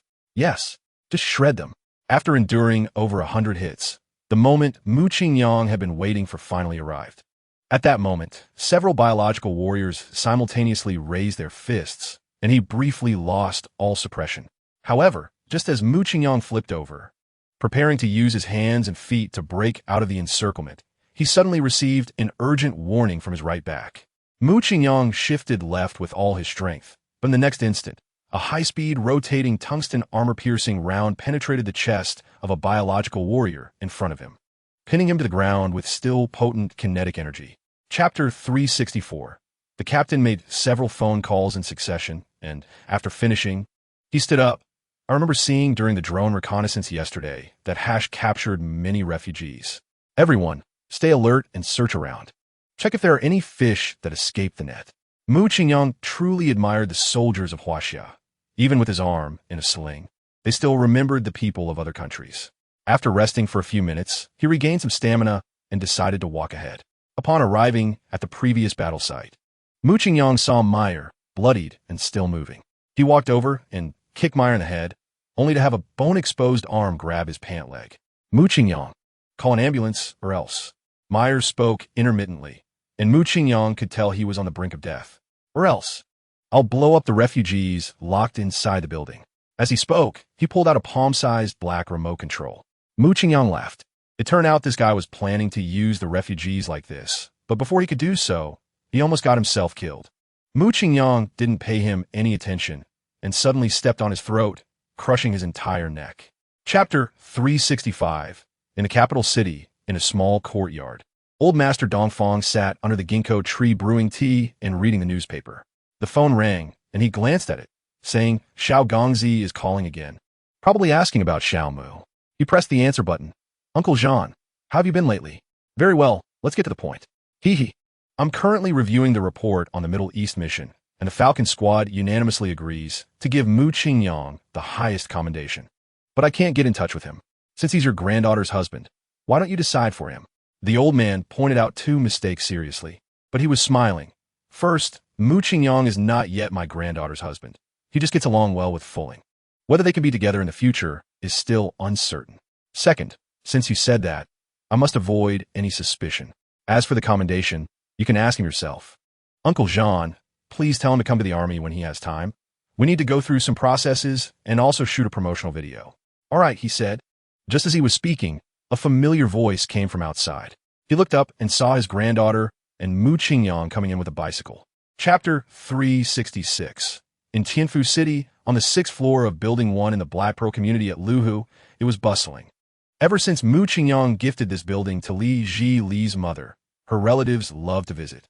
Several aunts joked, Li, it's been almost half a year since you last saw Xiao Mu after having dinner together. The new year is coming soon. Why don't you invite him over to play?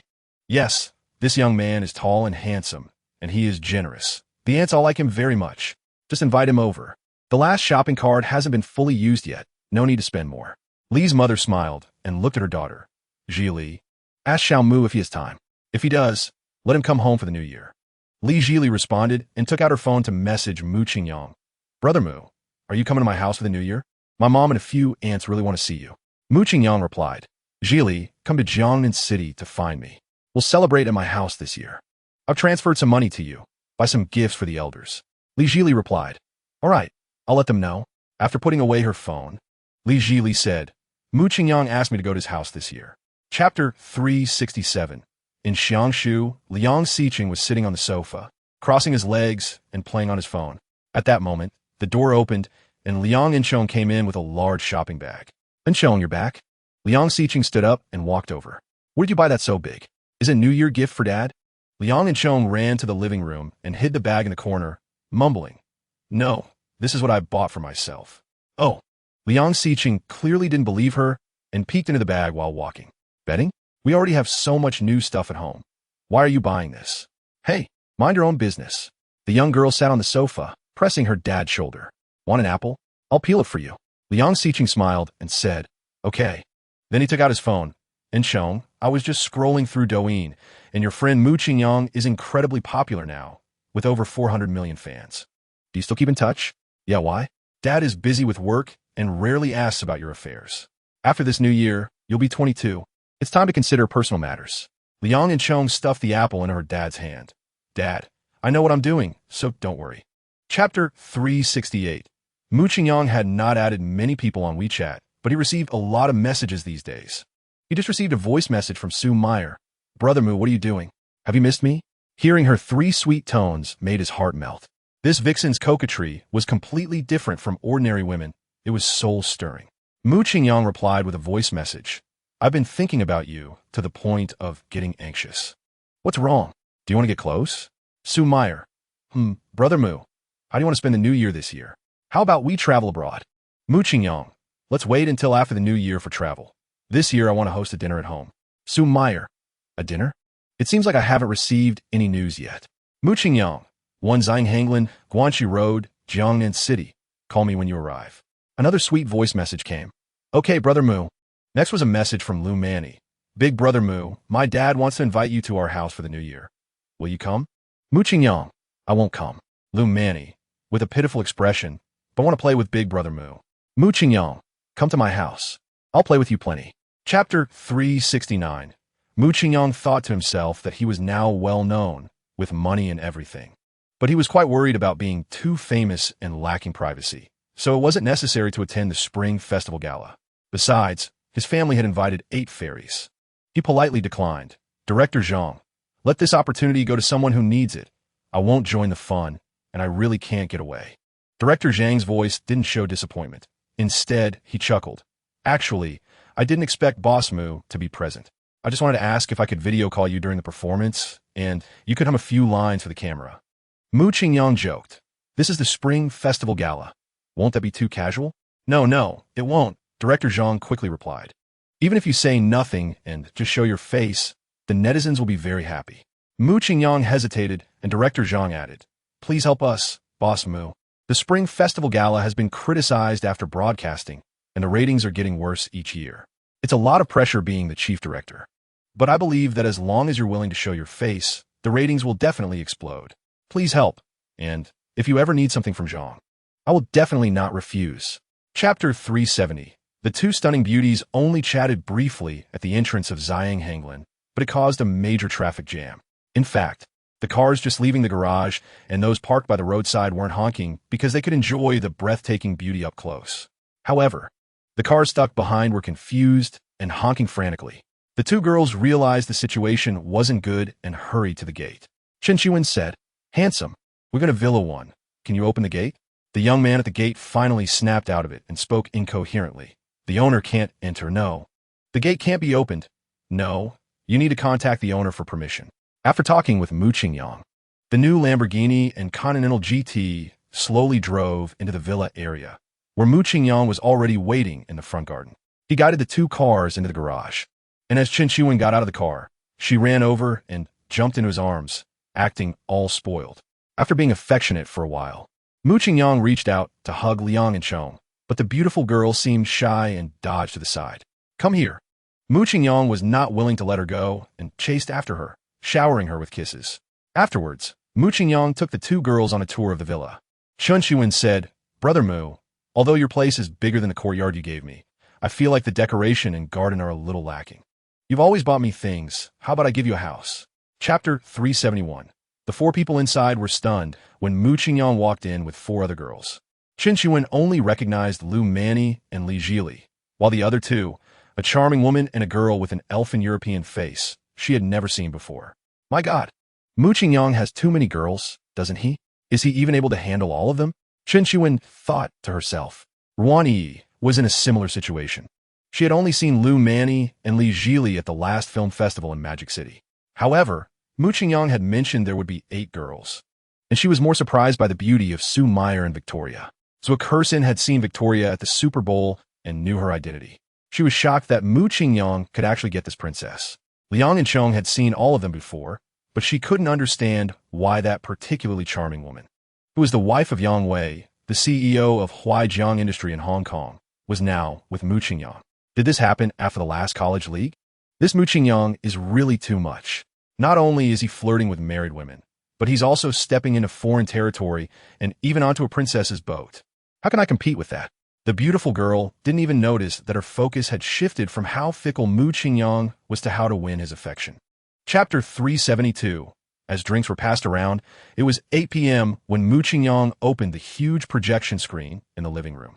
The first performance of this year's Spring Festival Gala was a duet by Zhang Runan and Xiao Zhan. They had become incredibly popular due to the drama de Xia Huang Chao, and their status was indeed deserved. Moo Qingyang knew that Director Zhang had surely extended a warm invitation.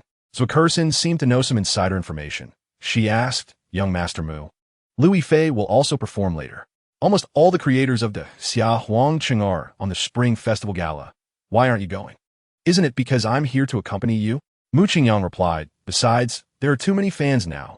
I get surrounded wherever I go. I still want to collapse the house and lose some fans. Liang and Chong chimed in, you started with the scumbag and fickle persona, okay? Besides that, there's nothing else to criticize. It's hard to collapse the house. Moo Qingyang shook his head. Once upon a time, I said I was the most affectionate in Jiangnan. And it wasn't an exaggeration. It's because a bad woman let me down, so why are you all staring at me? If you don't believe me, ask Wen. She knows. Chen Chuan nodded lightly. When I first met Mu Qingyang, I happened to encounter his ex-girlfriend, and that woman was holding onto a big-bellied bald uncle and even humiliated Mu Qingyang. Chapter 373. Wow, this is unbelievable. Ma Shufan exclaimed in shock. This is the highest viewership rating for the Spring Festival Gala in recent years, far surpassing previous years. She then looked at the director. Director, can we cut the live broadcast from major platforms to the big screen? As soon as Ma Shufan finished speaking, the big screen behind the stage was divided into 4 sections, showing real-time footage from iQIYI, Tencent Video, Douyin, and another platform. Wow, the bullet screen is overwhelming. My acrophobia is about to flare up. Ma Shufan casually read a few comments. Wow, I actually received New Year blessings from Mugod. This year is definitely going to take off. Mugod is too polite. Just call us. Actually, even ants would be fine. My New Year wish has been fulfilled before midnight. I'm so happy. Why is my screen wet? Does anyone know what I'm doing? Lick the screen 1. Lick the screen 2. Lick the screen 10086. Ma Shufan, perhaps because she was usually busy and didn't watch short videos much, was overwhelmed by these almost worshipful comments. Her expression slightly out of control. Her mouth was slightly agape. Mr. Mu Qingyang, you are so adored by netizens. I've never seen a public figure treated like this in all my years in the industry. Chapter 374. Yeah, oh. I wish you wealth. I wish you brilliance. As a melody played, Mu Qingyang perfectly timed his singing. However, as soon as he sang the first line, all 8 girls in the room were stunned. It felt so warm and soft, like lying on a cloud, with a naturally pleasant feeling emerging within them. All 8 girls were thinking the same thing. On the projection, host Ma Shufan let out a soft gasp and then tilted her head slightly, listening intently. Unconsciously, she closed her eyes and began to smile at the corners of her mouth. The joyful and happy melody sung by Mu Qingyang spread through various electronic devices to thousands of households, reaching the ears of billions. In a rented room in Magic City, a middle-aged man who couldn't go home for the new year due to work withdrew his complaint against the delivery guy and warmly left a note. I accidentally clicked the wrong order. No rush, take your time. The delivery guy immediately received the notification, smiled happily, and casually gave a thumbs up to the traffic police on duty by the roadside. Uncle Police, you guys have worked hard. Chapter 375. The next day, Ruani woke up before 6 a.m. Her grandfather was buried in Qingqing Mountain in her hometown, and it took 3 to 4 hours to drive there. A pure black Cullinan was parked outside the gate of Mo City Community, which is a relatively high-end flat community in Jiangnan City. A few minutes later, Gongzi came with his wife and son and got into the car. Iron said your car is worth around 10 million. Uncle has never been in a car worth over $1 million. This time, I'm impressed. Ruan replied, if Ruan Tai can make it into Cuba, I'll buy him $1 million luxury car. Really, sister? Ruan Tai exclaimed excitedly. If that's true, I'll practice hard after school starts. Can your sister lie to you? Gongzi scolded, our family's restaurant and house are all funded by your sister. Just focus on your work. Ruan smiled lightly. The money is all given to me by Mu Qingyang. He has asked me to be more filial to you all. So, Uncle Gongzi, you don't need to worry about these things. How can that be? Gongzi reminisced about the time he first met Mu Qingyang and talked for a long time. Dad, what kind of person is Yi's grandfather? Why have I never met him? Chapter 376. Mu Qingyang woke up around noon, picked up his phone, and saw a few messages. He clicked on one to check. Ruan Muga, I want to stay in my hometown for a couple more days. Uncle Gongzi will accompany me. So you don't have to worry. Mu Qingyang replied with an okay. Next was a message from Dongfang Fuling. I expect to be done by 3 or 4 in the afternoon, and I'll arrive just in time for dinner. Mu Qingyang straightened up and quickly replied, didn't you say you would come over on the 2nd day of the new year? All right, I'll go to the airport to wait for you in advance. Dongfang Fuling, have the guests at home left? Mu Qingyang felt a bit awkward, knowing that Dongfang Fuling must have seen the Spring Festival Gala. After dinner, they all left, and I was the only one at home. Dongfang Fuling, all right, see you tonight. Next was a message from Zhang Yuaning. Appa, I'm back in Korea for the Spring Festival. Your popularity here is really high. My friends all wanted to invite you over to play. I really want to see you. It's been 106 days since I missed you. Mu Qingyang. Does Korea also celebrate the Lunar New Year? Zhang Yuaning. Yes, we wear new clothes and eat rice cakes every year. So do you want to come and experience it? Mu Qingyang stroked his chin. Chapter 377. When G65 returned to Zhanghanla No. 1 Villa, It was already past 7 p.m. Winter nights always come early and dark. Before heading out, Mu Qingyang turned off all the lights in the villa. Dongfang Fuling looked at the pitch-black surroundings and asked, "You didn't prepare any surprises for me, did you?" Mu Qingyang sighed softly. "Sometimes you can pretend to be clueless. You know?" Dongfang Fuling was stunned for half a second. "Would that make you feel more accomplished?" "Oh, I see." Mu Qingyang pushed open the door, just as you thought. "I specially prepared a surprise for you. Do you like it?" Dongfang Fuling shook her hand. "Why don't you turn on lights? I can't see anything." Mu Qingyang closed the door behind him and pulled out a Zippo lighter from his pocket. As he flicked the cap open, he slid it on his pants. And a flickering orange flame sprang up, casting large shadows of the two. Through the faint light, Dongfang Fuling roughly saw the furnishings inside and asked, "What are those white pillars?" Mu Qingyang smiled. "Candlelight dinner." He then tossed the lighter out. The orange flame, trailing a tail of fire, drew a graceful arc in the living room, igniting the candles in its path, and then perfectly returned to Mu Qingyang's hand. Chapter 378. Back inside, Mu Qingyang made himself a cup of coffee and then sent a message to Zhang Yuanying. "Don't run around today. I'm coming to find you." Zhang Yuanying, "Really, Appa? That's great. I'll send you the address." Mu Qingyang, "Just don't tell your friends. I want a little peace and quiet." Zhang Yuanying, "All right then, can I just invite one person? She won't be too noisy." Mu Qingyang, "A girl? Who? Your best friend?" Zhang Yuanying, "Yes, her name is Lisa." Mu Qingyang's mind immediately conjured up the lively smile of a girl with a bob haircut. He had heard of this name. She was also a Korean star and quite well known globally. Actually, having more people wouldn't matter, so Mu Qingyang replied, "All right, I should arrive in the afternoon." "See you then." Zhang Yuanying, "Okay, Appa." After ending the chat, Mu Qingyang called Su Meyer. The little fox's favorability was only 92. It had to be increased. Her voice on the other end was lazy yet charming, making Mu Qingyang exhale several times. "Muga, it's only 7 o'clock. Why are you calling me so early?" The last, he sounded like a yawn, truly enchanting to the core. Chapter 379. On the second day of the Lunar New Year, Itaewon was truly crowded. Mostly with young people, and people of European and American descent were everywhere. Mu Qingyang acknowledged the liveliness. But this was supposed to be the most famous tourist spot in Air City. Why did it look like a rural urban fringe? If it weren't for the decent decorations and lighting of the shops, the modernization level wouldn't even match the street where Gongzi sold fast food. Lisa seemed quite proud, directly bumping into Mu Qingyang. "Mu God, how is it here? Isn't it bustling?" Mu Qingyang thought to himself, "Do you have a misunderstanding about bustling? Here, apart from being crowded, it's no different from the outer 5 counties of Huaxia." He replied flatly, "It's pretty ordinary. Aren't you a star? Haven't you seen the world?" Lisa, favorability 10, current favorability 60. Mu Qingyang was dumbfounded. What's going on? Why is her favorability increasing by 10 points just because of what I said? Does this Korean girl have a masochistic tendency? Don't mess with me. I'm not interested in being a painter. Lisa's eyes sparkled, covering her mouth with her hand. "Oh, Appa is so cold, I like it. What should I do?" Mu Qingyang turned around gracefully. "Hold it in." Su Meyer followed, holding back her laughter. Chapter 380. Mu Qingyang.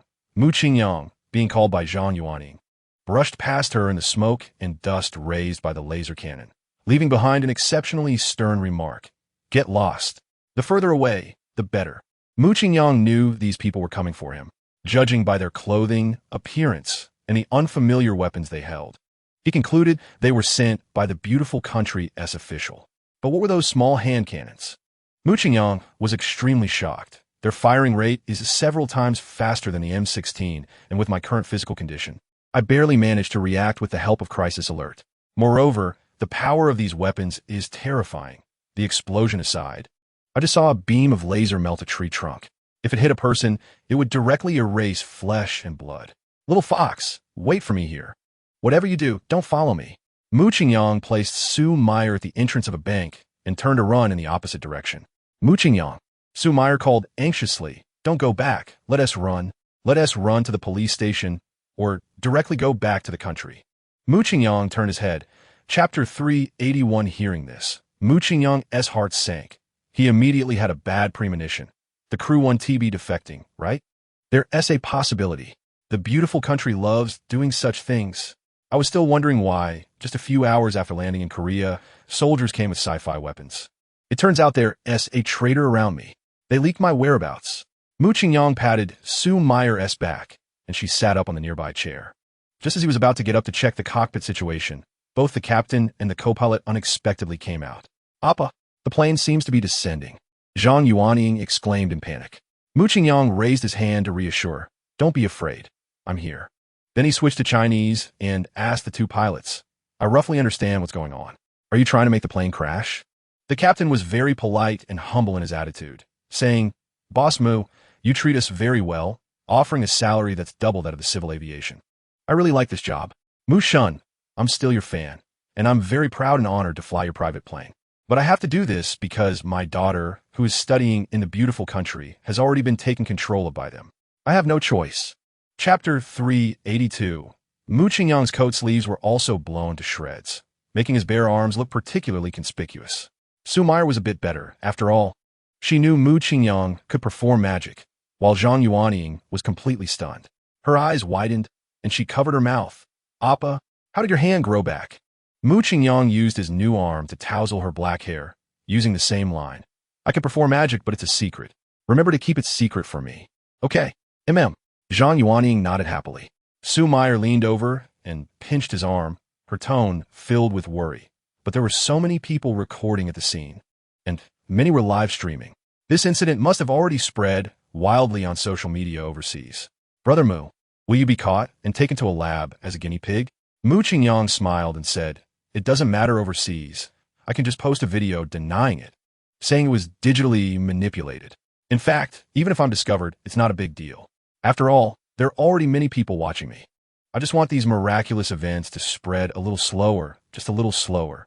Once I gather what I want, everything will be fine. Chapter 383.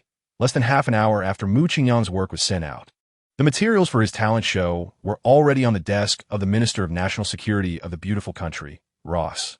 Bob Ross pressed his hands together under his chin and said in a deep voice, according to the current information, Mu Qingyang has returned to the country, and his severed arm has already grown back.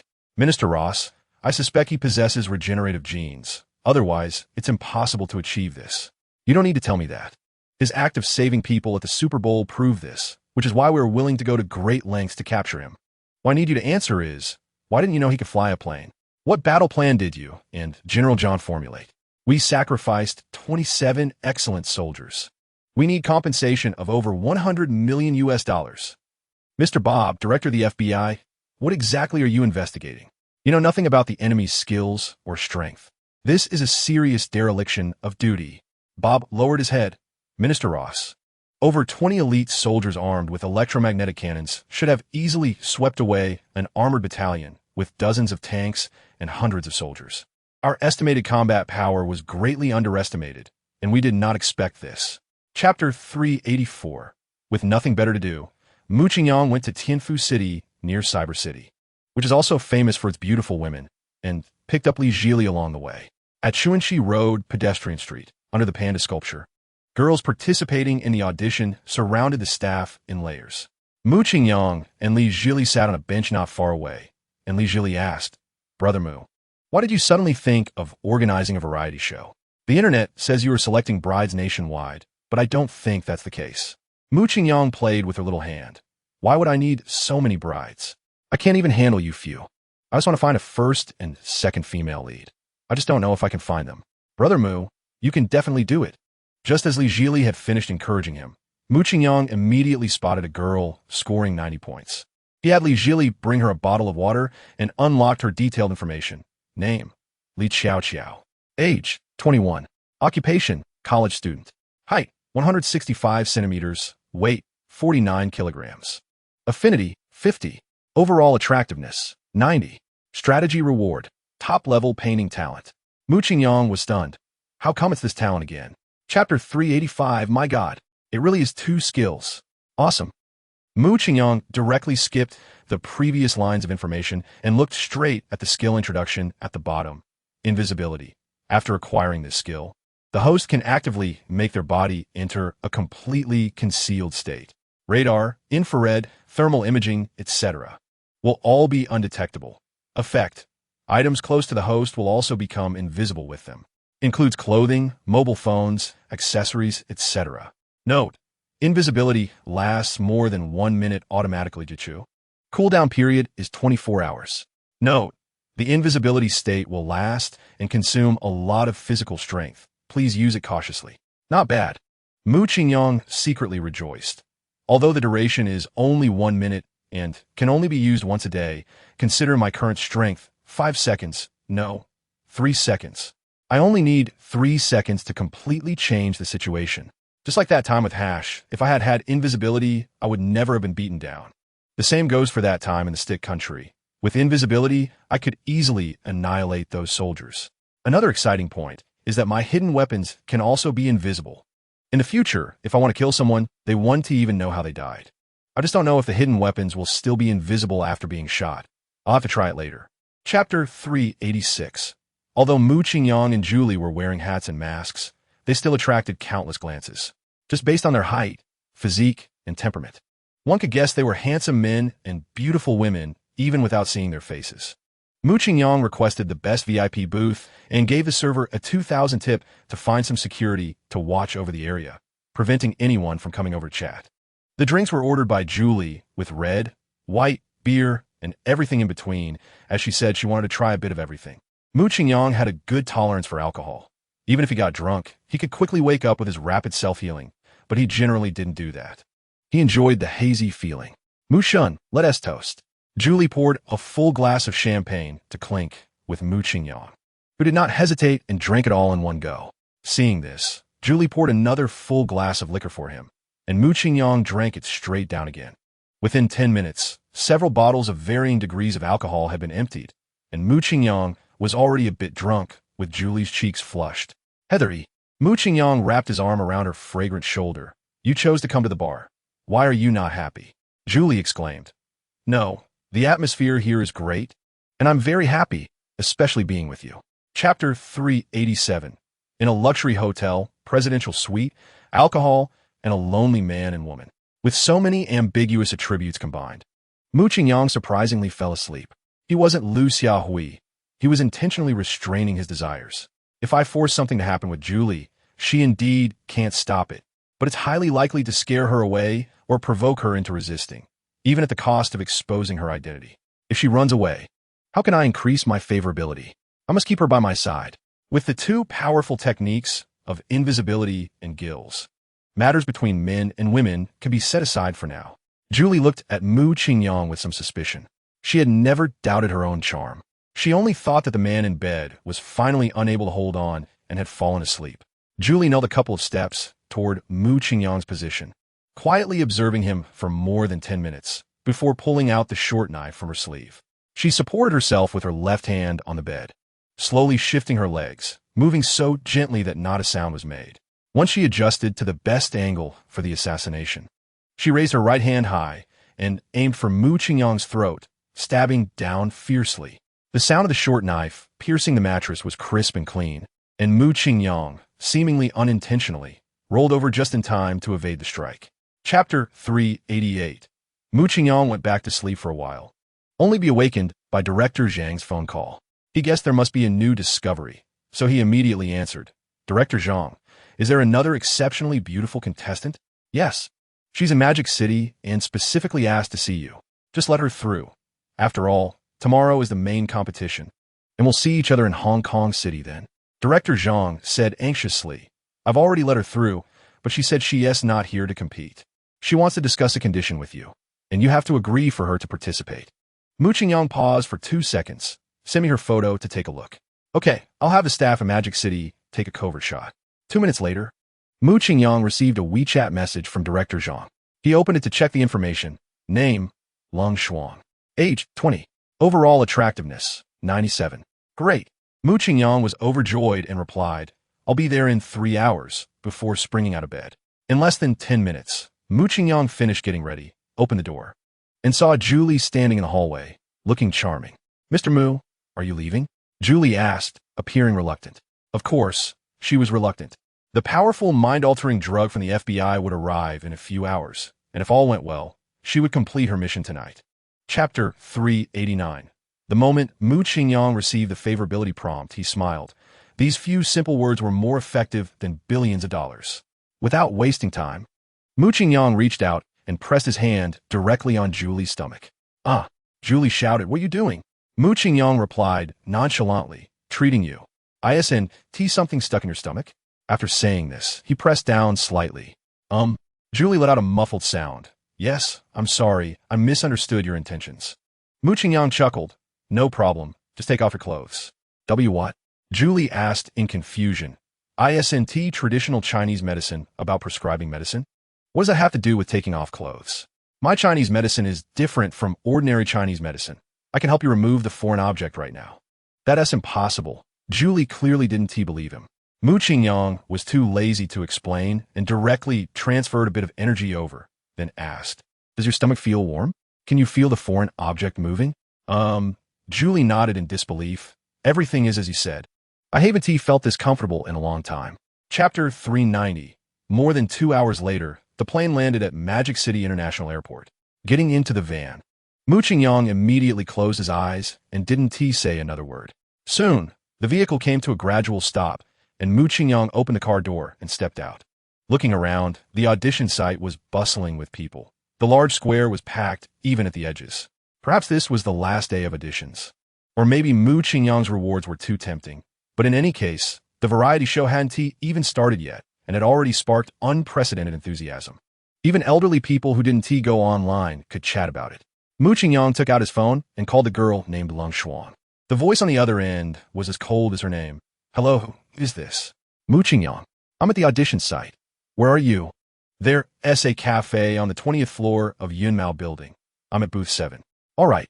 After hanging up, Mu Qingyang pointed to the van. "I need to take care of something. You stay in the car." Julie happened to be going to get the mind-altering drug and nodded obediently. As soon as Mu Qingyang stepped into the cafe, he immediately spotted Lung Xuan. Almost all the customers in the hall were intentionally or unintentionally looking in one direction. Chapter 391. Just as expected, Mu Qingyang secretly clenched his fist. Killing 2 birds with 1 stone, fantastic. If Bai Qing's reward for the strategy was even better, he would hit the jackpot. While feeling pleased, Lung Xuan's indifferent voice interrupted. "What are you so excited about? Thinking of my friend?"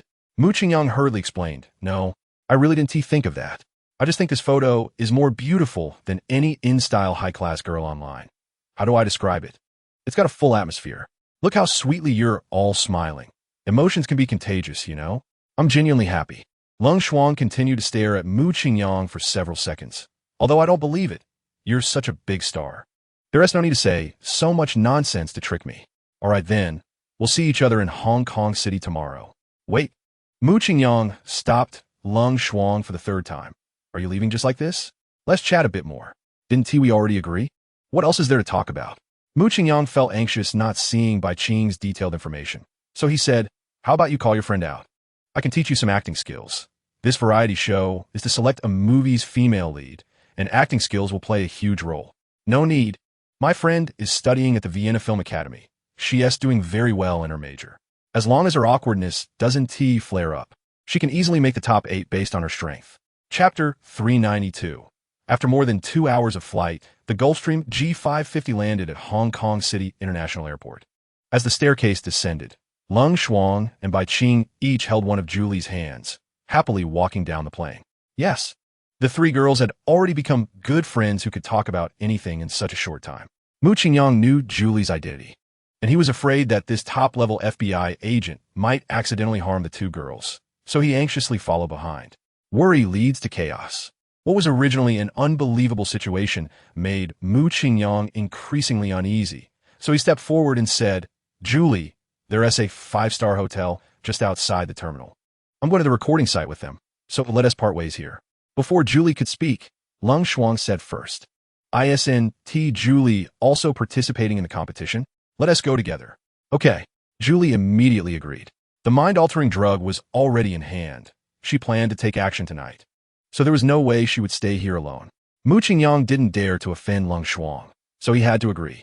But he got closer to a few girls to ensure he could react quickly in case of any unexpected events. As a result, all the way, he was met with Lung Xuan's disdainful remarks. "Keep your head a little further away. Can't you see we're whispering?" Chapter 393. Mu Qingyang glanced at the time. It was already a little past 6. He said, "It's time for dinner. I'll treat everyone." "Good." The proposal was passed unanimously. At a high-end Cantonese restaurant, a table full of celebrity big shots clinked glasses, and in less than 2 hours, 7 or 8 bottles of red wine were nearly empty. Director Zhang stood up and raised his glass. There's still important business tomorrow. Everyone drink in moderation. Mu Qingyang felt it was about time. He was thinking of going to find Su Meyer to hang out. So he said, let's stop here. We can have a proper drink after the recording ends. Director Zhang added, the program team has booked rooms for everyone at the Intercontinental Hotel. Let's head back together. Mu Qingyang cleared his throat. I have a place in the harbor city, so I won't join you. See you tomorrow.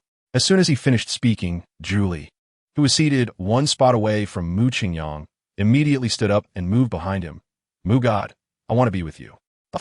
As soon as she said this, Xiao Zhan sprayed the wine in his mouth, his eyes filled with envy as he looked at Mu Qingyang. Alan's Adam's apple involuntarily bobbed a couple of times. He glanced at Julie and then at Mu Qingyang, his expression a mix of admiration and desire. It was understandable for these two young men to feel envious. But why was Director Zhang, an old man nearing 60, also swallowing hard? Chapter 394 the next day. Just as dawn was breaking, Julie's pinky finger suddenly moved. Then her eyelashes began to tremble, and her eyes slowly opened. What she saw was a huge floor-to-ceiling window, and through it, she could see the faint light on the horizon. Julie realized she was in a hotel room, but she couldn't remember how she fell asleep. And the more she tried to recall, the more her head throbbed. Although she was awake, her head felt heavy, so Julie decided to turn over and sleep a little longer. The next second, her heart nearly jumped out of her chest, because Mu Qingyang's face was almost at 0 distance from hers. Hiss! Julie wanted to scream, but in the end, she only inhaled sharply. She instinctively checked her clothes and was relieved to find them neat. How did I end up in his bed? Did he drug me? What was my assassination plan from last night? Her head was buzzing. Forget it. At least this is a good opportunity. Mu Qingyang died. Just as Julie was preparing to spring out her sleeve knife to cut his throat, Mu Qingyang hugged her tightly and murmured, it's still early for the competition. Let us sleep a little longer. Julie instantly froze. Moving now would surely wake Mu Qingyang, and there would be no chance for assassination. But she couldn't let him take advantage of her for nothing. Chapter 395. Mu Qingyang had not announced which guests would be invited to this variety show. This feeling of opening a blind box made both online and offline audiences incredibly eager. Mu Qingyang stood backstage with a group of big-name stars, and before long, the host introduced them. Next, let me reveal the judging panel for Mu Girl. First up is the Chinese pop king, one of the world's top 10 creative geniuses. Acclaimed as the music emperor, Alan. Alan hadn't recorded a variety show for many years and was rarely invited to any program. So as soon as the host finished speaking, the entire venue erupted with cheers and shouts. After about half a minute, the atmosphere gradually calmed down. The host continued. The second guest is the newly crowned international diva, who became a global sensation in just 6 months and is hailed as the electronic music goddess, Zhuo Kersin. The cheers remained fervent, no less than for Alan. Then the host introduced Zhang Runan, Liu Yifei, and Xiao Zhan. All of them were currently very popular, and the atmosphere in the venue surged wave after wave, with the heat on various live-streaming platforms skyrocketing. Finally, Mu Qingyang made a grand entrance, and the host simply said 4 short words. We invite Mu God. Chapter 396. After selecting Lung Shuang, Zhuo Kersin sent Mu Qingyang 2 messages. Young Master Mu, don't mess around. You just got criticized for Bai Qing's matter, and now you're openly breaking the game rules, even letting contestants get close to your face. You're a god in the eyes of netizens. Do you still care about your reputation? If you really like those two, do whatever you want off the show, but can you be serious on program? Mu Qingyang knew that Zhuo Kersin meant well, but there was no way to explain, so he could only reply, got it. To be honest, Mu Qingyang didn't care much about titles like God or Big Shot. Even if netizens jokingly called him Little Mu, it didn't matter much. But not caring didn't mean he wasn't curious. He wanted to know how netizens would evaluate his recent behavior. So he opened Douyin and found the live stream of the program, where these matters were being wildly discussed in the comments. Damn, this girl named Lung Shuang is really stunning. I feel like only Su Meyer can match her. Anyone else is just a bit less pretty. Do you know why Mu God chose her for the team? I would choose her too. But honestly, I don't have Mu God's courage. He is truly genuine. Chapter 397. After the dinner ended, Mu Qingyang dismissed the other team members and kept Bai Qing behind, saying he wanted to teach her some acting skills so she could advance smoothly in tomorrow's competition. In the team room, Bai Qing returned to her lively and cheerful state, sweetly smiling at Mu Qingyang. Thank you, Mu God, for treating me to dinner, for choosing me for the team, and for teaching me acting skills. Thank you, thank you. Mu Qingyang waved his hand. It's nothing, Bai Qing. You remind me of a dear friend of mine. I can't help but want to be nice to you. Really? Who is she? Bai Qing asked with a curious look. Mu Qingyang pretended to be profound. She was a goddess I loved, but couldn't have when I was young. But she is now married. Fortunately, I met you, Bai Qing. Can I always treat you well? Mu Qingyang deliberately stirred up some emotions to gain favor. But Bai Qing didn't seem particularly moved. Instead, she smiled awkwardly. Is that so? Hee, thank you for your kindness, Mu God, but let us skip it. This was a clear rejection. But Mu Qingyang felt more puzzled than awkward. Am I not the dream of 800 million girls? Is this the outcome of my active affection? It shouldn't be. Chapter 398, while Mu Qingyang was leisurely tidying up, Director Zhang's call came through. Boss Mu, did you drink too much yesterday? The program has already started recording. Hurry over. Mu Qingyang still looked completely unfazed, lazily saying, Got it, keep recording, I'll be there in half an hour. What, another half an hour? The audience not on site is going crazy, booing everywhere, and the comments on the live streaming platforms are full of curses. Even the program staff's mothers are about to lose their tempers. All right, I'll be there in just over 10 minutes. After quickly washing up, Mu Qingyang stepped out the door. To be honest, he was feeling quite low. Zhu Li had left, and Leng Shuang had a big issue with him. Bai Qing's attitude didn't show much hope either, and he felt that it was unlikely he would gain much favor from this variety show. Mu Qingyang had already made up his mind. If today's recording yielded no results, he would end the competition as quickly as possible and seek other methods. At the recording site, the show was already in full swing. The boos from the audience completely drowned out the host's voice. The judges were awkwardly silent, and Director Zhang was pacing anxiously backstage. Chapter 399, after the recording ended, Mu Qingyang went to Su Mayor's house. After some playful antics, he sat on a lazy sofa on the balcony, smoking. The sunset glow was beautiful, and Mu Qingyang's mood was also quite pleasant. He planned to take a vacation after acquiring the skills of Bai Qing and Leng Shuang, spending a few carefree years with some beautiful companions. He had enough money, and his shortcomings were also addressed. It was time to enjoy life. Just as Mu Qingyang was daydreaming about where to vacation, his phone rang. He picked it up and saw it was from old Master Dongfang. He pressed the answer button. Grandpa Dongfang, what is up? Dongfang Zhan's tone was very serious. Don't go abroad recently, and be cautious even within the country. The beautiful country is making big moves against you. Mu Qingyang's heart tightened, and he hurriedly asked, What is going on, Grandpa Dongfang? Can you tell me in detail? Dongfang Zhan pondered for 2 seconds. The beautiful country is pressuring the Ministry of Foreign Affairs under the name of the entire Western Alliance. They suspect you are an alien species and are demanding that Huaxia hand you over. What does the higher-up say? You are a citizen of Huaxia, have made contributions, and are currently a national idol. The higher-ups have temporarily withstood the first wave of pressure. Mu Qingyang paused. Chapter 400 as soon as Mu Qingyang finished speaking. The bullet screens on major live streaming platforms exploded. Oh my God, my favoritism towards you is blatant, even if everyone sees it. Mu God, how can you be so cool? It's over, I'm completely head over heels. What kind of virtue does that girl Bai Qing have? Mu God is so nice to her. I admit I'm jealous. Really, I'm filled with jealousy now. I'm submissive in love, like a simp. Mu God is unyielding in love, like a wolf warrior. I've realized. Ultimately, a total of 9 people entered the top 8. The host timely announced, Let us congratulate the girls who have made it to the finals. Tomorrow, the competition will determine the champion, runner-up, and 3rd place, and select the female lead and 2nd female lead for Mu God's new drama. Please tune in on time. Before she could finish her sentence, Mu Qingyang interrupted, No need to wait until tomorrow. Let us shoot together today. The host was taken aback. She had been in the industry for nearly 10 years, hosting countless shows, and had never faced such an obvious awkward moment or mistake. But this variety show was completely unconventional, making her seem like a rookie. Chapter 401 Mu Qingyang was deep in thought about Leng Shuang and Bai Qing's situation. Does this mean my good looks aren't working anymore? Hey, can people with such preferences be turned around? I'm a complete novice in this field. If it doesn't work out, can we just be buddies? How about taking them to karaoke, foot massages, or playing games together, drinking and having skewers? Let us try it first. Hopefully it'll work. Thinking of this, Mu Qingyang hurried to the hotel where Leng Shuang and Bai Qing were staying. Unfortunately, their room had already been checked out an hour ago. Mu Qingyang found Leng Shuang's number and called. "What is up?" The voice on the other end was as cold as ever. "I want to talk to you about the movie. I've also invited director Zhang and the screenwriter. Where are you? I'll come pick you up." Mu Qingyang found the most unrefusable excuse. "No need, we're already on the plane." "It's okay, you're heading back to Magic City, right? I'll fly over to find you." Mu Qingyang didn't want to waste any time.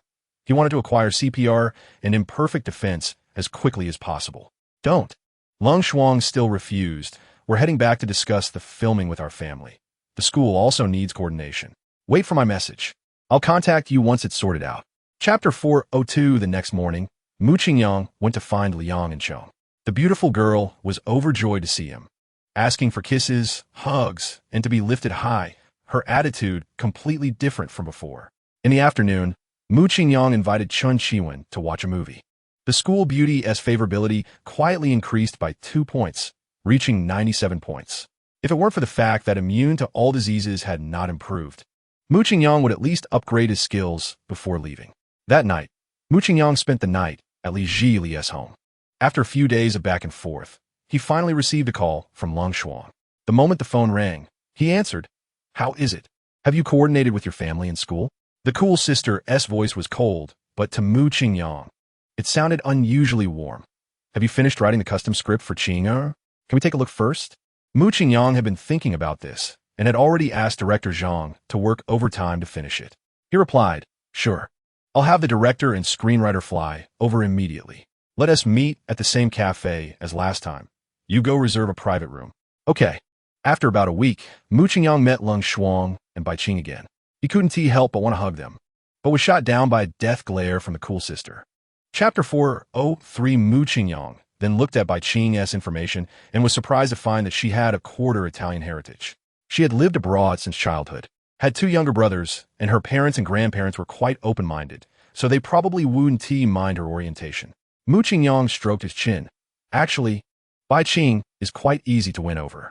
If it weren't for Leng Shuang's interference, I might have already raised her favorability to over 70. As long as I can eliminate Leng Shuang's hostility, winning over Bai Qing would be a natural thing. The priority now is to help the cool sister gain her parents' understanding. Time quickly passed to 6:30 p.m., and Mu Qingyang changed into formal attire and headed straight to Shuxiangju. Pushing open the private room door, 2 middle-aged people were already seated at the dining table. A refined man and an intellectual woman. From their faces, one could see 3 to 4 points of Leng Shuang's resemblance. Mu Qingyang smiled and greeted, "Uncle Wenda." "Aunt Fu, hello." Leng Wenda stood up and extended his right hand. "I didn't expect it to be Mr. Mu Qingyang. I've long heard of your name. Please take a seat." "Uncle Wenda, you're too polite." After sitting down, Mu Qingyang went straight to the point. "You know that Leng Shuang and I are filming together, right?" Leng Wenda nodded. "Shuanger has mentioned it to us." "Thank you, Mr. Mu, for taking care of our daughter. This girl has a strange temperament, so I hope you'll be more understanding." Chapter 404. Mu Qingyang quickly washed up, draped in a bathrobe, and sat down on the living room sofa, lighting a cigarette and deep in thought. "It's only been a little over an hour since I left the restaurant. Did Leng Shuang's parents agree to my conditions and call her over to confront her?" His favorability had soared to 14 points, bringing Bai Qing's favorability to 69 points as well. Damn, every time I come here I get stuck for a moment, otherwise I could definitely push it over 70. Now that I've used my ultimate move, I couldn't even get past the first level. What should I do next? Tomorrow I'll test their reactions first. If their attitudes change, I can just keep being nice. Now everyone admires them. They're thriving and galloping, yet I still have to be a sycophant. What a failure. Fortunately, both Leng Shuang and Bai Qing have top-notch figures and looks, and their skills are among the best of the best, so I can accept that. I'll flatter them. As long as I get CPR and imperfect defense, I won't just be invincible after leveling up, I can be invincible right now. Besides, the current situation isn't up to me. Those people from the Western Alliance must be hiding something bad, and if I don't get the strategy reward soon, I might fall into a passive position at any moment. Chapter 405. In the car, Mu Qingyang turned the music up loud, and his mood was not only not low, but quite happy. His sudden change in attitude wasn't a sign of giving up, but rather he realized something. Leng Shuang was right. They had already considered him a very good friend. With a favorability rating close to 70, in terms of friendship. Isn't that practically a best buddy?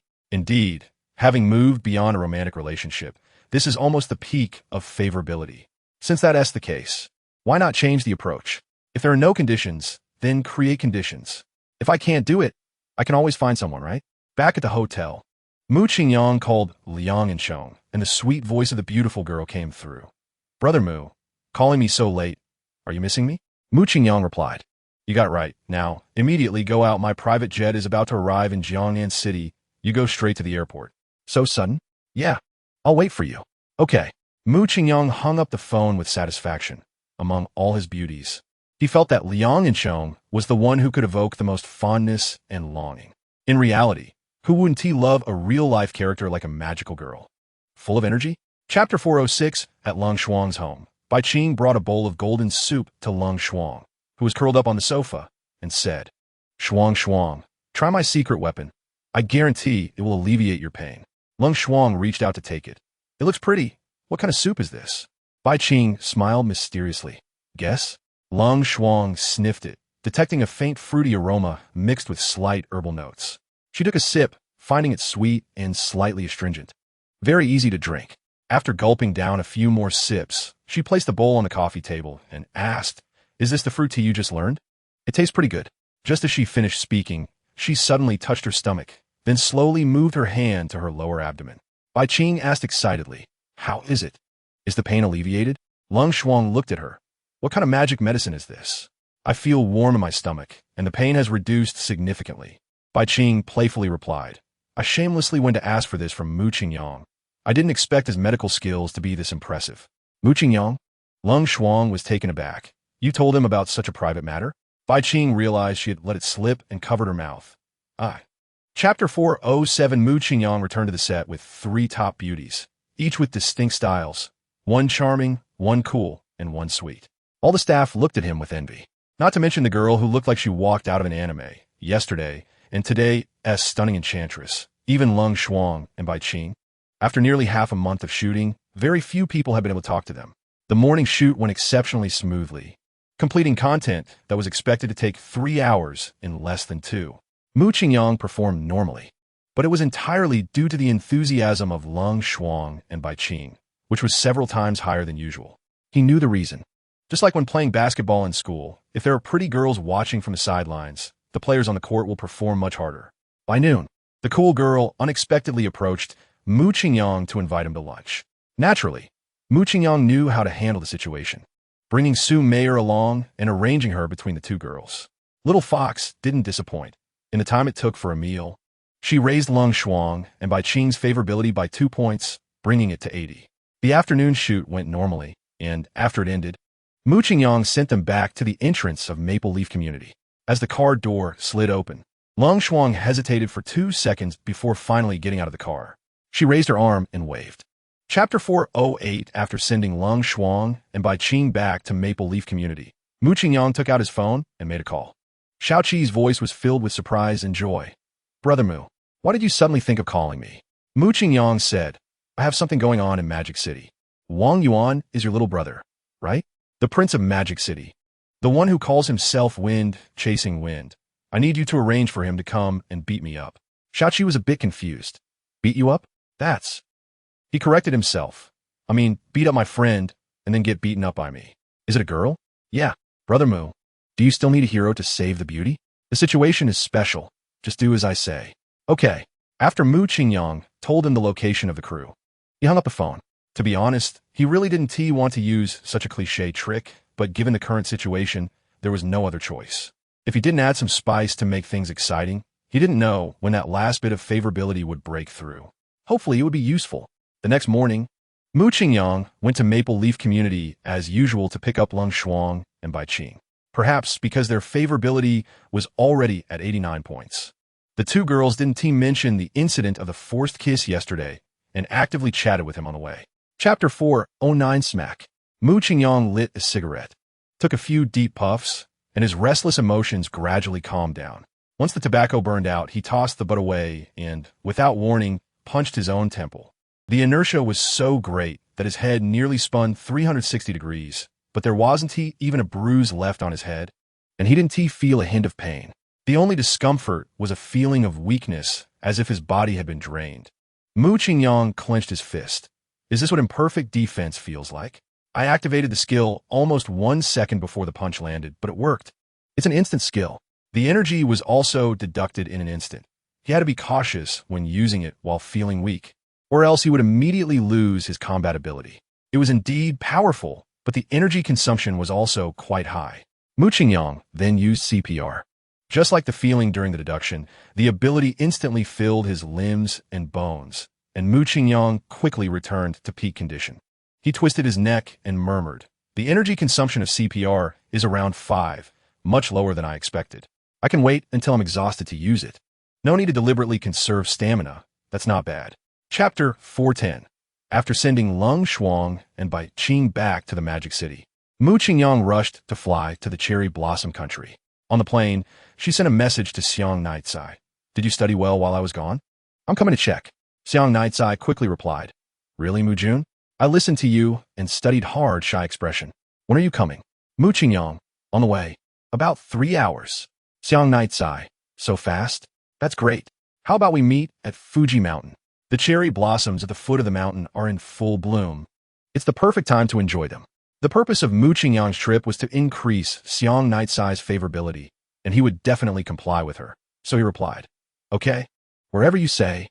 In fact, it didn't matter where they went. What mattered was who he went with. Just as the message was sent, Mu Qingyang immediately received a system prompt in his mind. Xiang Nightsai's favorability 1, current favorability 91. He couldn't help but laugh. This girl's favorability is still so easy to raise. I remember last time I went to the Cherry Blossom Country, I got her strategy reward in less than a week. Not bad, I'm very satisfied. Xiang Nightsai. Mu-san. If you say that, I will be shy. Chapter 411. After a 20-minute drive, the convoy entered a winding mountain path. This area should not allow vehicles, as several traffic inspectors in uniforms stood at the entrance. Indeed, as the vehicle approached, 2 inspectors came over, waving their reflective batons to signal them to stop. The S-680 came to a halt, and Koizumi Takahiro poked his head out of the driver's window. The 2 inspectors immediately froze, one of them too scared to speak, while the other stammered, "Minister Koizumi, how did you come up here?" Koizumi Takahiro brushed off his hands. "My brother came to see the cherry blossoms. Move aside." As far as the 2 inspectors knew, Koizumi Takahiro was already the oldest brother of the Koizumi family, capable of crushing them with a mere finger. If he wanted to go up the mountain, they wouldn't dare stop him. Now, there was his older brother in the car, and Koizumi Takahiro was personally driving. The 2 didn't dare hesitate and hurriedly made way. As the vehicle slowly started, Mu Qingyang pressed down the window and said lightly, "Block all vehicles except for the Benz." After speaking, the window slowly closed again. The 2 inspectors let out a heavy sigh and bowed deeply as they watched the S-680 leave. Chapter 412. The bombardment from the electromagnetic cannon shifted from dense to sporadic, and finally came to a complete stop. Mu Qingyang saw the tall European soldiers throw away their firearms and rush in from all sides. He laughed. "Out of bullets? That thing has quite a bit of power. But its endurance isn't great. High technology can't compete with me. With your mere 10 flesh and blood bodies, what can you do even if you're on drugs?" Mu Qingyang grabbed all the steel balls from his pocket and then scattered them around like a celestial maiden scattering flowers. This time he saw very clearly that each ball clearly embedded itself into the flesh of the rushing bio-warriors. Some even shattered their foreheads and pierced their eyes. But these people seemed to have lost their sense of pain, rushing toward Mu Qingyang without pause for half a second, still charging at him like wild bulls. Just in time. Close combat is my strong suit. A wicked smile appeared at the corner of Mu Qingyang's mouth as he moved like a ghost. In an instant, the blurred black shadow spun a few times, and the previously fierce 10 or so people all fell down like zombies, the entire encounter taking less than 10 seconds. Mu Qingyang, without any hesitation, fully activated the bloodline of the beast, was terrifyingly powerful. Chapter 413. Mu Qingyang looked at the increasingly distant figure with a twinge of bitterness in his heart. Damn it, I've been charming and flirtatious for half a year, forming deep connections with so many top-notch girls, yet the one I want to capture the most sees me as an enemy. Just wait. I'll get the hand of God. By the way, Xiang Nightsai. Mu Qingyang was pulled out of the complex emotions of wanting to be a father, but being rejected by the child's mother, and turned to rush to Xiang Nightsai's side. He swiftly drew a short knife, and Xiang Nightsai let out a soft followed by him pressing his palm against her wound. In the puzzled gazes of everyone, Xiang Nightsai's pale face gradually regained its rosy color, and she quickly got up. She touched her wound in shock. "Mu-san, what did you do to me? Why do I feel better than before I was injured?" Mu Qingyang blew on his palm. "Divine medicine, holy hand. This isn't a big injury. Even if a knife were to be stuck in your chest for half an hour, I could still heal you in no time." Now that Mu Qingyang had the confidence to face all challenges, he no longer hid his abilities. Chapter 414. At Beijing International Airport, the C919 took off. According to the time difference, it would arrive in Washington just after 9 a.m. local time. Mu Qingyang waved off the flight attendant and reviewed the skill introduction of the Hand of God. Hand of God. The trajectory of thrown objects could be altered at will. Throwing distance within 1,000 meters, every flower, leaf, grain of sand can kill. Wonderful. Truly wonderful. Mu Qingyang closed his eyes, pulled out a cigarette, and pinched it in his hand. Then, with a thought, the cigarette bizarrely floated away. Even more strange was Mu Qingyang's consciousness world. He clearly had his eyes closed, yet he could feel the flight trajectory of the cigarette. This feeling was mysterious, like a radar, although there were no images. The surrounding scenery was clearly presented in Mu Qingyang's mind. The cigarette accelerated, suddenly stopped, made sharp turns, and finally flew accurately to the captain's mouth. The captain thought he was seeing ghosts, scared to death, and jumped out of the driver's seat in fright. Only when Mu Qingyang spoke did he stop crawling on the ground. "Don't be afraid, this is my magic, light one up to calm down." After saying that, a matte black metal lighter floated in front of the captain, automatically opened its lid, and accurately lit the cigarette.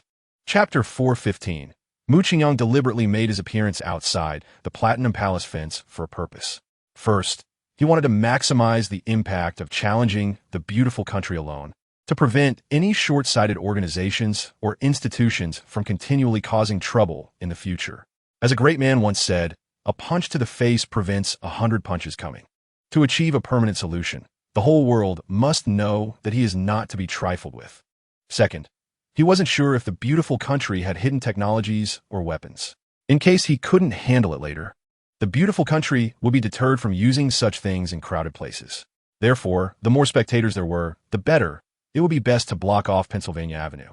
In the blink of an eye, the crowd surrounded Mu Qingyang, some impulsively howling as they lunged towards him, with a few even sticking out their tongues. Mu Qingyang had naturally anticipated this situation and leaped directly into the enclosure. No matter how fervent the locals were, they dared not invade the Platinum Palace. Being caught would mean a long time in prison. However, to get closer to Mu Qingyang, everyone outside the fence squeezed together desperately, shouting his name with all their might.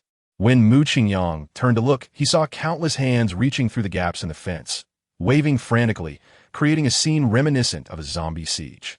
Chapter 416. At this moment, the dignified leader of a nation appeared as miserable as a criminal subjected to severe punishment. Countless devices were recording and uploading in sync, with photos and videos from the scene spreading rapidly across the internet like cancer cells. Planck knew better than anyone the predicament he was in. The dignity of the beautiful country rested on his every thought. So, he gritted his teeth and refused to back down. Wow, what a wonderful experience. It feels just like having a full-body spa. Mu, I still extend my invitation to you and will overlook what happened before. But you only have 5 minutes to consider it, as the Apache helicopters and M1A2 SCP main battle tanks are about to arrive at the Platinum Palace. Mu Qingyang's fingertips unconsciously spun in circles, making the leaves on the ground rotate with his movements. Planck thought his intimidation was effective and added another enticing offer. Mu, become a part of the beautiful country, and I will grant you permanent legal immunity. You can do anything you want anywhere, and the beautiful country will always back you. Mu Qingyang smirked, and Planck thought the temptation had worked, opening his arms towards him. In the next moment, Mu Qingyang's words sent him into an icy abyss. You're old and not afraid of death, but I wonder if your son and daughter are afraid. Oh, you have a few little grandchildren. I really can't bring myself to harm little ones. Chapter 417. Mu Qingyang turned his head and indeed saw a large group of people at the entrance, with blacks, whites, and yellows all mixed together, led by a tall, thin black man rushing towards him with a camera. Soon, the crowd arrived, and a tall, thin black man walked straight up to Mu Qingyang. Hello, Mr. Mu. I am UN Secretary General Andre. The fuss you're making is quite large. May I ask what it's for? Mu Qingyang glanced at him. I don't need you for anything. Just show your face and stand next to Plank. Andre, who usually dealt with dignitaries from various countries and was treated with respect, found this young man looking at him with contempt. Surrounded by reporters from the United Nations Communications Agency, with cameras pointed at him, he felt he would lose face if this aired. Andre coolly prepared to reprimand him. But Plank hurriedly stopped him. Secretary General, once you arrive here, your life no longer belongs to you. Mr. Mu can take your life with just a thought. Don't say anything, just come and stand. Andre had heard of Mu Qingyang's deeds and was shocked by his abilities. But he never expected it to be this absurd. With so many armed helicopters and armored tanks, could they really be controlled by just one person? Chapter 418, Plank. The leader felt Mu Qingyang place a hand on his shoulder and pull him closer. One last thing, face the camera, sincerely repent, and then get lost. Plank's face twisted in reluctance to speak, but Mu Qingyang casually added, I heard your eldest son is in Manhattan. It's only a few hours away. Only then did Plank shake his head. No one understands the beautiful country better than I do. It is prosperous, advanced, great, and powerful. Mr. Mu has done nothing wrong. He is kind, friendly, and just an idol to all people in the world, a superhero in reality. It is our narrow-mindedness that we want to control everything, so we cannot tolerate him and harm him. On behalf of the beautiful country's Federal Bureau of Investigation, the Ministry of National Security, and the countries of the Western Alliance, I sincerely apologize to Mr. Mu Qingyang. That's enough. Mu Qingyang waved his hand, get lost. Plank couldn't believe it. Can I really leave? Mu Qingyang pointed to the helicopter above. Call one down to pick you up. Don't waste my time. As Plank left, Mu Qingyang addressed the camera. The upcoming scene will be very bloody. I urge the onlookers to step back to avoid getting splattered with blood. Chapter 419. The Apache helicopter landed, and Plank hurriedly ran over. He forced a smile and said, Mr. Mu is truly a superhero in the world. The beautiful country has experienced your power, and I swear we will never be your enemy again. Mu Qingyang nodded. Got it, get lost. Plank paused. Is Mr. Mu planning to rest a bit longer? It's fine. The Platinum Palace hasn't been seriously affected. Would you like to come to my office for a sit? Mu Qingyang waved his hand. Stay where you are. I don't have time to deal with you. Plank didn't move, thick-skinnedly, smiling beside him. If Mr. Mu has anything he wants to do, just let me know. I will absolutely do my best to meet your requests. Mu Qingyang stared at him. Wait a moment. I need to make a call. After walking about 10 meters away, Mu Qingyang found Julie's number and dialed. The beautiful voice on the other end was cold. What's the matter? I'd like to invite you for a coffee. I'm currently in the beautiful country. No time. I'm on a mission. Already so busy after just becoming the director. Do you want me to help you take a few years off? No need. I really like my job now. After Julie finished speaking, she hung up. Chapter 420. High in the sky, a burning aircraft nose was rapidly descending. When it was less than 500 meters from sea level, 3 2-meter-long missiles struck the nose from several directions simultaneously. A brilliant firework exploded in the air, and after the flames and smoke dissipated, scattered debris fell, making Mu Qingyang's body appear as a large mass. On the aircraft carrier's deck, Ross's left cheek was twitching uncontrollably. He slowly lowered his binoculars, incredulous. How is it possible that the anti-ship missile clearly hit the target?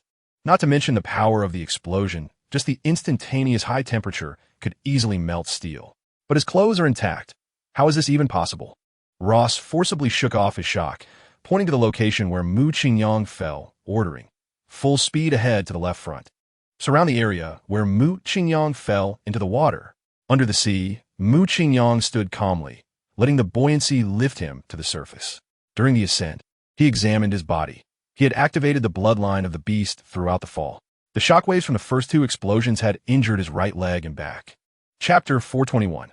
As the countdown reached 13 seconds, Mu Qingyang swam at full speed to the front of the aircraft carrier. He couldn't gamble that the person he had just spoken to, being a commander of the carrier group, wouldn't have the iron-fisted capability to detonate the bomb. If Julie is blown to death, he will feel guilty for a lifetime. He is also betting on Julie. I'll wager another life against you. This time, revealing myself will almost certainly lead to a power-up. If it increases Julie's favorability to 90 points, it won't be too much of a loss. If not, Mu Qingyang has decided never to care about her life again. Ha ha ha ha ha ha. On the deck, Ross was laughing loudly. He pointed his fingers sharply at the seabed and said fiercely, Mu Qingyang. Because of you, the fleet sacrificed nearly 300 officers and soldiers. The crimes you have committed deserve 1,000 cuts. Accept your death obediently. I swear to God, the beautiful country will treat Julie well. After your child is born, they will receive the best education. And when they grow up, they will become a superhero of the beautiful country, admired by the whole world. You must die today. This is your best destination. Chapter 422. The fighter jet flew north, heading towards the Capitol building of the beautiful country. As it approached the white building, which was almost indistinguishable from the Platinum Palace, Mu Qingyang pressed the ejection button, and the fighter jet plunged straight down, ultimately hitting the tip of the building precisely. As the parachute floated down, the area around the building was already under alert, with police cars flashing their lights and armed officers everywhere. Mu Qingyang tore off the parachute pack, took Julie's delicate hand, and swaggered towards the Capitol entrance. Hundreds of guns were aimed at them, but no one dared to approach or fire a shot. After a moment, an Apache helicopter arrived, and Prank stumbled out of the cockpit, crying and shouting, Mr. Mu, God Mu, this is all my fault. It was my idea. Please don't destroy the city or harm civilians. I'm willing to pay the price. Mu Qingyang exhaled a puff of smoke and said indifferently, What are you willing to pay? Prank replied solemnly, If it will ease your anger. I'm willing to give my own life. Mu Qingyang sneered. Is this a way to show off in front of the media? Trying to portray yourself as a good leader and the country as a good head? Chapter 423. The next day, Mu Qingyang boarded a plane back to his country. When he landed at Beijing International Airport, it was exactly noon, and he went straight to Dongfang Fuling's house. Is the old man resting? Mu Qingyang hummed a tune as he walked through the gate and saw the old man sitting under the ginkgo tree drinking tea. Oh, isn't this Mr. Mu Qingyang? No, it's God Mu. Please have a seat. Dongfang Zhan stood up to give up the main seat. What are you doing? You sit. I'll go find Fuling. As Mu Qingyang spoke and was about to leave, the old man grabbed him. Fuling, come out. The old man shouted, then turned around with a smile to pour tea for Mu Qingyang. Just let her come out to see you. We'll drink tea. Mu Qingyang took a sip and smiled. Have you watched the news these past few days? The old man chuckled. I have. All the major news outlets are reporting. You are now a hero in the hearts of the people, and some want to build a temple for you. Build a temple? Mu Qingyang chuckled. What? Are they going to worship me? Of course. You're a living god. That's too exaggerated. Even if you make a wish, I might not be able to fulfill it. Who knows if my wish will come true? Dongfang Fuling walked out of the house, wearing a white dress, still looking ethereal. Chapter 424. 3 days? Why didn't you say 3 hours? Mu Qingyang shouted in anger. The world is so big. How do I know who has this skill? Even if I find it, I still have to raise the favorability to 90 points. You might as well ask me to fish a needle out of the sea. That would be more realistic. When the time-space deity sent the divine thought, it marked the coordinates. I can tell you. Then why not just give me the skill directly? Increasing the favorability of the opposite sex is a test from the gods for contract spirit users. They must obtain it themselves. What kind of test is this? Testing how to pick up girls? It's a test of the contract spirit user's ability to obtain the power of belief. Power of belief? What is that? The source of divine power. Is it God's strength because of believers? If that is the case, everyone has faith. Why only girls with over 90 points have Gonglir rewards? The higher the attractiveness, the more belief power is generated, and your divine power is too low. Currently, you can only sense the opposite sex with over 90 points. After your divine power increases, you will be able to sense and accept smaller amounts of belief power. So the favorability of girls towards me is actually the power of belief? Exactly. What if I go to the Celestial Palace and gain the belief of all the Celestial Palace people? Chapter 425. Me? Sophia pointed at herself in surprise. Did you get it? Mu Qingyang shook his head. Not yet. Sophia said nervously. What will you do? Aren't you going to the Celestial Palace in 2 days? Yes. 2 days should be enough. Is there any restrictions? Mu Qingyang nodded. Sophia, you're really smart. Raise your favorability to 90, and I can get the skill. What is it now? 70. Why is it so far behind? You have the highest initial favorability among all the girls I know, a full 69 points. I'm confident. Huh? How did that 1 point go up? When I kissed you. Sophia struggled a bit. Let me down. Mu Qingyang did as told. Look into my eyes. Mu Qingyang did as told. Kiss me. Mu Qingyang did as told. Sophia, favorability 1. current favorability 71. Sophia, favorability 1, current favorability 72. Sophia, favorability 1, current favorability 73. Sophia, favorability 1, current favorability 74. Chapter 426. The commotion continued for several minutes without calming down, and instead showed a trend of escalating. Mu Qingyang saw several contract spirit users fleeing outside the temple.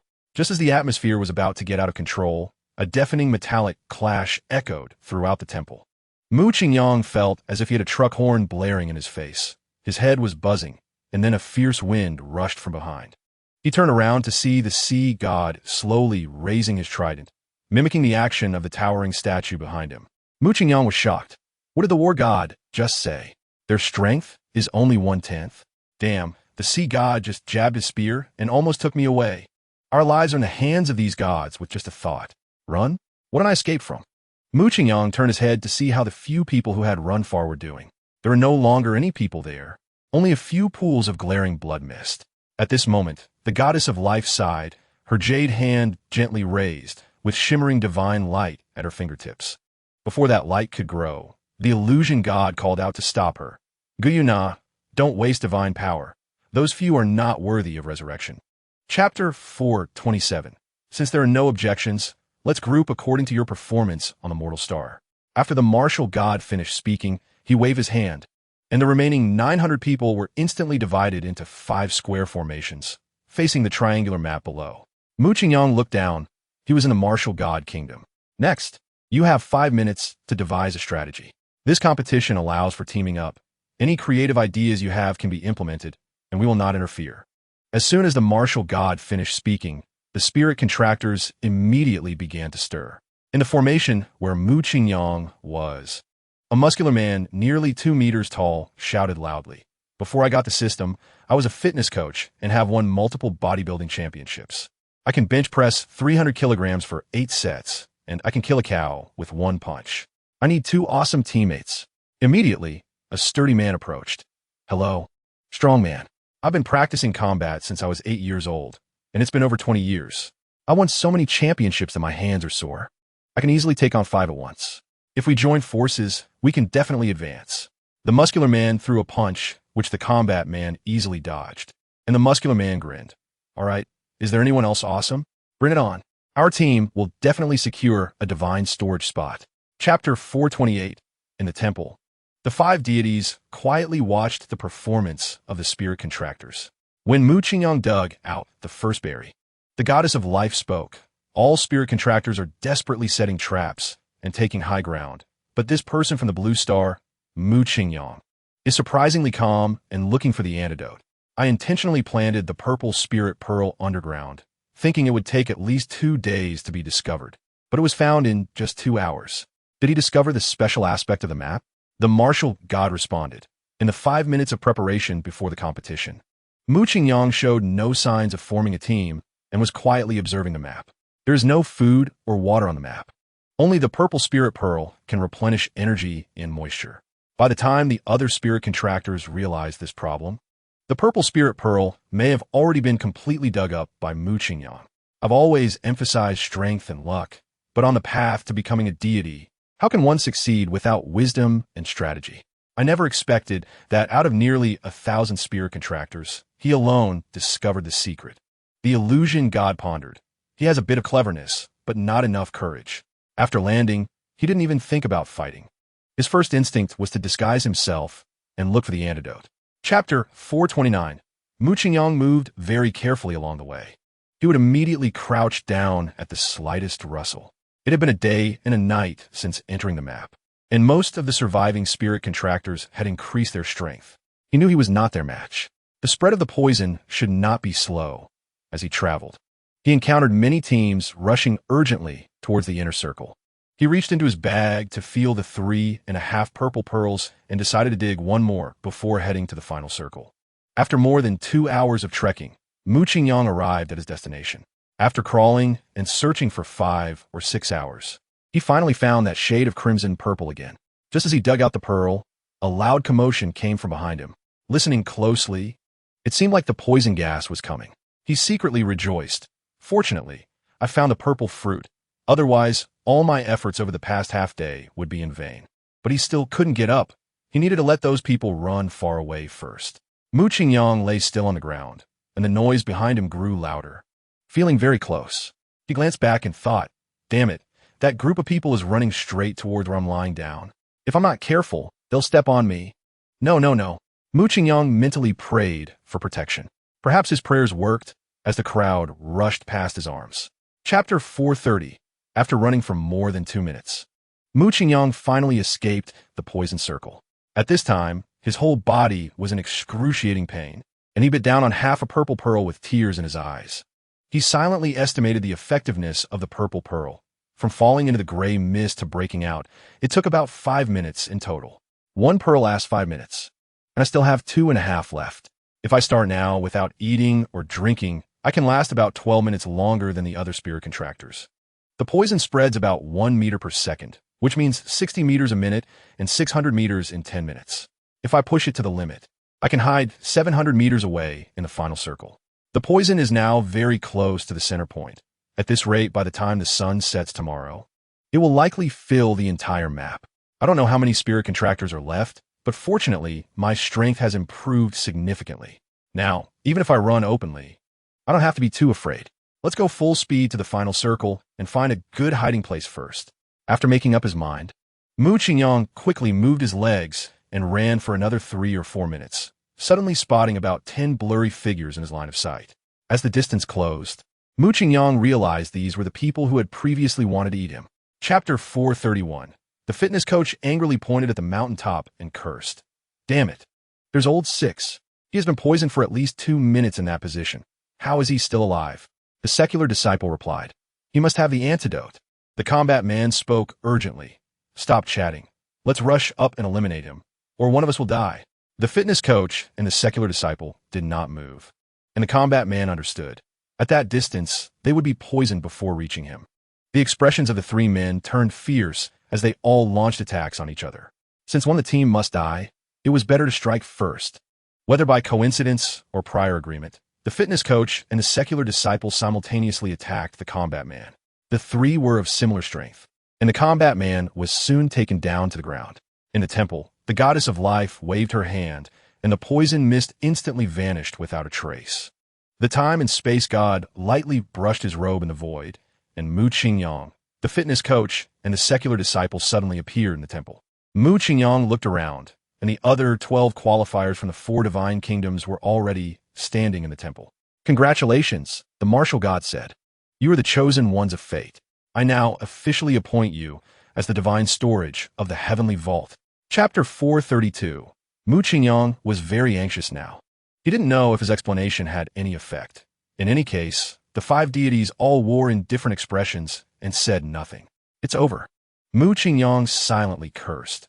Isn't the goddess of life supposed to be a great benevolent figure? She helps strangers. I chose you. You're like half my master. Why are you treating me like this? All right. Don't let me survive and become the almighty god, or I will beat you to death. After a suffocating silence, the martial god spoke. Mu Qingyang returns to the martial god kingdom. The first phase of the trial is over. Immediately, Mu Qingyang felt darkness envelop him, and when his vision cleared again, he found himself in a magnificent palace. Mu Qingyang looked around. The palace was solemn and dignified, yet exuded luxury everywhere. Many glowing gemstones and brilliantly colored glass were things he had never seen on Blue Star, especially the fiery red throne in front of him, which seemed to have flowing magma, was particularly stunning and fantastical. The martial god lay lazily on the seat, his expression carrying a hint of wicked charm. Looking nothing like a deity. Muscle man, bald guy, little clever one, welcome to my divine residence. Let me introduce myself. I am Long Kong. You can call me Lord Long Kong or Divine Sovereign. Chapter 433. The muscle man instantly changed his expression, glaring at Mu Qingyang with hostility. Kid, the idea was mine. Why do you get to make the grand entrance and reap the benefits? What if we praise you and you end up slandering us? We wouldn't have anywhere to explain ourselves. Mu Qingyang shrugged. So what? Let us just end it here. No need to waste words. After saying that, he walked towards the exit. Just as he stepped out the door, a beautiful young girl greeted him with a bow. Hello, Divine Sovereign. I am your personal attendant, Xiao Rue. Do you need me to take you to your room? Mu Qingyang took a careful look at Xiao Rui. Her figure and looks were already approaching a score of 90. No wonder she could work in the divine residence. He nodded. All right, Xiao Rui, lead the way. After passing through several white jade corridors, Mu Qingyang arrived at his guest room. It was no exaggeration to say that it was more luxurious than any royal bedroom he had seen on television by at least 10 times. The room was decorated with all kinds of rare and dazzling treasures, the shimmering light making the room exceptionally bright. Xiao Rui, Mu Qingyang asked, touching a gemstone the size of an egg, how much can this thing sell for in the martial god kingdom? Chapter 434. The dishes Mu Qingyang ordered were all quite good, and he finished them without leaving a single bite. The meal cost 168 martial god coins, and Mu Qingyang gave 200, not wanting change. Having been accustomed to spending lavishly on Blue Star, he couldn't change that habit immediately. Besides, money was piled up in stacks on the shelf, so he didn't mind spending it. After leaving the restaurant, Mu Qingyang strolled back to the divine residence at a leisurely pace. As soon as he reached his room's door, Xiao Rui came up to him. Divine Sovereign, do you need me to help you prepare dinner? Mu Qingyang shook his head. No need, I just had a casual meal on the street. Xiao Rui whispered. Then may I help you bathe and change? Mu Qingyang nodded. Yes, that would be great. After being a wild man in the temple for a few days, I really want to have a good wash. Hurry and fetch some water. Soon, the bath was filled with water. Xiao Rui gently helped Mu Qingyang remove his clothes. When it came to the last pair of boxers, Mu Qingyang could clearly feel Xiao Rui's hands trembling. All right, let's just do it this way. Mu Qingyang didn't want to create an awkward situation, so he stepped into the bath. Xiao Rui gently responded and knelt behind him, beginning to massage him. Ahahaha, so luxurious. Chapter 435. The next day, Mu Qingyang woke up early. Just as he finished washing up, Xiao Rui entered with a stack of glittering garments. Divine Sovereign, this is your formal attire for today's pilgrimage. Let me help you change. Mu Qingyang opened his arms, and one after another, exquisite and luxurious silk armor was put on him. Divine Sovereign, you look so valiant in this outfit. The people of the martial god kingdom will surely like you. Mu Qingyang adjusted the purple gold crown in front of the mirror and smiled. Indeed, people rely on their attire, just as horses depend on their saddles. I look so handsome that I now believe I am a god. Divine Sovereign, I believe you will surely become the new god. After Xiao Rui finished speaking, a ray of golden light floated out from her forehead. Mu Qingyang knew that her favorability had increased again. All right, if I become a god, you will be the greatest contributor, and there will be heavy rewards for you. After saying that, Mu Qingyang confidently stepped out the door. He stood in the main hall for about 10 minutes when a muscle man and the secular disciple also arrived. They didn't greet him and stood to the side with long faces. Mu Qingyang was pleased with the quietness and pondered the mysteries of the techniques taught by the martial god. A few minutes later, the martial god floated into the great hall with a yawn. Chapter 436. On the high platform, the martial god pressed down with one hand, and the noisy square immediately quieted down. The martial god took 2 steps forward and stood in the void. His voice was not loud, and the tone was even, but everyone in the audience could clearly hear, I did not intend to attend this pilgrimage ceremony because my injuries have not yet healed. After the martial god finished speaking, whispers filled the square. About 7 or 8 seconds later, a voice came from one of the 4 pavilions. Martial god, the battle with the evil clan has been over for more than half a year. After such a long time, even a life god cannot deal with that evil sorcery? The martial god replied, we have always been at war with the evil clan. 10 epochs ago, the celestial gate gave birth to the first almighty god, and the evil clan suffered a devastating blow and was driven out to the outer realms. Endless time has passed, and the struggling evil clan has actually given birth to a powerful being. He has 1 foot already in the realm of almighty gods. Only by joining forces with the other 4 deities were we barely able to force him out of the celestial gate. The evil being was also severely injured, but not fundamentally hurt. Given time, he could recover. If we give him more time, he might truly reach the level of an almighty god, taking advantage of his weakness. The other 4 deities and I decided to cultivate 5 mind spirits to completely eradicate the evil clan. Chapter 437. After Mu Qingyang finished speaking, the muscle man and the secular disciple almost couldn't hold back their laughter. Such extreme remarks would make any normal person think he was out of his mind. No one would like a leader who could potentially lead the country to destruction. Mu Qingyang would surely fail this round. However, the smug expressions of the muscle man and the secular disciple did not last long. Suddenly, hundreds of golden threads shot up from below the high platform, and they flowed in a continuous stream. What puzzled the muscle man even more was that he saw a thick golden light shooting out from the pavilion where Zhao Xuanji was. So thick it was visible to the naked eye. Moreover, after Mu Qingyang absorbed this power of belief, a faint golden vertical line appeared on his forehead, looking radiant. What is going on? The muscle man clenched his fists, his brows furrowed. I investigated with the monk. And the citizens of the martial god kingdom are by no means warmongers, and the vast majority detest war.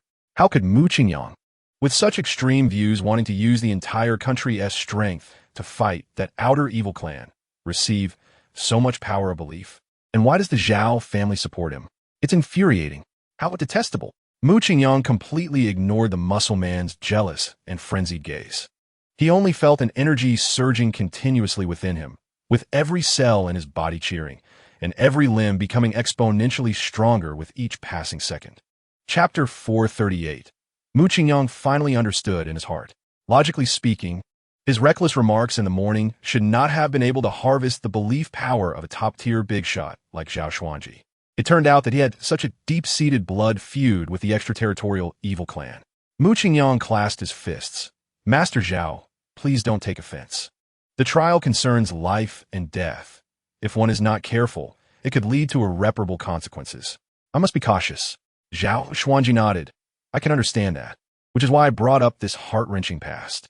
I resolutely support you in becoming a deity, Lord Mu. You can fully trust me. Mu Qingyang nodded. Then I will share my experiences from these past few days in detail. Lord Mu managed to pass the first trial with a 99 death rate, solely through wisdom and strategy. I Zhao admire you. Mu Qingyang let out a bitter laugh. Luck played a significant part as well. If I hadn't found those few purple spirit pearls, I would have been roasted and eaten halfway. Zhao Xuanji shook his head. Lord Mu, don't belittle yourself. Every spirit contract practitioner is born from the aura of heaven and earth, possessing great fortune. Your ability to stand out among many spirit contract practitioners shows that you are more capable of seizing the creations of heaven and earth. What seems like luck is actually a pattern. Lord Mu, you are destined to achieve greatness. Chapter 439.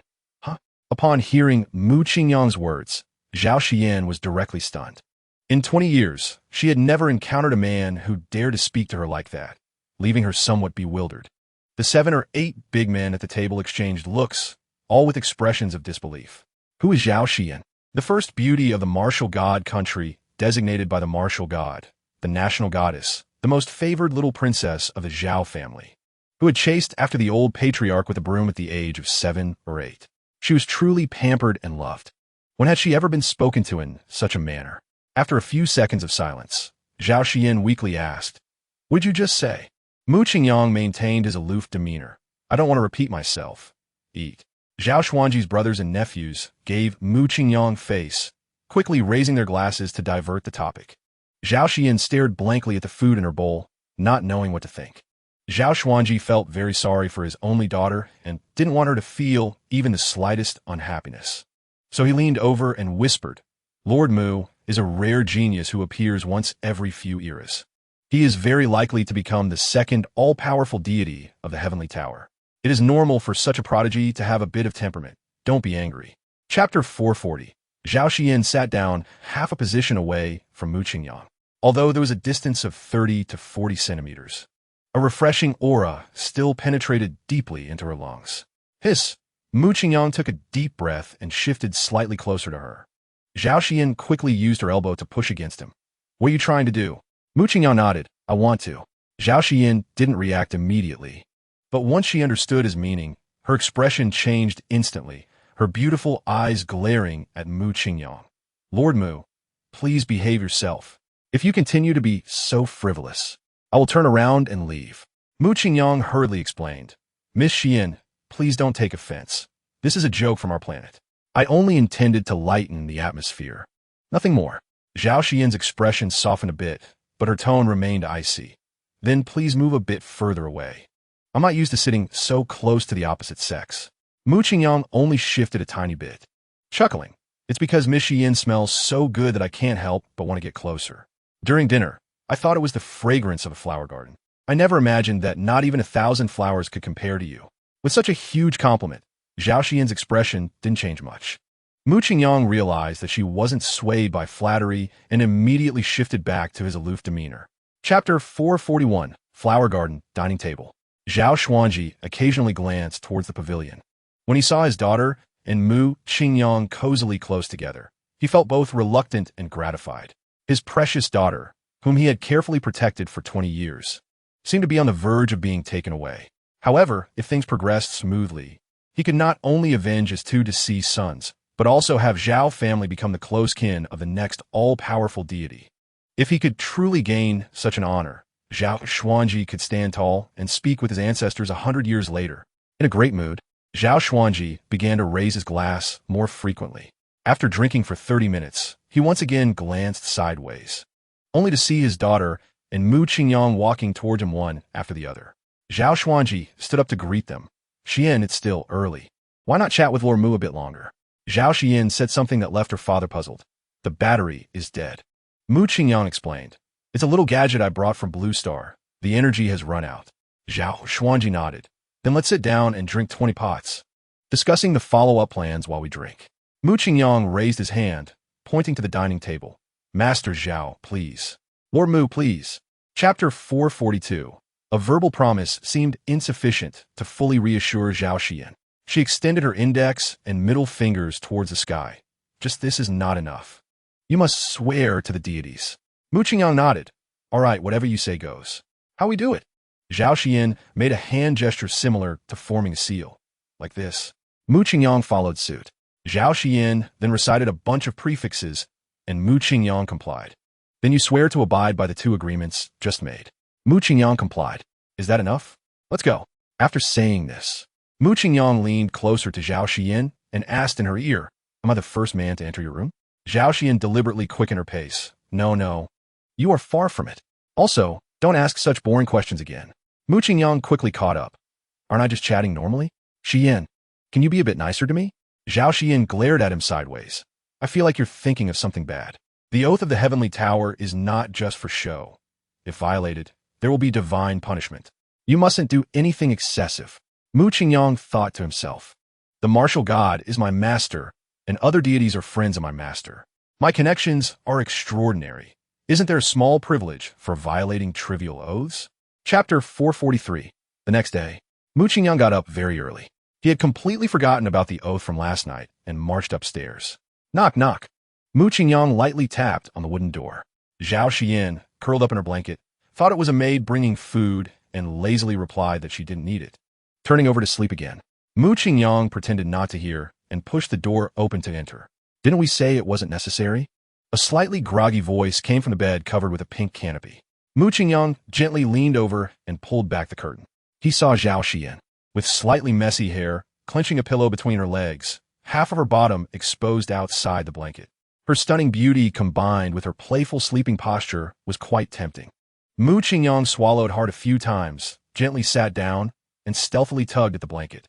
Yin, don't disturb me, get out quickly. Mu Qingyang ignored her and lay down, turning to hug Zhao Xian. Zhao Xian let out a dolphin-like scream. Quickly sitting up and holding the blanket in front of her, her pretty face flushed with anger. Mu to Mu Gong, whose surname is Mu. You actually trespassed in my boudoir? You even got in my bed? Aren't you too bold? Do you believe I will have the servants beat you to death? Chapter 444. The Ultimate Trial, Day 3. Mu Qingyang still rushed to Zhao Xian's room early in the morning. However, this time Zhao Xian was smarter. As soon as she heard the door open, she immediately opened her eyes. She tightened the blanket and nervously said, Mu Qingyang, what do you want to do again? Mu Qingyang smiled wickedly. What do you think? Zhao Xian wriggled back, holding the blanket tightly. If you keep this up, I won't let you stay in Linglong Pavilion anymore. I'm serious. Mu Qingyang laughed and stepped closer, reaching the bedside. He abruptly pulled open the bed curtain, intentionally wearing a lewd expression. How true is that? Zhao Xian had retreated to the bedside. Absolutely true. Mu Qingyang shook his head. That's really a pity. With that, he opened his hand, revealing a white, round ball the size of a quail egg. Then you won't be able to taste the snow cream I carefully made. It's much more delicious than bubble tea. Zhao Xian peeked out. Eh, is this real? Is it true? Mu Qingyang replied, whether it's real or not. You'll know once you taste it. The flavor cannot deceive people. Zhao Xian's jade-like hand stretched out from under the blanket. Then let me try it. Mu Qingyang withdrew his hand. Chapter 445. Inside the main hall, the three demigods were quietly comprehending divine techniques. After about 3 or 4 minutes, Mu Qingyang was the first to open his eyes. He clenched his fist, and in an instant, a golden mist enveloped his fist. Mu Qingyang smirked. Is this the embodiment of divine power? It feels like I can control it to do anything. With a thought, the divine power instantly transformed into a golden palm. He slapped the air twice, waking up the muscular man and the secular disciple. What has hit me? The muscular man covered his face and looked around. When he saw Mu Qingyang's cheeky smile, he reached out to grab Mu Qingyang by the collar. Was it you, kid? However, when his hand reached in front of Mu Qingyang's chest, it couldn't advance an inch. This was because the muscular man saw the golden mist blocking his palm. Divine power? Mu Qingyang smirked. No way. No way. You guys haven't figured out how to use divine power yet? Hurry up and help. The muscular man glared at the secular disciple, and the monk hurriedly raised his fist. The result was the same. Mu Qingyang remained motionless, but the punch could not land. Boring. Mu Qingyang casually waved his hand, causing the muscular man and the secular disciple to stumble back several steps. Chapter 446. The monk trembled in fear and repeatedly waved his hands. No, no. Brother Chong treats me very well. How can I kill him? I'm a secular disciple.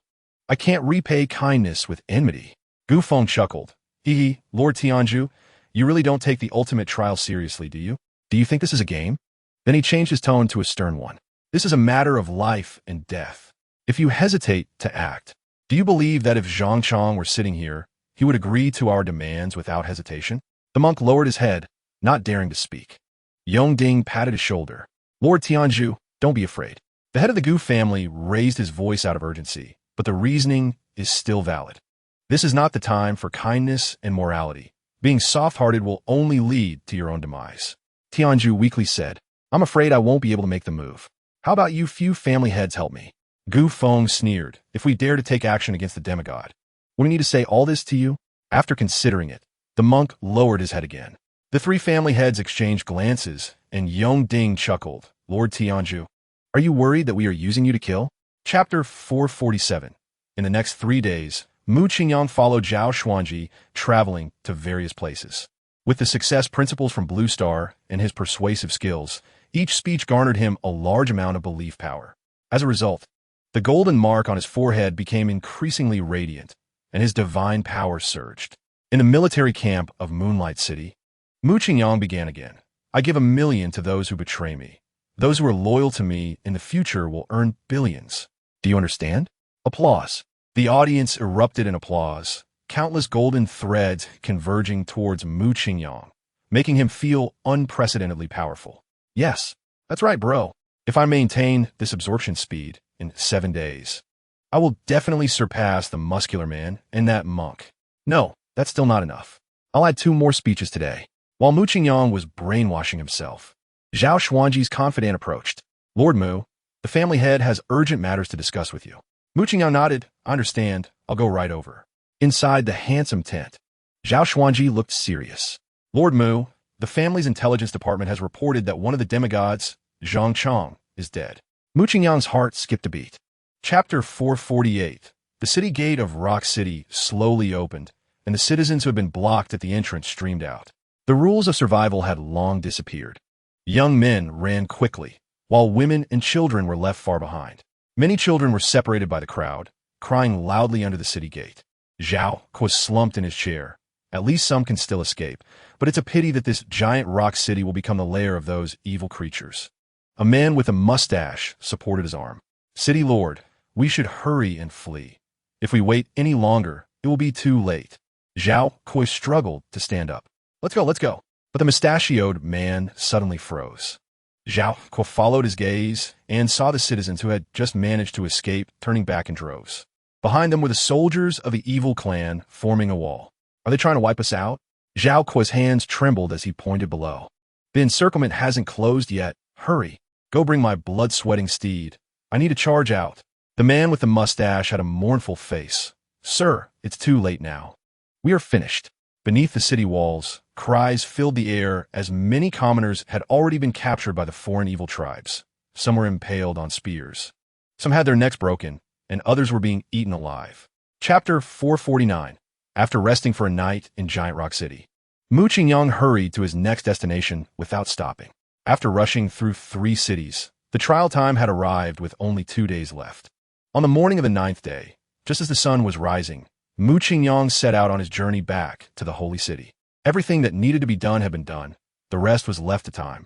At the same time, in the tea houses, theaters, restaurants, and bustling streets of various cities in the martial god kingdom, many people were suddenly seen holding sheets of rice paper. They handed out the papers to anyone they encountered and left quickly without hesitation. A refined middle-aged man in a black robe also received a sheet, and under the eager gazes of those around him, he read aloud, "Good news. Divine heir Mu Qingyang personally went to the border to fight against the evil tribe and save the dawn. In several life-and-death battles, Mu Qingyang had used this phrase to overcome difficulties. If I do not enter hell, who will? For the tomorrow of the martial god kingdom, I am willing to go to my death." With his selfless spirit and extraordinary combat power, Mu Qingyang turned the tide in several key battles for the martial god kingdom. The refined middle-aged man became more and more excited as he read, and after finishing, he couldn't help but comment, "This is how a divine heir should be. What is the use of giving speeches everywhere, every day? It's better to do something concrete for the martial god kingdom." Chapter 450. The room fell silent. And a few seconds later, Gu Feng said, "Mu Qingyang is currently holed up in the Zhao Mansion, where there are top martial arts masters. Going there would be seeking death." The monk smiled coldly. "Hee, can't we lure him out?" Young Dingwen shook his head. "It's difficult. Mu Qingyang's best choice now is to hide in the Zhao Mansion and wait for the trial time to end. He wouldn't be foolish enough to take risks at this critical juncture." The monk continued, "I do have a plan that guarantees he will definitely come out." "Let us hear it." Gu Feng glanced at him. "The 3 family heads can pretend to defect and offer great benefits, jointly inviting Mu Qingyang to gather. He must think he has already won and will definitely not suspect anything." "No way." Gu Feng directly refused. "If your assassination fails, we would become accomplices. If he really attains divinity, what will our end be? We might as well be buried with you in a few days." Young Dingwen and Ao Ba both pondered for a few seconds before also shaking their heads in refusal. The monk sneered, his voice chilling. "Do the 3 family heads not want to take any risks at all? Is there really such a good opportunity in the world?" Chapter 451. On the top floor of the Misty Rain Pavilion, in the Cloud Travel private room, Gu Feng raised his glass. "Lord Mu, I congratulate you in advance on becoming the new martial god of the martial god kingdom. Previously, I was blind and did not recognize a gem. I hope you won't hold it against me.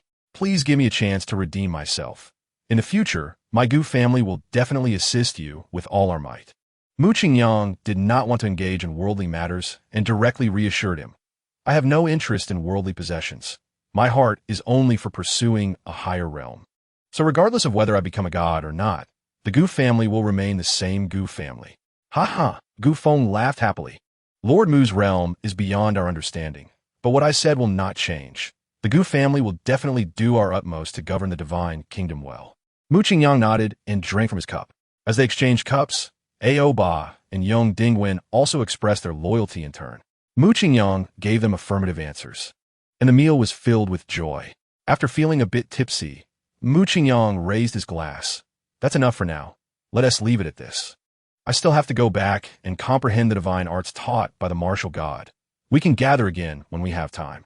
As they parted, Gu Feng and the others warmly sent Mu Qingyang to the carriage. Chapter 452. Upon opening his eyes again, Mu Qingyang found himself back in the small wooden house in the Swiss town. He patted his chest, feeling a wave of fear. That eyeball was so terrifying. Just thinking about it gives me chills down my spine. If just one eye is so powerful, how terrifying is the strength of the true evil god? Thankfully, the time and space god successfully activated the teleportation technique at the critical moment. Otherwise, I might have been gone in seconds. Looking at the 5 gods in such a precarious state, is there still hope for the heavenly palace? It must be in a state of devastation. Never mind. Even if the cooldown for time travel is over, I want to go there again. It's too dangerous. Will my power of belief disappear? This power is too wonderful. I really don't want to part with it. It will, but it will dissipate very slowly. Perhaps some will remain, enough for you to handle everything on Blue Star. What the heck? Mu Qingyang instinctively looked around, but saw nothing. He suddenly woke up. System? Didn't you get taken away? How did you suddenly reappear? What system? Call me Lord Divine. Chapter 453. Mu Qingyang collected his thoughts and immediately took out his phone to call Sophia. Beep, beep, beep. After several attempts, he only heard a busy signal. Mu Qingyang had a vague sense of unease and hurriedly left the room to check. There was no one in the house. Mu Qingyang quickly searched the town again, but still couldn't find her. She said she would wait for me to return here. How could she have disappeared? Mu Qingyang then called Julie's number. She was now the minister of the security department and the director of the Federal Bureau of Investigation. Finding someone in the European region should be simple. Beep, beep, beep. After 3 attempts, it was still just a busy signal. Mu Qingyang felt increasingly uneasy. It was understandable that Sophia didn't answer, as they only had a brief romantic encounter. But there was no reason for Julie not to answer. After all, he had fulfilled her 3 major wishes and saved her life several times. They even had a child together. They must be in danger. It's very likely that it's the work of the beautiful woman. Mu Qingyang immediately opened TikTok and entered his name in the search box. Chapter 454. In the beautiful woman's office at the Platinum Palace, a woman in her 40s handed a tablet to Prank. Leader, we have discovered Mu Qingyang's whereabouts. He is currently on flight Z7352 heading to the beautiful woman, and this is his latest update on social media. Prank glanced at it, his lips curling up. It seems Mu is quite angry. No problem. I will wait for him here. He then lit a cigar and asked a middle-aged man in military uniform across from him. General John, are all the preparations in place? John nodded. It's all ready. This time we have collected all the gamma rays from the medical radiotherapy departments, industrial flaw detection departments, and gemstone processing factories in the entire beautiful woman, synthesizing them into a gamma ray storm. With 1 trillion volts of energy, even if Mu Qingyang is truly a god, he could be instantly turned to ashes. Very good. The curvature of Plank's mouth is a bit larger, and there are a total of 3 launch devices, right? Yes, Commander, although each can only fire 1 beam. The launch speed is close to the speed of light, and Mu Qingyang won't be able to react in time.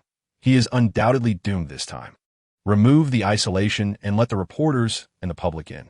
This time, I want to publicly execute Mu Qingyang, this aberration, in front of the whole world, to uphold the prestige of our great, beautiful country.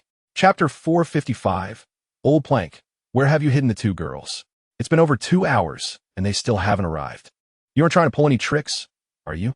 Plank waved his hands repeatedly. No, absolutely not. Mu God, I am completely conquered by you. I will definitely not have any ulterior motives again. Let me make one more call to check. After hanging up, Plank handed a cigarette to Mu Qingyang and even kindly helped light it. Mu God, you will see them within 5 minutes, I promise. In the time it takes to smoke 1 cigarette, an armed helicopter appeared above the Platinum Palace. And Mu Qingyang had already sensed with divine power that Julie and Sophia were on board. The helicopter stabilized, the cabin door opened, and Sophia rushed towards Mu Qingyang, arms wide open for a leap. Sophia's favorability 5, current favorability 95. Awesome. Mu Qingyang roared in his heart. Since obtaining the system, no girl's favorability had risen so quickly. He kissed the girl he cherished on her long, curled eyelashes. Sophia, did you suffer any grievances while I was away? The girl nudged his chest with her head.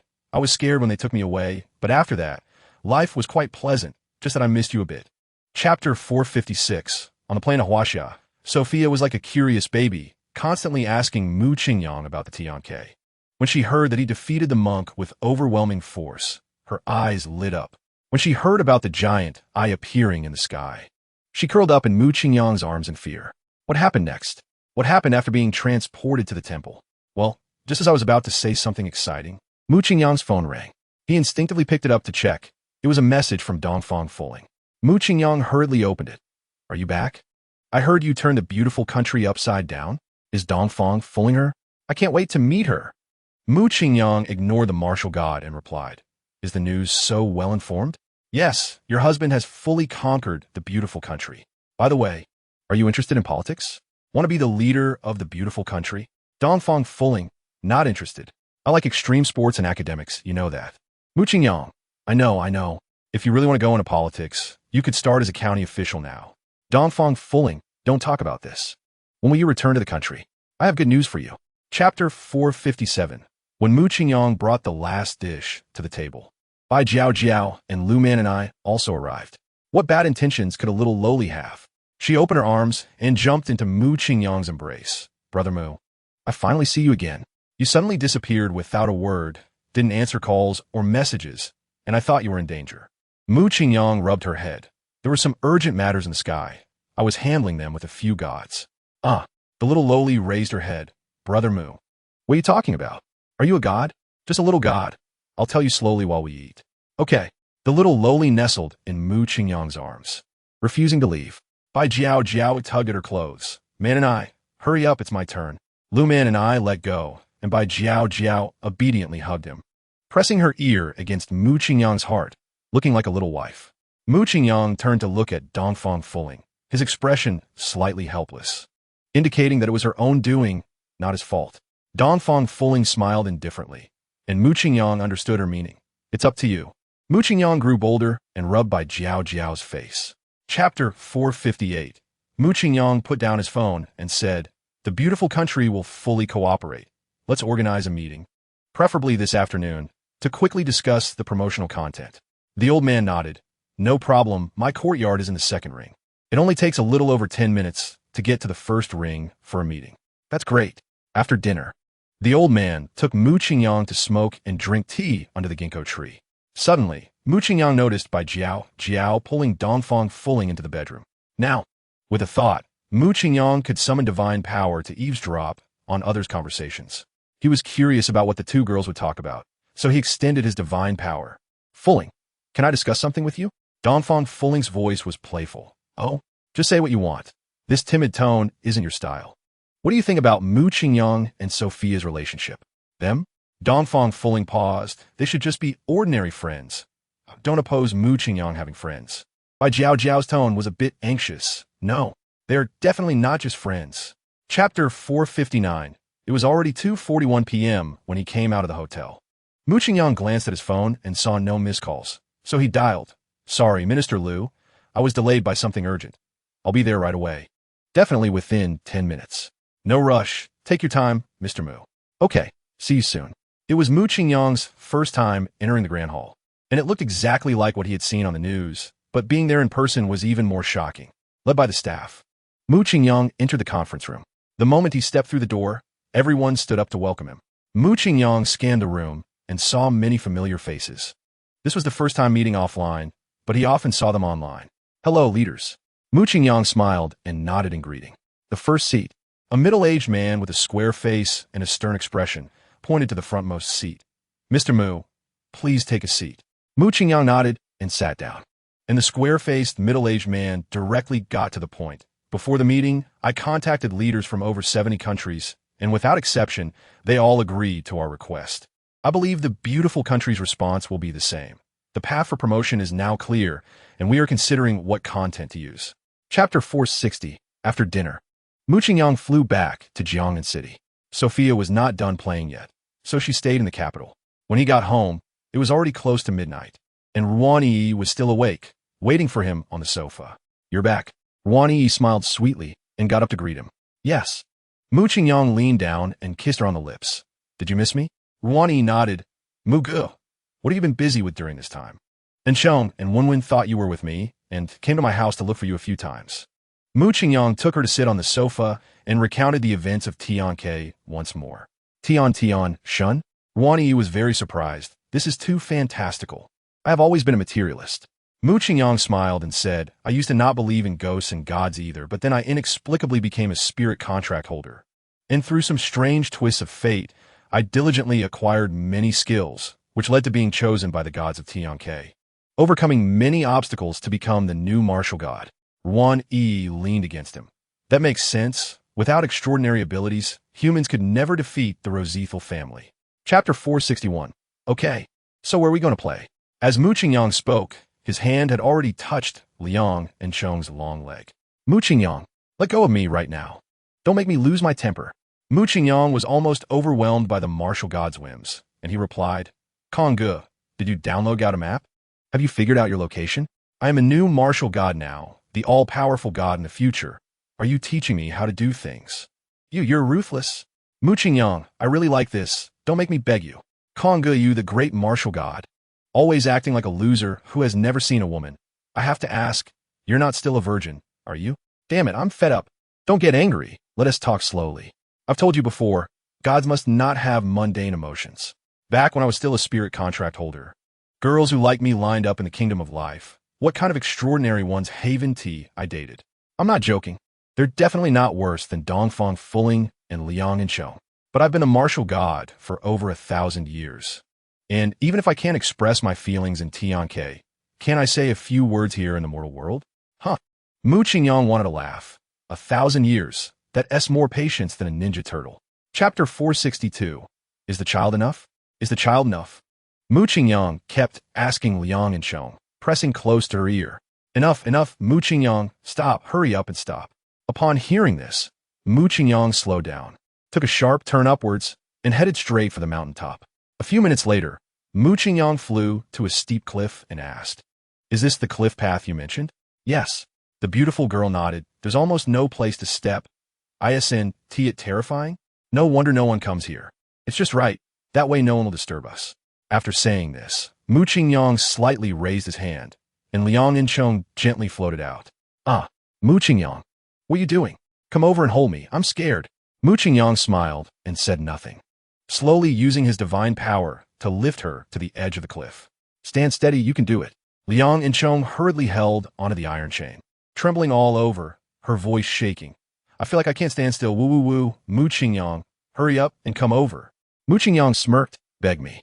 The beautiful girl, with a crying tone, said, "You're doing this on purpose to bully me by putting me up here, right? You're really too much, Mu Qingyang." Chapter 463. The next morning, Mu Qingyang opened his eyes without any fatigue. The sounds of washing up woke the beautiful girl, who turned her head and sleepily said, "Mu Qingyang, you've only slept for a few hours. How come you're awake?" Mu Qingyang, wearing only boxers, walked out of the bathroom. "Gods don't need to sleep. If it weren't for considering you, I could have stayed up all night." The beautiful girl tightened her blanket. "That is too scary, too scary. Why are you up so early? Are you leaving Jiangnan City?" Mu Qingyang nodded, this time returning to Blue Star. "The mission is very tough. The timeline is tight. No time to play." The beautiful girl replied, "Then I want to go with you. Remember to find me when you're done. Be sure to find me first." Mu Qingyang leaned in and gently kissed the beautiful girl's eyelashes. "Okay, baby, you sleep? I'm leaving." Mu Qingyang told a little lie.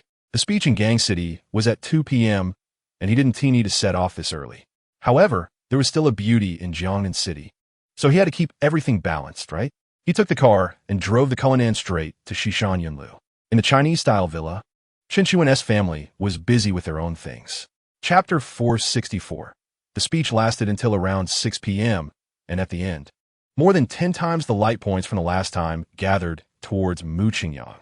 He nodded inwardly. If this continues, just a few more times, and I can reach the target.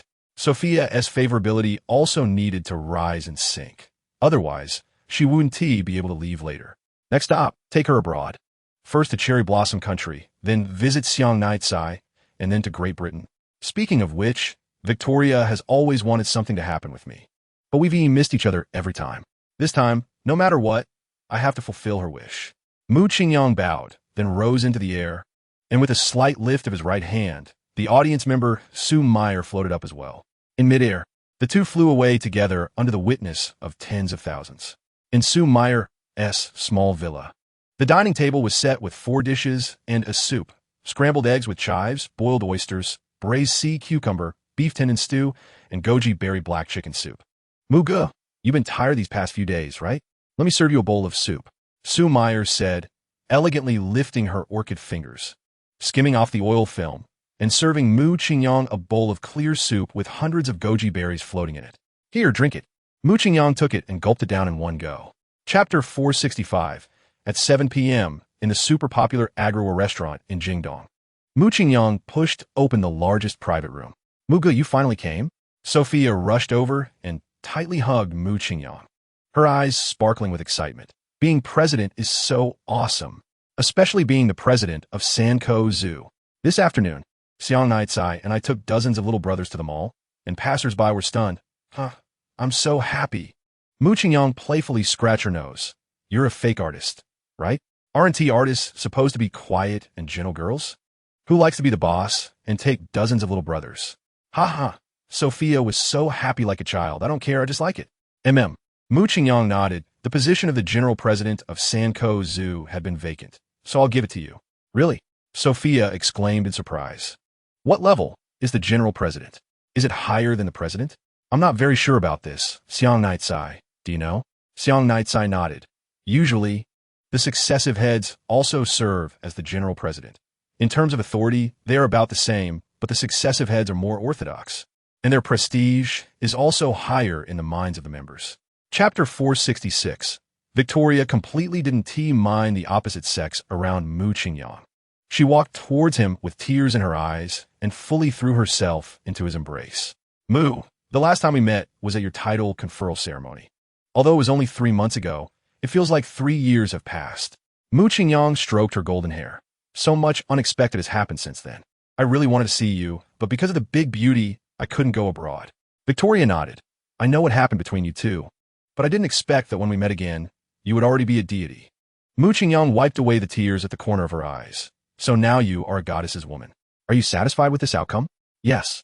Victoria sniffed. All the waiting has been worth it, and tonight no one can stop us. Tonight? Mu Qingyang said in surprise. Isn't it in the future? Victoria looked directly into Mu Qingyang's eyes. It is tonight, and the future counts too. Mu Qingyang leaned close to her ear and whispered, Okay, I will repay you double. I'm looking forward to it. After Victoria finished speaking, she stepped back, and Elizabeth walked up again. Mu Qingyang exchanged a few pleasantries and shook hands with King William and head of the Rothschild family, then passed through the honor guard and got into the Bentley. Chapter 467. When he opened his eyes again, his vision became incredibly bright. Looking up, he did not see the floating 5 deities, but the 5 statues of the gods still stood between heaven and earth, though their colors had faded a lot. Here, as Mu Qingyang looked around, a familiar voice came from behind. He turned around to see the 5 deities sitting cross-legged on 5 beams of divine light. The god of war was golden. The sea god was blue. The god of life was green. The god of illusions was black. And the god of time and space was white. Mu Qingyang floated over and cupped his fists in salute. I have seen the dragon sky god, the sea god, and the god of life. No need for pleasantries. The god of war interrupted, pointing to a nearby mat. Sit. Mu Qingyang obediently sat down. And the god of war said, We all know about your performance on Blue Star. We unanimously believe that you have the hope of becoming an omnipotent god, so we decided to lend you a helping hand. Mu Qingyang cupped his fists. Thank you for your support. What should I do next? The god of illusions spoke. What you should do is up to you. Gods cannot interfere with the trials of the contract spirits. The support we provide is limited to introducing you to the officials of various divine nations. How to act specifically is entirely up to you. Chapter 468. A suspended corridor? Mu Qingyang leaned against the pavilion column and murmured, The remaining power of the time and space god in my body is enough for one more flicker. Should I go to the battlefield or look for another place? The attitude of the island manager towards the omnipotent god is like this, and the public won't be much better. A regular speech will definitely not gain any time and space god power. It might even result in being pelted with rotten eggs. I might as well take the risk and try at the battlefield. I don't expect to gain much time and space god power, but at least I need to ensure that the flicker can be used normally. Lord God, Mu Qingyang called out in his heart. Can you tell me the coordinates of the suspended corridor? This shouldn't violate the rules, right? 5685 3425 4576 5769. Thank you. With a thought, Mu Qingyang's figure instantly disappeared from the spot. Opening his eyes again, a gigantic corridor came into view. Before he could take in his surroundings, a group of red-haired soldiers armed with guns aggressively closed in on him. Who are you? Why did you trespass into a military stronghold? The leading soldier demanded. Mu Qingyang raised his hands in a surrender gesture. I'm one of our own. I came to see if there's anything I can help with. Chapter 469. After having a plan, Mu Qingyang immediately took action. With the last trace of time and space god power left in his body, he flickered back to the suspended corridor. Who? Lord Mu? The patrolling soldiers of the god of war were still the same. Mu Qingyang stepped forward and directly stated his purpose. Who among the soldiers of the god of war who came over to support has the highest official rank? The soldier replied, "It is General Wu Xia. Take me to see him." Yes. In less than 2 minutes, Mu Qingyang entered a sentry post. A capable young man with short hair stood up when he saw him. "Lord Mu, I heard you came by this morning, but unfortunately, I wasn't in the corridor at that time. I didn't expect to see you again. The general knows me?" Mu Qingyang was a bit surprised. "Yes." Wu Xia nodded emphatically. "I serve under head Zhao Xuanji, and I was fortunate enough to see you at the pilgrimage site." Mu Qingyang smiled. "So we are family. Then I will make it brief. I need to hold a few events in the suspended city, but I didn't bring any valuables with me. So please lend me some first, and I will return it to you when I get back to the God of War. How much does Lord Mu need?" Mu Qingyang said, "Whatever is needed, I will trouble you to handle the event arrangements." Chapter 470. How was a high note just now, everyone? This sentence was like cold water splashed in a hot oil, and the audience's reaction finally had a bit of a concert feel, which allowed Mu Qingyang to gain several strands of white divine power. The good news is that after the subsequent power of faith crashed into his forehead, there was no longer the initial soul-tearing pain. Although the pain was still quite intense, it was bearable. Perhaps this is a sign of successful fusion of divine power. Mu Qingyang did not set an end time for the concert. As long as the faith continued, he did not plan to stop. Unfortunately, among the hundreds of thousands of people, only a few hundred recognized him. Perhaps others had not yet reached the threshold to extract the power of faith. In any case, in the following half hour, he did not see any more white divine light. Thank you all for coming to my performance. Tomorrow at 7 p.m., still in this place, I will continue to sing. After bowing, Mu Qingyang soared into the sky and disappeared into the night. In the in-room, Mu Qingyang silently felt the two new types of divine power in his body. The time and space god power was okay. He could vaguely sense it, but he had no idea where the life god power had gone. Perhaps the amount absorbed was still not enough. Chapter 471. Friends below, raise your hands and follow my rhythm to keep the beat. The continuously crashing power of faith into his brow made Mu Qingyang sing more and more passionately. And the audience's emotions also soared, making the concert unprecedentedly lively. Amidst the jubilation, Mu Qingyang suddenly felt a strong sense of crisis from all parts of his body. He did not dare hesitate and used all his divine power to soar into the sky. Boom! Almost simultaneously, the stage collapsed as if hit by a missile. And amidst the clouds of dust, Mu Qingyang saw what was crashing down. It was a three-headed, winged, bizarre creature. An outer evil tribe? Mu Qingyang immediately guessed the origin of the monster and felt that something was wrong. How could these things suddenly appear here? Didn't the corridor get breached? Shouldn't they be slaughtering the crowd? Why are they heading straight for me? Could it be that my identity has been exposed? As his thoughts raced, the monster spread its wings and pounced. Mu Qingyang did not dare to be careless and immediately used flicker. Oh no, why didn't it move? For half a second of daze, Mu Qingyang received a heavy blow to his chest. He spat out a mouthful of blood and, using the momentum, rushed towards the corridor. Was that beast head away? Chapter 472. The other side of the space crack connected to a chaotic void. After the humanoid creature formed from the three-headed beast tumbled out of the crack, it hurriedly knocked its head on the ground. Great evil god, I have important matters to report. Speak. The humanoid creature slightly raised its eyes to take a glance and immediately lowered its head again. Mu Qingyang not only possesses the power of a martial god, but he likely also has the power of domination. We can still vaguely sense the power of time and space from him. So your mission failed? The humanoid creature knocked twice. It is due to our insufficient abilities. Please punish us, great evil god. Get up. A stream of pitch-black divine power floated over, and the humanoid creature instantly transformed into a three-headed flying beast.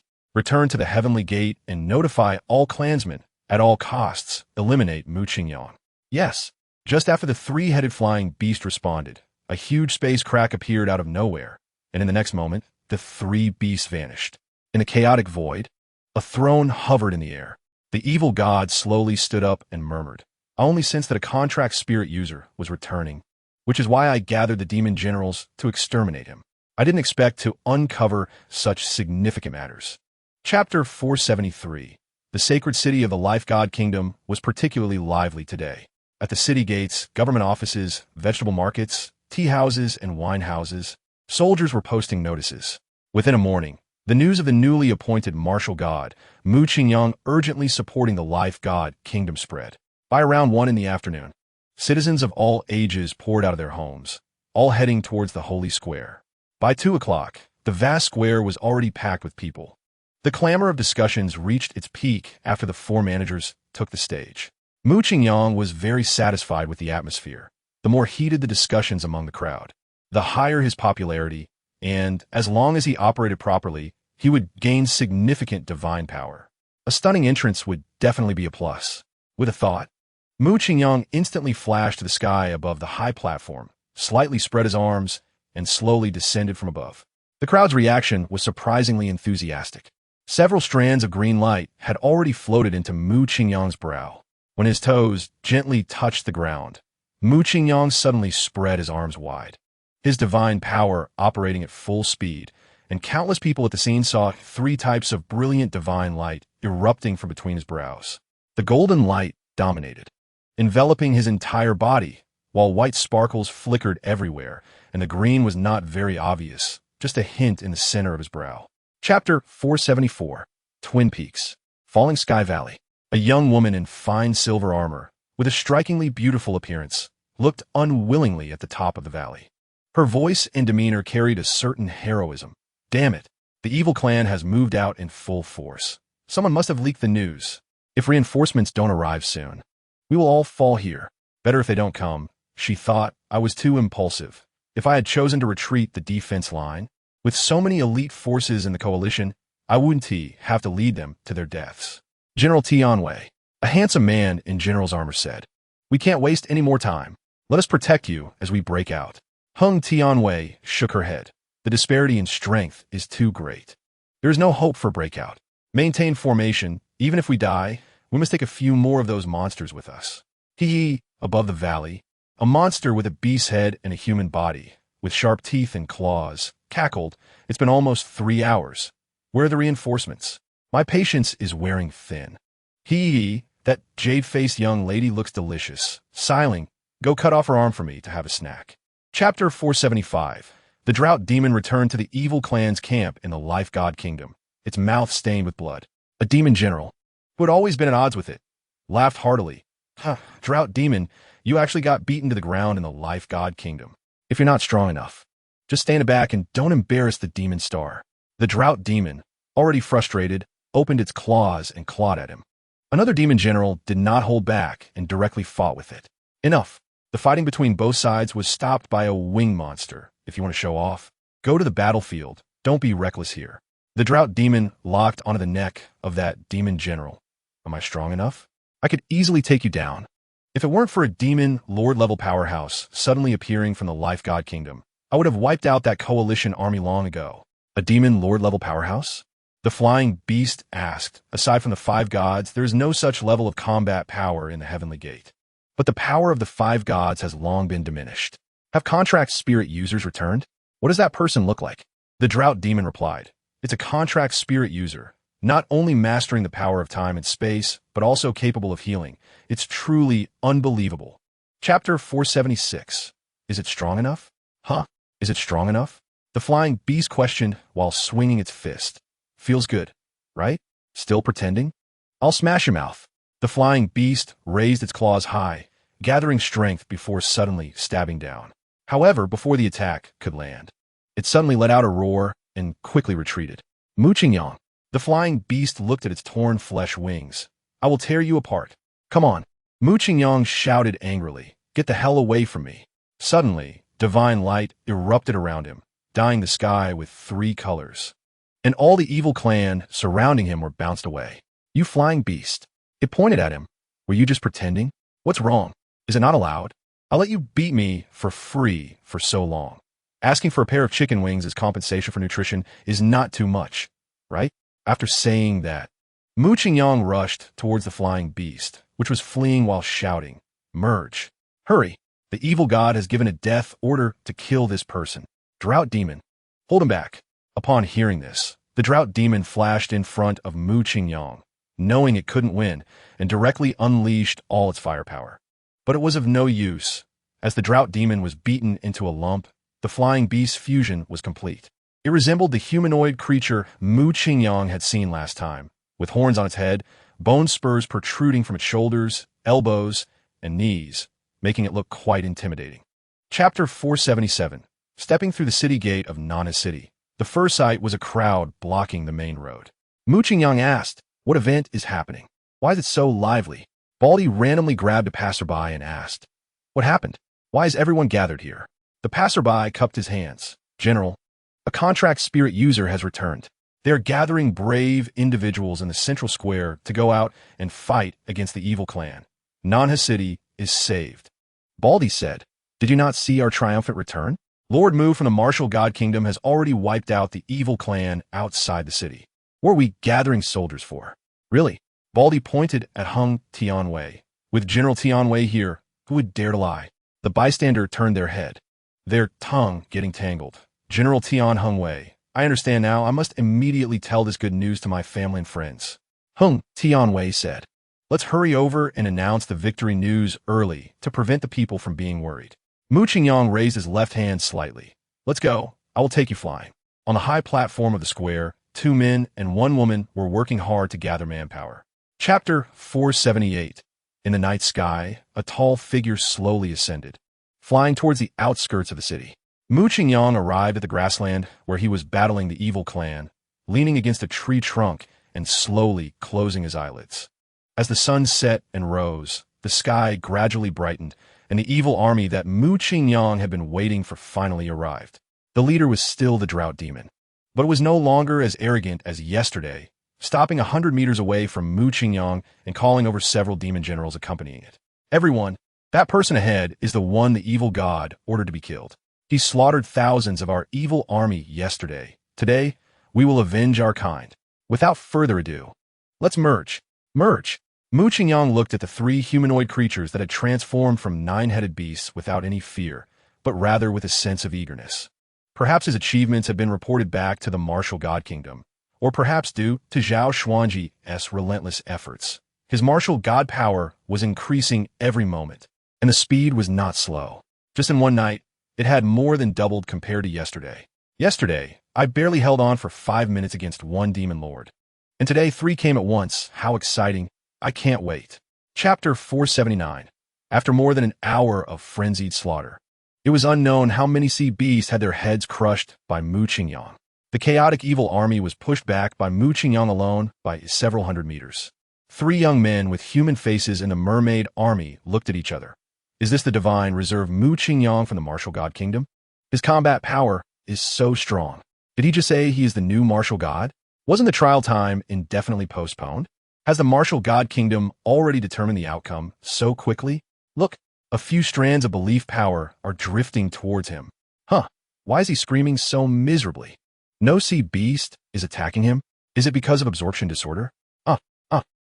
Mu Qingyang was frantically tearing at his hair, with a large piece of scalp even in his hand, but he showed no signs of stopping. His nails were all dug out, and his 10 fingers were still probing into his skull, as if trying to dig out his own brain. The fusion of the 4th type of divine power was 10 times more painful than the first 2. Just on the edge of mental breakdown, he opened his mouth and spat out a lump of red flesh. After the seawater washed it, the tissue revealed its true form, which was a severed tongue. Chapter 480. The chase lasted for several hours, but that demon lord found it increasingly difficult to catch up to Mu Qingyang. At one moment, it even felt that the distance was growing further away, and thus completely lost its temper. "Fine, you run. I will start slaughtering civilians right now, and won't stop until you come to a halt." Hearing this, Mu Qingyang stopped. "Come here and try it." The demon lord was stunned. "What do you mean?" Mu Qingyang impatiently said. "Stop talking nonsense. Hurry up and roll over." With an angry roar, the demon lord raised its sharp claws and rushed towards Mu Qingyang at high speed. However, when the claws struck down, the anticipated feeling of piercing through flesh and blood did not come. Instead, it was met with a painful shock. It looked up in astonishment, just in time to receive a slap to the face. Smack! The sound was crisp and loud, causing little harm but strong humiliation. Mu Qingyang grabbed the demon lord's claws and said, "Is this all you've got? What happened to your earlier skills?" The demon lord couldn't believe it and tried to pull back its claws to strike again, but couldn't pull them out no matter how hard it tried. You have the guts to let go. Mu Qingyang released his grip. Come on, show me. The demon lord exerted all its strength for another heart-pulling claw, and Mu Qingyang casually caught it. It wore a face of disbelief. Chapter 481. In the Sea God Temple. The four main administrators of the Sea God Kingdom warmly welcomed Mu Qingyang. Lord Mu, if it weren't for your divine intervention, the Sea God Kingdom would be in peril. Mu Qingyang nodded. I heard that your divine kingdom situation is critical, and I specially came here to save countless lives of the common people and soldiers. I am sincerely happy. Lord Mu's righteousness. Such kindness we cannot repay. The Sea God Kingdom produces rare treasures, and we have prepared some. We hope you won't find them lacking. Saying this, two mermaid warriors brought over a treasure chest, which opened to reveal dazzling treasures that made it hard to open one's eyes. Mu Qingyang lightly pressed with his finger, and the chest lid closed automatically. He smiled and said, You gentlemen are very thoughtful, but I am only focused on proving my divinity, and I have little interest in mundane items. Please distribute these treasures to the soldiers. Everything is up to Lord Mu's arrangement. Is there anything we can do for you, Lord Mu? Just say the word, and we will do our utmost. Mu Qingyang nodded. Speaking of which, there is indeed a matter concerning the life and death of the Heavenly K that requires your assistance. Please go ahead, Lord Mu. You all saw the giant eye earlier, right? The four nodded. It is the eye of the evil god, and the power it emitted upon appearing and the monsters it brought are far beyond last time, indicating that the evil god's strength is recovering quickly. I estimate that it won't be long before it descends upon the heavenly Quebec. Chapter 482. Mu Qingyang flickered into a massive temple, the environment resembling a Buddhist temple on Blue Star. He looked around, and the statues of gods on the high platform, though unfamiliar, were majestic and solemn. What's Sumi doing here? Burning incense and worshipping? But where are the people? Mu Qingyang scanned with his spiritual sense, but found nothing. He stepped forward. After crossing a few steps of stairs, Mu Qingyang entered a larger space where the statues appeared even more solemn, yet still no living person was seen. After crossing a few more steps, he reached the bottom of the temple, scanned his surroundings again, and still found nothing. Just as he was about to retreat, a majestic voice called out to him. Who is sitting here, and what business do you have with this deity? Mu Qingyang looked in the direction of the voice and saw a beautiful monk with a white face and no beard, sitting cross-legged on a golden lotus seat in the center of the hall, with a black divine light shining between his eyebrows. Sumi? Mu Qingyang tentatively called out. Call me Lord Illusion God. The monk coldly stared at him. The illusion god is in the temple. What are you, a contract spirit user? Pretending to be a big shot? Mu Qingyang realized from the first two sentences that talking nicely to him would be pointless, so he didn't indulge him. It is an undisputed fact that I have succeeded the illusion god, but what about you, a contract spirit user from the mortal star? Why do you not kneel upon seeing me? Chapter 483. In a private room of a tavern. Shuhai diligently poured a full cup of wine for Mu Qingyang. Lord Mu, it has been over a month since we last met. I didn't expect you to have become a god. Thinking back to when we just participated in the trial, it is truly nostalgic. Mu Qingyang raised his cup and drank half. The situation in the Heavenly K is extremely urgent. The evil god may tear open the space rift and descend at any moment. At that time, whether human or god, it will all be over. Politeness is unnecessary. Let's get straight to the point. Shuhai nodded. Lord Mu, actually, the two of us want to rely on you. Mu Qingyang said, because you can't compete with Sumi and are afraid of being wiped out? I don't mind saving your lives, but to fight against the rules. I must become an omnipotent god. Unless you can help me obtain the power of illusion, it won't matter who you rely on. That's exactly what we mean. Zheng Kai said, the power of belief from dozens of major cities in the illusion god kingdom has almost all fallen into Sumi's hands. Fortunately, he looks down on some sparsely populated remote towns, and we have some roots there. Mu Qingyang raised his eyes. You two mean to transfer the power of belief from there to me? Yes. Shuhai nodded. We will publicly acknowledge that we have become your followers, help you promote, and say that you are the true savior of Tianke. The people who believe in us will soon transfer their power of belief to you. Chapter 484. Haha. As expected of my master, although the divine power has dissipated, the insight is still so sharp. The handsome monk suddenly appeared in the void, looking down at the five gods with a smile that was not a smile. The illusion god stepped forward and said, Sumi, Tianke is at a critical moment of life and death. Why are you obstructing it? If Mu Qingyang cannot become the omnipotent god, everything will vanish, including you. Ha ha ha, Sumi laughed, laughing with an evil charm. Ming Zhao God, I am your disciple. Your most proud disciple. You said I would become the strongest illusion god in the history of the illusion god kingdom. But now you would rather believe in myths than in me? Ha ha ha. The illusion god said, it was a myth before, but it is not now. Sumi, Mu Qingyang has already crossed 99 dangers, and he is just one step away from creating a miracle. Why? Sumi shouted angrily, interrupting. Why can't I become a miracle? Why must you force me to make him a wedding dress? Teacher Ming Zhao, I have already touched the threshold of the highest rules of illusion power. In a few days, I will surely master it. Isn't it just a mere evil god? By then, I will turn him into a dog. Chapter 485, the Super Gold Group, caused almost all the citizens of the Holy City in the Illusion God Kingdom to cheer warmly upon their appearance, far exceeding Mu Qingyang's expectations. After all, this combination conquered the children with the divine and handsome Qilin. More than a dozen family heads in the same frame are deeply trusted by the elders. Middle-aged men are all sincerely in awe of Hung Tianwei and Li Nai's beauty. What young woman does not like a hero like Mu Qingyang? But the result was far beyond everyone's expectations. The entire speech lasted over 3 hours. And from beginning to end, Mu Qingyang only gained a few strands of illusion power. He knew the problem must lie with Sumi. So he casually grabbed a lucky audience member and asked, with the great enemy of Tianke at hand, who could be trampled flat by the evil god at any time, and I have successfully fused the 5 divine powers at a critical moment, only lacking the power of illusion to become the omnipotent god and completely eradicate the evil race. Why are you unwilling to support me? Lord Mu, you don't have to worry. Lord Sumi will take action. A mere evil god is simply not his opponent. All right, got it, go play. Mu Qingyang understood that the citizens of the Holy City had fallen under Sumi's illusion. He inexplicably felt a little disheartened. In such a large holy city, with a population of over 1 billion, only a few dozen were missed. Even if he ran through all the cities in the Illusion God Kingdom without stopping, how much illusion power could he gain? Chapter 486, Tianke, Temple. Sumi, sitting cross-legged with his eyes closed in the void, slightly frowned, then raised his eyelids and waved his hand. The jumping Mu Qingyang suddenly stopped. Evil God.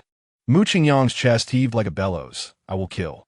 He suddenly paused halfway through, then tilted his head slightly. The previously excited expression suddenly turned to despair. Monk, you are really impressive. How many days have you trapped me now? Mu Qingyang, I told you. You reckless man is just my toy. This is the 5th day you've been fighting the air. Do you still want to continue?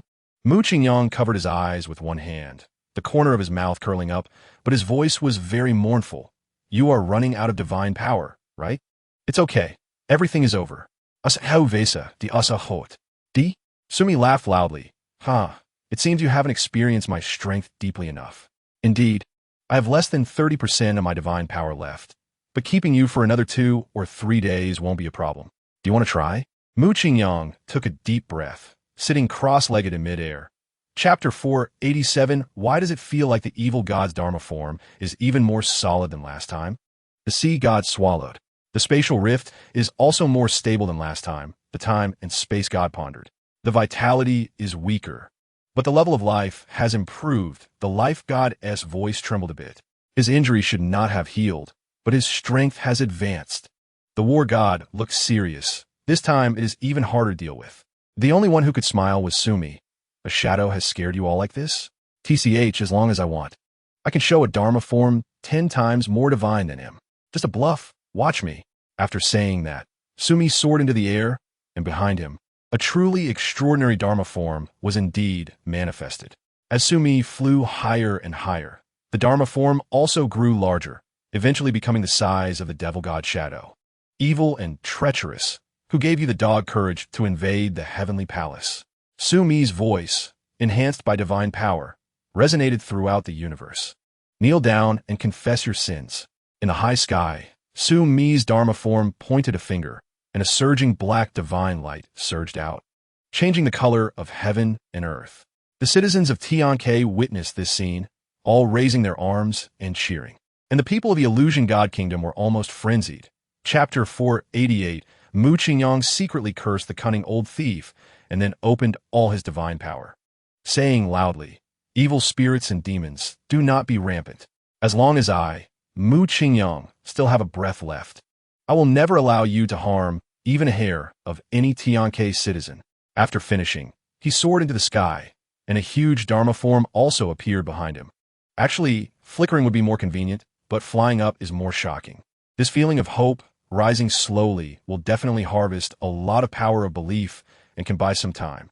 Sure enough, the citizens who were lying down waiting to die got up, and those who were preparing to poison themselves also put down their jars. The citizens who were already captured and waiting to die began to fight back with all their might. Not only the common people, but even the 5 gods of the temple had ignited hope in their eyes. The life god looked at that majestic Dharma form and murmured, "Is this the primordial ancestor marshal?" Mu Qingyang actually summoned such an existence? The war god slowly nodded. It is indeed the primordial ancestor marshal. The divine history records that to summon the power of the primordial, one must have pure power of belief. I don't know how pure it must be, but Mu Qingyang is definitely close to 100% now. The time and space god nodded. Only in this special situation can it be possible to have pure divine power. Chapter 489, The Illusionary God Nation.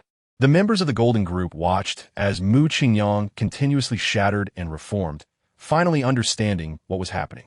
Zhao Xuanji pondered for a long time before speaking. The battle has reached a stalemate, but I estimate that Mu Qingyang won't hold out for long. While the evil god is preoccupied, it's time for us to act. Hung Tianwei knew that this uncle was the top strategist of the martial god nation, and she immediately said, "Uncle Zhao, just arrange the actions. We will follow your lead." Zhao Xuanji replied, "It's very simple. Why did Lord Mu invite us here in the first place? He just needs to perfect his illusionary god power to attain the status of an omnipotent god." However, many ordinary citizens are still unaware of the situation, especially the citizens of the illusionary god nation. We 22 people will split into 22 routes, telling everyone about this matter, and then urging them to spread the news to more people. If the news can spread like a plague, Lord Mu might be able to hold on until his illusionary god power is perfected. This method is feasible. Hung Tianwei nodded. Given the current situation, everyone would be willing to help, and the spread would be very fast. We need to hurry. At this moment, the Qilin suddenly bent down, and Hung Tianwei instantly understood its meaning, calling out, "Everyone, get on the Qilin's back. It will take us to a place with more people." Chapter 490. The golden divine light was like spring rain nourishing the earth, revitalizing the lifeless bodies. Mu Qingyang appeared radiant, but in reality, he was in great discomfort. He felt as if his body was being pricked by countless tiny needles, with divine power wildly leaking out. At this rate, in another minute or two, he'll be drained dry. The evil god, who had been fixated on the blood sun, finally moved his eyes slightly, glancing at Mu Qingyang. "Are you feeling uncomfortable?" We each absorb and release a balance of gains and losses. "You don't need me to intervene. You'll soon become useless." Mu Qingyang scoffed, then just obediently absorb. "Why all the fuss? You can see my divine powers ebb and flow. Can't I see yours?" The feeling of divine power flowing back isn't pleasant, is it? Do you think I can't make you revert to your previous state? The evil god sneered. "You can at most take me back to square one. Once you're exhausted, I can crush you with a wave of my hand, and then I will slowly enjoy the blood feast." Mu Qingyang chuckled. "We're both aware of the situation, so stop pretending. You're worried that my illusionary god power is about to be perfected, aren't you? Don't think of any tricks. As long as you don't stop, I won't stop either." The evil god said, "Both of us have worked hard to reach this point. There's no need for a fight to the death. Just leave. Return to your home planet. I swear by the supreme laws that I will never come looking for you." Chapter 491. Is it finally over? Has the evil god been completely eradicated? The celestial realm can enjoy long-lasting peace. Wonderful, wonderful. Lord Mu has become the omnipotent god who rules the world. With him here, the celestial realm will be forever safe. We survived. No more living in constant fear. In the sky, Mu Qingyang waved his hand, and the 5 gods, members of the Golden Group, and the Qilin all appeared in the temple. Zhao Xian and Hung Tianwei wanted to rush over to hug him, but stopped after a couple of steps. "What's going on? Have we grown distant after such a short time apart?" Mu Qingyang walked over with a grin and embraced the 2 girls, instantly feeling that everything was worth it. Apprentice. The martial god quickly corrected himself. Congratulations on successfully achieving the status of the omnipotent god, completely eradicating the evil clan. Without you, the celestial realm would have certainly been destroyed. Thank you. Mu Qingyang put his arm around the martial god's shoulder. No matter what my identity is now, a master is still a master. You can call me apprentice or by my name, just don't call me lord. But master, can I call you Konga? It sounds more natural and intimate. Sure, from now on, we'll refer to each other as brothers. Chapter 492. In the courtyard, Fei Nanlian anxiously asked, Fu Ling, how are you feeling? Can you hold on? Should we just go for a C-section? Dongfang Fu Ling furrowed her brows tightly. A C-section is not good for the baby. I'm fine. I can still hold on. Fei Nanlian took out a handkerchief to wipe the sweat off Dongfang Fu Ling. Look, your hair is all soaked. It won't have much effect. Don't force yourself. Then Fei Nanlian looked at the group of obstetric experts. Professor Chun Fong, you're the professional. Is that right? The women nodded. Yes. Fu Ling, with today's advanced technology, natural birth and C-section are almost the same. All your indicators are stable. I guarantee that you will have a healthy baby. Dongfang Fu Ling still held on. Her rosy face turned pale. At that moment, the old master of the Dongfang family came in with a strange expression. That kid Mu Qingyang, not even here for his own wife's childbirth. No matter how busy he is, he should make time to come, right? This remark seemed to flip a switch in Dongfang Fu Ling's emotions. She couldn't hold back any longer, and tears streamed down her face. Dongfang Yi quickly pulled the old man aside and whispered, Father, pregnancy hormones make pregnant women very emotionally unstable. Fu Ling has been carrying the baby alone for 10 months and is filled with grievances. She has no place to vent. And you say things like this? Chapter 493. When they reappeared, everyone was already in the temple. Just like the first time Mu Qingyang arrived, everyone, including the old man and Dongfang Yi, was stunned. I am a staunch materialist. Dongfang Yi, who had held a high position for many years and had seen all sorts of scenes, was trembling slightly as he spoke. But what he saw before him was beyond comprehension. The old man clicked his tongue. A miracle, truly a miracle. This is no different from the heavenly realm. No, it's even more magnificent than the heavenly realm. Mu Qingyang was concerned about Dongfang Fu Ling and Julie, briefly introduced the 5 gods, and then pulled the god of life towards the divine realm. Gu Yuna, I leave them to you. Make sure nothing happens to them. The god of life nodded. Thanks to you, the curse of the evil god has disappeared. Although my divine power is limited now, it's completely fine to protect them. By the way, you have the supreme rules. Why not handle it yourself? Mu Qingyang shook his head. Going against the rules will cause backlash. It's best to let nature take its course. All right, then wait outside. I'll call you when it's ready. After Mu Qingyang exited, he also brought Zhao Xiyin and Hung Tianwei up.